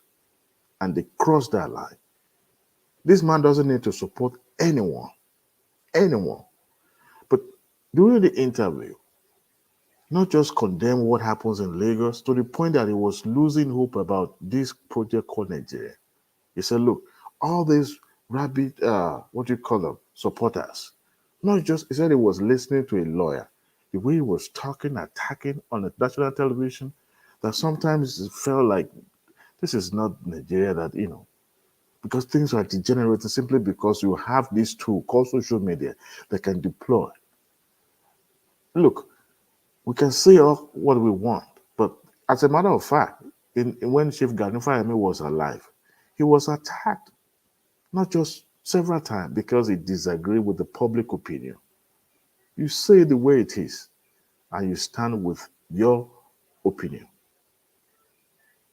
But the thing is, this man has not said anything wrong. If you look at, I watched the video today. They brought Oshibajo out where he made similar statement when he would before the election about forming a parallel election. It was wrong then, and it's still wrong to today. But because of the popular acceptance and the popular or general view at that time, people didn't pay attention to that. But I can assure you that PDP would have, pointed that out in the media. But people didn't listen because of this same one-way ticket, the myopic view that they had there. Do you know what bothers me the most? I was engaging somebody Clubhouse today. They invited me to, we were having our medical stuff and post that they brought the issue up. These guys, the passion that they have in their delusion is concerning. They can actually kill people. I'm telling you, the way they reason. They were arguing that no, Abuja is, according to their own lawyers, you must win Abuja. That even if you lose everywhere, if you don't win Abuja, then you don't win. I say, what part of the law that says that? And they were defending this ridiculous argument. They can do that. That's a view. You know the one to ABATI, they can do that. But when it begins to degenerate to this delusional I'm saying, but they are beat that when you can't tolerate other people's view. No. I can disagree with you on some issue. I'm Yoruba. Based on that, the abuse I was getting that today, it was crazy. I was getting abused, my family, my kid, everything, because I don't agree with their position. I hate Nigerians. Before the election, ABATI, and everyone listening, before the election, as a matter of fact, it was a very known statement then that it is during the election that they would know people that are moron, that have no brain, that will vote for Tinubu. But at the end of the day, you are saying all those things, and also those who have voted for other candidates are being seen as enemy of the country. Why? I mean, you can disagree with other people, but not when this man. I heard people say, well, you should have come out when people are being attacked in Lagos and all that. For crying out loud, and I keep saying it, is Lagos entire Nigeria? Is Lagos the entire Southwest? You can isolate what happens in Lagos. Nobody said what happened in Lagos, is the right thing or the best thing that will ever happen in an election. It's condemnable and it should be condemned, and people that perpetrate those evils should be arrested. Right. But for crying out loud, because there's nowhere, even not the Wole Soyinka will agree with what happens in Lagos where people are being, attacked unnecessarily. Right. But when you start flogging issue and every single one that have contrary view is being seen as the enemy of the state or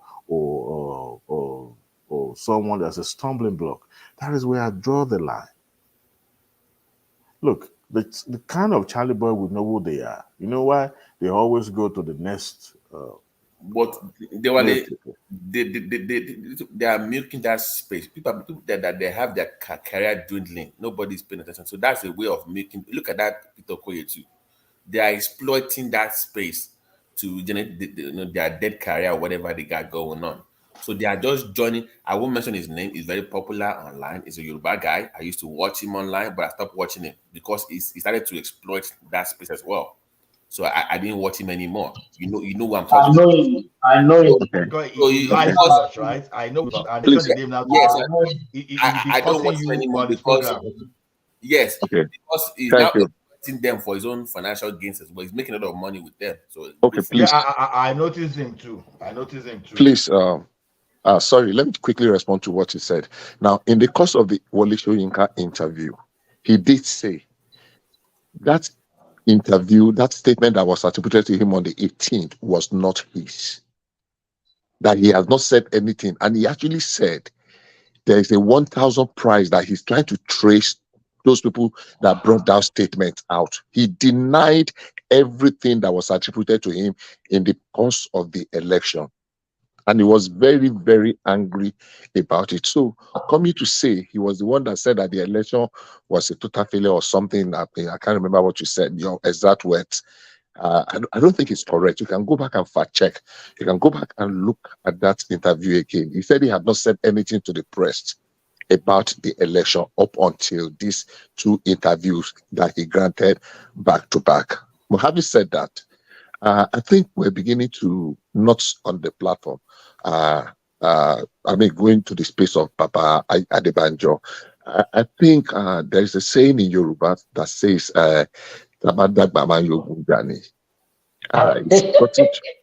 yeah. And I'm sorry, I'm not being disrespectful, but Yoruba also says, Aki Bagbalagba ni di kilo baiwa. Pa Adebanjo had paid his dues so much such that he's beginning to lose credence in so many quarters. I've heard statements from very elderly people around his peers, and I would ask Menla, look, he thinks he's still a young person. I'm talking of people that are probably his age or, and I think he should let go. If you want to go back in history, he has been jumping from one party to another. The way he fought in the days of AD, and they had divisions among themselves before they went to ACN, and he was aligning with other people after ACN, even until when, what's his name? Our late brother, what's his name? Yinka Odumaki. When Yinka Odumaki went to join Buhari, and this same man had sympathy for Buhari then. So, in a nutshell, Pa Adebanjo had romanced with probably every politician alive. Go and check the records. Whether it is Buhari, whether it is Jonathan, whether it is TINUBU, whether it is... So, when you are an elder, there must Bishop, be a point. are you kidding me? Yeah, go and check. Odumaki was a chief, a spokesperson to Buhari now. For CPC now, I remember, for CPC. Yeah. Adebanjo was sympathetic to his cause then now, and he was fighting Obasanjo that time. After Obasanjo Foju Wogbule, during the issue of Tinubu, I met somebody that was in the room where they had that meeting, that they agreed to support Obasanjo, all the AD governors. Now Tinubu was the only person that stood out. I met somebody in monitoring, but I told me the story.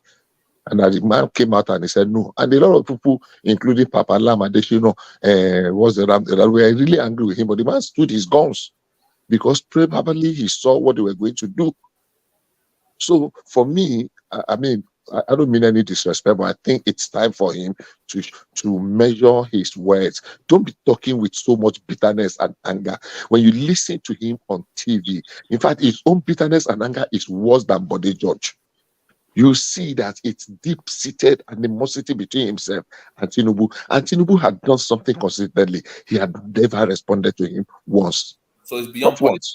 So the bitterness and anger, yes, is against what? I don't know. You see me, I will say that. Answer, you are saying bitterness. Hold on now. The bitterness and anger is directed at what? That's what I'm saying. It's palpable. You need to see him talk. If you are not seeing bitterness and hatred and anger in him, against what is happening, what he has been doing. No, it's against individuals. It's against individuals. I won't say more than that. The bitterness and anger is against what? Against individuals. I've said that. Baba Jalekoko, can I interject real quick? You see. Let me tell you this. When you see the state of Nigerian state being run down and in a wrong direction by this criminal that we have in power, and you say people like that should not talk, or anybody that is a patriot that really loves his country should not talk, then I don't know what you guys are talking about. It's like because the way you have said, Tagba Badagba, Koma Chekini, you are just, specifically saying that man should just keep quiet and not say anything concerning Nigerian state. After I thought guys, it was attacked. That is what you are suggesting. No, the man is speaking on behalf of a group now, not just himself. Even when you see, is Baba Jale talking about what's her name? Adebanjo. No, he can talk now, but he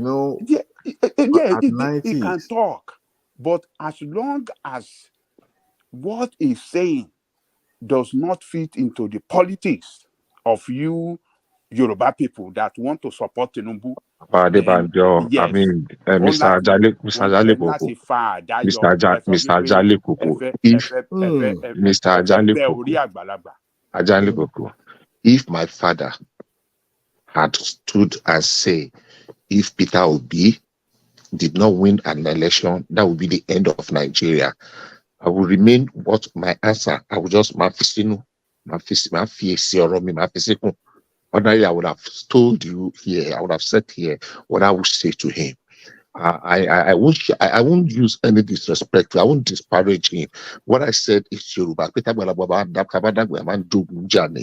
There are certain things he would have left to other people. He has run his race. What every word of Ayo Adebanjo, go back and watch in his what interviews. context Can you wait? In what context did he make that statement? No, Bishop. He said it openly. No, there is no contest in saying that. In what context did he make that statement? Oh my God. In what context? You know what? Because you guys are very good at spinning someone's statement. Spinning. You are spinning it. What did I spin? In what context did he say it? It was at the campaign. Thomas, can we move on from and this? Let's move it was not at the campaign. You even said it in an interview. You even said it in an interview. He said it in an interview. Hold on. Babati, what did you say? I'm saying, can we move away from this Afenifere thing? We've discussed this thing over. There's no. Because that Professor Wole I understand. But I think Bishop wasn't with us when we discussed that matter. That's why I just kept quiet, just for him to make.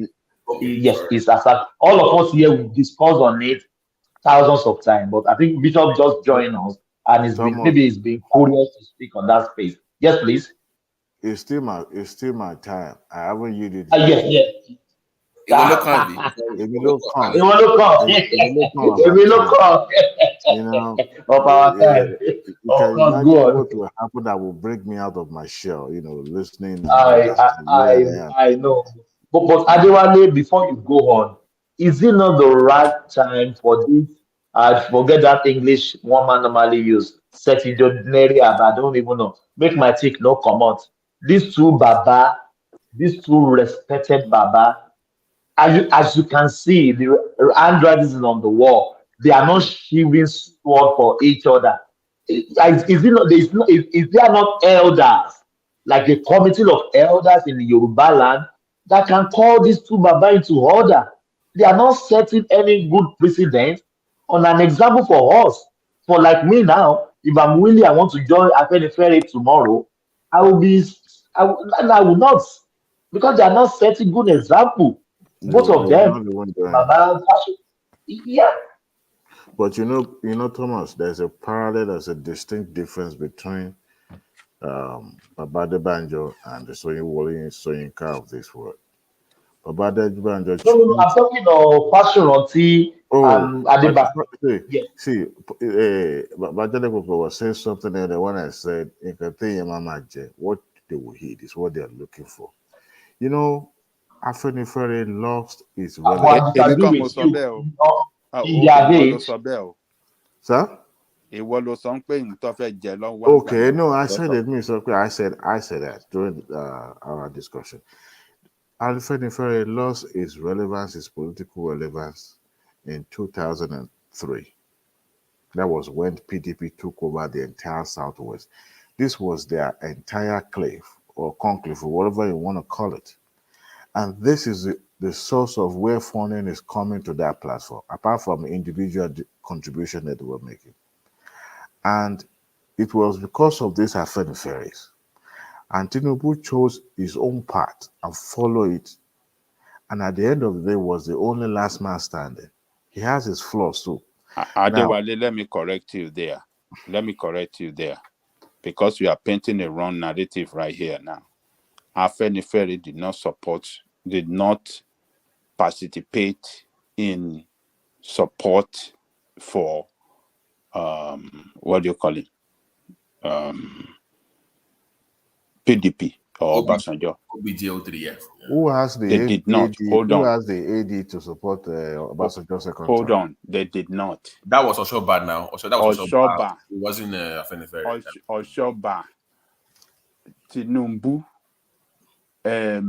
Baba Akonde, all of them were the one behind it. And Adefarati that let us do this. Hold on now. Let me complete. Let me finish my statement. Hold on now. All of them gang up that let us do this unknown to Afenifere because they are the governors. Hold on. So they met that let us do this in support of what do you call it? Obasanjo that is doing well. Let us support him for presidency and people will vote for us for governorship. Unknown to Adebanjo.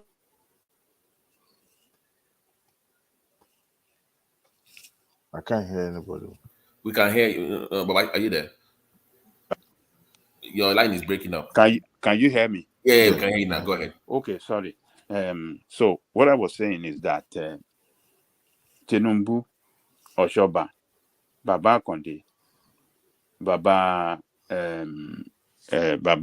Ibadan, what was the name? We know him. You know that one? Lam. Yes.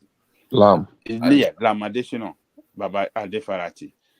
And Lord, your meet. We pay. Okay, let us support this guy for presidency because all of them were the governor. They were doing all these things without the knowledge of the Afenifere, the Ayo Adebanjo and those Afenifere leaders. So at the end of the day, Tinubu later turned against their plan. Tinubu said, I'm not participating in this.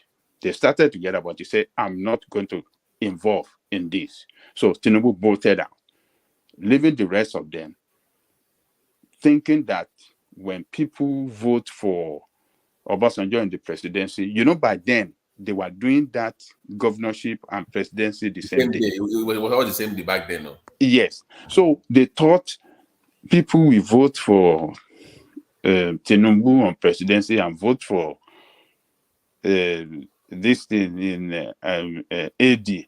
So, but somehow it didn't work out like that. People just voted PDP. Top to bottom was just PDP.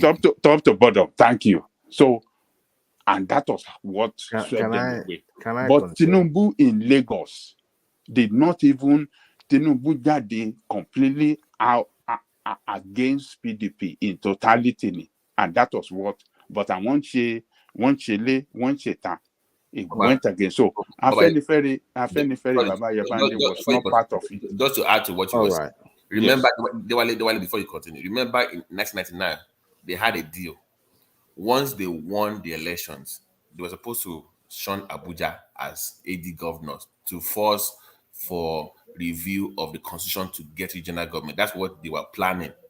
That was the plan with Afenifere. Once we will not go to Abuja, we will demand that we want that we must get our regional whatever. They were trying to force that narrative.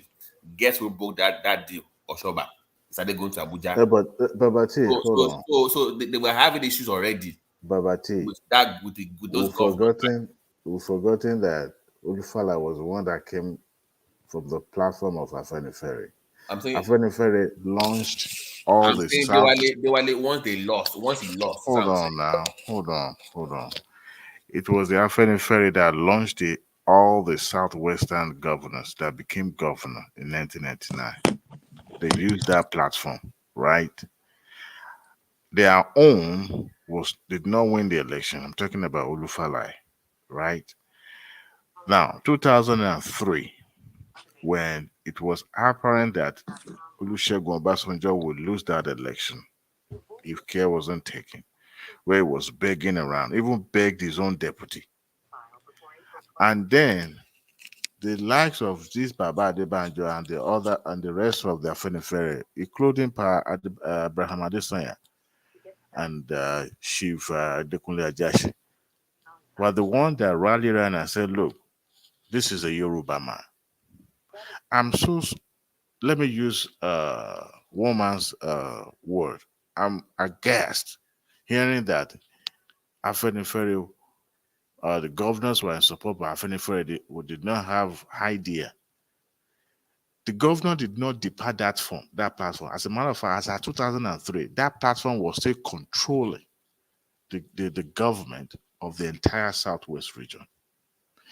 The only person that defied every order given to them was this man called Tinubu, because he knew the game they are going to play will sweep every single one of them, not just in Lagos only. And he defied that instruction. And he was able to amass a lot of money to fight the force in Afenifere platform. And that was the reason why the Akereles and the rest of them decided to depart when he metamorphosed into ACN. Now, after the PDP took over the Southwest region, then the lines were drawn. As at that time, PDP was in Ekiti State. Olagusoye Olunyola was still in Osun State. And just like that. But what I want to say is this. Since that time, you remember even Afenifere itself, apart from all these regional districts, they were also having division, the Renewal Group and the rest of it. And after that, the ACN started growing again. They started branching to other states.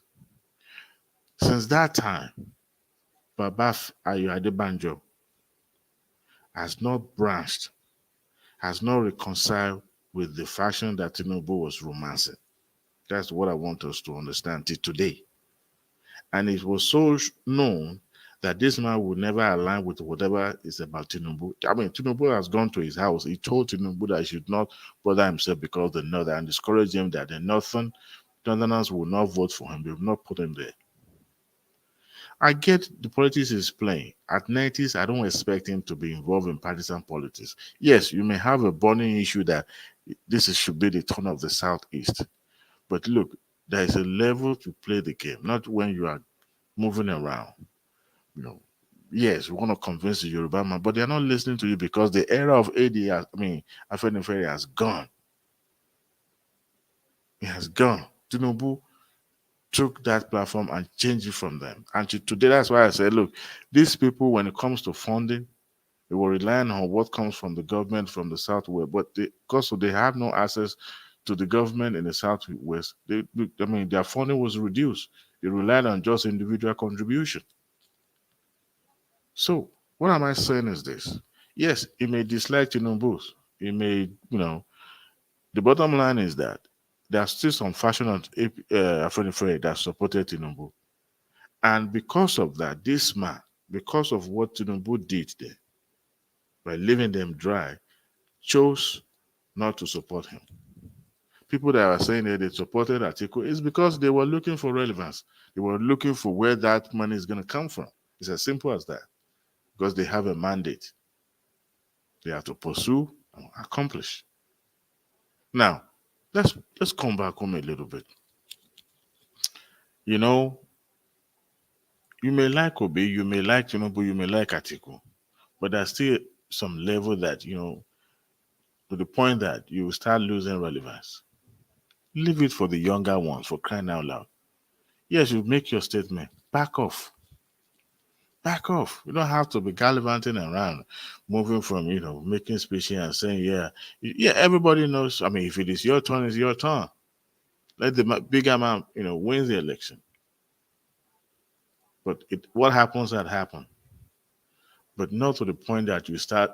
Anyway, I don't want to go into that space. They made it too personal beyond. It was so obvious that it was a personal issue between him and Tinubu. I get what you're saying, but moving forward, that is the space Soyinka did not want to find himself, because he doesn't want to sound partisan, but be objective by criticizing what needed to be criticized. But do you know the issue now? Let's say the Supreme Court declares Tinubu the president, and Adebayo says, well, Supreme Court says he is now the leader now. I guess we should just move on.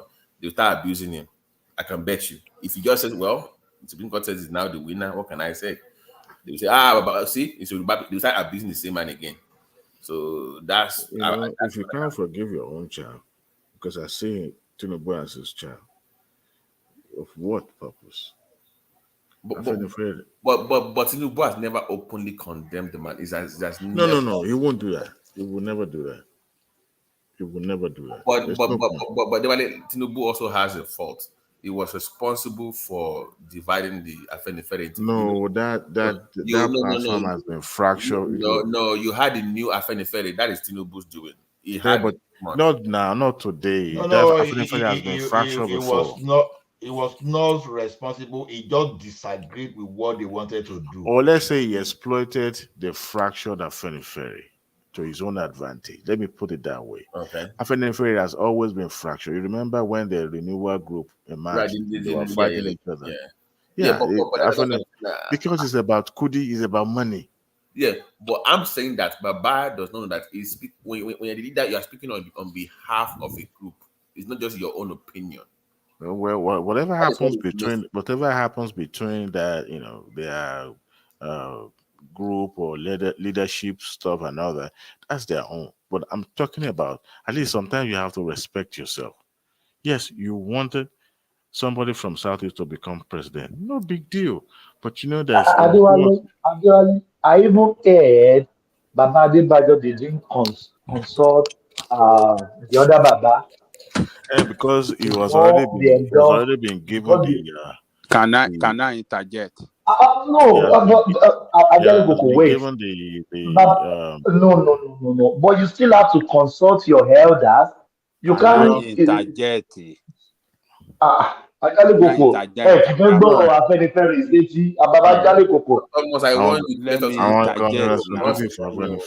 I say let's move on from this topic. Let me interject. You see, when we are painting wrong narrative, it is not good. Ibu Fasanoti was among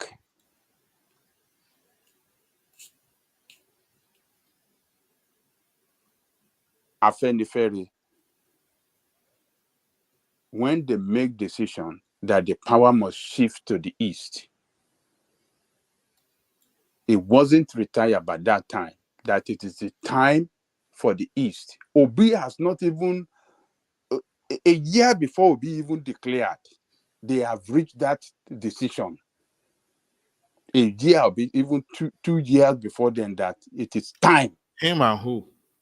The Afenifere, including Baba Fasanoti as a leader before he retired, that the power must go to the east. Obi was not in consideration. They didn't know who he will be, but they were basing it on principle that if the power have to come to the south, it is the time for the east to produce the next president. So look, when you don't follow the event well, then you won't know what Adebanjo or the Afenifere stand for, because you people have not been following them well, because your Tinubu is your man, and you want to support him all the way. You don't want to see anything wrong in what the bad politics he had played too. You don't want to see anything. And Thomas is saying it categorically that, we heard that they did not even consult. It just made that it was a unilateral decision by Baba Ayo Adebanjo sitting in his bedroom, just say, "Oh, But that is what we heard, Baba Jale Koko. That is what we heard. That is what we heard. What do you hear? That is not true. Baba Konsolati said he didn't consult him. What do you mean that they didn't consult him when it was part of them? When they make an earlier decision that the power must come to the east, it was. But why Obi? Why Obi? Obi is not the only one on the. Forget about no. 18 Hold on. Obi is not the issue. The issue is the principle that power must go to the east. That was the basis of their principle. That even their decision is nonsense too. To me, it's nonsense. Why do you have to go to the east? Are they socio-cultural group for the east? You see, sometimes I don't want to engage in this kind of this thing. When you don't want to see reason, you just want to be sectional, everything tribal. I hate it. And so why did Ohanese why did they support Obi? Why did Ohanese support Obi? You don't. I hate this Ajale Koko, answer this question. Can we move on? You don't want to understand the basis. You don't want to understand the basis. Ajale Koko, any suru. Hold on. Ohanese. Why did they Forget support about their Ohanese. home? We are not talking about Ohanese. That is it. There Why you go. is it this time that you Yoruba people are waking up and saying that why not Yoruba? Whereas in the past, they've supported Buhari, they've supported Jonathan, they've supported Atiku. Is it because, yes, you have your Tinubu that you are supporting? That is now you are questioning them.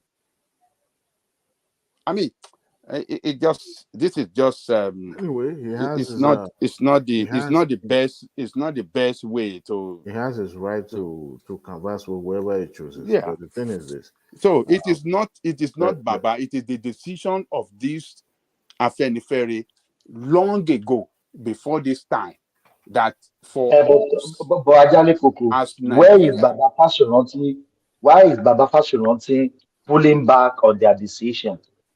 You know the funniest thing, Thomas, a lot of those who disagree with Baba Adebanjo have stopped attending meetings for a very long time.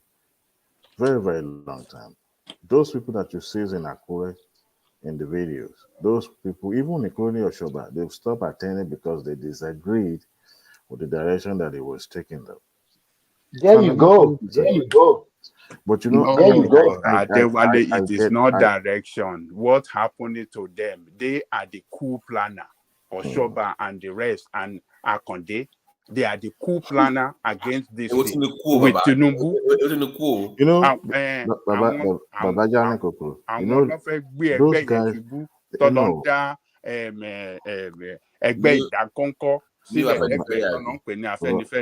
Adeson was still alive then. Abraham Adesanya was still alive. What is this man? This man in Lagos, I forgot his name. He's a lawyer as well. What is this name? These are the big wig of Afenifere at that time. They were strong. During the 2003 we're talking about, they were strong. And all these things didn't start happening until 2007 when that division came. And since that time, Haiti or Afenifere has not been able to regain their stronghold they had in the Southwest. And Tinubu was thriving politically. And that was what brought this, what you can call, hatred. But nevertheless, the man has his own right to choose whoever he wants to choose. But my own thing is that as a Yoruba man, him being a Yoruba, leader of Yoruba social cultural group, at 90-something, just like what this Soyinka was trying to do, trying to step back a little bit, take a break. If you are approached to give interview, yes, but when you are now hugging the camera, you are the one in the forefront as if you are still finding a cause. Let the other people fight their own cause. You've run your race. This time around, Sit back, relax. When you have to give advice. Look, Edwin Clark in the Niger Delta. Of course, this is a man that is always never shy away from camera, but not as the level or the volume in which Abraham, I mean, I keep saying Abraham, Adebanjo was constantly given press, sometimes being bombastic on the Rise TV. He has never gone to TVC. He has never gone to any other local channel, but Rise TV because they know this is, a purported, perceived opposition media to the incumbent. So all these things is said about politics at its best, but sometimes you want towards an income. Now, speaking of Soyinka, he has done that deliberately. He was invited. They went to his house. He didn't call for a camera and audio equipment to come, action, go. No, they went to him because they want to seek his wisdom. They want to pick his brain. And Rice contacted him and set up an invitation. And this man, look, this man fought for this democracy that we have today to the point that he had to leave the country. He left Nigeria. He didn't just go and board a plane. He went through the bush part. For someone to be so reckless on the national television talking about the democracy will be dead, this man heard this and went to town. You don't expect him to keep quiet because we've had this freedom since 1999, over almost 30 years, right? And someone, only God knows where he was 30 years ago, now come now because he believes that, okay, yeah, everything is fine. But having a dog whistle to people that put us in, in what we had before now, you can't just expect him to sit back and just allow somebody saying some reckless stuff. I can assure you then, even when Oshibaja was talking about having a parallel government, Soyinka will have said the same thing. Adewale, sorry, let me just add. Is it true that Obi was a Abacha boy? See, I listened to that conversation keenly. I will say this: I was never privy to his closeness to the power, but it showed that there was when I was reading through the history online, he had a public position given to him one time during that time. But I also had Kulata make a reference to, no, not Kulata, it was on the Dr. Bamidi show when we're talking about, it was after the show, talking about the Fidelity Bank, getting the license during 1991, 92 era. But to get license at that time, even to even get license to import, you must know somebody from the corridor of power, right? So, and that time frame, it could be, I don't know, but of course, he has always been a businessman, right? But I mean, for the fact that he had a public appointment at that time shows that he probably benefited from that administration or that government of that era, because he was relatively young too at that time, probably in his 30s. But I won't sit here and confirm that categorically that he benefited from Abacha or it was once Abacha era. But of course, there was part of the history that shows that he had one public appointment at that time. And the fact that but these are just side talk, and I can't confirm it because he got a license. Of course, you must know somebody who will help you, not just financial banking license. You have oil block license, even importation licenses. It's been detailed, even some concubines and Olusho at that time also gained from that administration. Okay, that's why you have the likes of this GTB and the Zenith and Access Bank and all that, because those banks are where they warehouse the looted money. I keep saying it. They warehouse those money, including the Standard Trust Bank and the rest of them. They warehouse those government money. Some bank could not even survive, not because of those government money coming in, to a point that some banks became the official banker of some state government. Anyway, I can't confirm it, my brother, but just the only thing I can deduce from that space. But nevertheless, and speaking of, is everyone still listening to me? Am I the only person talking? talk? No. I'm listening Oh, with all my Yeah, okay. we ears. are here. Oh, okay. Adewale, what of Yeah. this Today is lady?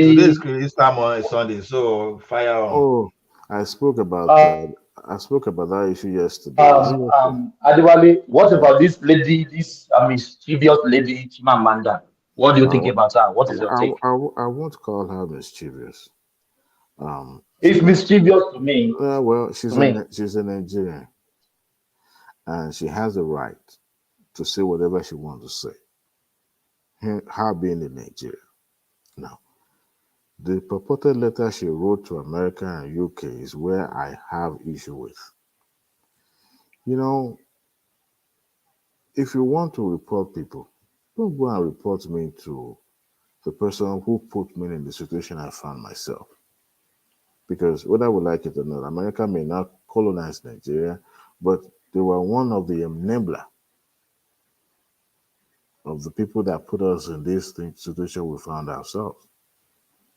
And America itself cannot absolve himself of, of all what they've been doing before to destabilize, Africa. Having said all this,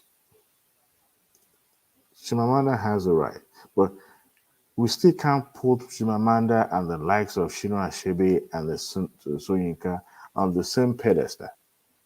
These are Chimamanda is just trying. What these two giants went through in the course of this project called Nigeria, Chimamanda is just scratching the surface.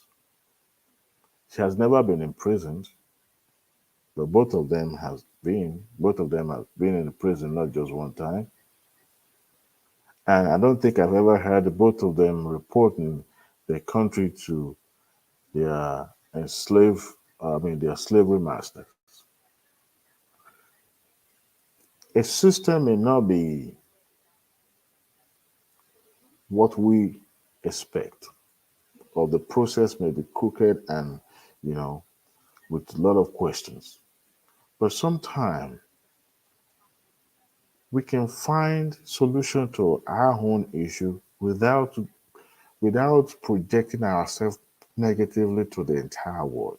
Because how you project yourself is how the entire world is going to take you. They say, showed me, and then they will take you, and the foreign media will help you propagate that view because that's what you want people to see you. Having said all this, do you think she may be bro romancing the likes of Michelle Obama's and the Clintons of this world? I don't think she has that political clout to make any difference or any. I doubt it, and I bet you that letter would not even make it on the table of Biden. But Adewale, do you feel like she's also exploiting that space for because if you think about it, the platform that she stands on in America is for that liberalism space where she's also treading that line carefully. Where even though she's a traditional Nigerian, but she's also seen as a feminist in America. So she's being faced at the same time where to the Nigerian audience, she's seen that, oh, it's one of our, it's our girl, she's our one, but to the American space, she's more of a feminist to the American audience. So the way they see her in America is completely different from the way they see her in Nigeria. It's just two different individuals. So so that's why I think she's kind of treading the line carefully, where she's making from both sides. But at some point, she has to choose a side. She's going to have to pick a side at some point. Our little pet project, the feminism, is just a project that, just like when you have the alphabet people, LGBTQRSTUV. Yes. There's no difference between them. But most Nigerians that follow her, they still see her in that traditional sense. She's a the funniest thing, it depends on what she terms as feminism. I could describe myself as a feminist as well because I support women cause. I'm saying the fourth wave form of I understand, but when it comes to politics, when it comes to intergovernmental relationship, the diplomacy, this is a big league stuff. And look, Chimamanda hasn't gained that clout enough to make a difference in how two countries relate. That's what I want to bring out. She doesn't have it. Look, that is a high capacity that pedestal that you operate at, that you will be able to change opinion. But she was just a writer and being celebrated. All those literary stuff, and those are different. It doesn't matter if your name appears on the Times magazine 1,000 times as the most influential person. Look, you aren't making any difference when it comes to political gameplay. That's just a fact. But you are right to some extent that whoever can knows is our audience.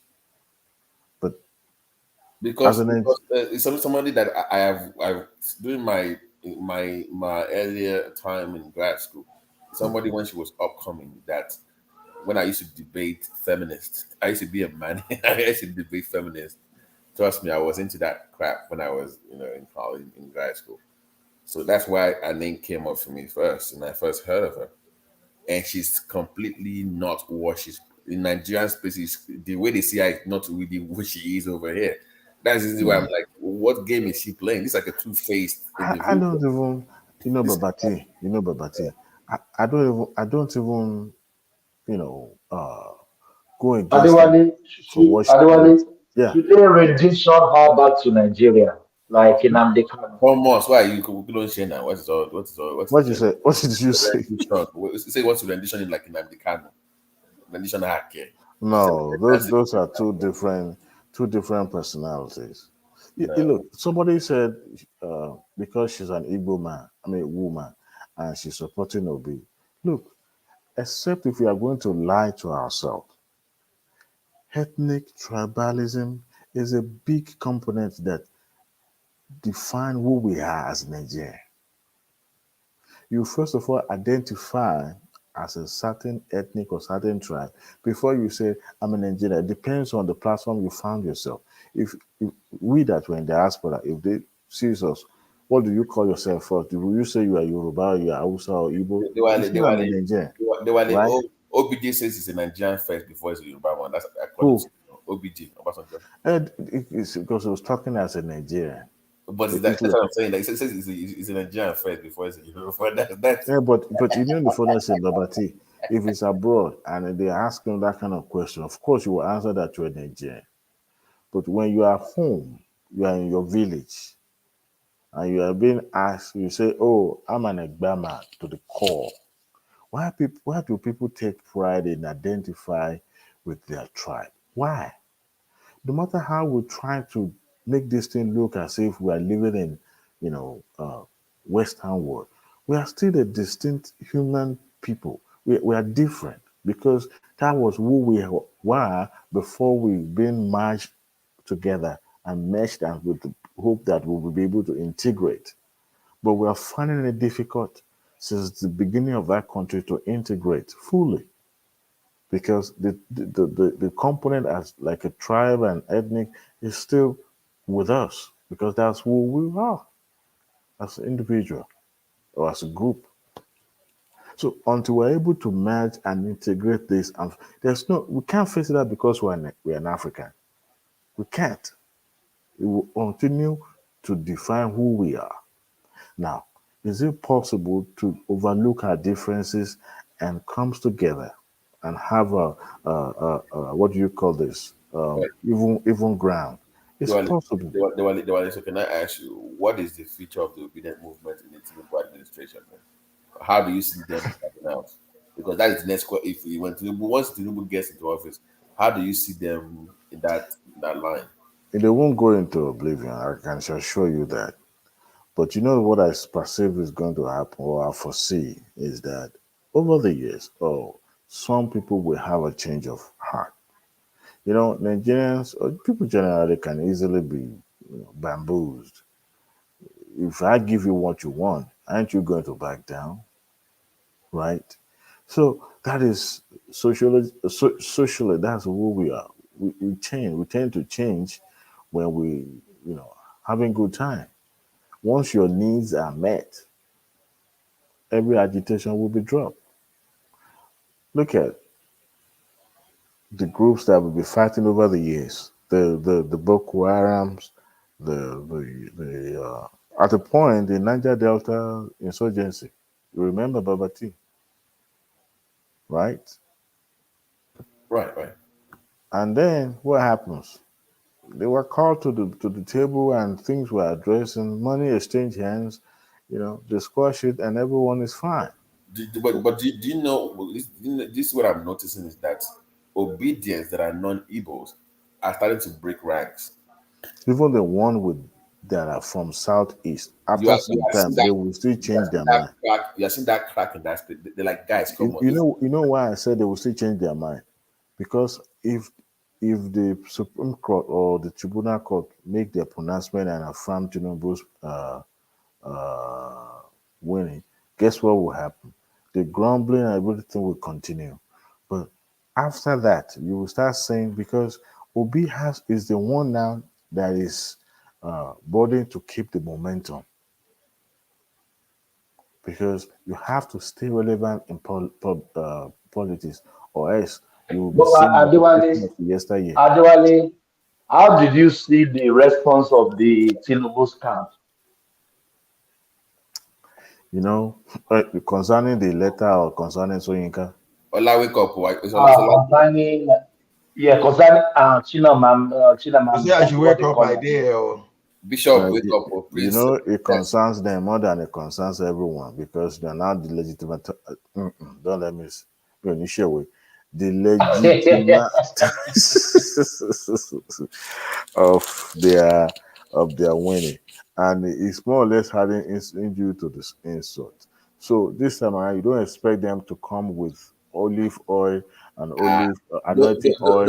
Don't be a good luck. Don't be a good luck, Jonathan. No, you No, must. this look Yes. because I'm not announcing a lot already, because sometimes That's the when reason the why fire, I love Thomas, OBJ. I love OBJ. Thomas, when the fire burn and get to that knocked area in the wood, you know what happens? Mhm. It Yeah, started. The smoke is always different. So whoever want of to feel course. that smoke, we started feeling it. So in that judo cocoa now. So Yes, you can't exactly. come and start abusing me, and I get it. The Baptist or TINUBU'S especially Batified.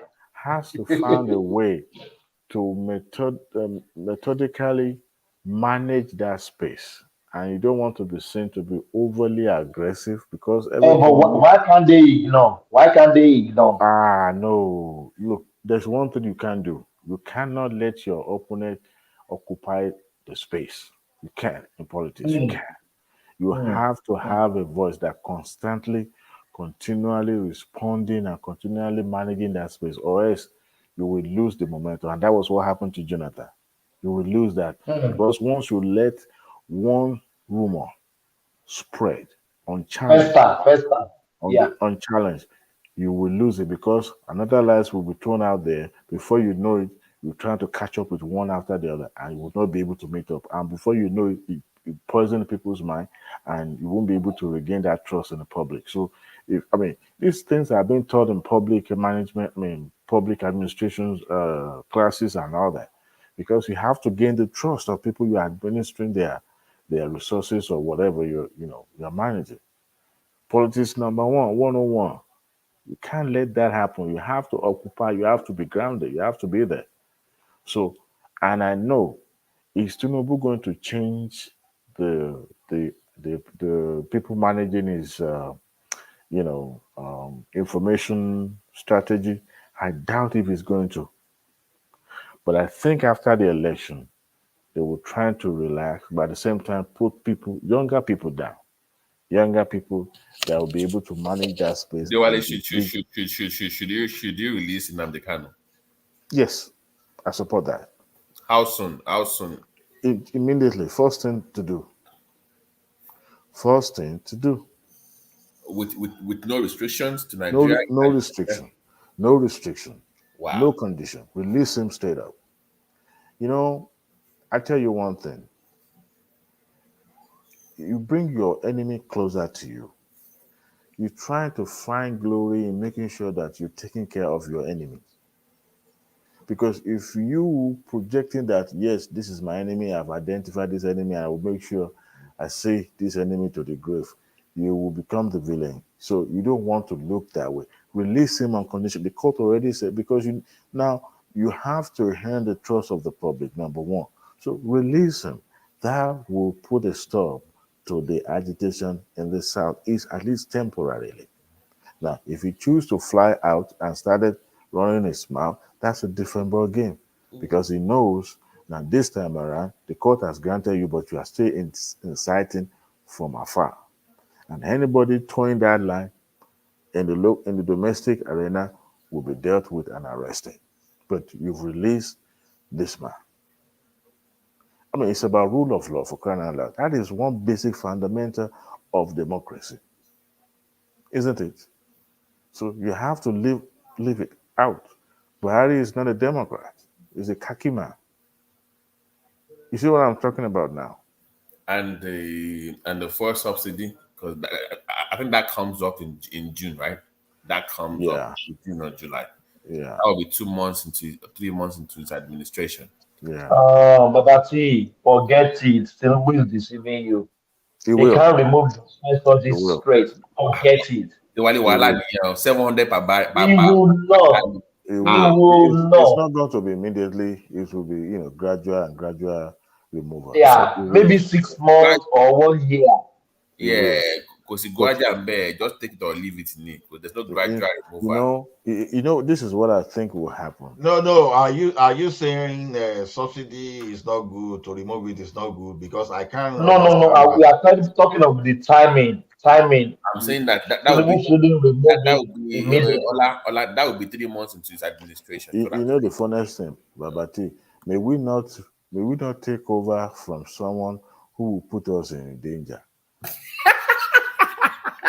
That's what the Buhari put Adewale, see, there's no danger subsidy can put us to more than what we have now. Now, see, no, wait now, Adewale, I see what I'm saying. You see, one thing is this: when you remove subsidy, this thing is not in isolation compared to the activities. If you like, remove subsidy where people have continue no money talking. to Let me spend. use the restroom real quick. I'll be right back. Okay. If you like, remove subsidy where people have no money to spend. If there's no money to spend, you cannot drain the people. Forget it. Because the worst thing that can happen is this: whatever you are producing, you still want the thing to be within what people can spend. So I think over time, you'll be looking at creating some kind of way to recirculate the money within the economy. For example, now, if you take off subsidy now, you just have 10,000 naira within the economy. There's nothing you cannot inflate anything. You are just the people that are producing are just wasting their time. What people will do is that they find alternative. As we are talking of this subsidy, we are talking about today. Who are those enjoying the subsidy? Probably the middle class, and all these our legislators and those people, big men that are buying petrol. To the best of my knowledge, there's no subsidy on kerosene or kerosene. Even when you have gasoline, people even sell gasoline in the black market, especially in the northern part of the country. That's to the best of my knowledge. Now, and some of the petroleum products we are even subsidizing, to the best of my knowledge, to what I think I know, are smuggled out. So, see, if you have subsidy of the diesel for how long now? For more than 10 years, maybe probably like almost 20 or 15 to almost 20 years. Then you have subsidy gone on kerosene. We don't even know the time that they even removed that, because kerosene is supposed to be the closest thing to the poor people, to the masses. So if subsidy on kerosene have been taken off for a very long time. So what are we talking? So the only thing is that motorists, the bankers, the oil and gas workers, the they will feel that, but see, they can still sustain themselves, they can still survive. See, there will be crisis. No, there will be crisis in the short term, right? But over time. But what I'm saying is this: if you do that, like you just said, there will be crisis. Remember, we are coming from post-elections, people are still angry. They are going to exploit that to farm. No. Babati, What I Babati. heard What you are not checking is this. See, Obasanjo did something that is almost equivalent to removing subsidy, because, like I said the other time, it depends on the way we approach it. What did Obasanjo do that time? Increased the pump price, but at the same time increased worker salary.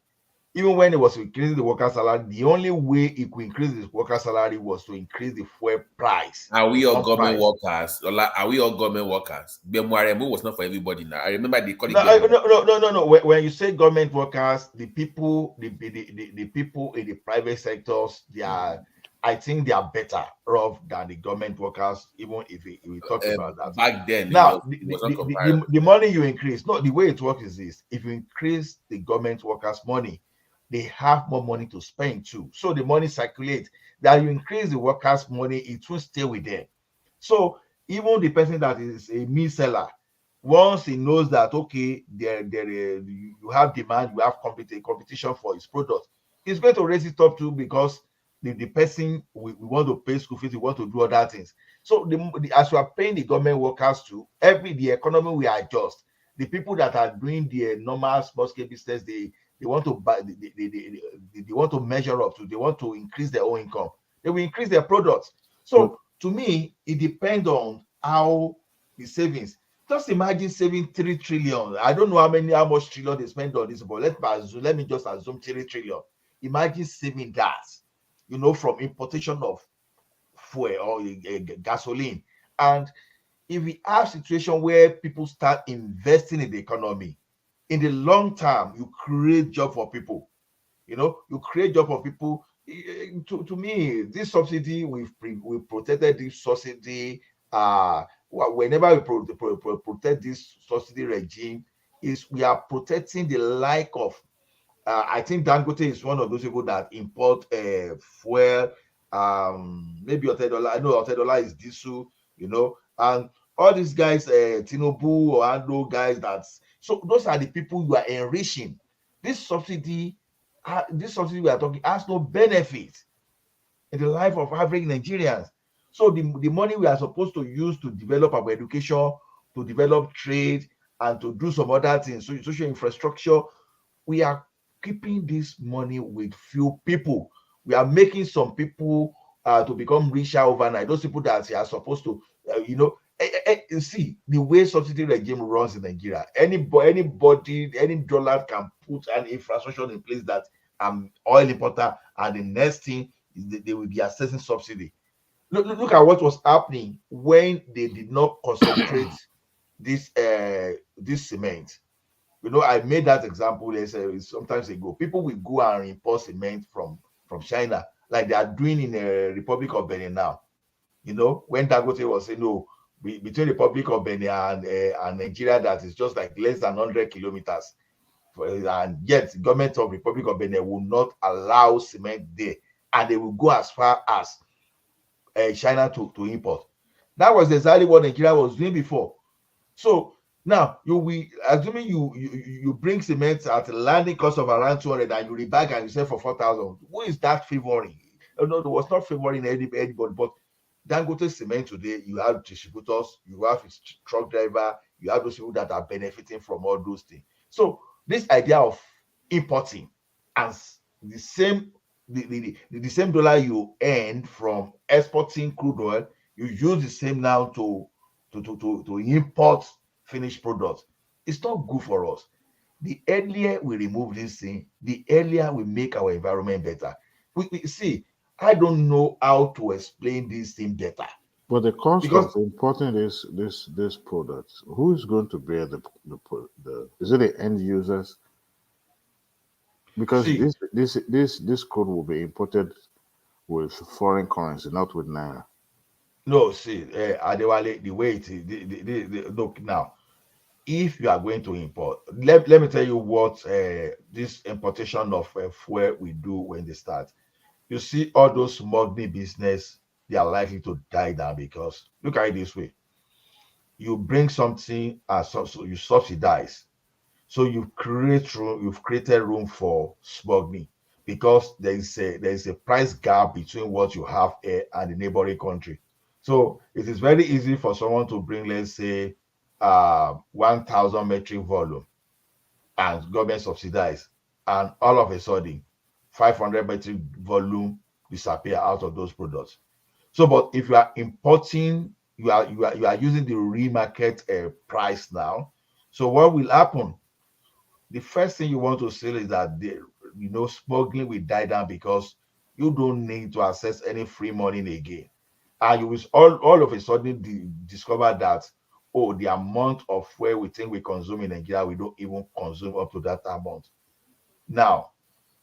So when that happens, the government will save money. So what are they going to do? What they do with that money they save will be whether the Exactly. masses will suffer or not. That's exactly what I'm saying. But Now, the area that they could, plow that money back, that will cushion the effect of the removal of the subsidies, what I'm trying to identify. I heard people talking about education earlier.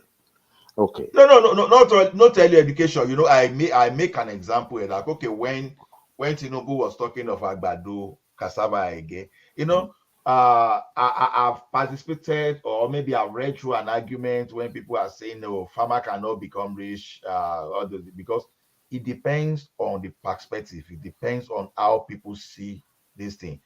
Okay, how did Awolowo and Co make cocoa farming? How did they make it lucrative? You raise the price floor, or you guarantee a particular price floor, to bring people in. If today, if farmers are making just 50,000 from cassava, but the government decide to raise the price floor in such a way that someone that was making 50,000 will make 500,000. Oh, people will quickly say, oh, if I do this cassava farming, I can become rich. Before you know what is happening, you see people going to the farm and they produce. The same thing can happen in the area of other farm produce. So now we are saying food will be expensive, the story, blah, blah, blah. See, if you produce enough, yeah, it may seem expensive initially just because maybe the government raised the price floor and people want to buy, you want to go and buy at that rate. Or maybe the government may even decide to say, okay, I will raise the price floor, but I will subsidize food. I will subsidize food for the citizen. But the major thing behind that subsidy is production. You are producing, and the excess you have, you may want to warehouse all those, or you store them, or you find a way to convert them to something else. You make me more money. Even if you like, you can import, you can build some value chain around all those stuff, at least to make something reasonable. So if you take subsidy away and you divert the money to agriculture and security, or you channel the money to some other, like technical education. Technical education simply means that all this, because when I was thinking about this Republic of Benin that won't allow our cement, I responded within that is this not Republic of Benin that their people, they come to Nigeria to come and compete with our people? There's a way you can deal with those people too.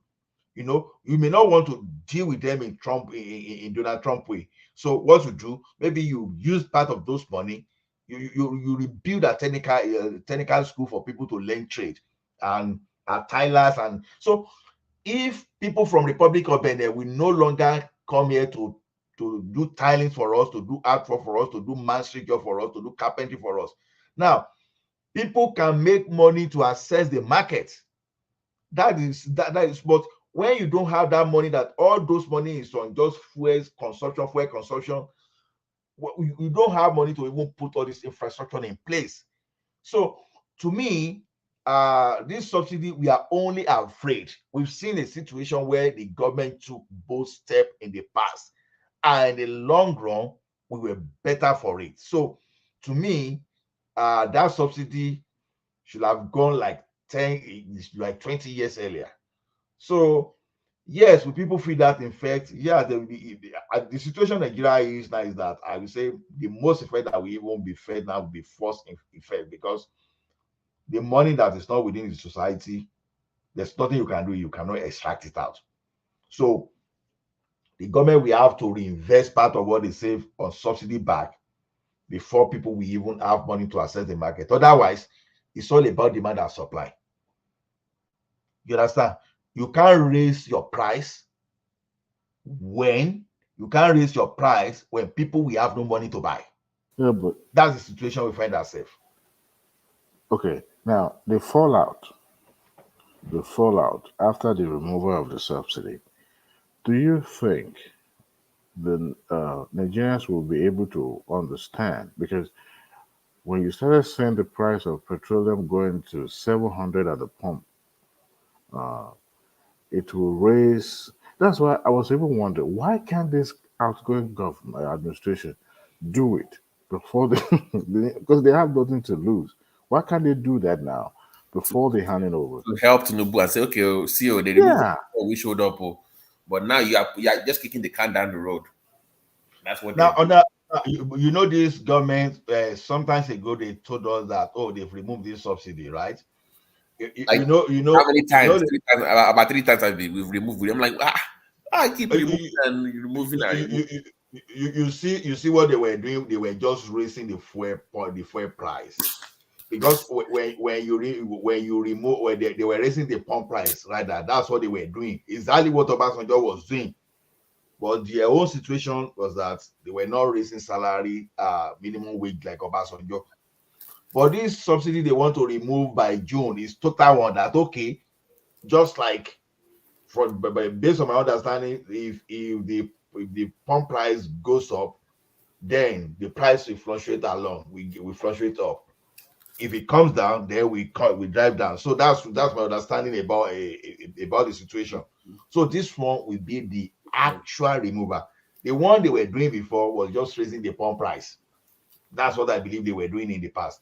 But this one is total remover. It simply means that if the Russian situation is causing the crude oil price to go to, like, say, $100, then you expect the gas the pump price to go up. And I want to think this might even make Nigerians to be prudent. You know, maybe people will start do some kind of carpooling. People may start using more mass transit, and that alone can even create another industry entirely. Once they discover that people, or maybe can expand even the existing industry, once they know that people no longer use their car. So to me, even right from onset, even if Nigeria were supposed to even be subsidizing anything, they were supposed to be subsidizing diesel for the companies that are manufacturing, not for car owners. Subsidy is luxury to bankers, is luxury to oil and gas workers, is luxury to telecommunication workers. Yeah, so to me, you will see that these are the people that are even loud when we are saying this thing. If I happen to be in Nigeria today, that means I will be in the category of people we are talking about. Even right from Nigeria, there, I wasn't sure I'm not sure that I was even against subsidy for one day, removal of subsidy for one day. So to me, I would rather remove the subsidy, because Nigerians are already suffering now. What level of suffering are we going to? So another thing I wonder, because I spoke with someone, I have a family members who was an NNPC official but retired now. He was already got to the level of was already at the managerial level, and I asked the question why, I asked question specifically about subsidy itself. How did it come about and all that? Now, if the federal government removed the subsidy, the likes of Dangote, the private refinery that we have, will the presence of Dangote refinery affect, or help cushion that effect of, number one, the shortages and the price, or augment the price in Nigeria? Will Dangote refinery will be able to produce at the capacity that will be able to fulfill the local consumption first before we're thinking about export? You know what his reply was that Dangote was building a refinery not because not only for local consumption, that it's now building it to service domestic demands, but at international uh, level.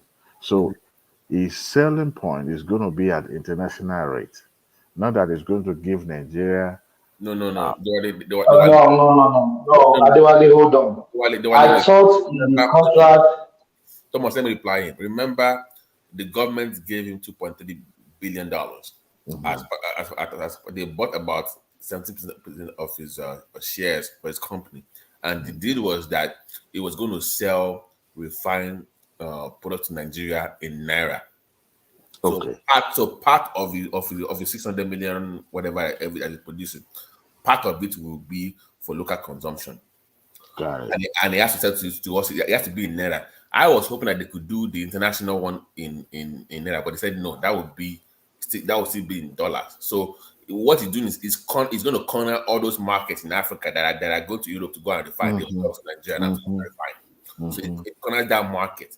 But there's part of the money they gave to him as part of buying some shares in his company, because government owns two seats on his board now for that refinery. They own 2 seats there. But that came because the money they gave him kind of pushed the value of the refinery up a little bit. So he has to then give part of his refined product to local consumption, and it has to be sold in Naira. That was the deal they made. No. That the fact that we'll be selling in Naira doesn't mean that it's not going to be the equivalent of the dollar value. Okay, I will give an example. It will be cheaper than refined. It will be cheaper than refined. No, it will not necessarily be cheaper. Okay, diesel today is sold. No, I think the deal that the federal government serve is just like is a form of source. It's a form of a source of a supply of crude. Because what Dangote is now is Dangote too may decide to say, okay, I want to be buying my crude oil from Cameroon, or I want to be buying from somewhere else. But the type of agreement that I think the federal government have is this. Now it may be buying the crude at Naira instead of buying in dollars. It's not, Ola, please, you are wrong. It's not buying and selling.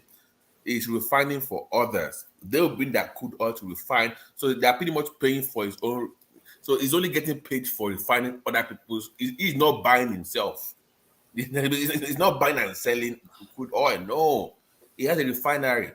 He's going to be refining for other countries coming to other people. That is where his money is made. So Nigeria will be exporting the refined. No. I understand what you are saying, and I agree with you. I'm saying that the cost of shipping that crude to other countries to go, and that one is removed already. The shipping costs for taking crude to other countries. Is the receiver of that product that will be paying for those? Right, not him. He's not doing that. Yeah, he's only there for the product. Yeah. He can make forex too. Through that, when I was asking those questions, then what I was made to understand is that even with that he will really, he didn't know that kind of contract was already in place. That the product will be sold in Naira, not in dollars. But nevertheless, I wish we could have more than that refinery, at least have multiple of it across because Nigeria is a big country, it's a big. No. Adewale, see, the problem is this. For it now, look, when Obasanjo gave cement and license to many investors, the agreement was to eventually have some kind of a backward integration, that they should put in factory here and in Nigeria and build things there. But people were enjoying all those importations. They didn't put anything in place except for Lafarge and the Dangote. And when they were doing when they were importing, they were not even helping the like of Lafarge and Dangote to expand their factory until good old Jonathan came, and Dangote happened to be in the economic committee. So they used that opportunity to just, those people that fail to put infrastructure in place, they just they just took their license away. Or they refused to renew for them. And from there, Dangote just expanded. If I don't know the capacity, I think the capacity was to be the largest cement manufacturers, maybe not in even the entire sub-Saharan Africa, but in the entire Africa. In Africa is number one. Is Dangote. So just between 2013 and today and 2018, just Dangote just move up. Because how did it happen? Because all those guys that were coming on like, oh, they were monopolizing. You see, when they mention Dangote, there's one thing I do. I defend Dangote to the core, because I know that if you like, say it's monopolizing, the question I will ask you is this: when those guys that are shouting when they give them license, let them show us their factory. They refused to build, they were importing. It's like you say, is this Jimon? What's the name of this guy that we buy asset and strip it? Is the same way they were behaving with NEPA, where you just get lessons without having the capacity to even fund what you are buying. Exactly. But it was different. He actually went through with the whole process. They would just buy something without having the funding for what they are buying. Exactly. You know, when some people buy assets, their intention is to make as much as possible, because they'll be thinking that the next government will take the thing over from there. And we've been so terrible as a country for that thing. The reversal of the Port Harcourt and the Warri, the petrochemical refinery they did that Yadua reverse.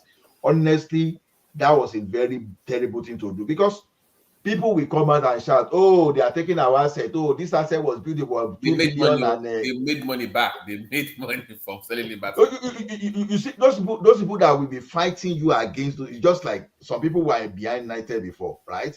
You wanted to take Nitel away from them. Those people that were assessing allocation from the federal government, that they were sharing billions, they will see these people. They will pull some good orators, and they will do some kind of analysis that will convince you, oh, why should we sell this thing so cheap?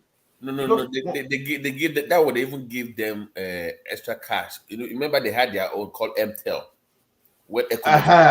Exactly. That MTEL, but they now combine it with Econet and they sold it for double of what they were on, and they just cashed out easy and they left. So they've been doing that trick for so long, where they will buy an asset from government and they will find somebody to buy it for more, and they will just leave without even investing any money. Exactly. So you see now that, because if they've given that refinery to Otedola and Dangote, and if Yadua did not reverse those things, maybe Nigeria would have been so better for it by now, because to the best of my knowledge, Otedola and Dangote will have turned the fortune. Now go and watch that Port Harcourt and Warri refinery. They will go the way of Nitel eventually. But where's Nitel today? They have one in the north, right? Is it Kaduna refinery? Kaduna, that's part of NNPC. Is it even refinery or depot? I don't even know. They are spending more money to maintain what does not work. Billions of naira every year, and it's not working. And they have staff there. Somebody went there from Channels TV to that refinery, and they actually have staff. They have staff, but they're not working, and they have staff, they're getting paid. I mean, what is your job here? Just sit down all day, nothing, and they're getting paid. But they just, so that's why they will fight you to finish, because allocation is what they depend upon. Allocation is what these people want to share, not that they want to produce. So the best way is to deregulate, license Dangote and anybody that want to, like Otedola now, I think he import fuel, he import diesel. I'm not sure whether he has a refinery for diesel, but today a liter of diesel is almost $850, you know. And how many people are shouting? And when was the last time you heard about scarcity of a diesel? Because nobody is assessing one unholy subsidy, and we now divert it to Republic of Benin. Because if you want to take diesel to Republic of Benin, it's still going to be the same thing, or it might even more expensive. So that is exactly. Ola, do you know what I don't understand? Nigerians have proven that if you just liberate a space in the economy, that space blows off within 5 to 10 years. Look at what happened to the telecommunications. Look at where we are now, over 100 million lines. Look at TV. We used to watch NTA 12 and OGTV and Ogo Radio. Now you have all this plethora, these thousands of channels creating jobs. You are even talking about that TV alone, but we look at something that even came up, that even come along with those things. Now, when Ray Power got his license, there was a time too that I was fooling myself that I wanted to be doing some kind of show promotion there. Right. But I came to realize what happened. When Babangida deregulate broadcasting, I think by decree 72, 1992. It was whatever about MITV and Clapperbird. Oh yeah, DBN, Clapperbird, Minaj. Clapperbird was before Minaj though. So when those TV came up, when Kenny, when they started promoting all these artists, all this Idris Abdulkarim, Prime Time Africa. Exactly. Yeah. The next thing, the Tetula, all these plantation boys, although they hijack plantation boys from Dove Entertainment, they split plantation boys rather. So now look at that. Even all those guys, they were making money then. They started bringing some kind of foreign artists to promote our music industry. Now look at what we are talking today now. Now look at this Kid Baker. Look at this, the like of Brother Shaggy, the like of this Macaroni. Those guys are richer than people that went to university although they attended school anyway. That's a good thing. They make money than you, that maybe someone is calling himself IT expert and you are celebrating what you are heading from Amazon.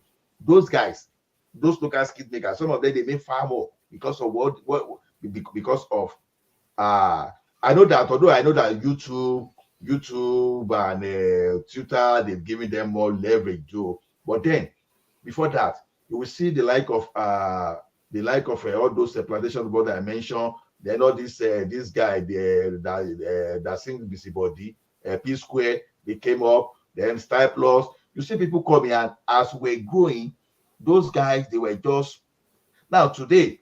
How many Nigerians now want to listen to American music? Meanwhile, those days we will be listening to DMX, we'll be listening to 50 Cent. Back then we used to go to Benson and Edith's concert. Now forget about that. Exactly. But today you'll be talking of a Davido, you'll be talking, and even there's a University of Calgary here. You see all those kids that they even know Nigerian music more than myself. Can you imagine when the Chinese person? I just finished watching Gang of Lagos on Amazon Prime. They now have Nigerian movies on Amazon Prime now. Top quality. Because they see what Netflix is doing in Nigeria. They are really blown up in Nigeria now. Guess what? Amazon now wants to join. Disney by next week they will be launching their first African cartoon. All these subscribing companies, are they not milking us? I told my wife yesterday. Let me finish. I said we have Foxtel here, we have Amazon, we have Netflix. How many do you want to watch? I don't even. I think tonight I'm going to block some of them. Thomas, wait. Let me tell you the truth. Everybody is in America, in a family, one person will subscribe to each service. Then you just share password amongst yourself. Nobody pays for everything at once now. You pay for one thing, I pay for one thing. We share. Ola, that's the way we do it here. That you are very correct. Even my password is even shared up to London. Nobody. No. You can't pay for everything. No. You understand? I have my Netflix here that my family make use of, and even my wife sister. Yeah, we share. No. So no. You can have many people share this, but see, Thomas, those people you think they are exploiting, they are at the same time they are creating jobs. Just imagine doing movies on Netflix now. They are making money. Do you know how many artists we have today? And do you know all these Netflix you are talking about? They've even solved the problem, like the problem of piracy. Some people that because they say I'm a businessman, and that they will be doing piracy. Some people will spend like maybe almost 30 million to make movie. The next thing, before they even sell 10 copies. I want developers. And you know, and so when you see that, just the simple liberation of the simple deregulation of that broadcasting sector alone, look at how the thing expanded. The same thing telecom.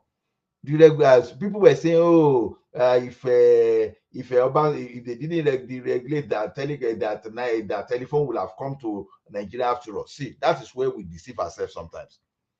Now, the electricity we didn't deregulate. How come the electricity is not even in Nigeria today? That's why we say restructuring policy really matters. Now, the telecom we are talking about is not only about phone alone. We know that, okay, part of it is to those people that are repairing phone in computer village. Part of it is those people that are, when you can lay fiber optic cable now down to businesses. It's not staying there alone. It has some kind of implication when you talk of fintech, when you talk of some other things that particular telecommunication enabled. So it is the same thing if you totally deregulate or you remove subsidy from this oil. Because before you know, the like of Dangote now, they may want to be looking at Guys, other byproducts. check the private part. Everyone, check the private part. The private chat. You can shut it down, and anybody that want to stay behind, maybe they can Yes, stay I behind. want to have it 10 hours. We are almost 10 hours now. Yeah. So let me just give everybody two minutes. Then Can you speak to the price gouging? How is the federal government going to control that? Because it seems every time there's something wrong with petroleum. It's free market. Nobody, the same way you pay more in California and New York compared to Arkansas or Florida. But we have some unscrupulous elements in our society that exploit others simply because they could do that without any reproach, and we are known for that. Nigeria has no price control market. Who is controlling telecommunication price in Nigeria? Initially, Econet and MTN lied to us that per minute billing was not possible, right? Then Glo showed up and just said, "Man, fuck this guy." Initially, they tried to frustrate Glo that you can call Glo like 30 times before you could connect, but over time, everything just normalized. So, to me, price control, there will be. So, the extreme. What is our Nigeria go? What is our MTN? MTN has made billions of dollars. Thomas, they brought their money in. Now, when you bring your money in, you want to quickly make your money before you have gas. If you go go left, I make my money quick. So exactly. Oh my! Glo started the second charging. Yes, now. Glo. Whenever. Yes. When they were lying that time that it was not possible, but people in you remember if we flash them, if they pick your call 1 second, 1 minute till on here. MTN was charging 50 naira. Is it 50 naira per minute? 50 naira, yes, 50 naira per minute. Yeah. Why Econet that was receiving us that the song was cheaper, 48 if I remember. So to me. Oh, Akola, let me just funny. My mom got the first phone in our family, Sony Ericsson, Econet Live. Oh my! I still remember that day. Like we didn't sleep overnight that day. Everybody. Is this Sony Ericsson you got, or you want to talk of again? Sony Ericsson didn't come very early now. Do you know what's funny? My dad used to have, one of those big boys. Now he had his own cellular before all this phone came up. He used his own cell phone. Suraya. And Suraya. Big boy. So when I had all these cell phone, people now, the way they were behaving. Hello. And phone. Baba T, when I got my 3310, Shakara Deo, Shakara too much. Baba T, one my favorite Toyota Crown, girlfriend lọ́wọ́ mi back now. Nígbà tí mi Toyota Crown, one press me go. One time I was going to Germany, I'll be more to Guys, let me shut down there. We come to our private talk. Thank you. Thank you, guys. Thank you, everybody. Easter, thank you, everyone. It's been a nice session. I've been out for almost 2 days now. I think one man didn't come out yesterday. I was out the day before yesterday, but I think I'm back. I'm back now. Yeah, I'm busy making dollars. Yeah, I'm back now. Thank you, everyone. God bless you all. Happy Easter.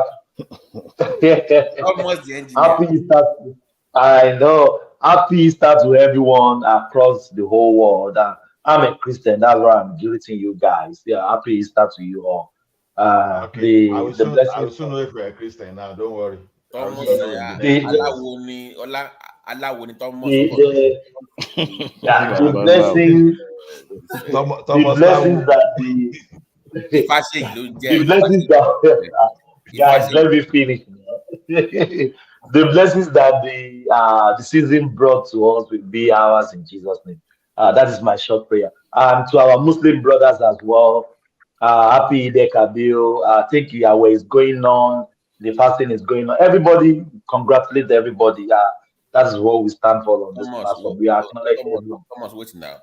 We are here now. I want to say I'm doing that. And we acknowledge our third party as well. The Eriwoya. Third party. Relegation leader over delegate to third division. We came here first now. Our third force.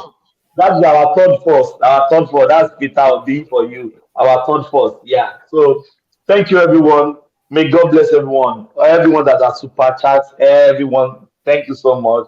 May God bless you all. I think one man would be. Why are you laughing?